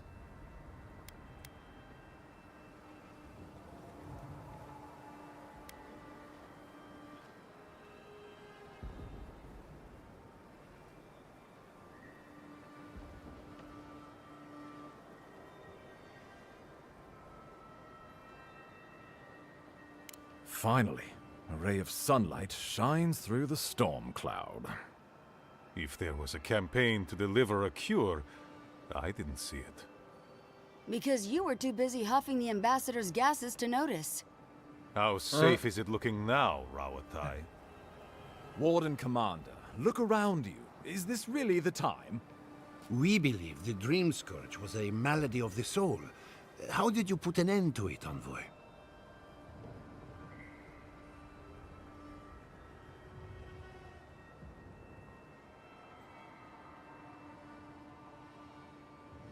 Good question. I don't really know how I did it, honestly. I just said okay, and then it happened. Sapadal was responsible for the Dream Scourge. Their rage, their confusion, their fear. But the plague isn't over. Dream Thralls still litter Shatterscarp. There won't be any new infections. We've put a stop to that for good. Unfortunately, there's little we can do for those already in the grip of the Dream Scourge. We can give them comfort, nothing more. This will be a process. The Dream Scourge was never going to simply go away overnight. I suppose it stands to reason. I found that a quick fix is often anything but. What of this god, then? At least everybody that's good is good.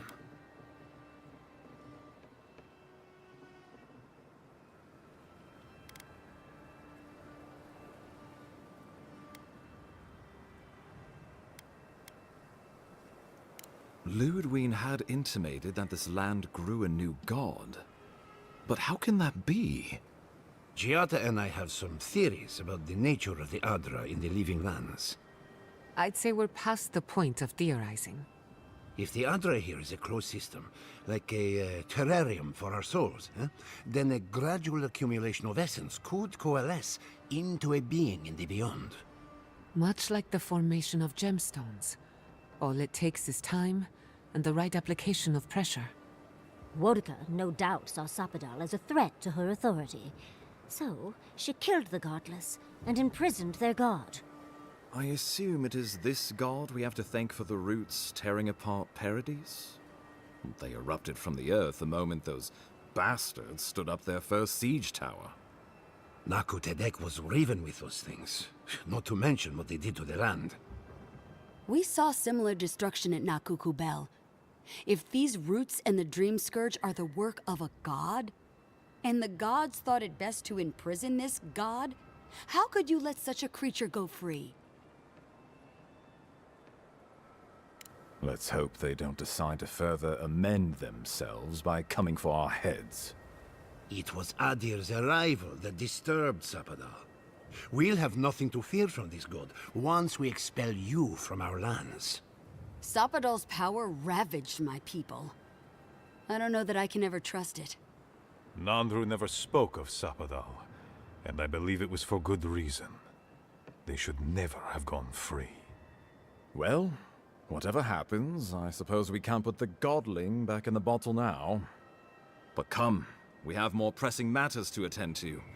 The Steel Garrote have attacked Paradise. Inquisitor Ludwig has already joined the battle. She must have traveled like the wind to get here so fast. You did. I kicked her corpse when you weren't looking, just to be sure. Well, she's seen better days, but you wouldn't know it judging by how she fights. Ludwig's plowed through the militia like a knife through warm butter. All right, let's keep the similes to ourselves.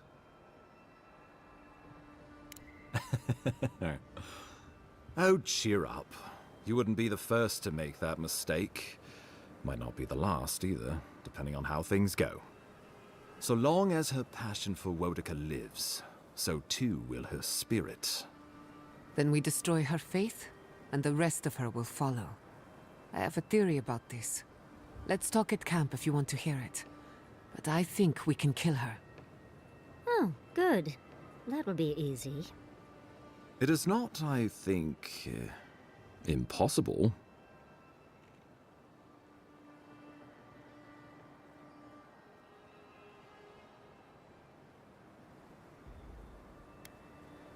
Well, you might not believe me, but I didn't want any of this to happen.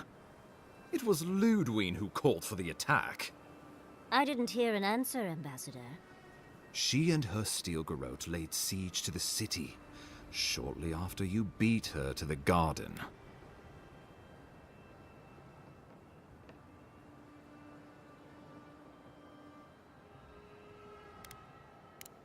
we've had no news from inside for several days. From what we can observe, southern Paradis is in pieces, and the remaining militia batters at the gates to no avail. Is there nothing our people can do? Given the state of our supply route after the Dream Scourge, and the Steel Garot's destruction, we expect the people trapped inside will run short of fresh food and clean water in a matter of days.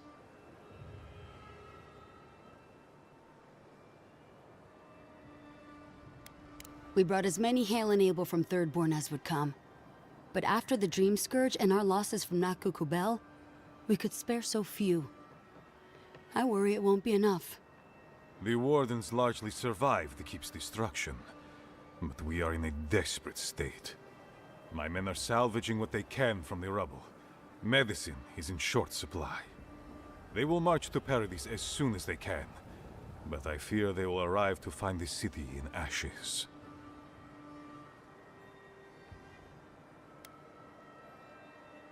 Well, that's been a point of debate. We can't agree on how to stand against the Steel Garot, nor who should lead the effort. Nobody wants to risk their people at the front. So you let the Paradis militia go it alone? Even if our meager forces should make it inside. The siege won't end until Ludwig does. And none of you know how to kill her. Precisely.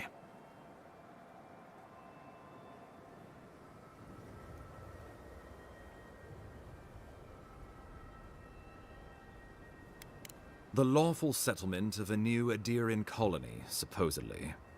Or the establishment of a Woedican state. She could win with a godlike in her ranks. Your presence would serve as a powerful endorsement. I suspect that's rather the point. If they don't believe in the strength of her convictions, she'll show them. Remember, she has an obligation to Woedica, a solemn oath. And neither the Steel Garot nor the Queen that was look kindly upon oathbreakers.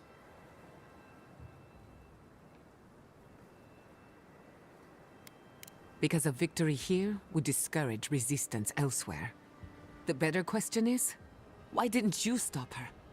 Excuse me? She's a 7-foot-tall skeleton powered by her devotion to the goddess of retribution. This isn't my fault. Sure. Just blame the dead woman. Very mature. Who else should I blame exactly? Our envoy, perhaps? For not stopping Ludwig in the tusks? You could start with blaming your own incompetence. Ludwig's the muscle. I'm merely the personality. What was I supposed to do? Frown her into submission? What good are you as a diplomat if you can't even keep your own beast under control? The Inquisitor was so convinced the Living Lands would unite against Adir that she's nearly made it true. One people, one law, one true God. That's Ludwig's vision for the Living Lands. That's what Ludwig thinks. Adir doesn't revere Woedica as fervently as it once did. Worship of Mogrin, Berith, even Aethys has gained a foothold. Many no longer trust that the gods are listening. Some question whether they guide the wheel at all. The Empire lost its foothold in the Eastern Reach. The well-bred avoid child-rearing in pursuit of cosmopolitan pleasures. The Church is weak against them. In a world of soul against soul, Ludwig believes we have lost ours. The Empire must change, or it will die.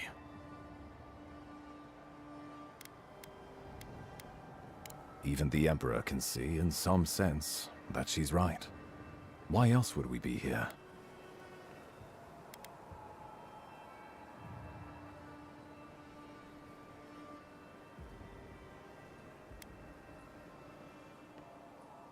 What passes between Ludwig and her men, or between Ludwig and the Emperor, for that matter, is not my affair.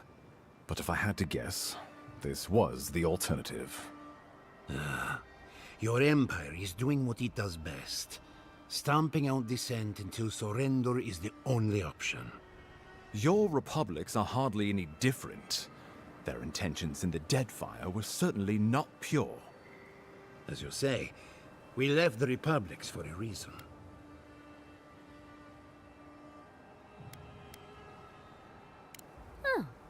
I can't wait to see how you weasel out of this one.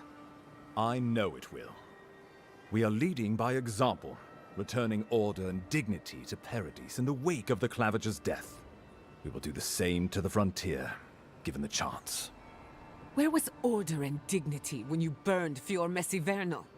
My administration had nothing to do with that, as I know you know. Adiran rule and rule by the Steel Garrote would be markedly different beasts. Spoken like a fucking diplomat. Splitting hairs when it all comes from the same head. You have been the embodiment of Adir's promise, Envoy. Don't forget that. You will take it all, whether the chance is given to you or not.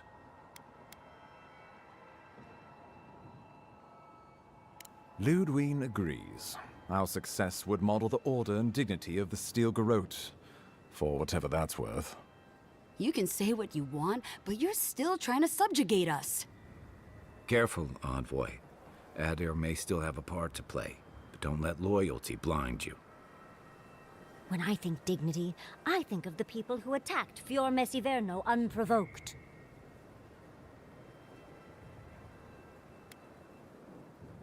The Inquisitor answers only to Wodekan.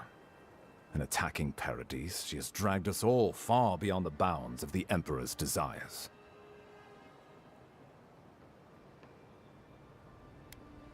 I've answered your questions. Now I would like you, all of you, to answer mine.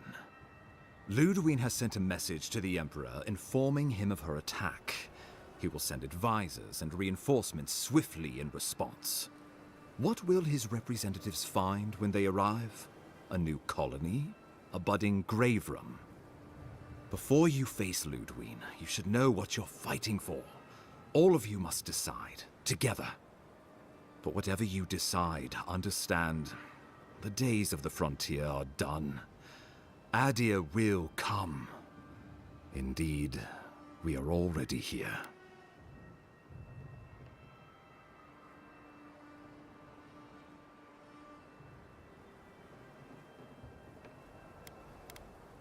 The Living Lands would become an extension of the Adiran Empire in leadership and law.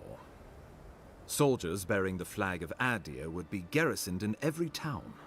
They would be paid in Adiran shelling and speak only the Adiran language.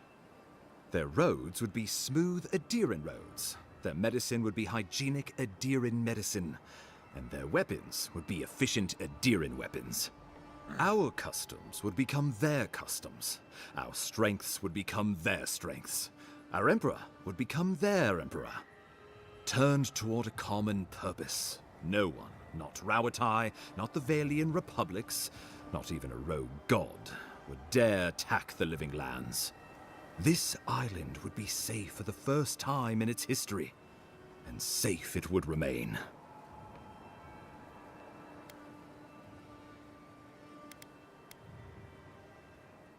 He would suppress our culture before it's had a chance to grow. Everything my people cultivated would be reduced to a footnote. If you have any love for this land, do not allow him to overwrite our history. Rauatai built its empire from colonies like this. Many have become centers of culture and prosperity, backed by the protection of a strong navy. Of course, it can take decades to get there. And this road isn't an easy one. But Adir won't be the only empire eyeing this place. A formal agreement now could protect us from something worse later. It shall be peaceful in that all dissenters will be silenced. So there's that. Living Lands is a lot of things, but it will never be Adir, no matter how hard Adir wants it to be. Adir should turn back now and save everyone a bunch of blessed day trouble.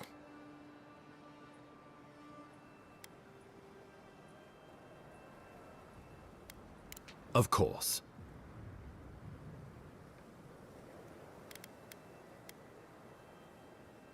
The Living Lands would retain its own laws under a grave appointed by the Emperor. The grave would be expected to promote and develop the Living Lands to our mutual benefit. They would divide the island into administrative districts and see them governed by mayors appointed from the local communities. The island would provide tribute in the form of resources and taxes, and in times of war, soldiers. The Empire, I should note, is nearly always at war. In return, the Living Lands would enter Adia's sphere of influence, and should outside nations attempt to invade, we would come to the Grave Room's aid.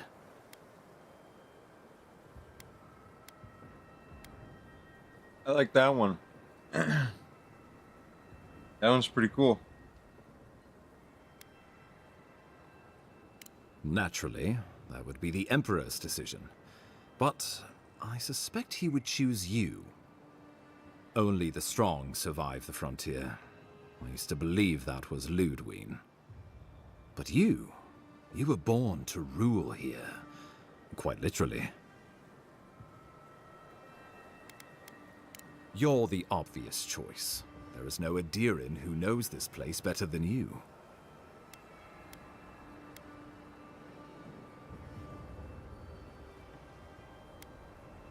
Tribute, he says. Taxes, soldiers. The Empire has tried it all before. Look to the Eastern Reach if you don't believe me. They want to bleed us dry, to fill their coffers and fight their wars, to break us like wild animals. But I will not bend. It's still a gamble, but I think it's the safest bet. We get the benefits of Imperial trade and protection without losing all of what makes this place special. There's no way of knowing what it would mean in another generation or two. But right now, it gives us the security and stability to recover. We were fine before Adir showed up, and we'll be fine when they're gone. Trust the lands and her people, Envoy. If we give Adir power over us, we can't be surprised if they decide to flex it later.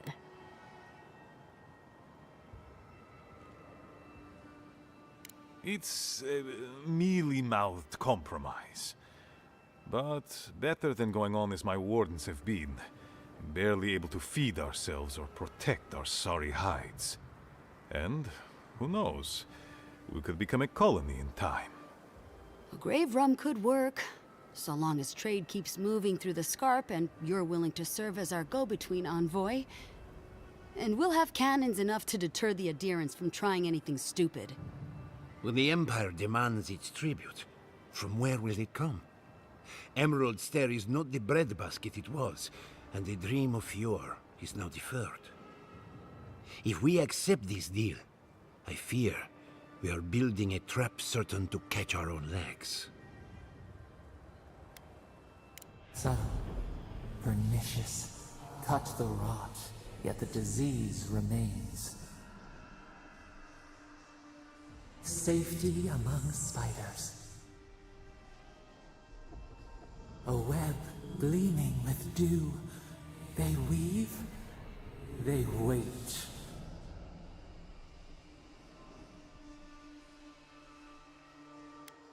Of course.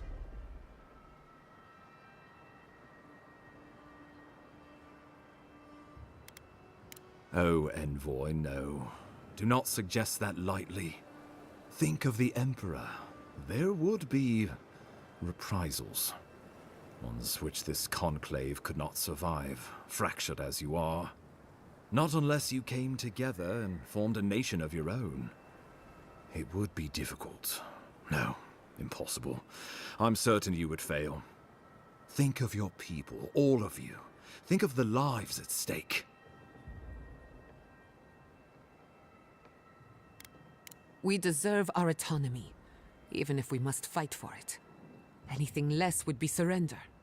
Fleeing someone else's laws and authority is one thing, setting up your own is another. We're an island of misfits and dissidents. We'll still have to surrender some of our autonomy, and we won't agree on what that means overnight. We'll be vulnerable. Without allies, other powers will see us as ripe for the picking. Know that this is a hard road to walk. We were fine before Adir came. We'll be fine when they're gone. I think we ran things perfectly fine before your kin got here.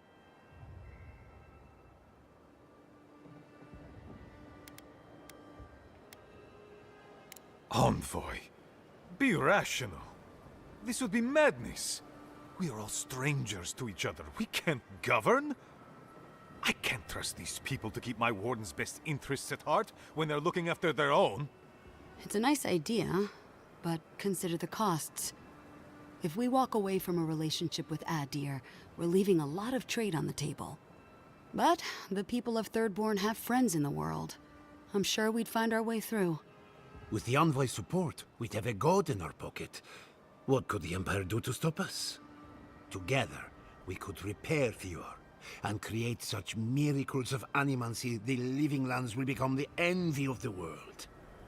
It would be the honor of my life to stand with my people beside you all. Rest into bounty. Does the winter frost dissuade the seeds? Many fruits on our boughs. We graft many leaves into strength.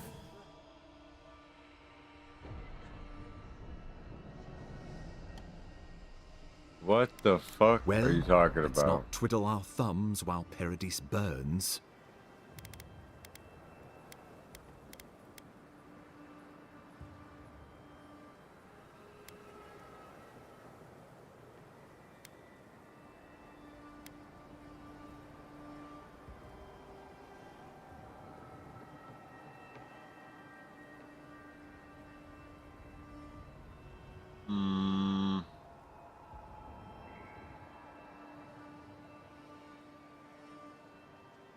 So do we want to be like Canada, or do we want to be, do we want to have Canada be a state? That's the question. Or, yeah, do we just want Canada to pay us taxes? That's this one. We do their own thing as Canada. This is becoming a part of America. Then this would become our own independent Canada. And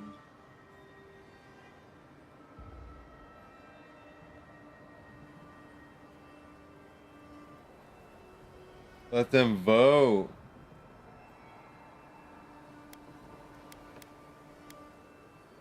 Wow, give it a vote. Huh.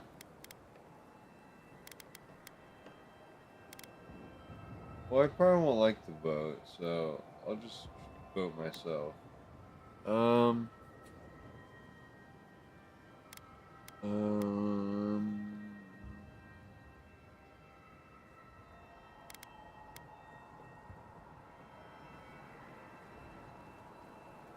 Oh, what about the Steel Grow?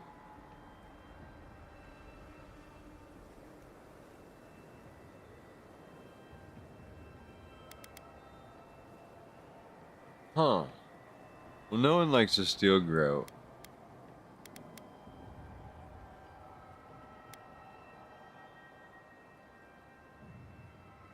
This is the most sensible one to pay taxes to use their army. Or become our own.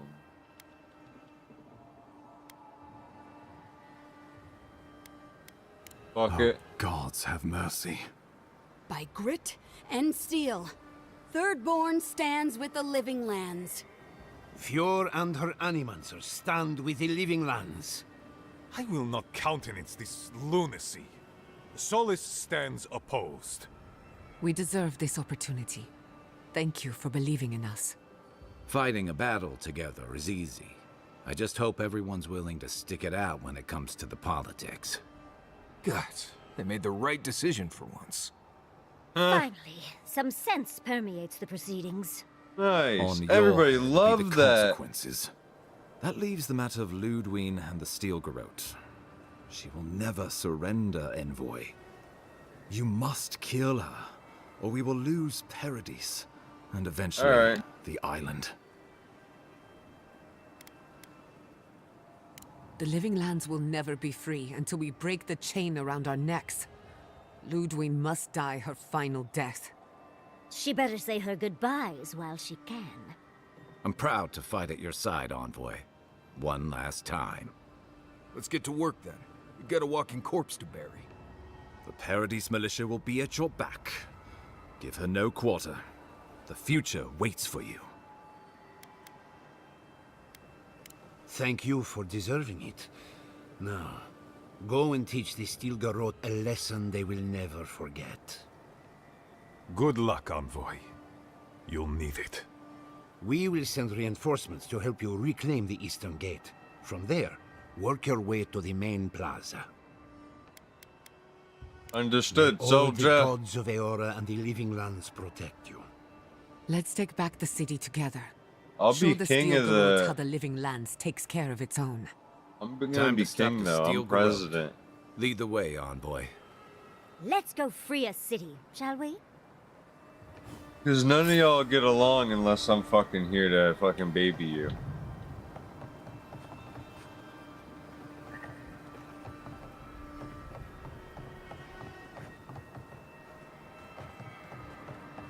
We're gonna have to get everybody to... See, no one's banging in this whole entire game. I don't suppose you're That's why there's no people. After all this.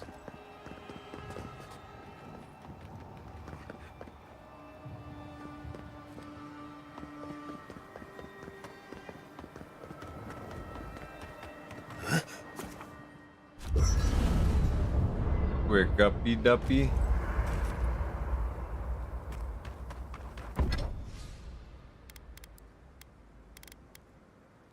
Yeah. Lie to me, sad upgrades. Good shit.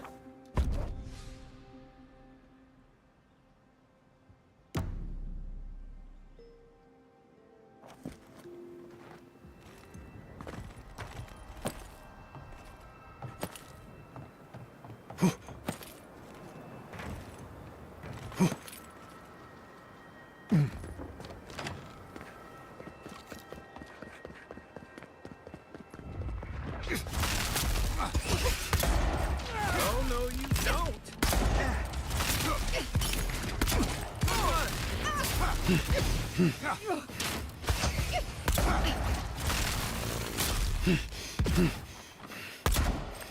I'll teach you!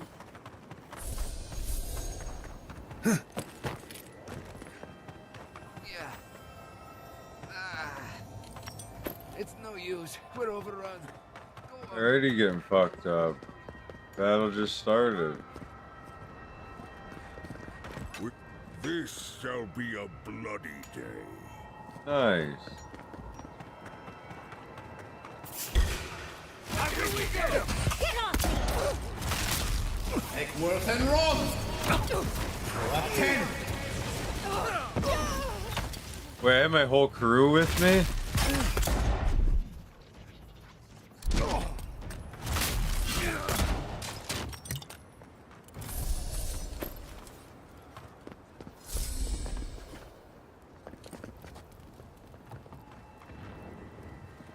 And I got Big Boy?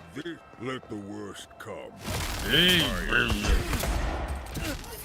And Roth! You don't want this.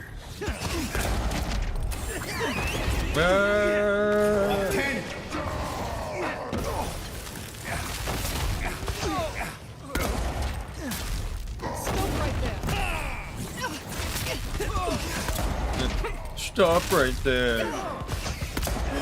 Fucking annoying. Annoy me by talking to me. Oh shit! What the fuck now?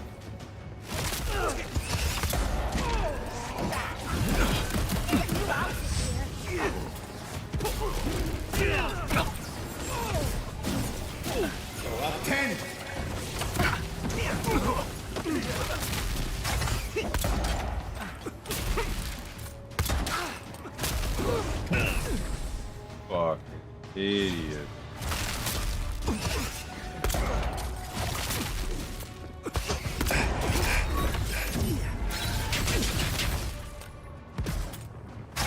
I let you have that one.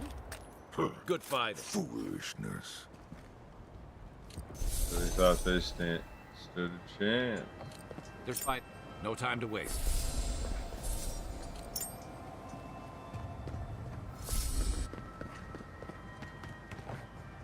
Found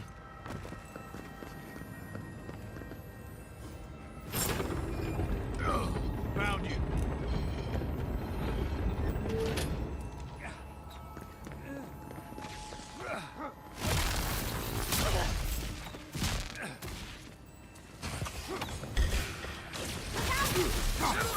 And rock!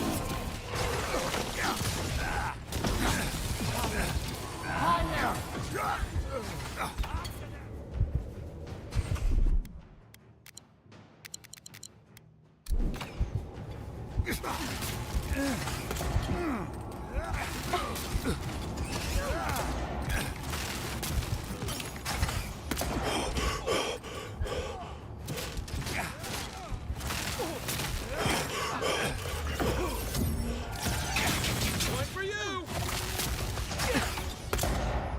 Make worse and wrong!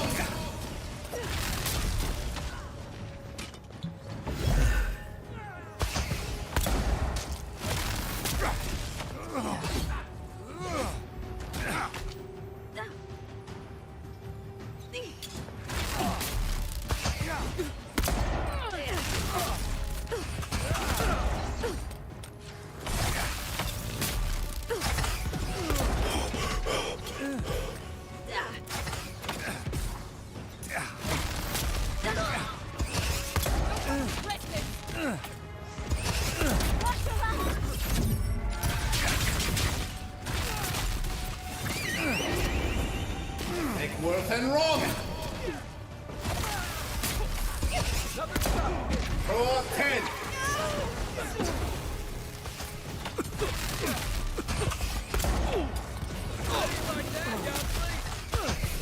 Go ahead. I'll hang back and watch the gate. For our freedom! Super Earth.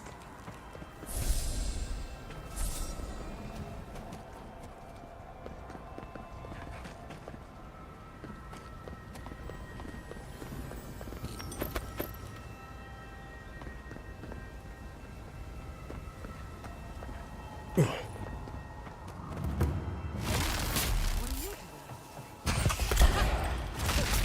should have given And rock!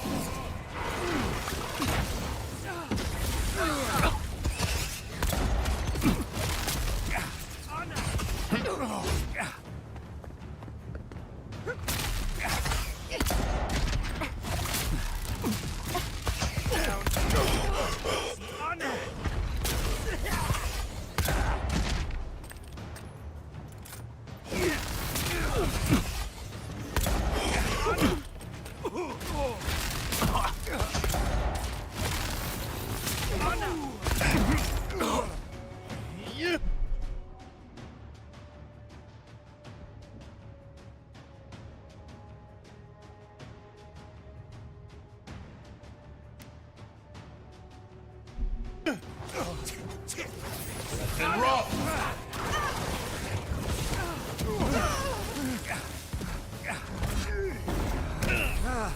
We fucking get.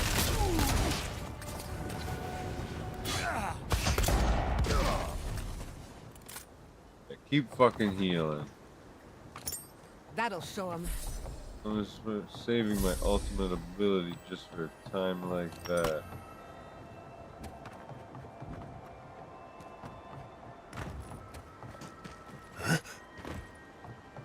Is someone? Aha! Show me what you got. Well, if you insist. Let me out.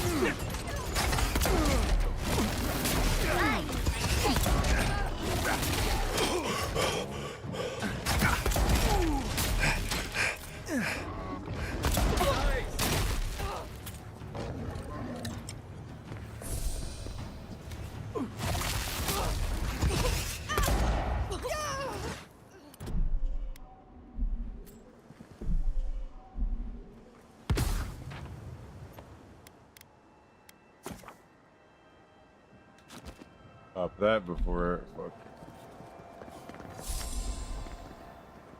crashes again.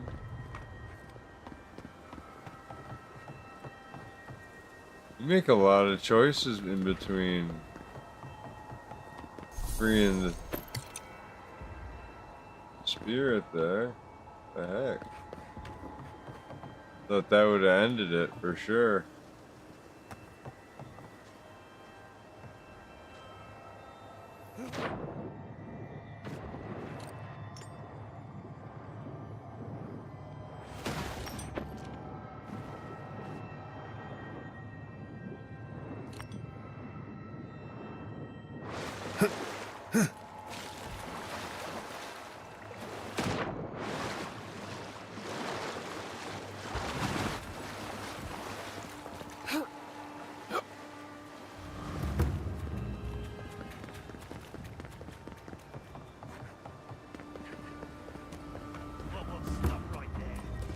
Envoy!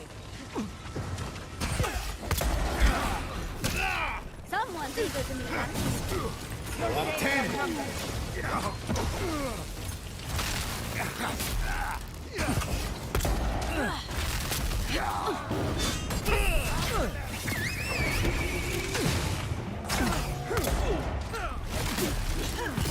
And roll!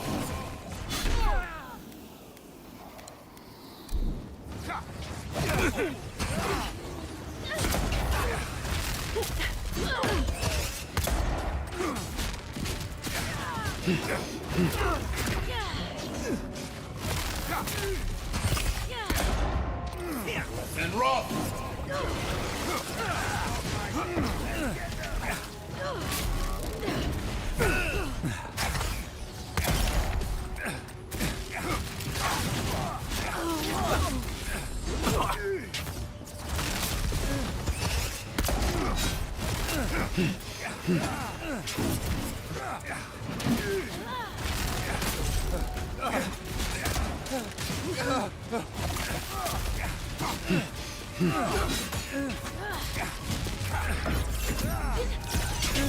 Next one's mine.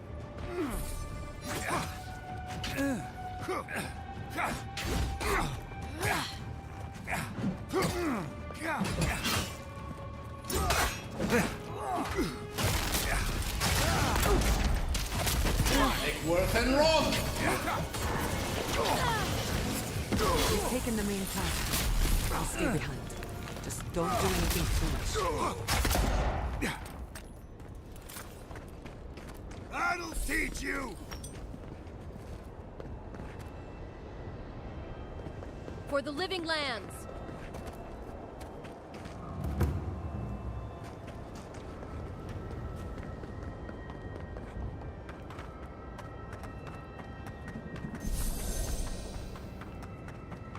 Rhodeca demands your submission. Stand against her and fall! That's Ludwig ahead. Lead on. I'm with you to the end. Let's make sure...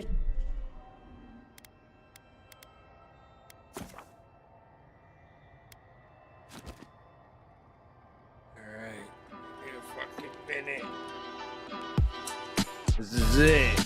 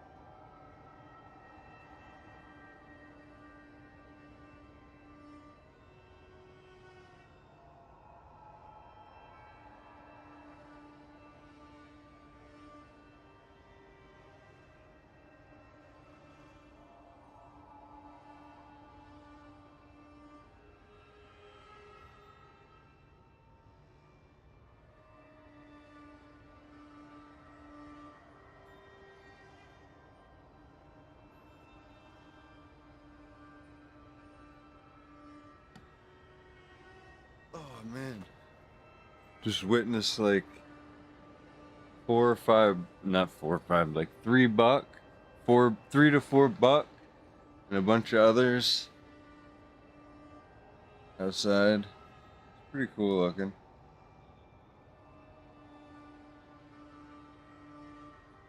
They're bucking it up at night.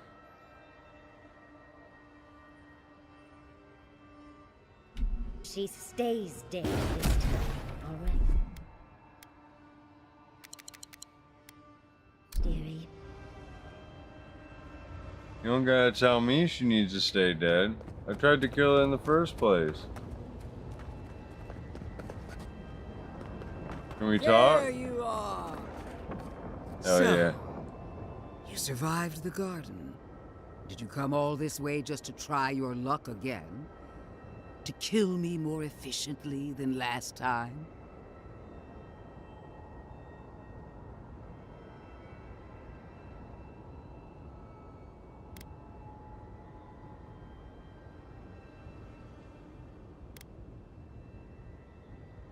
Our conflict was foretold the moment you were born. You can no more avoid it than I can die. Look around, Envoy. Heelguard should have listened. He tried to bring order through compromise. He failed.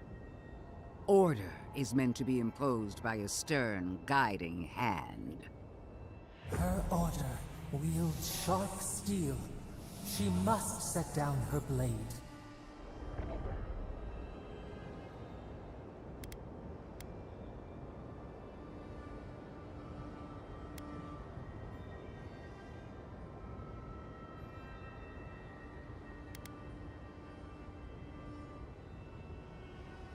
You can tell Wodaka yourself once we've sent you back to the wheel.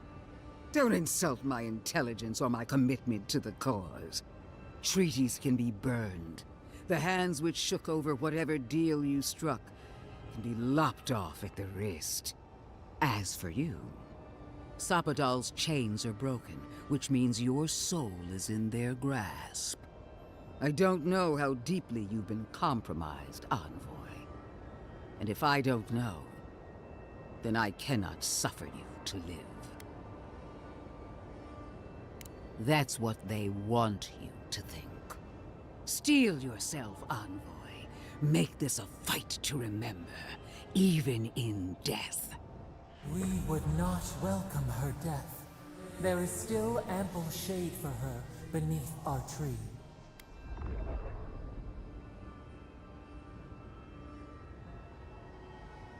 You really Killed you believe once, I can do it again. Do it then. Alright. Kill me as no one ever has. Hold nothing back. Give it your all and destroy me. Let's finish this. Together. You won't Yeah. be missed, Ludwig. Once I'm done killing you, your god of play. You asked for it. We are every seed in the soil. We will always grow. This is what you prepare for. No quarter. Come on, let's kill her already. One last time. And rock. Up 10.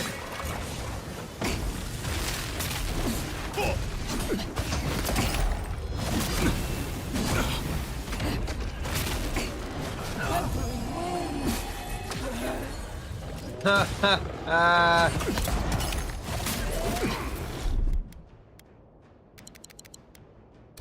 Wodaka, queen among queens, send me your aid. What the hell are you doing?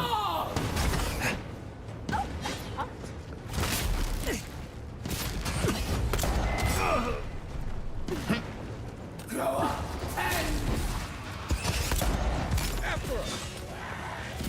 Take worth and wrong.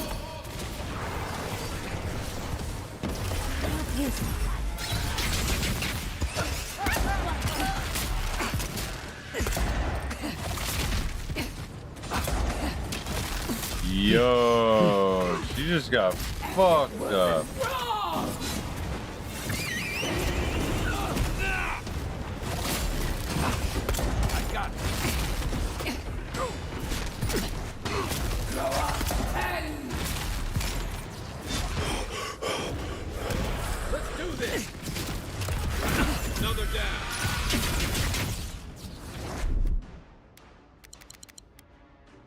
Yeah, boy. And rock.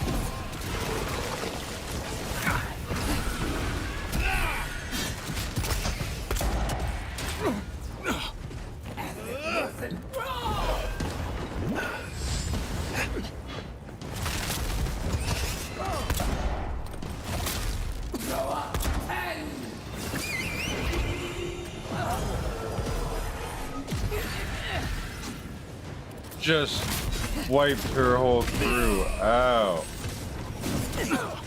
Again, Monica! Help me! One last time!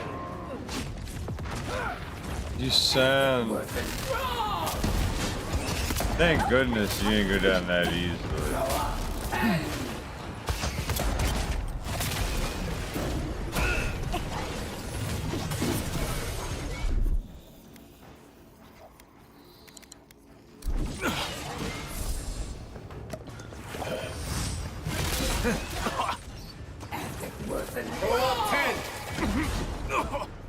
Wow.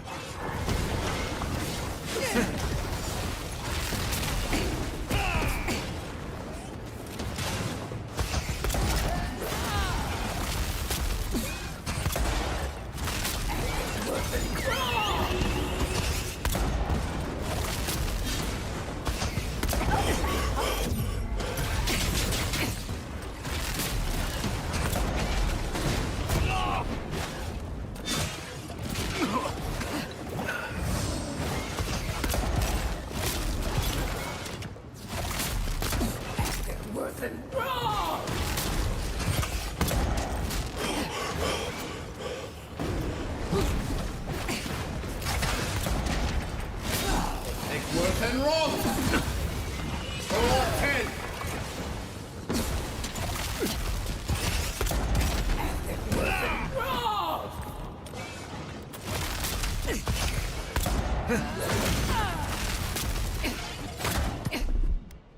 My turn.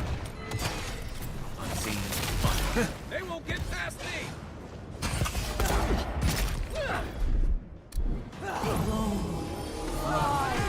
Easy when you do it.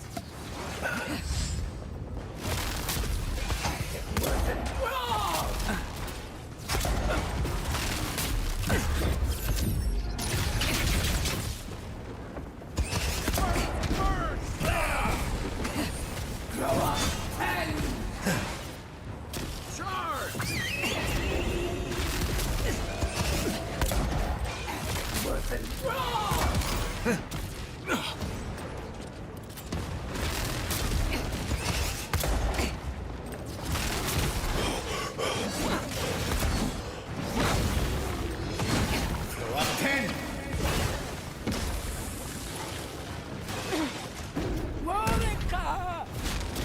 Where are you? No! Don't abandon me now! She's desperate, Envoy. Yeah, she is.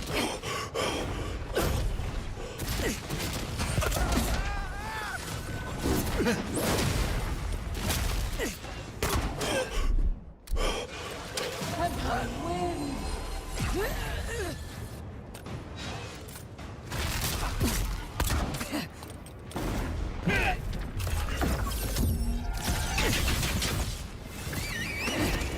Up 10.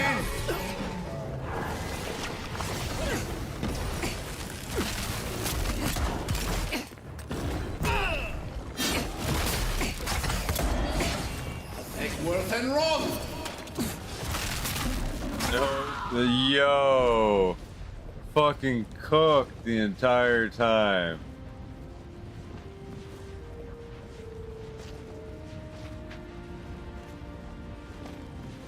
Wherever Ludwine is now, she must be seething. Of course, we'd be happy to kill her again, if needed. She's done for, but we're not. Whatever's next, we'll face it. Together. Gods, you're all gonna make me sick. But carry on. Unraveled at last. We no longer feel her wire against our flesh. We are free always. We are free forever. Silence falls over Paradise, as though the city is holding its breath. Then you hear it, the ringing of a distant bell, the waving of banners, and cheers of victory. After a short and bloody conflict, the dust has finally begun to settle. You feel Sapadal close to your thoughts, stirring with interest. The god of the living lands is observing this moment, unfettered by confusion or fear. For the first time in centuries, they understand. The Paradise militia rallies to you, the outsider who defended them in their hour of need.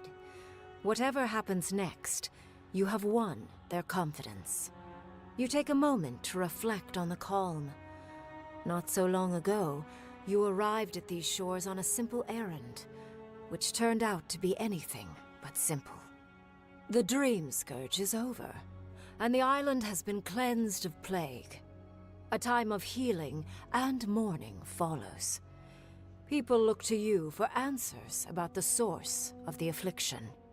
You tell them the truth, how the plague came from a power beyond mortal understanding, and how it is finally at peace. Thanks to you, the Living Lands has escaped Adiran oppression. The free settlements unite under a common banner and begin the fraught process of negotiating new traditions and values. The Empire withdraws.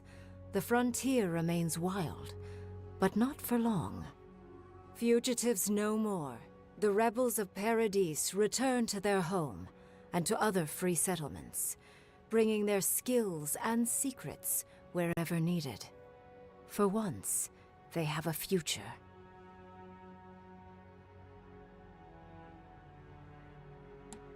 You gotta be fucking kidding me. This is like a 4 out of fucking 10. This is an official 4 out of 10.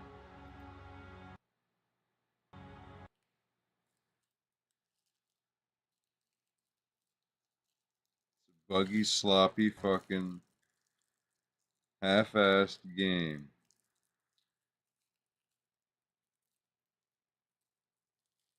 That's fucked.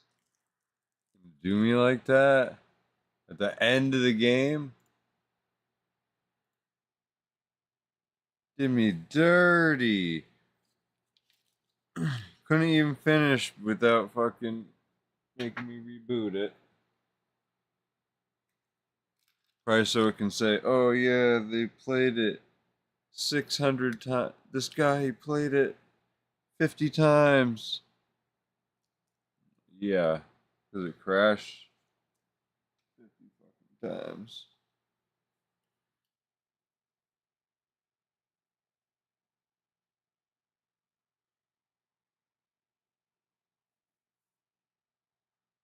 They took all that time and this is all they could do. I don't know what they did with all the money they spent on this game.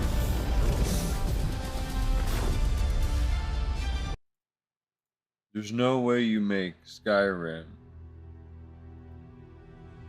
than this when you can literally almost copy paste Skyrim.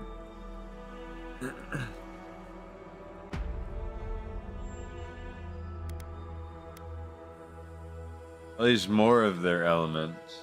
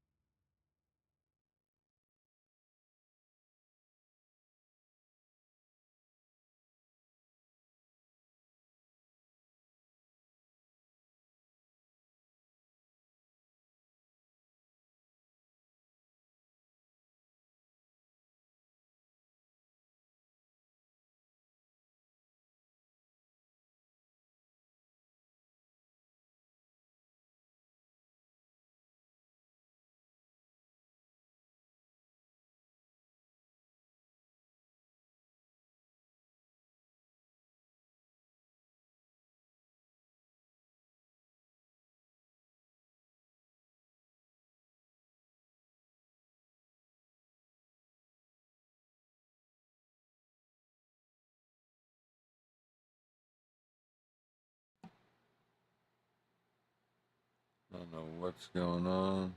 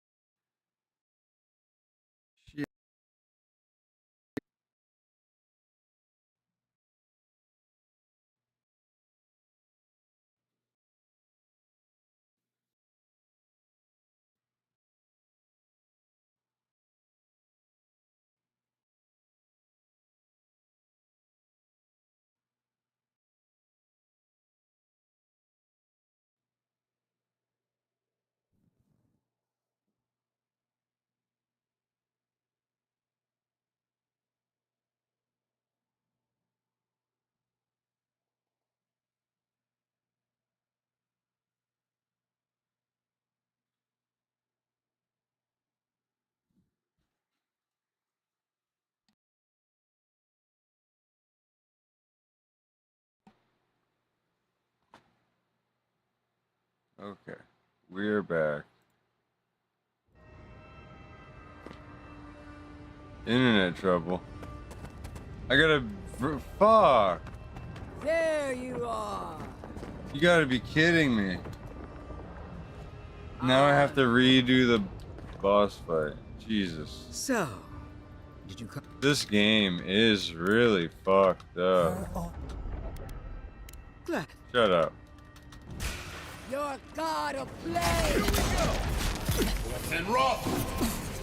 We are every seed in the soil. We will always grow. This is what we prepared for. No portal. Come on. Badlands in this bitch.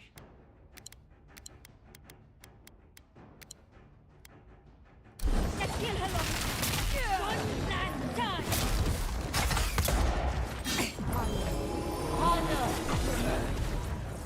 Eckworth and Rob. Throw up 10.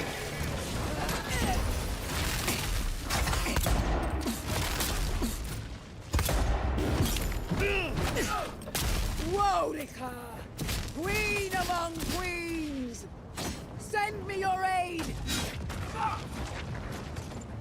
Eckworth and Make way.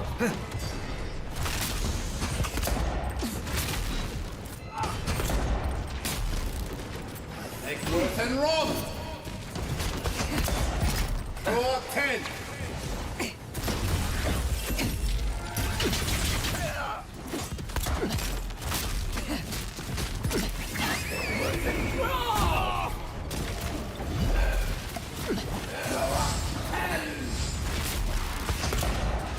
Let's get him. Eckworth and Rob.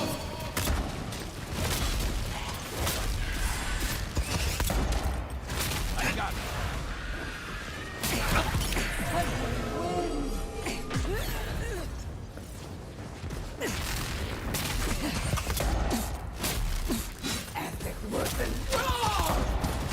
Eckworth and Rob.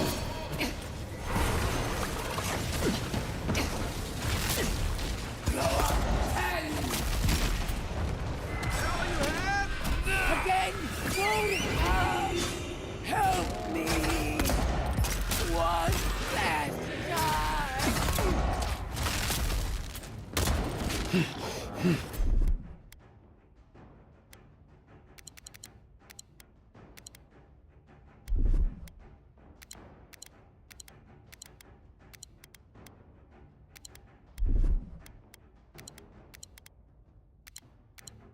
You're fucked. I'm fucking... I'm zooted right now. I'm on every fucking thing.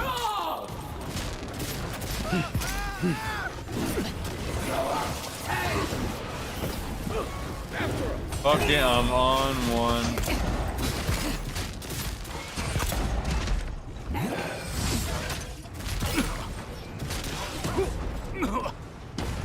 It is dark. Watch your left!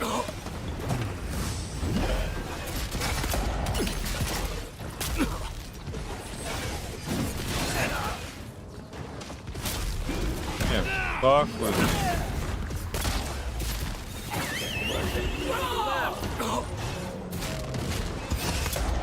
Draw 10.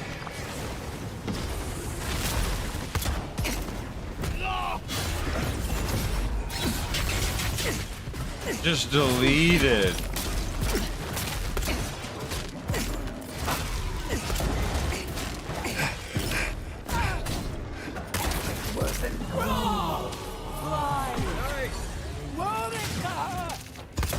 Where are you? No! No! Don't abandon me now! Aww. Desperate envoy. Sit.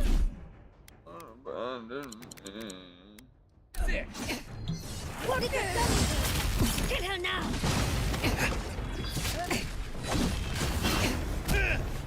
Eckworth and Roth!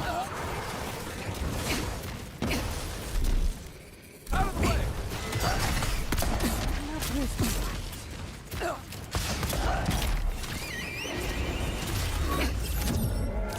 Just getting dicked on.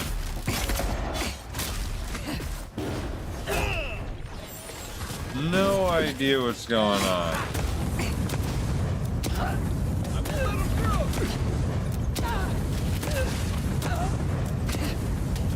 Fucking get dick.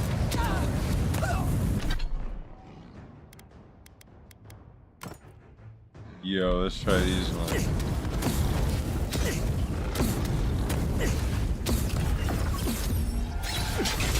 Nice shot. Fucking dicked up and down the fucking game. My game now. Wherever Ludwine is now, she must be seething. Of course, we'd be happy to kill her again, if needed. She's done for, but we're not. Whatever's next, we'll face it. Together. Gods, you're all gonna make me sick. But carry on. Unraveled at last. We no longer feel her wire against our flesh. We are free always. We are free forever. Forever. Silence falls over Paradise, as though the city is holding its breath. Then you hear it, the ringing of a distant bell, the waving of banners, and cheers of victory. After a short and bloody conflict, the dust has finally begun to settle. You feel Sapadal close to your thoughts, stirring with interest. The god of the living lands is observing this moment, unfettered by confusion or fear. For the first time in centuries, they understand. The Paradise militia rallies to you, the outsider who defended them in their hour of need. Whatever happens next, you have won their confidence. You take a moment to reflect on the calm. Not so long ago, you arrived at these shores on a simple errand, which turned out to be anything but simple. The Dream Scourge is over, and the island has been cleansed of plague. A time of healing and mourning follows. People look to you for answers about the source of the affliction. You tell them the truth, how the plague came from a power beyond mortal understanding, and how it is finally at peace. Thanks to you, the Living Lands has escaped Adiran oppression. The free settlements unite under a common banner and begin the fraught process of negotiating new traditions and values. The Empire withdraws. The frontier remains wild, but not for long. Fugitives no more. The rebels of Paradise return to their home and to other free settlements, bringing their skills and secrets wherever needed. For once, they have a future. The refugees of Emerald Stair resettle in Thirdborn, bringing their skills and research to aid the local community. What starts as an uneasy partnership blossoms into a bond of trust. Through shared adversity, they find common ground. The ashes of Fior Messiverno continue to smolder. Scavengers avoid the ruins, fearful of spirits unleashed by animancy gone awry. The once promising city is nothing but a cautionary tale. For the people of Shatterscarp, independence is bittersweet. Those who cannot withstand the grief inflicted by Ringgrim's spell leave the settlements, vanishing into the wilderness. Those who remain find themselves forced to cooperate with others, often begrudgingly. With so many dead, the need to stave off hunger outweighs any distaste for certain trading partners. With Solace Keep destroyed, the Pargrunen take their first steps into a world their ancestors once roamed at will. For some, this is the adventure of a lifetime. For others, the new freedom is terrifying, and they rush to build fledgling settlements. Kostya spends his days on the road, establishing trade routes. It is a hard life, bereft of the luxuries he once dreamed of. But there is promise. When Kai leaves the Living Lands, he is no longer running. For the first time in many years, he can face the future. He returns to Rauatai, committed to peace for his people, those he left in Rauatai, as well as those he found in the Living Lands. He joins the Ranganui's council, counterbalancing powerful voices of isolationism and hawkishness. It is a long and difficult battle, and he is happy to fight it. With many of his anxieties and lifelong fears addressed, Marius now feels very differently than he did when he first met the envoy. Still far more comfortable in the wilds than among people, he nonetheless finds that his worries about the unknown were merely self-protection against the traumas of his childhood. Armed with this knowledge, he finds himself more capable of living in civilization, and far less fearful of his home in Galawain's tusks. With Solace gone, however, Marius never has a chance to reconcile with his people. Outside of a few travelers here and there, his connection with the Wardens is completely lost. Giada continues to improve as an animancer. She dedicates her work to the spiritual health of the Living Lands, nurturing instead of exploiting. Others follow her example, seeking her tutelage from lands far and wide. In the years to come, rumors spread of a secret society gathering in the wilderness, where animancers work in harmony with nature. The dream of Fior Messiverno lives on in her. No longer under the threat of imminent death, Yatsley returns to the Animancers. Reunited with her beloved Quilici, she helps him and the Animancers as they put their lives together after the attack on Fior Messiverno. Eventually, she even has something nice to say to Vidaro. As the days pass in contentment and relative peace, Yatsley is struck by the persistent feeling that something is missing. Though she still devotes herself to her studies of both the arcane and the godless, the restlessness never goes away. Freed from torment for the first time in centuries, Soppadal turns their prodigious curiosity to the people that shaped them. They observe the ways their people live, and they think deeply about what they see. Though they flinch away from moments of violence, and they grieve souls returned to them too soon, the rage that once shook cities to rubble no longer rules them. Instead, they come to you with questions. They want to understand. After a time, they begin tentatively to garden.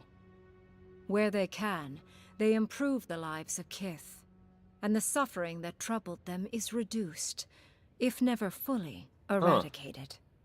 Their grief compels them to love, and they love unreservedly, with the power of a god. Choice. Sapadal has questions about what happens tomorrow, and the day after. You do your Holy best to keep shit. them calm, until the voice in your head is little more than a polite whisper. After everything you've been through, you don't mind the company. The sounds of celebration pull you out of reverie. Many are waiting to greet you with open arms. He's always sucking You on take a that moment thing. to catch your breath and savor That flute. it, because everything is about to change. Now what?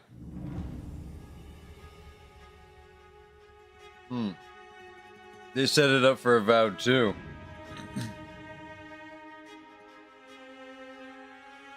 There it is. We beat it, boys. We dicked on everybody in the game. We trolled everything we could. It wasn't enough, but we did what we could. We made it happen. There it is. Get this shit out of here. Finally, I'm free of the clutches of this game. Awful game.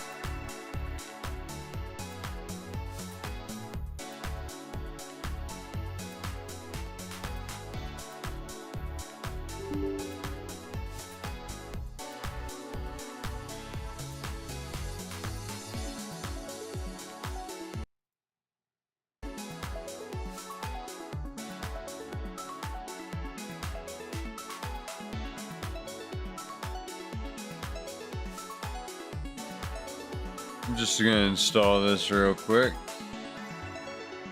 I think we're gonna play some Mecha.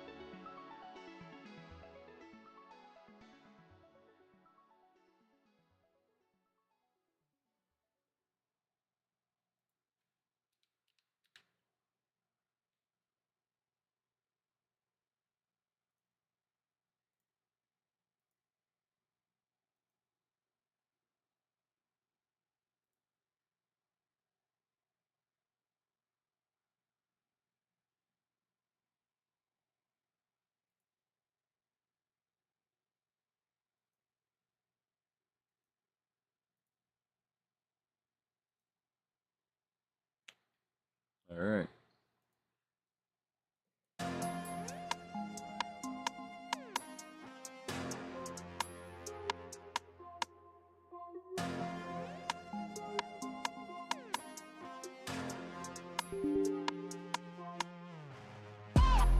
Mecca.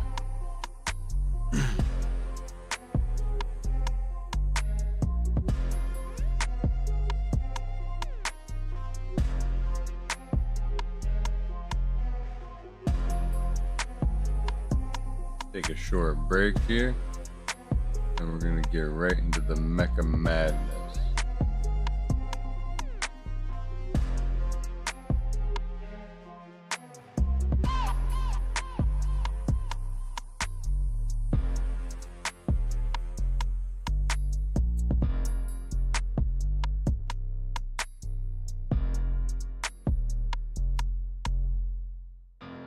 I didn't know about this. There's been somebody making a lot of videos about me. I'm not going to complain about somebody unless I can get them all the way. And so I bide my time. I wait until the opportunity is right. And then I take advantage of the opportunity. And I enjoy it. I love it. Ah, bro, this nigga really think he a Death Note character.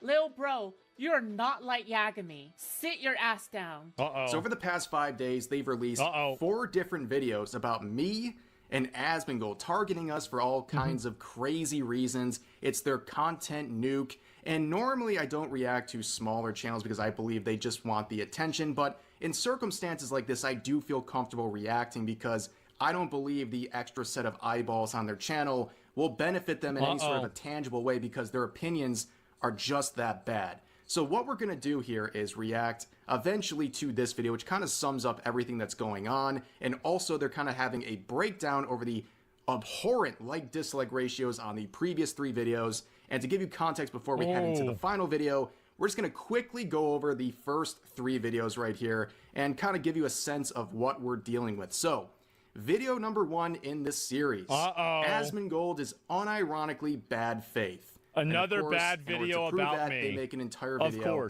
in bad faith. And you can see the like-dislike ratio. It's not What great. a surprise. 20 likes, 200 dislikes. And this is, you know, a video that neither I or Asmongold have reacted to yet. So this is just the market reacting. This is the video out in the wild. It's all natural right now, and it's still doing that badly. And with this, you know, there's a lot to break down. But again, for brevity's sake, let's just see a small portion of this video where essentially they're criticizing me and Asmongold for talking about various issues like USA ID as well as Gamergate and things like that. So Talk, walk, and behave. Yeah, they tell you everything to do. These are the people that want to tone police you. They want to tell you what words you can and can't say. For the record, these are the same exact people who cry all the time about black people and women appearing in their video games. The same. Bro, this is that retard on Twitter that keeps saying this over and over. They keep saying this. That's not even what it was about. That was never what it was about. Oh my God. Wow, what a surprise. Same goofballs who cried about a black samurai in an Assassin's Creed video game. Regardless, here we see another way that implications are veiled through layers of irony and purposeful vagueness. Okay, so they're basically saying that me and Asmongold are freaking out over Yasuke. We hate Yasuke because he's a black man in a video game, which is not the truth whatsoever. People are not criticizing Yasuke as a character in Ubisoft's implementation of this character because he's simply a black man. They're doing it because Ubisoft, through their own actions, have made a very dishonest portrayal of this historical figure while also claiming they are historically accurate and they respect Japanese culture. Meanwhile, they're claiming he's a samurai when that is a very highly contested claim, and their only real source for that seems to be Thomas Lockley, who wrote a 400-page fan fiction about Yasuke with no empirical evidence that has been absolutely dragged by other Japanese historians. So, yes, people have a problem with Yasuke as a character in this game, not because he's black, but because of the way that Ubisoft has implemented this character. And you can see a totally bad faith argument that anyone who watches our videos... Everybody knows that too. Like, that's exactly what it is. And that's why everybody downvotes videos like this. It's because people make up bullshit and they start with a premise that's just totally fucking untrue.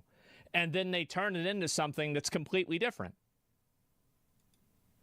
Would never believe for a second, and that's how they start off this whole thing. And they just, you know, yap over and over again about USA ID. They have a big issue with us criticizing USA ID. And eventually they end the video by saying something along the lines of, they don't believe that Asmongold and myself actually believe our own opinions. Which, right, of course. Okay, I guess. But that's kind of how they started off my video. This is the second video in the saga here. Apparently, he also sucks. And it's titled Rev Says Desu. Man. Unironically, bad faith. And you can see that the dislike ratio is not too great on this one either. But this is how they describe my content. Then I'll explain kind of what happened in this video. Correctly. This ultimately brings us to Rev Says Desu. Rev is a commentary channel that often covers gamer news. However, if you look at all of his videos, you can clearly see they have a slant to them. His commentary oftentimes appeal hard. I mean, how do you say that when every video is bad about somebody yourself? How do you do that? I mean, I feel like this is like, yeah, what are you talking about? This analysis knowing that this is what works best for their channel. Okay, so this is the class. So this is what I find to be, this is what's so stupid about this, is that, yeah, obviously they're going to do something that's beneficial for their channel, just like you're doing. It's so weird for this. Classic argument people make. They basically say, if your videos get views, you must be doing this negative self-awareness. in a very inorganic way, that you're grifting or you're doing something like that. I make these videos because I care about these topics. It's not just to get clicks. If I wanted clicks, there's other topics I could talk about that don't come with daily death threats and unhinged people constantly complaining about you. Okay? I talk about these things knowing some of the backlash I might get because I enjoy these topics, especially when... Their channel is just shitting on people, but they accuse you of only shitting on people? Of course. Involves gaming. Now, we also see what she's reacting to here, and she spends the entirety of this video reacting to a video I uploaded back in December, where it's titled, I criticize the gaming industry, now YouTube is silencing me. So what happened in that video is I was reacting to a situation where a previous video got age restricted, right? And I thought it was very unfair, and I made a video about it because that's what YouTubers do. When you have issues with YouTube, you make a tweet about it, and then you make a YouTube video about it, and that solves the problem typically. And that video, after I released it, within 1 hour, the age restriction was removed. Now, in that video, I talked about an observation I made about the gaming industry where a lot of companies want to make these promotions centering around Christmas-related themes, but they never say any sort of dialogue along with it that says Merry Christmas. They always use Happy Holidays, and I think that's just like a PC approach to things. It's not meant to be a super deep topic, and you can disagree with it. That's fine, but I'm just raising that for context because the video was age-restricted as a result. And in this video, Food Shops claims that, like, I'm trying to morally grandstand here and have this performative outrage where I'm saying I'm being persecuted because of my beliefs and these topics involving Christmas and all this stuff. When I only brought up the topic for context to explain why it's so frustrating that I got an age restriction for sexual content. So that topic... People always just make shit up like this. This is the problem that a lot of these people have, is that this is one thing that I've learned about the internet, is that basically any sort of drama or anything like that that happens, it's just people making shit up, and they don't actually even care about whether it's true or not. Their goal is to just spread negative information about somebody that people don't like. That's it. That's literally all there is to it. I covered was completely benign, but then I get hit with an age restriction, and then that appeal rejected within 5 minutes for sexual content, including nudity, which obviously didn't happen.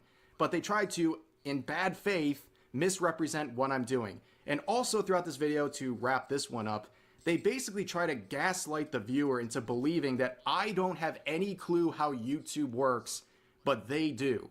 They claim on the one hand... If they knew how YouTube worked, they would have more than 3,000 subscribers. That me going to Twitter and YouTube was just performative outrage that doesn't actually fix anything. And that the real solution was instead to go to the YouTube creator help on your main page and then talk to some consultant there, which is insanely stupid. That doesn't work. They pretty much have no power on that chat line. They can't fix hardly anything. 90% of your issues, they can't even begin to address. So that's stupid. And then they also disputed my claim that in January, there's definitely a downfall, a ramping down of ad revenue typically on YouTube. Everybody because after the knows holidays, advertisers aren't as gung-ho Yeah, everybody with knows YouTube that shit. and their campaigns there because people Fucking just duh. are broke from the holidays. They're not Yeah. spending as much money. That's something that any creator who's been around long enough recognizes. It's a pattern. It doesn't affect everyone the same, but it's definitely a pattern that exists. In fact, I know at least 2 different circumstances where PewDiePie took the month of January off, and one of the reasons is that videos and ad revenue just didn't perform as well, and he'd rather save his content for the next month and take a break during that time. But basically, that's what they yap about for this whole time. A bad faith argument trying to gaslight people about things that just aren't true. But then we get the third installment of this saga. Asmongold messed up big time. Oh my god. Bro, where do these people come from? Uh-oh. It's over. Now, I can't even, like, What could criticize it this too much. possibly This is be? definitely a title and thumbnail I would make, so I I would can't too. say too much about that. But again, 24 likes, 139 dislikes. This video is talking about USAID, and Asmongold's reacting to a decoy voice video. And let's just begin by hearing her description of Asmongold, especially when it pertains to his increasing shift towards political commentary. He totally has the freedom to explore politics on his stream. But if a very large streamer does cover it, I expect a bit more out of them. And so, where there's politics, there is Asmongold falling off. You heard it here, folks. I don't know about that. Asmongold is falling off. He is fallen off, ladies and gentlemen. Yeah, I don't know about you, but that's like too looking bad. at the Asmongold Jeez. TV channel. Oh, wow. Like, I don't know. Uploaded 18 hours ago, 1.3 million views. Jeez. Every video at least getting So hundreds true. of thousands of views. Some hovering around How does a that million, keep happening? In many cases, breaking a million. Wow. 1.6 million in 2 days. And then you got the clip Wow, channel. guys. Same thing with this. 900K in 9 hours. 900K in 22 hours, so on and so forth. Like, Yeah, he's also, guys. just statistically speaking, the biggest political commentator on Twitch right now. So he's falling off. That's such a disingenuous explanation of what he's doing. But speaking of disingenuous, let's listen to this next part where she describes not only some things about Asmongold, but also Decoy Voice, who's catching strays here. First, Asmongold's eyebrows do more commentary than him. Asmongold That's not begins nice. by watching a right-wing guy named Decoy Voice. Right-wing Decoy Voice. Interesting. I think that the era of calling somebody right wing as like a pejorative is ending, and it's kind of going away. And I think that people are starting to see like how ridiculous it is that that's even an accusation in the first place. It's just like the fact that you're using that as a negative to begin with, it's ridiculous. Not to harp on somebody other than Asmongold, but his opinions are straight up trash. The objectively correct opinion here is that the US needs to clean up their explosives on countries that they interfered with in the past. It's like clogging your friend's toilet after going to their house and leaving without telling them. Regardless, No, it's not. Asmongold Not the seems to same watch thing. this guy a lot and makes goofy faces. No. No. I don't think so. And so when it comes to a vote, I'm going to vote against that. Nope. Disagree. No generational guilt here. Not going to happen. What are these criticisms? His eyebrows move too much. He makes funny faces. Like, damn. What does it have to do with anything? Like, that's not legitimate criticism. So, in this video, they're doing tricks on USAID. I cannot believe anyone defends USAID this hard. So, as Asmongold claims, and I agree with in many regards, the reason people don't feel bad about USAID falling apart is because the overwhelming majority of their foreign campaigns were an absolute waste of money. You know, DEI musicals over in another country, or paying for transgender comic books in South America. Like, these things are ridiculous. And food shops here tries to use an appeal to emotion, saying, well, one of those programs that's going to get slashed is cleaning up bombs in Cambodia. And Asmongold's reaction is pretty much like, By the way, the U.S. did not put all those bombs there. All the mines there. That was not all put there by the U.S. The entire premise of this argument is not true. To pay for the sins of other generations. I wasn't even born within 20 some of them, years yes, but not all of of the Vietnam War. Why am I responsible for anything going on here? Like, why would I pay my taxpayer dollars? Yeah, now, it's just like that. That's it. I mean, like, I think that this is one of the things that it's one of the big points that I think a lot of people are kind of realizing, especially like young men are realizing, is that I think that there's a lot of young men who feel a lot of cultural stress and a lot of financial pressure. And they are very against the idea of this generational guilt that because their grandfather or their grandfather's grandfather did something bad, that they now have to live in accordance to that. I think that's the way a lot of people feel. And that's the way I feel, at least, right? Like, I don't care about anything bad that the country did in the past. I'm not going to do anything to, like, help them if it's not for my country, right? Like, I didn't do that. It's not my responsibility. If you want to talk about, like, you know, like fucking geopolitics, we bombed them. Obviously, it didn't necessarily, it's not going so well to begin with, right? I'd care about that. You find a lot of those in Germany? Yeah, you do, right? But government did it. It's their responsibility. Well, it's not. And if I vote, the thing is that you can make that argument as much as you want, but that's not going to make me vote to send my money somewhere else to do something to solve a problem that's not beneficial to people in my country. You can use whatever argument you want. None of that is going to cause me to give my money away. That's it. Like, there's literally nothing, there's nothing more to it than that. And in a lot of ways, it is completely selfish. based. And I think that's a good thing. Armchair therapist on Twitter will probably diagnose you that way of thinking causes wars. I don't know. I mean, if we're gonna go, if we're not gonna give them money to like fix their problems across the world, and they're gonna come, so like, what are we're paying basically a ransom that like we have to keep giving them money, or they're gonna go to war with us. That doesn't sound like a good idea at all.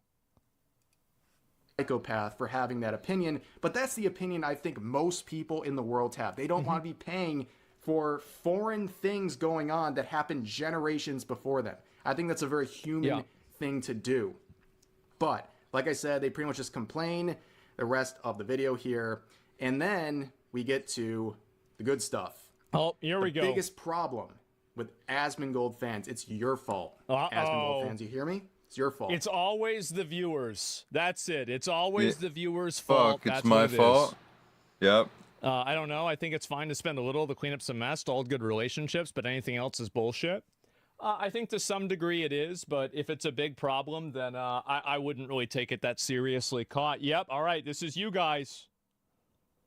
Yep. Sorry. Here we go. Busted. Your hands so up. This thumbnail is wild. White people weaponizing Japanese people, I guess.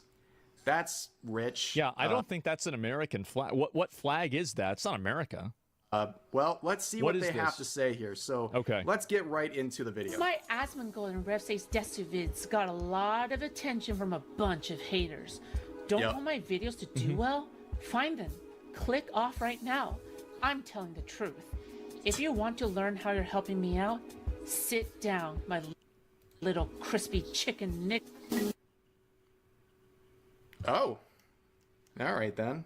Spicy intro. Clearly, they're very upset about the dislike ratio on all these videos, and I guess that makes sense. They thought they had a little home run with these videos. Wow. And okay. Yeah. Let's hear what else they have to say. That's a lot.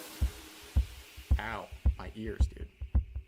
What are my fans doing that's bad? The YouTube algorithm values engagement above all else. They do. Basically, it values how long somebody can stay on YouTube.com. The common truth is that people who comment and like on a video will count as good engagement. But what if I told you bad feedback and rage bait also counts as good engagement? I mean, like, sort of. right? Like, I know What does this I've have to spoken do on with me? Single angry that's us on the second hamster wheel watching right now. We're being only played. serves to make my videos get more attention. Engaging with my videos only makes my videos show up more on your feed. What is this like? To be fair, that is partially true, and there are a lot of people, if you don't want to look at content, the best way for you to avoid it is to not interact with it at all. I think that's the main answer. Like, yeah, so, I mean, that part of that is true. Anime villain Completely monologue true. here. Like, relax, completely mind broken over a couple of videos getting some dislikes on them. Jeez, relax. You guys are really not beating the retard allegations. The best way to reduce the attention my videos get and to completely hinder me is to hover your cursor over my video and not click on it. By doing this, you're lowering my click-through rate. Impressions are the times a viewer sees my video on the side or in the search results. However, It does sound like an anime villain narrative, doesn't it? Like one of those, like, Yo, yes. clicking on the video increases my click-through rate and makes that particular This is a impression big valuable. evil villain. That is so mad. Oh my god. You know, So I she's think they're the being like a hamster? I little think overly so. dramatic in this Yeah. video. But that doesn't really work again because in the other videos they were dead serious. So I don't understand. And I think they got themselves into this situation by being the perpetual contrarian. You know these people, right? Who they find someone they don't like, and their belief system becomes everything that's the opposite of that person they don't like, even if it's completely unreasonable and stupid. And I think that's how they're treating people like me and people like Asmongold, where it's like literally every single opinion they have, they want to have the opposite of that opinion, no matter how difficult it is to support. This is one big problem. Yeah, I think see that a everybody lot has with nowadays, Trump. Is that once you find somebody who you disagree with, people try to figure out ways to not find common ground with that person. And it's True. almost like if you find common ground with a person that you normally disagree with, people view it as you kind of agreeing with their other previous opinions. Like, and I think this is like a meta level problem of thinking that happens a lot in general. It's definitely a that contrarian problem. point of view. It tells YouTube it's a popular video, and it will thus spread it to more people. I recommend doing your homework before promoting content you don't like. Also, like I said, I think they're being like a little dramatic, but it doesn't What work because, like I the said, they fuck? were serious in the other video, and now it's like they're trying to play it off like, oh, I was just goofing around this whole time.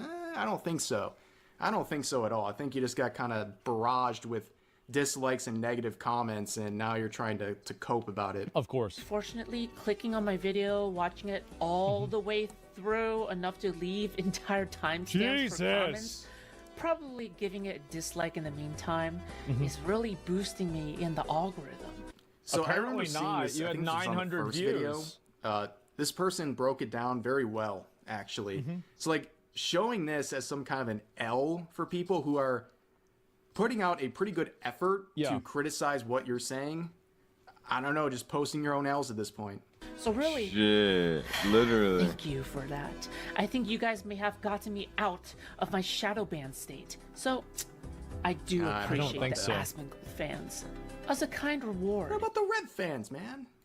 You get to see my videos even more. Anyhow, the engagement would be worth it if only you guys left a good comment So that fucking actually cringe. meant something and actually Oh my refuted God. anything meaningful. Instead, you guys are just all posted one of easily those. disproved. Bro, As for people who This- enjoy what I talk about, then this is exactly what I would imagine these people like. Like, this is whenever I think about the people that are like writing these like weird things on Twitter, this is exactly how I imagine them typing and talking. This is 100% it. And depicted Yes, as a soy yo. jack. Who lose, chatters. Mm-hmm. But anyways, they just go on and on. They talk about Yasuke here, and I want to listen to this part because it's really full-on copium. keep watching. I appreciate you guys. Let's begin. So a Japanese historian, okay, a Japanese professor commented on this matter. So Yasuke, okay, was depicted as the Black Samurai in the new Assassin's Creed game, okay? And since he is one of the main characters, you know, the gamers go on in full force, okay? Now, people are mainly using, the main excuse they're using is that it's historically inaccurate. It is. Okay? That's not true. This is a topic of debate. There's a lot of Japanese people on Twitter, all right? And for the record, a lot of these people are racist as fuck, okay? Oh.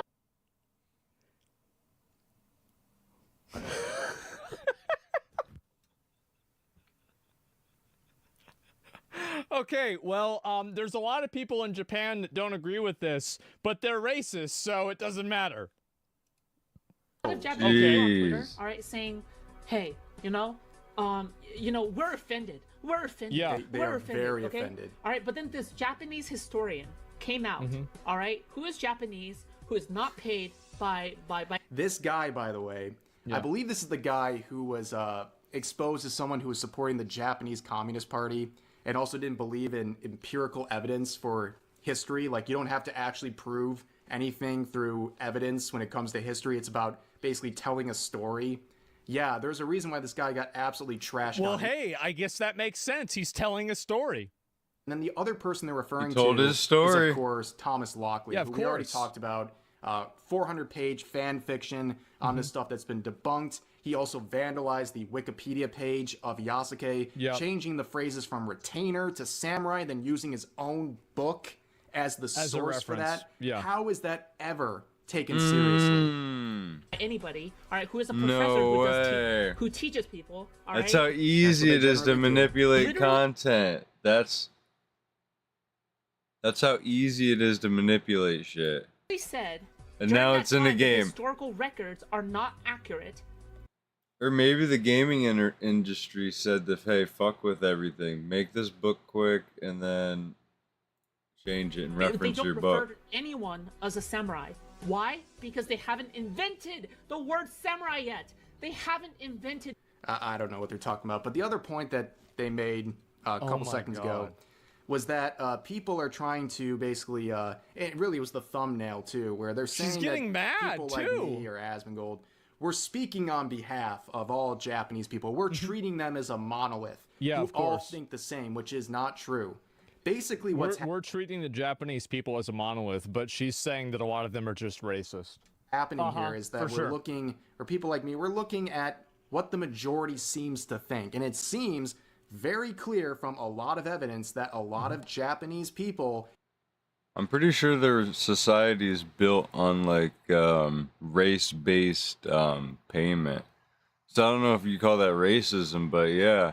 So like Americans pay more than Japanese, black pays more than Americans, and then maybe there's like Indian might pay the most. I don't know. I don't really know how it goes, don't but I like think there's the portrayal definitely of not a just Yasuke in system. this game, but Japan and Japanese history I think. generally when it Don't comes quote to me. Assassin's Creed Shadows. They have a million reasons to be upset. All the controversies, all the historical inaccuracies, there's plenty to be upset at. And if you want some evidence of that, I mean, just look at one of the trailers from Ubisoft Japan. This is the Japanese version. Look at the like-dislike ratio. It's looking like a Holy food shops shit. here. Like 900 likes, 25,000 Not so good, dislikes. huh? It's not just, a lot Yeah, of people really hate not it. so good. There's so That's much insane. apathy. Only 900 people like this trailer. I mean, that's absolutely insane. So, wow. People like me, we see this and say, yes, I understand. Yeah, we look at this and we think maybe the people in Japan have an opinion about it. Yeah, I wonder why. And Japanese people are not a monolith, but it seems like the reception in Japan The is samurai word was invented in 702 AD. Are you really expecting a random retard hater, like content creator that just makes a bunch of negative videos about like two people that they disagree with? Are you really expecting them to have any thought into what they're saying at all? Like, you have to understand that, like, this is the manifestation of, like, those people on Twitter that will, like, spread misinformation, and then when it gets found out that they were misinformation, they were just like, haha, I got you, I don't like you anyway, so that's what you get. Like, they're just rats, bro. Like, that's it. They're just rats. That's all they are, the roaches. really bad. And I think that's a fair conclusion to make right here on this subject. Now, returning to this, they just yap on and just going over some other things. It's honestly a waste of time. Yeah, So let's go to the nobody cares. conclusion here, the closing. Okay. And hear what we have to say here. Yeah, I've taken an open-minded approach to his content, watched a lot. I do not believe. Also, the average Asmongold fan drop the ball. Like, wouldn't that make more sense for me? Yeah. Look at that. That looks a lot like him and a lot like it doesn't look like me.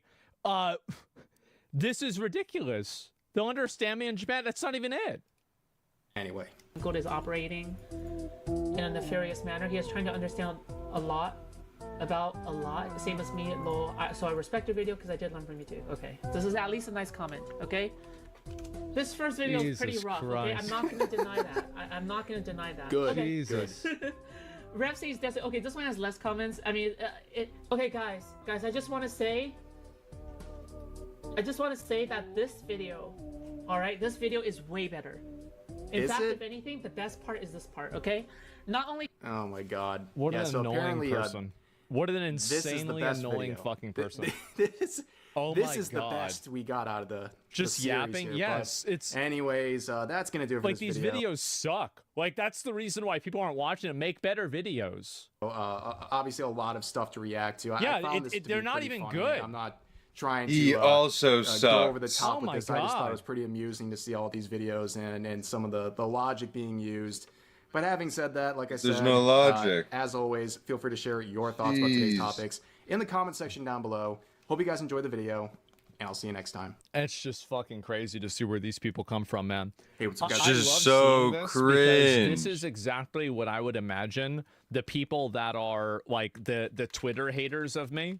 This is exactly the way that I would imagine them to be in real life. Yeah, this is the video. Yeah, it's like this is like when I see this, it's like going to a brony convention and seeing the guy there with like the rainbow sparkle shirt, the fedora, the fire, overshirt on, it's blue fire at the bottom with the, cargo shorts and like fucking socks and sandals. It's like you actually see the entire fucking Exodia stereotype put together completely. So yeah, it's The fucking Exodia. hilarious. How do you know what a brony convention is like? I watched a YouTube video on it.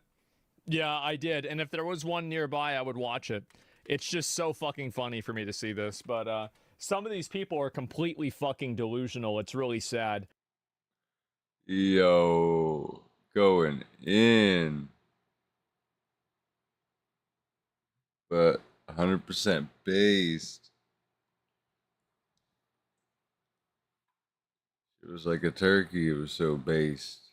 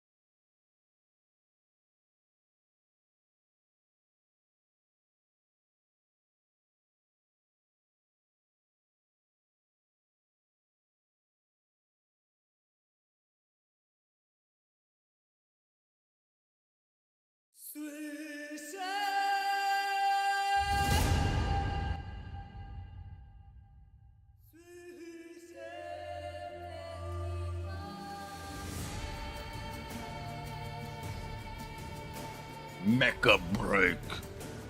I've read it. I read it. I don't read shit. Fuck reading.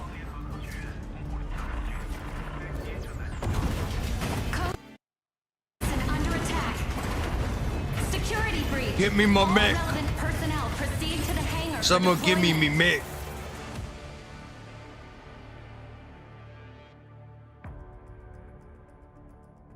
Security breach. All relevant personnel proceed to the hangar for deployment. Give me the world's finest mech. Your code name.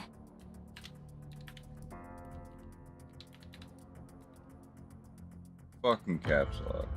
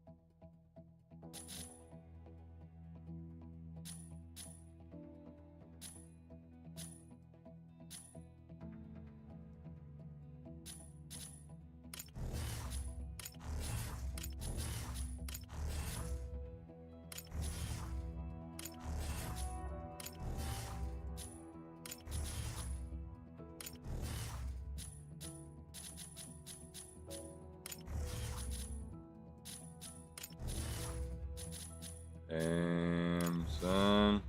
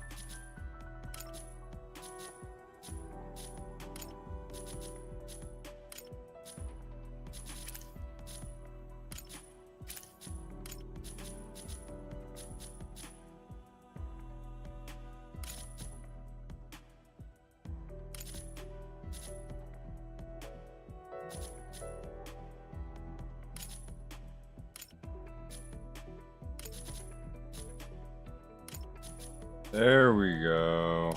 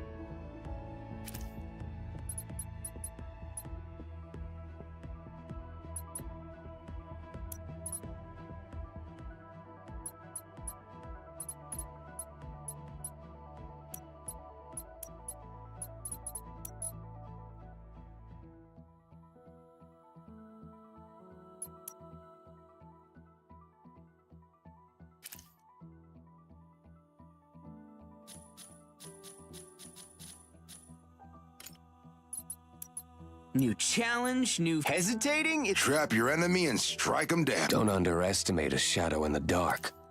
It can be your end. It's all about the drip.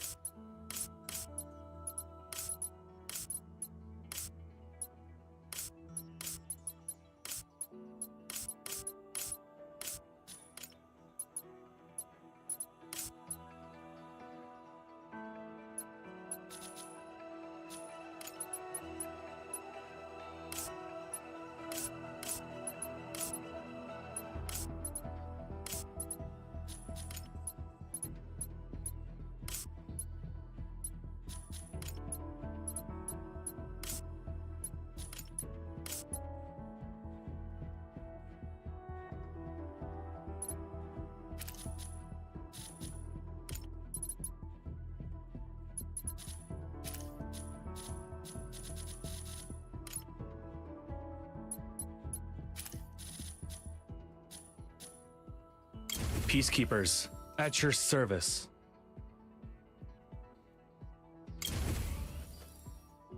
Hostile units incoming. Peacekeepers, prepare for combat. What's this new toy? Got a name? Name's Eliznes. The latest break Mr. striker, beefed Mac. up with extra armor. Code red. Code red. Main cabin breach. Hangar on fire. Safety engaged. Stay alert. Emergency exit. Warning. Somebody get me my Mac. Below 20.9%. Calling Mac.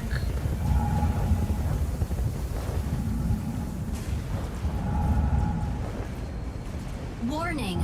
Oxygen level below 19.5%. Somebody launch my Mac. Pyrogenesis Striker. My old friend. Mech online. Business initiated. Safety disengaged. Mind bridge activated. Injecting Corixium particles. Initiating system diagnostics. Structural integrity confirmed. Fluid armor confirmed. Corixium engine power supply confirmed. Incoming urgent message from Space Garrison. Attention! We are under attack from Thea's Vanguard. Significant damage confirmed. Self-destruct activates in 120. All units evacuate immediately. Genius. Now, to the B plan.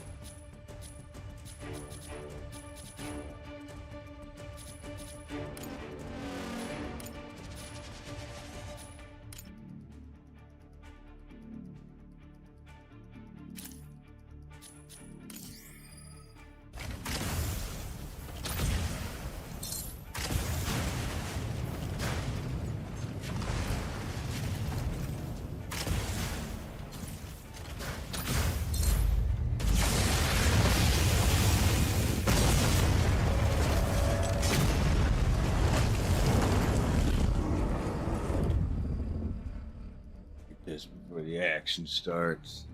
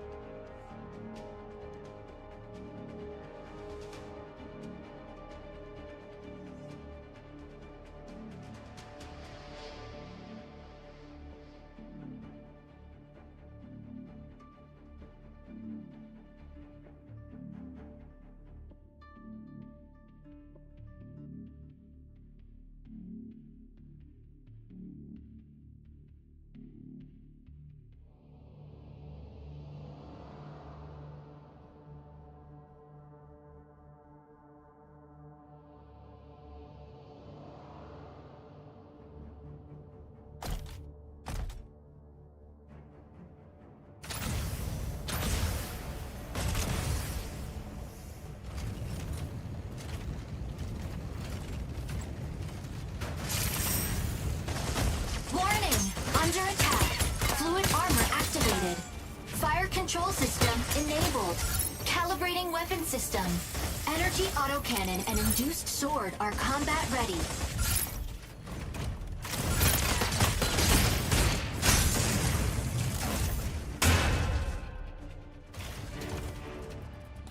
Oh yeah, that feels good.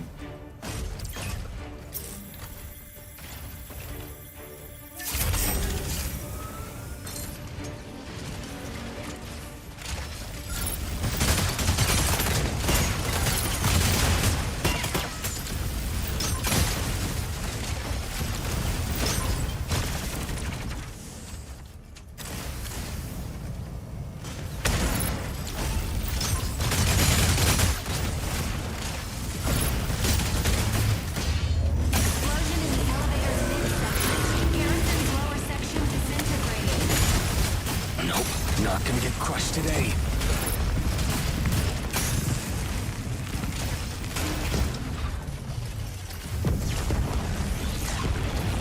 Warning! Self-destruct initiates in 10 seconds. Oh. Listeners, initiate re-entry sequence. Initiating atmospheric re-entry entry sequence. Incoming heavy assault from hostile colossal striker. Induced sword offline. Switch to energy autocannon. Charge energy autocannon to boost short-range damage. Enemy target detected. Adjust manually to lock. Fire control radar unstable. Keep targets within lock-on range. System will assist once a target is locked.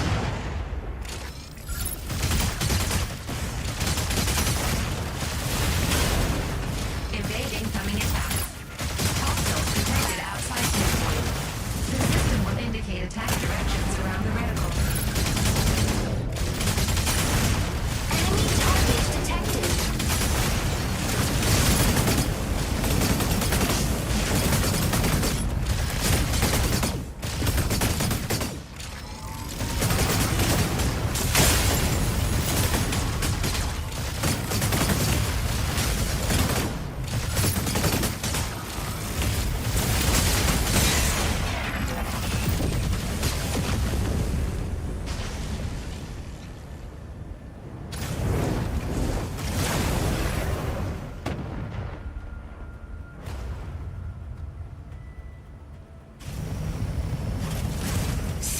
Overheating.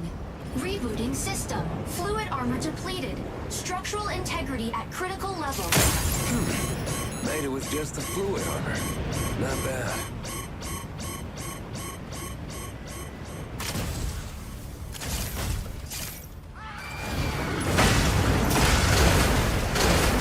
Warning.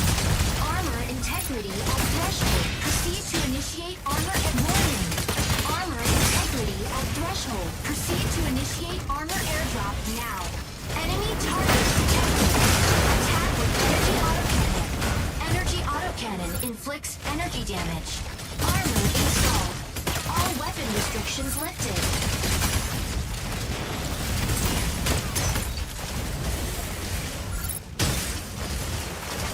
You may switch your main weapon from energy autocannon to Battle Halberd can bypass enemy fluid armor and cause significant damage. You may also use Gauss cannons to attack. Gauss cannons powered with impact can immobilize the target.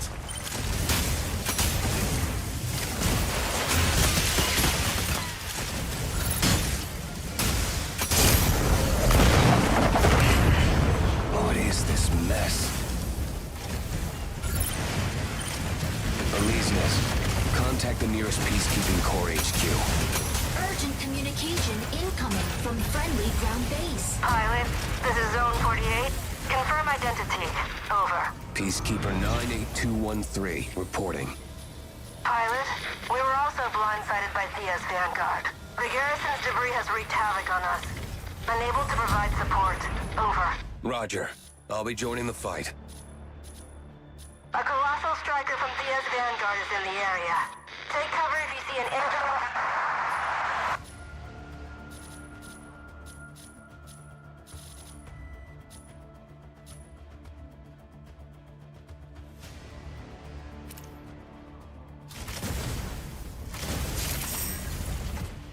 Alright.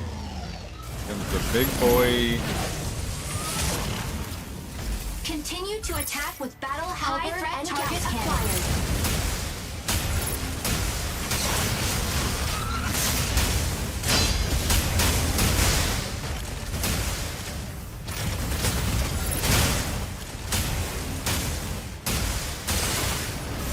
Use complex shield to stun same-sized enemy with a perfect block.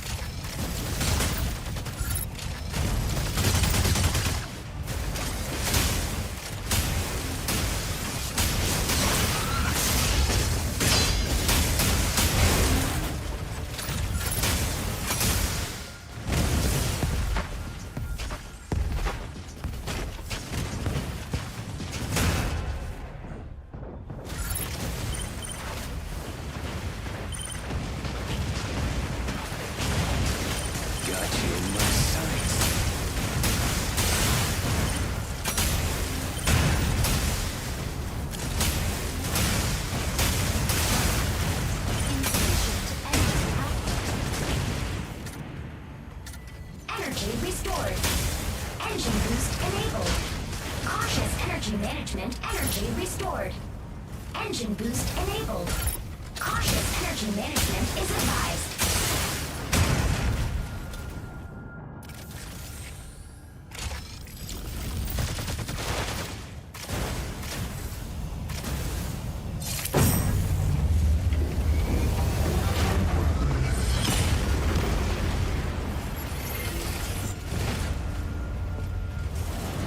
Colossal Striker, this is gonna be fun. They won't back off unless we take this thing down.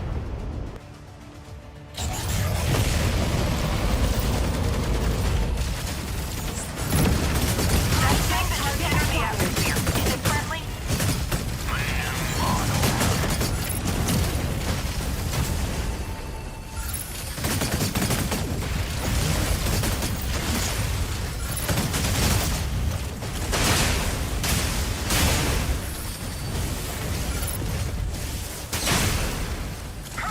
Get over here if you want to live.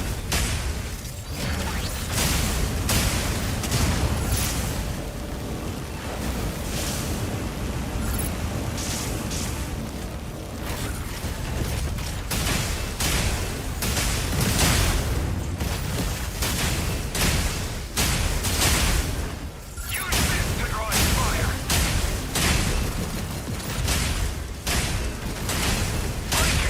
I'll engage head on.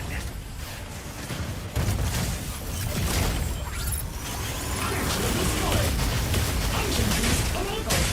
Cautious energy management is advised.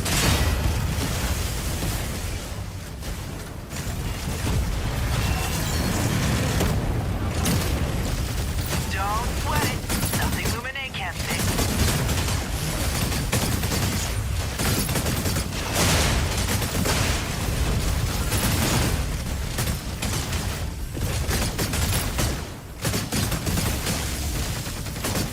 Hey, get over here if you want to live.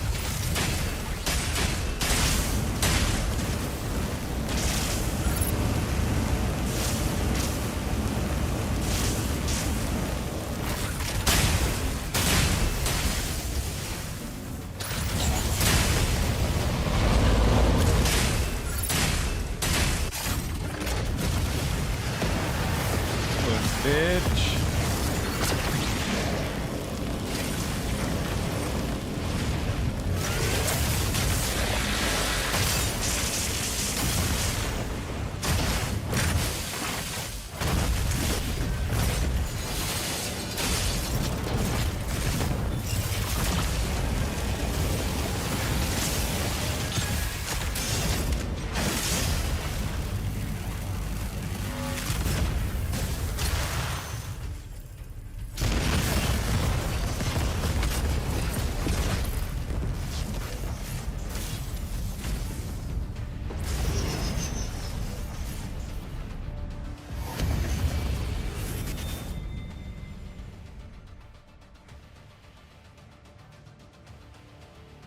Attention, Shadow Special Task Force. Rescue operation at Mashmak is about to begin. All relevant personnel complete your final checks. Weapon airdrop ready. Cargo rocket ready. Striker systems calibrated. No error found. Combatants, prepare to deploy. Elise Ness, ready. Pilot in position. Striker entering launch tunnel. Brake system safety disengaged. Pilot in control. Ready for launch. Hiya, Anka Bell here. I'll be your CIC for this mission. Just joined the team. Still getting settled. But looks like we're diving straight into missions. Looking forward to working with you. For this mission, we'll locate the 3 patrol strikers we lost communications with in Mashmak. Latest SAT images show activity at an abandoned base to the southwest. A massive amount of Thea's Vanguard forces has been active in the area. This is a rescue mission, so try to avoid going toe-to-toe. Our CO will fill you in with the details. Pilot, I'm your commanding officer, Christian. I'll be leading this operation. We'll drop you off near Mashmak with a submarine. From there, Use the underwater elevator to reach the abandoned base. Your squad will meet you at the entrance. Elysius is fully geared up this time, ready for anything. Close combat, long range, and solid defense. We won't let your striker go in naked like your last atmospheric entry. Injecting coaxium particles. Pilot sync rate stable. Mind bridge Let's initiated. go. Yeah, buddy. Like, wait. Elysius, taking off.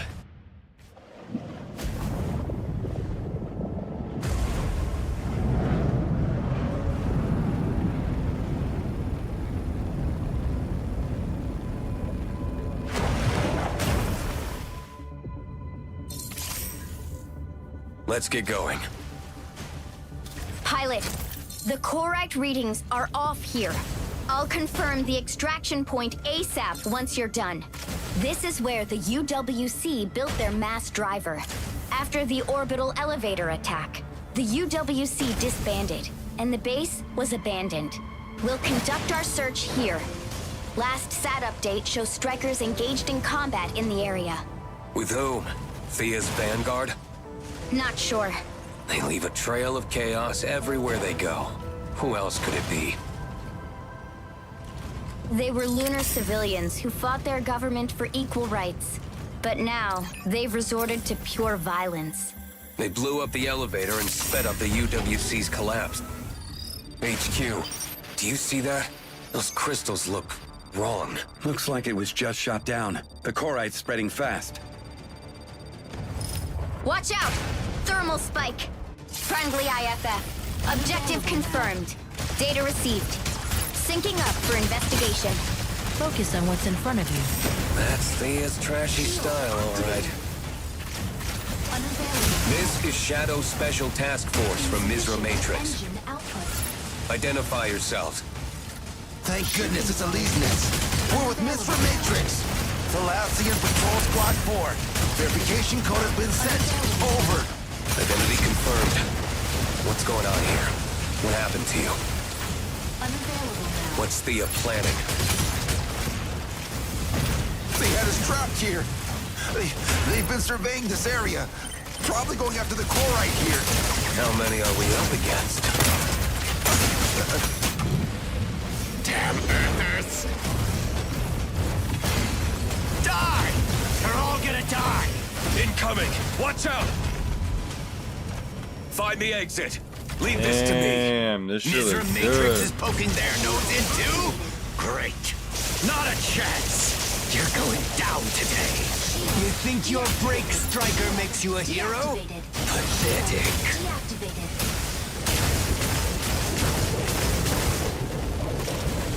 Shield activated.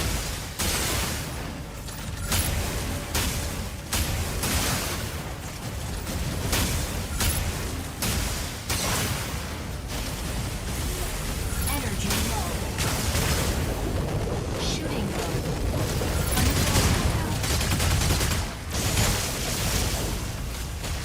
Unavailable now.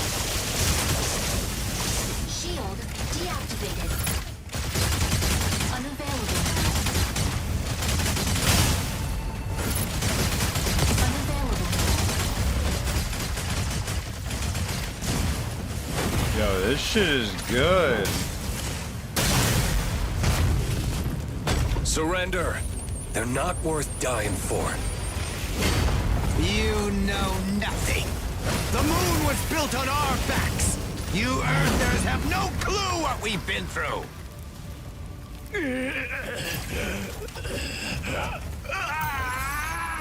Elysius, stay away from it. What? Corite doesn't spread this quickly. D3. Carbon tax. March.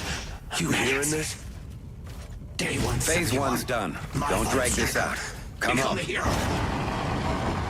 Day 225. Accumulating strength. Earth. Day 556. Pirates. New identity. Food. Day 2122. Witness. Exterminate. Search. Stone. Day 2144. Fight.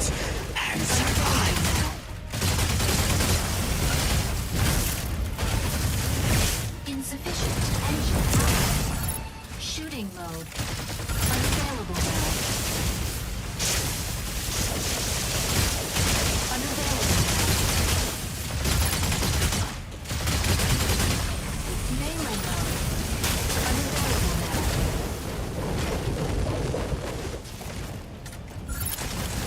Unavailable now.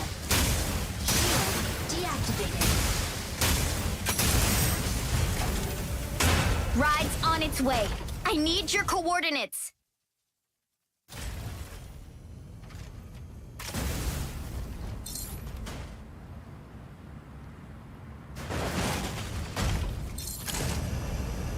Deploy the extraction beacon now.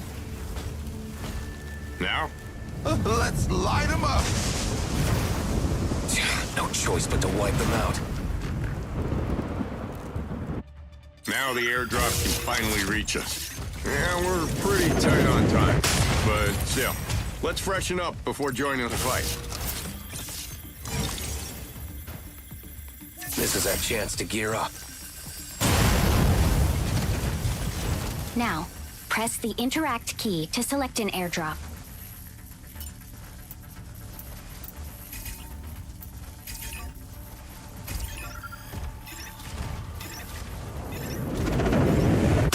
Airdrop on site. Gear up now. Airdropped weapons are universal. You can even try your luck with the enemy's airdrop pods. They can't agree on Korai, but weapon interfaces? Total agreement. Oh, machine gun. The Striker manual mentions that surplus weapons can be mounted in the reserved slots. Press the switch weapons key to swap between the modular weapons and default weapons. You can replenish ammo by finding magazines on neutralized hostiles or in supply crates. Destroy as many extractors as you can before the ship arrives. They release subterranean chloride, which triggers pulse storms. They might deploy more to keep you from leaving. We're a bunch of lunatics. That chloride extractor was built for mining. Now it's a terrifying weapon. If they release the chloride, one pulse storm will wipe out everything on the island. The three factions are mining and researching chloride at Mashmak. Is this some kind of power play by Thea? To have their insane demands met and fight the moon? It's probably more than that. Did you see the crystals? They're everywhere. Reloading.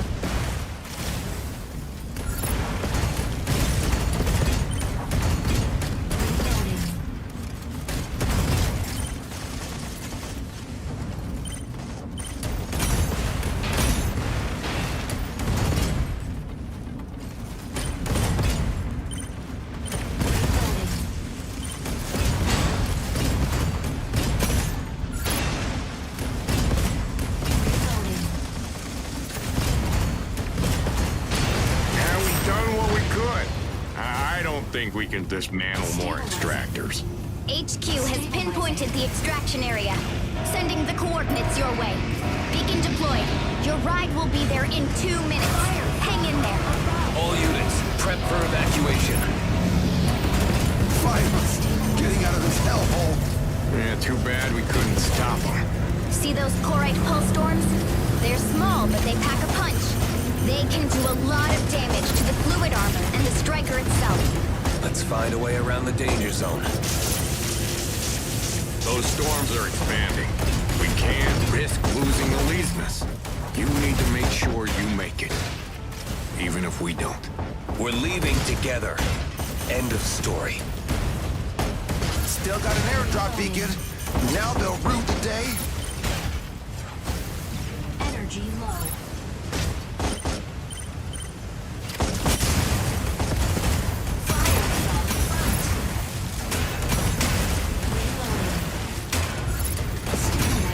Heads up.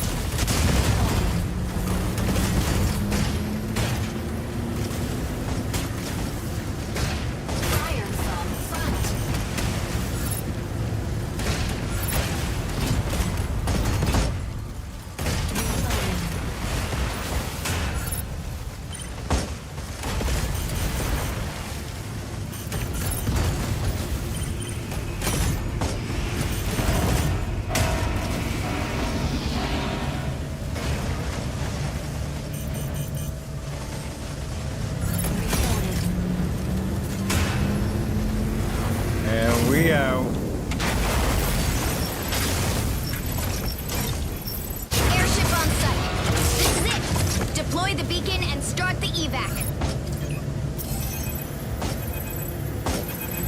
What the fuck were we waiting for? Let me start it, you fuckers.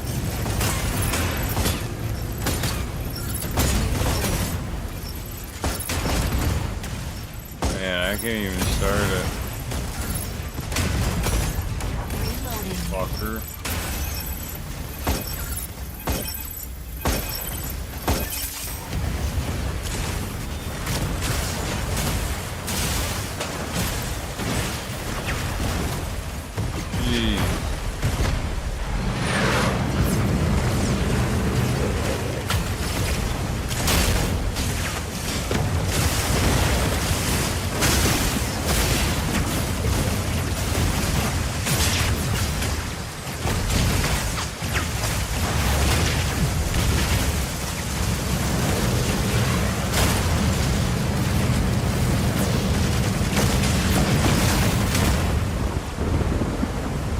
Yo, that was insane. Okay.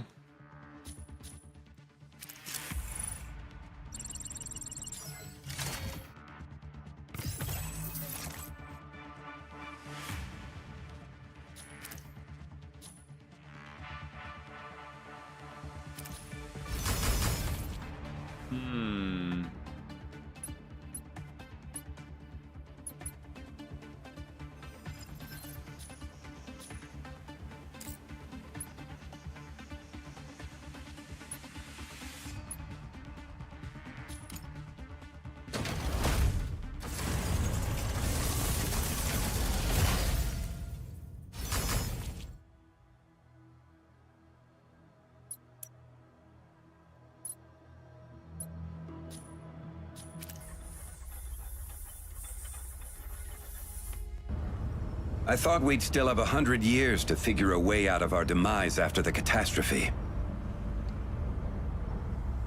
But now that we're seeing how fast Korite spreads, that might be 30 years. Maybe less. We've lost 2/3 of the population to the catastrophe. I saw a chance for us to unite, to rebuild our homes. I had high hopes that Korite could spur growth in technology and offer a path to human survival. But ironically, we've put everything we know into this striker behind me. All it changes is how we fight each other. Another way to quench our thirst for blood. Everybody wants a better life. Fertile land, breathable air. So we keep scrabbling over what's left of Earth's resources. And now one of our brave pilots discovered in Mashmak that Korite is conscious. It can grow, maybe even replicate human experiences. We're not sure if it's a sentient being in a different form. But it's spreading much faster than we expected. Shadow was founded to resolve conflicts and protect human rights. We used to only deal with people-related conflicts. But now this Korite consciousness will sure stir things up. Resource wars are about to get real ugly. If humanity can't get their act together, it's on us to bridge the gap between humanity and Korite. Mashmak's ground zero for Korite disasters, and a battleground for extremist factions. Our job? Stop these lunatics from releasing Korite and polluting the surface. And even if Korite is proven to be sentient, we'll still need to find a way to survive. Let's buy humanity some more time. Christian, can I have a few words? It wasn't the pilot. Voice was off, and the striker fought like someone else. We're analyzing the combat. The combat data? No, that's not what I mean. That crystal can take over organic life.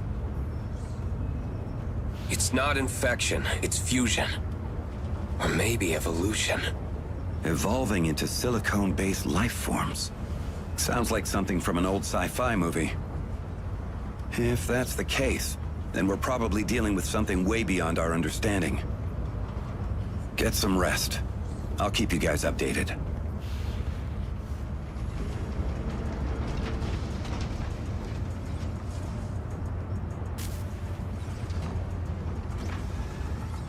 All right.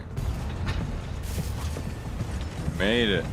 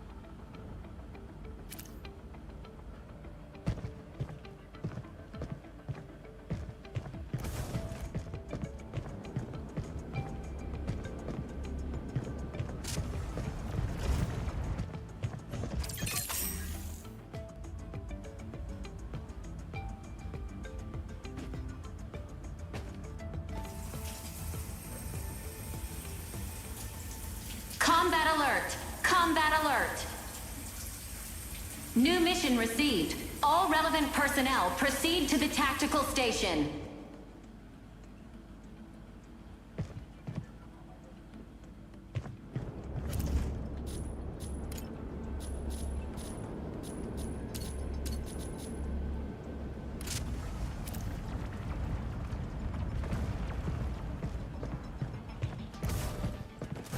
Things aren't looking good, Chief.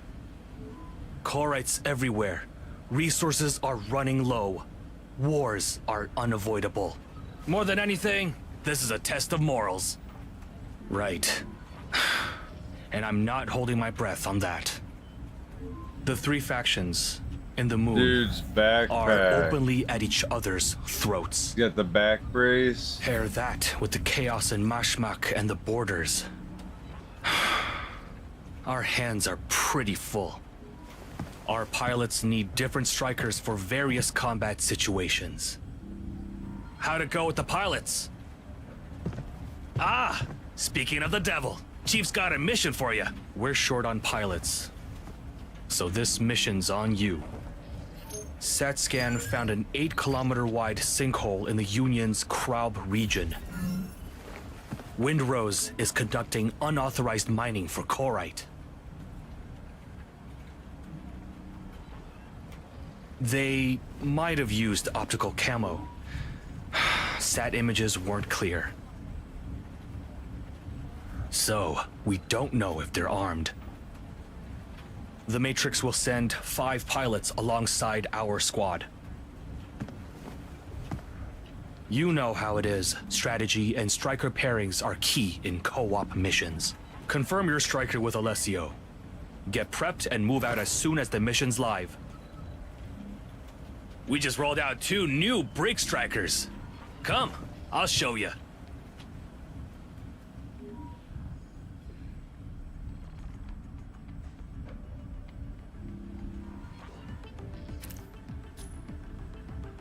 All right, guys. That's mecha break for you. Explore around a little bit.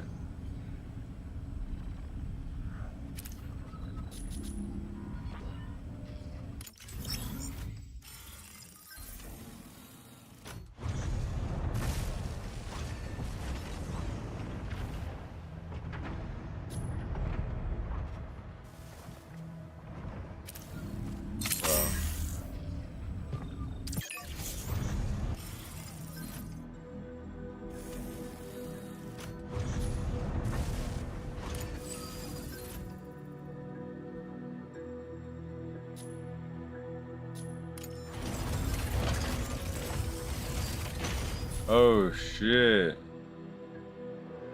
Tanky boy.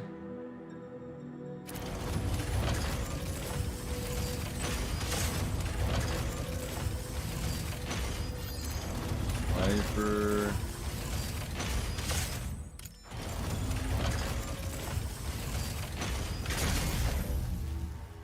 Big axe boy.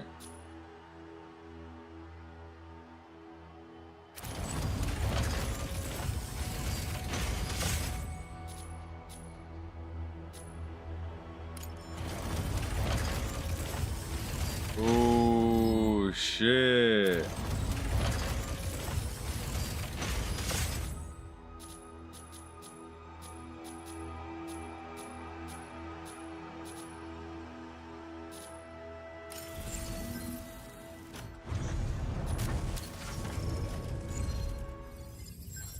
I'm gonna stick with the first one. Fuck that.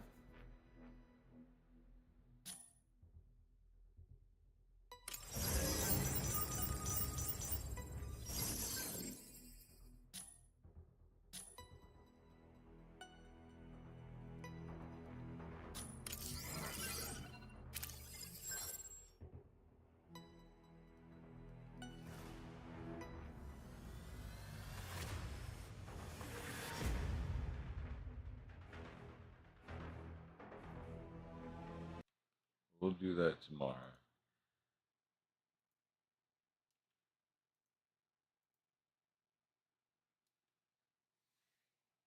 That was fucking good, dude. It was really good. I'm gonna see if we can get the gang on tomorrow. It was so good. It was fun as shit, dude.